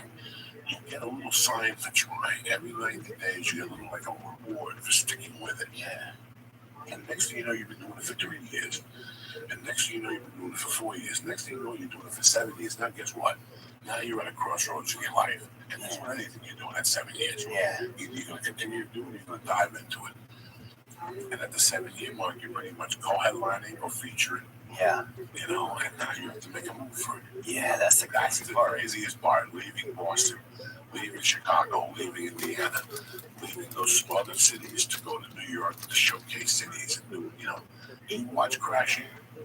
This week was an interesting show. Like, I watched Crashing. I watch every episode.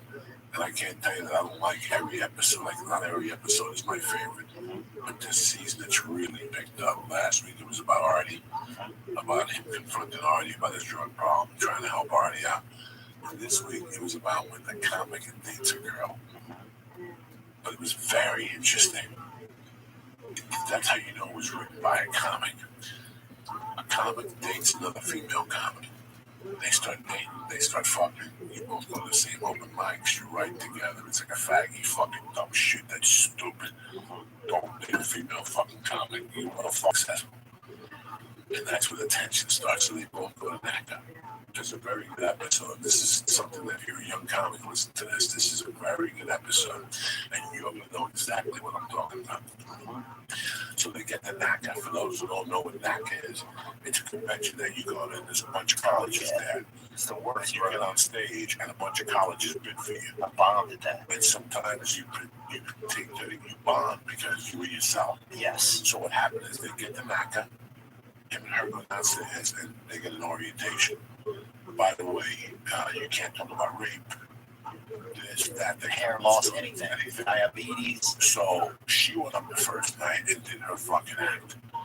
And she said that she went to college and got roofied and raped. That they call it roofing. Like it's how can we give something that cute? A fucking something that bad, a cute name, right? Roofie. She sold, you know what I'm saying? Like she did her act. Right. And then they show her standing out there by herself. Nobody's talking to her.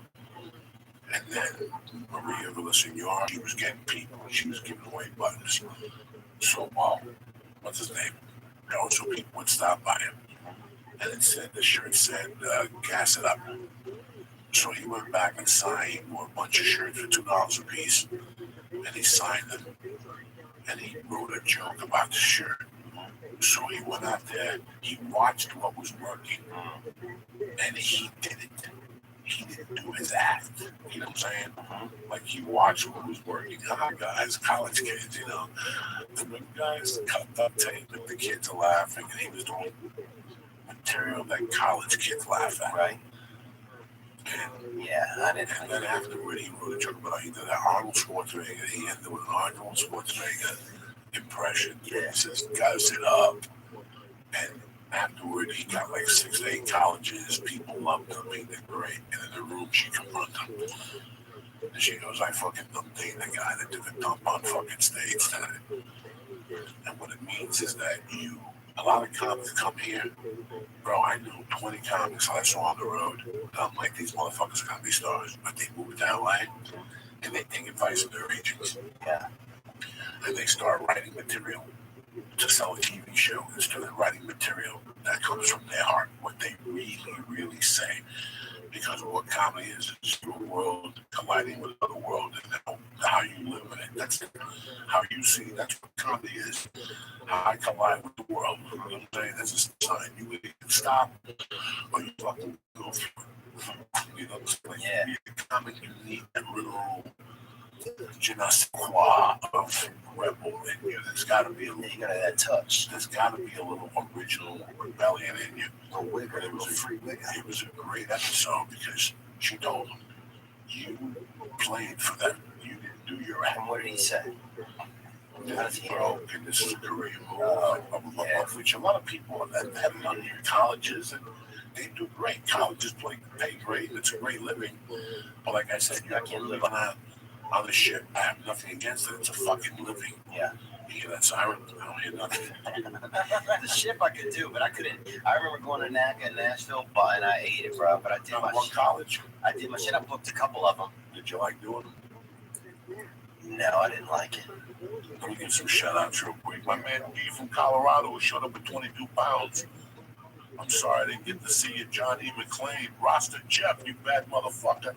Brian Allen, Christopher Merriman, Jimbo Slice, Benzo, Omar Rodriguez, and my man Jack Shipway. And I really want to give a shout out to Denver for fucking coming out and supporting. That meant the world to me, guys. They were great shows. We went up on Saturday night. How'd you feel, Nate? Oh my God, it was amazing. That's awesome. It was just crazy being on that, because I've heard about that stage for years, and then I know Rogan filmed a special there, and it was crazy. It was an amazing experience. That's awesome. And then it was just because I know I'm very lucky with the audience that they're going up in front of. Like the reaction I'm getting isn't for what I'm saying necessarily. Yeah, they're excited to see you though. But you've earned that, they're excited to see you. Yeah, you got me in that club, man. The one out there.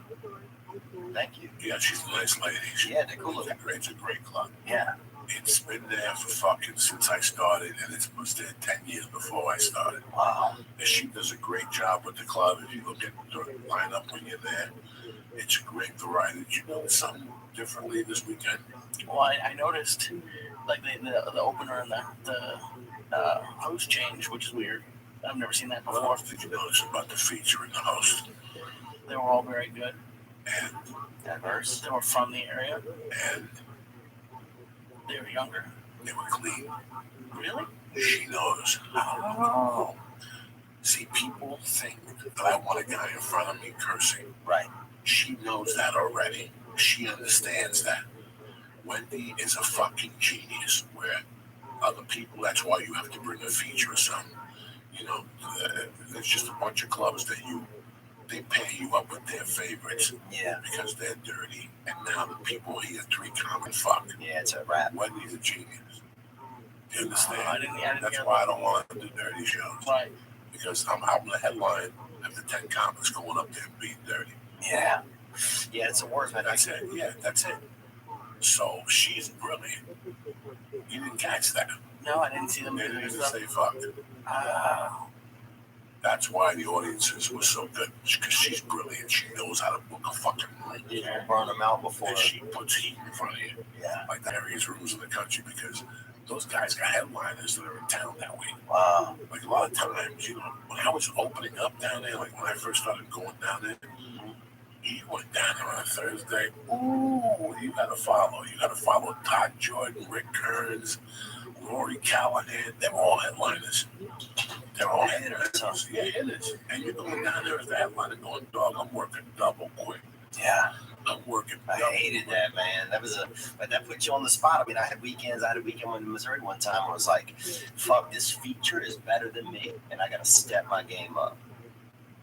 He got busted for murder actually a few years ago, though. So Did he really? he really did. Yeah.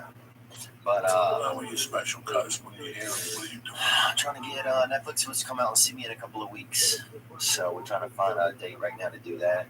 And if they, if they're interested, then I'll go from there. And if not, then maybe I'll make one myself. Or do something. Where I'm owning my own shit. So, I'm excited about that. But I'm hopeful. Right now, I'm just trying to be hopeful and wake up each day. And You work hard, try to be right? hopeful. Yeah. You're funny, you're a sweet guy. Thanks, man. You forced yourself to the next level by getting clean. It wasn't like you fell off the stage. Right. It was something you recognized that needed to be done. When I used to get hot dog, I would go pee and I wouldn't look in the mirror. Yeah. Like the last 10 years, Wow. I would not look at myself in the mirror because I was so ashamed of what I was doing. Man, that's crazy. I can totally Yeah, see. I would not make eye contact with the fucking mirror. Okay. So, I recently had a guest on here, and I was under the impression that he was sober. And at one point, he went into the bathroom and did a blast. And I was really disappointed because I know as a comic get so far with drugs Yeah. to that level where you want to, it's better to be conscious of your surroundings and know what's going on. You want to smoke a joint, you want to drink a Heineken, it's great. But you're watching your audiences, you're watching the people that are coming to the shows, you're watching 1,000 things. Yeah. You don't really have time to get fucked up when you want to take it to that. And this could be in any occupation. Yeah, it always starts off great. Yeah. I'm grateful for Lee, I'm grateful for my wife, I'm grateful for my baby. Yeah. I'm grateful for this fucking podcast. I'm grateful for the people that come to the shows. Amen. But I gotta tell you something, I'm grateful for not doing that shit no more at all. I'm really grateful. And I'm losing. Until I was 44, at least you stopped at 32. I could not imagine the day I would be clean. And I saw the Ray Charles thing, the movie Ray, and I was like, that motherfucker did everything. I can't do coke till I'm 61. Yeah. Oh, I can't do coke till I'm 61. Where am I gonna go? What are you gonna do? So my biggest fear is, some chick with a nice butthole and an 8-ball shows up, and that's what fucking spins you out. No. That's my biggest fear. No, you're gonna look at it and see it for what it is. It's a different playing field now, and you see it for what it is. You know what, man? There's nothing in the fucking world I want to do to get an 8-ball and stick it in Kate's asshole and suck it out of there with a fucking straw. Oh, yeah. Kate is as beautiful as they come and sexy as they come. I know she's all in. Oh, I'll suck my own dick if she'll watch. What would I gain by it? I'd lose a friend. Yeah. She's an ally. What would I gain by it? You know what I'm saying? If I'm gonna snort coke with Emily, Kate would probably push me over the top if she let me snort a line off her asshole. Yeah. I would be all in. But at this point in the game, I can't make a promise to anybody. I made a promise to the universe, and they paid me back. Yeah. That's what I think. That's for my promise. Nobody had to watch me. I didn't have to go to no meetings. I didn't have to do anything. I made a promise to myself as a man that this is what we're doing from now on. No exceptions. Yeah, that's it. What happens, who, where, when, and that makes your life a lot easier. Listen, that was my world. Wow. Snorting coke and eating pussy and getting dirty and coming on your face and your tits. And you sucking my balls and putting it in your ass and then putting it in your mouth. That was my world. That I'm an ugly dude. You know, I don't have time to date. I was not the dating type that was gonna take you out for 4 dates and then everybody I met was on a fucking whim. Let's do this shit. Let's do blow and let's get fucking evil. Let's forget what happens. Stealing each other's shit, dude. One night I remember being with this girl and this dude were all in the same room and we all stole each other's fucking shit. And so we're all sitting there with each other's like money, pocketbook, purse. Dude took her purse. I took dude's wallet. She took my wallet, right? And all of us are fucking looking for our shit and also trying not to let the other person know that we stole their shit. But finally, it just became like, fuck. Did you fuck anybody? Huh? I didn't fuck anybody, dude. Top, you steal your shit. We just fucked up. Eventually, she said, look, I'm fucked up and I took this. She got so high. And then dude's like, and I took this. And then I had the fucking last piece, his wallet. And I set it out there. And I'm like, man, we all stole each other's shit. This icy Mike, who do you know? What are these people that you hang out with? You shit stealing your wallet when you get high. That's funny. Dude, that's bro. I'll tell you one more thing I'll tell you about Icy Mike. This dude, so when acid came through our town, we got a lot of bad acid. You know, I think we would get people would sell because sometimes acid comes through. You don't know what it is. You don't know who made it. It's $6. It was $6 for a hit. You know, you're gonna be out of you're gonna be out of it for 4 to 8 hours. So this guy. Mike got bad, killing big animals, nothing small, horses, heifers, stuff like that. And he gave a bunch of like kind of no-dos or something to some of these animals because it would get them to shit more. And so there was one time where he had like 3 animals all shitting at the same time, right? Yeah. And Why did he want to shit? it was like not a show, but it was like not a performance, but you know what I'm saying, like. Let's watch some shit, Sure.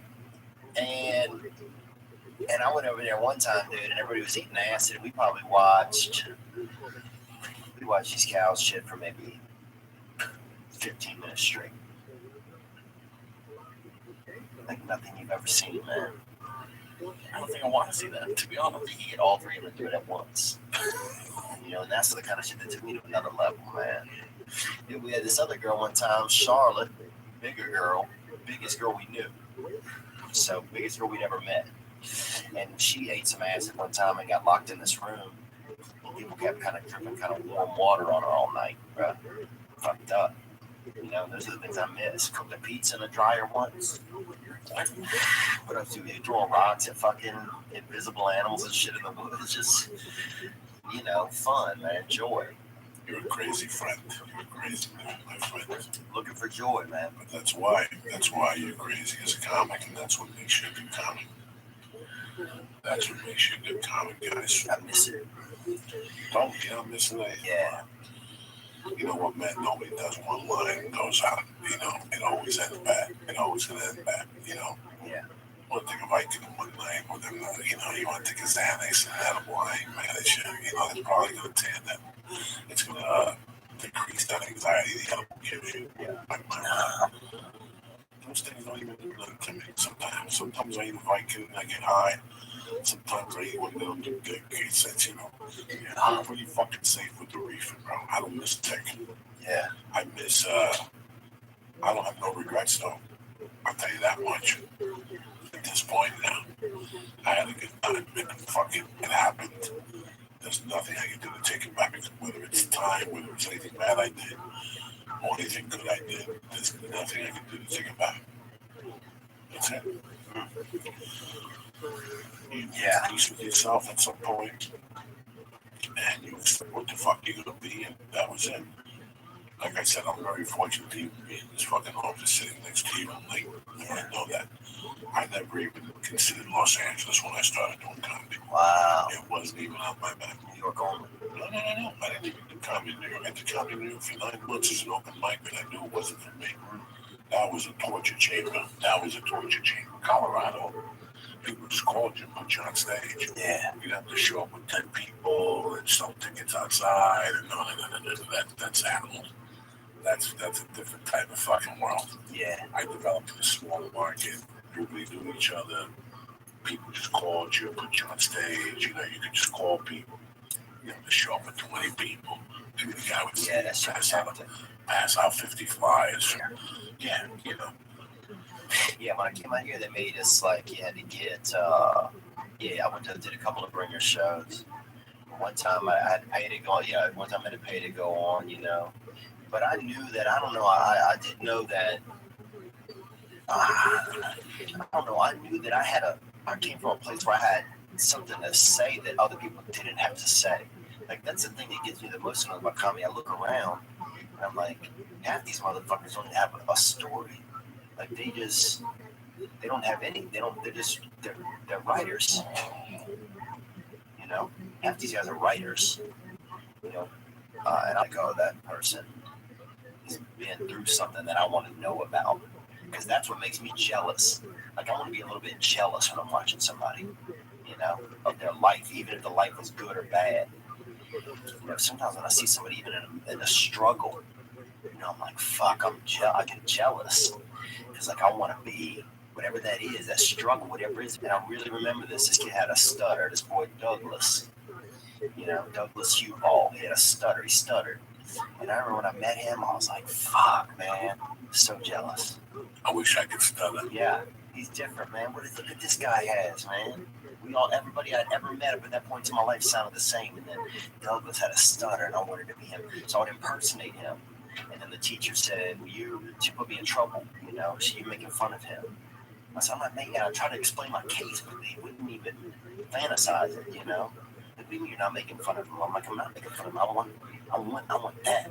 I want to get what he has, you know. I don't know. I guess if somebody has something different than me, then I want to be able to experience it. Want to be different if it's raining up. You always want to be different. I mean, I think I hated just being myself most of the time. I just hated being, you know, I just felt ashamed. I just felt ashamed a lot. I felt ashamed that I felt uncared for. And it just made me angry, you know. But I didn't know those are the things that was going on. That's all I knew. You know, I just knew that I was uncomfortable. I always felt still this day, I'm very insecure about a lot of things, you know, but you push ahead, you know, and I think it helps with the comedy at times. Being so insecure, it really does. That rage gets released. Yeah.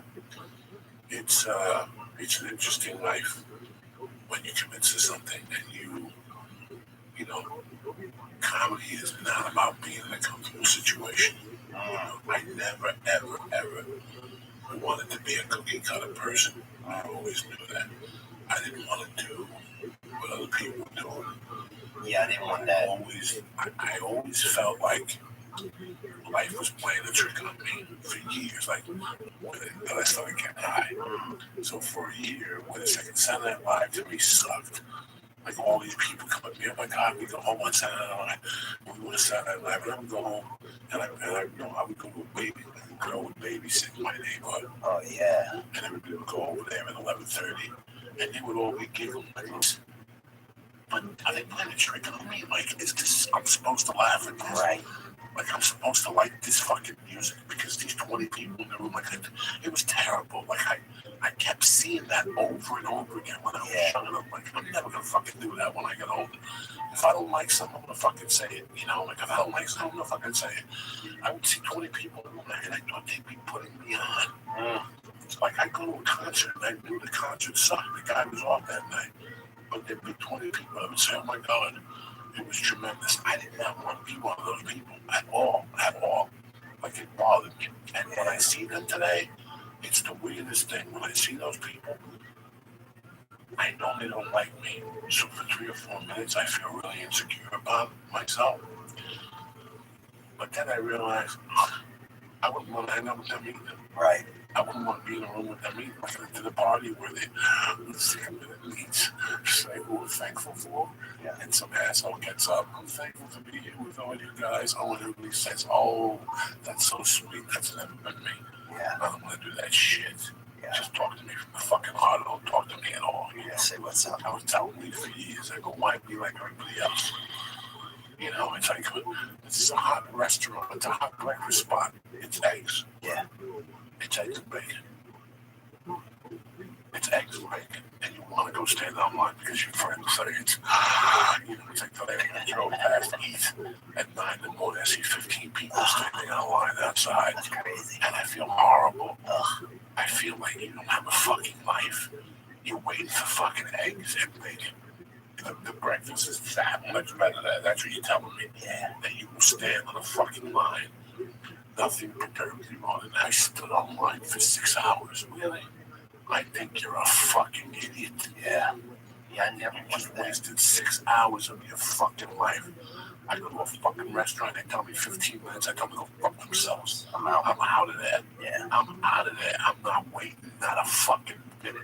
Especially for eggs and bacon with potatoes and toast. Yeah, that's basic eating. That's, you know, yeah. Somebody goes, it's a great breakfast. They give you something to make the fucking love. I got the spot. I walk in there, I order, my food's ready in 7 fucking minutes. That's what I want. I don't want to wait. I don't want to see nobody. It's like the griddle in Hollywood. Yeah, fuck that. Oh. And they got like a gay hitman out front. Yeah. And if you're not, yeah. Fuck alone. He spray paint his hair on his I head. won't go to the whole diner, but I'll go to that fucking Marie Tea any day. I like it. Oh, I was there today. Work came here. Marie Tea. Yeah. You should call me. I would have gone over. Oh, that's funny. Bro, they got the best breakfast in town. Yeah. See your girlfriend there. Yeah, they just had smoothies over there today. Yeah. And I got there late. They got smoothies, they got green tea, they got a breakfast, the fucking bacon, and the potatoes there will rock your fucking world for breakfast. Will rock your fucking world. Yeah, I go to Amy and it's over on Moore Park and then we stop over there after. What park? That's the no, what's the one on Monday? Or Clifton? What's the one that's just a couple blocks away? What's the cross street at that place? Moore Park's pretty close. Riverside and Moore Park. Yeah, it's on Moore Park. I did a movie years ago called, I don't even know, about a true story about an AA meeting till the cops came. Fuck, that's awesome. I was in the state. The one right here, the popular one, the most popular meeting in the valleys Monday night. That's where all the Oh, I haven't been to that one. real people go. Supposedly it's a small place in Studio City. That's probably what it is then. That's probably what it is. It's a small little place in Studio City. I haven't been to an AA meeting in a long time. I like them. I just like listening to the stories, man, because it's real. When you hear somebody's story in there, and It depends. It depends. Yeah, Some AA meetings, if you go to AA in Hollywood, it's a fucking nightmare. You know, guys have been in it for over 20 years. Sometimes it's not. Where they have the tattoos of AA and the diamond and they're hugging each other. That's not for me. Leave me the fuck alone. I went to a meeting in Boulder when I was in the halfway house. I had to go to a meeting. And I remember one day this fat fucking girl, fucking cross-eyed, got up. And she's like, oh, my name is Marianne. I'm an addict. And I just want to say that last week I was here. One of the men hugged me in a different way. And I just looked and I go, bullshit. Really wants to hug you, grab your ass, not going to hug you.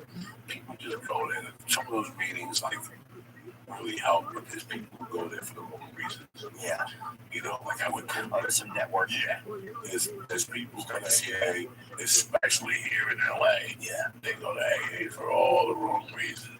And there's some, like, when you go to LA, like if you go to LA and you go to an AA meeting, let's say in Hoboken, Yeah. and you go to an AA meeting in Newark, big fucking tickets, you know what I'm saying? Like, the quality of people you're going to see. Like, when I first got clean in 85, my teacher, Mr. T, took me to an AA meeting. Oh my God, I had never seen nothing like that before in my life. Fucking the worst coffee in the world. Worst coffee. Fucking, you walked out of there and your clothes, you took them off in the morning. You could smell your clothes from the cigarettes.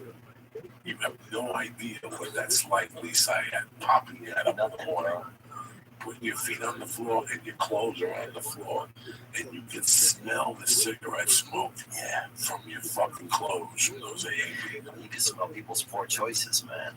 Dude, this one place that makes me feel sometimes like it reminds me of the environment of the neighborhood and the environment that I grew up in sometimes. That's all that fucking. Some of it's a business, right? Like that place over by that barbecue. Some of these halfway houses are businesses now, so yeah, you're right. That's great. Like there's the AA business. It's in the strip mall. Yeah, you go to have meetings all day. They work off donations. It's a business. It's a good program. It's a good program, and they have a treasurer. It's hard to steal, you know, because you're around a bunch of thieves. You can't rob with an AA meeting. That's a bunch of fucks. That's a bunch of hate it, man. bro. Them motherfuckers have been stealing for years. They see you coming a mile away. The treasury, that dude, you know, that's why they're in AA. You know, they've been stealing for 20 years. Let these people know where you're gonna be the next couple of weeks. Yeah, I'm in Tacoma coming up, March 15th and 16th. I'm in Tacoma at the Tacoma Comedy Club. And then March 17th, I'm in Spokane at the Spokane Comedy Club. And then April 6th and 7th, I'm in Tampa at the Attic at Rock Brothers Brewing. And you can get those tickets at theovon.com/tour, TOUR. You're doing your thing, Theo, man. I'm proud of you. Man, I appreciate it, man. I always hear good things. That's all that matters. That's you're on the path. I mean, I've seen it 1,000 times. They're just gonna make you work a little harder. Yeah. That's it. Because you're you. Yeah. They're just gonna make you work a little harder because you're you. Just to test you. Just to see if you go back and do a pill or go back and do a line and have a drink. And as long as you stay away from that, you always beat them. You always got the ace in your pocket. Yeah. That's what they want you to do. They want to frustrate you for you to go get a drink. Yeah. Don't get frustrated and just know that you get on stage every night. That's all you need to know. As long as you're covered, everything works out.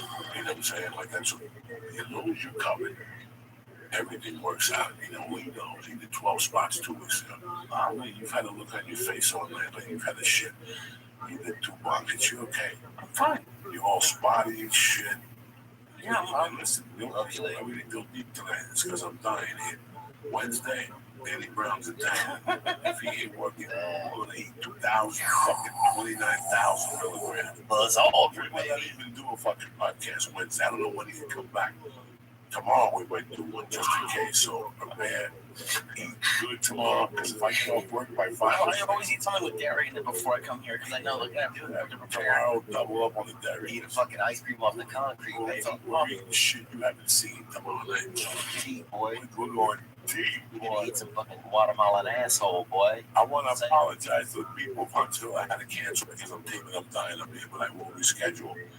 The only thing I got on the books for the white train now is March. The next date I got is March 21st. What is it, February? I got my next date is March 21st in Nyack, New York, and the early show sold out. We're thinking of adding a late show.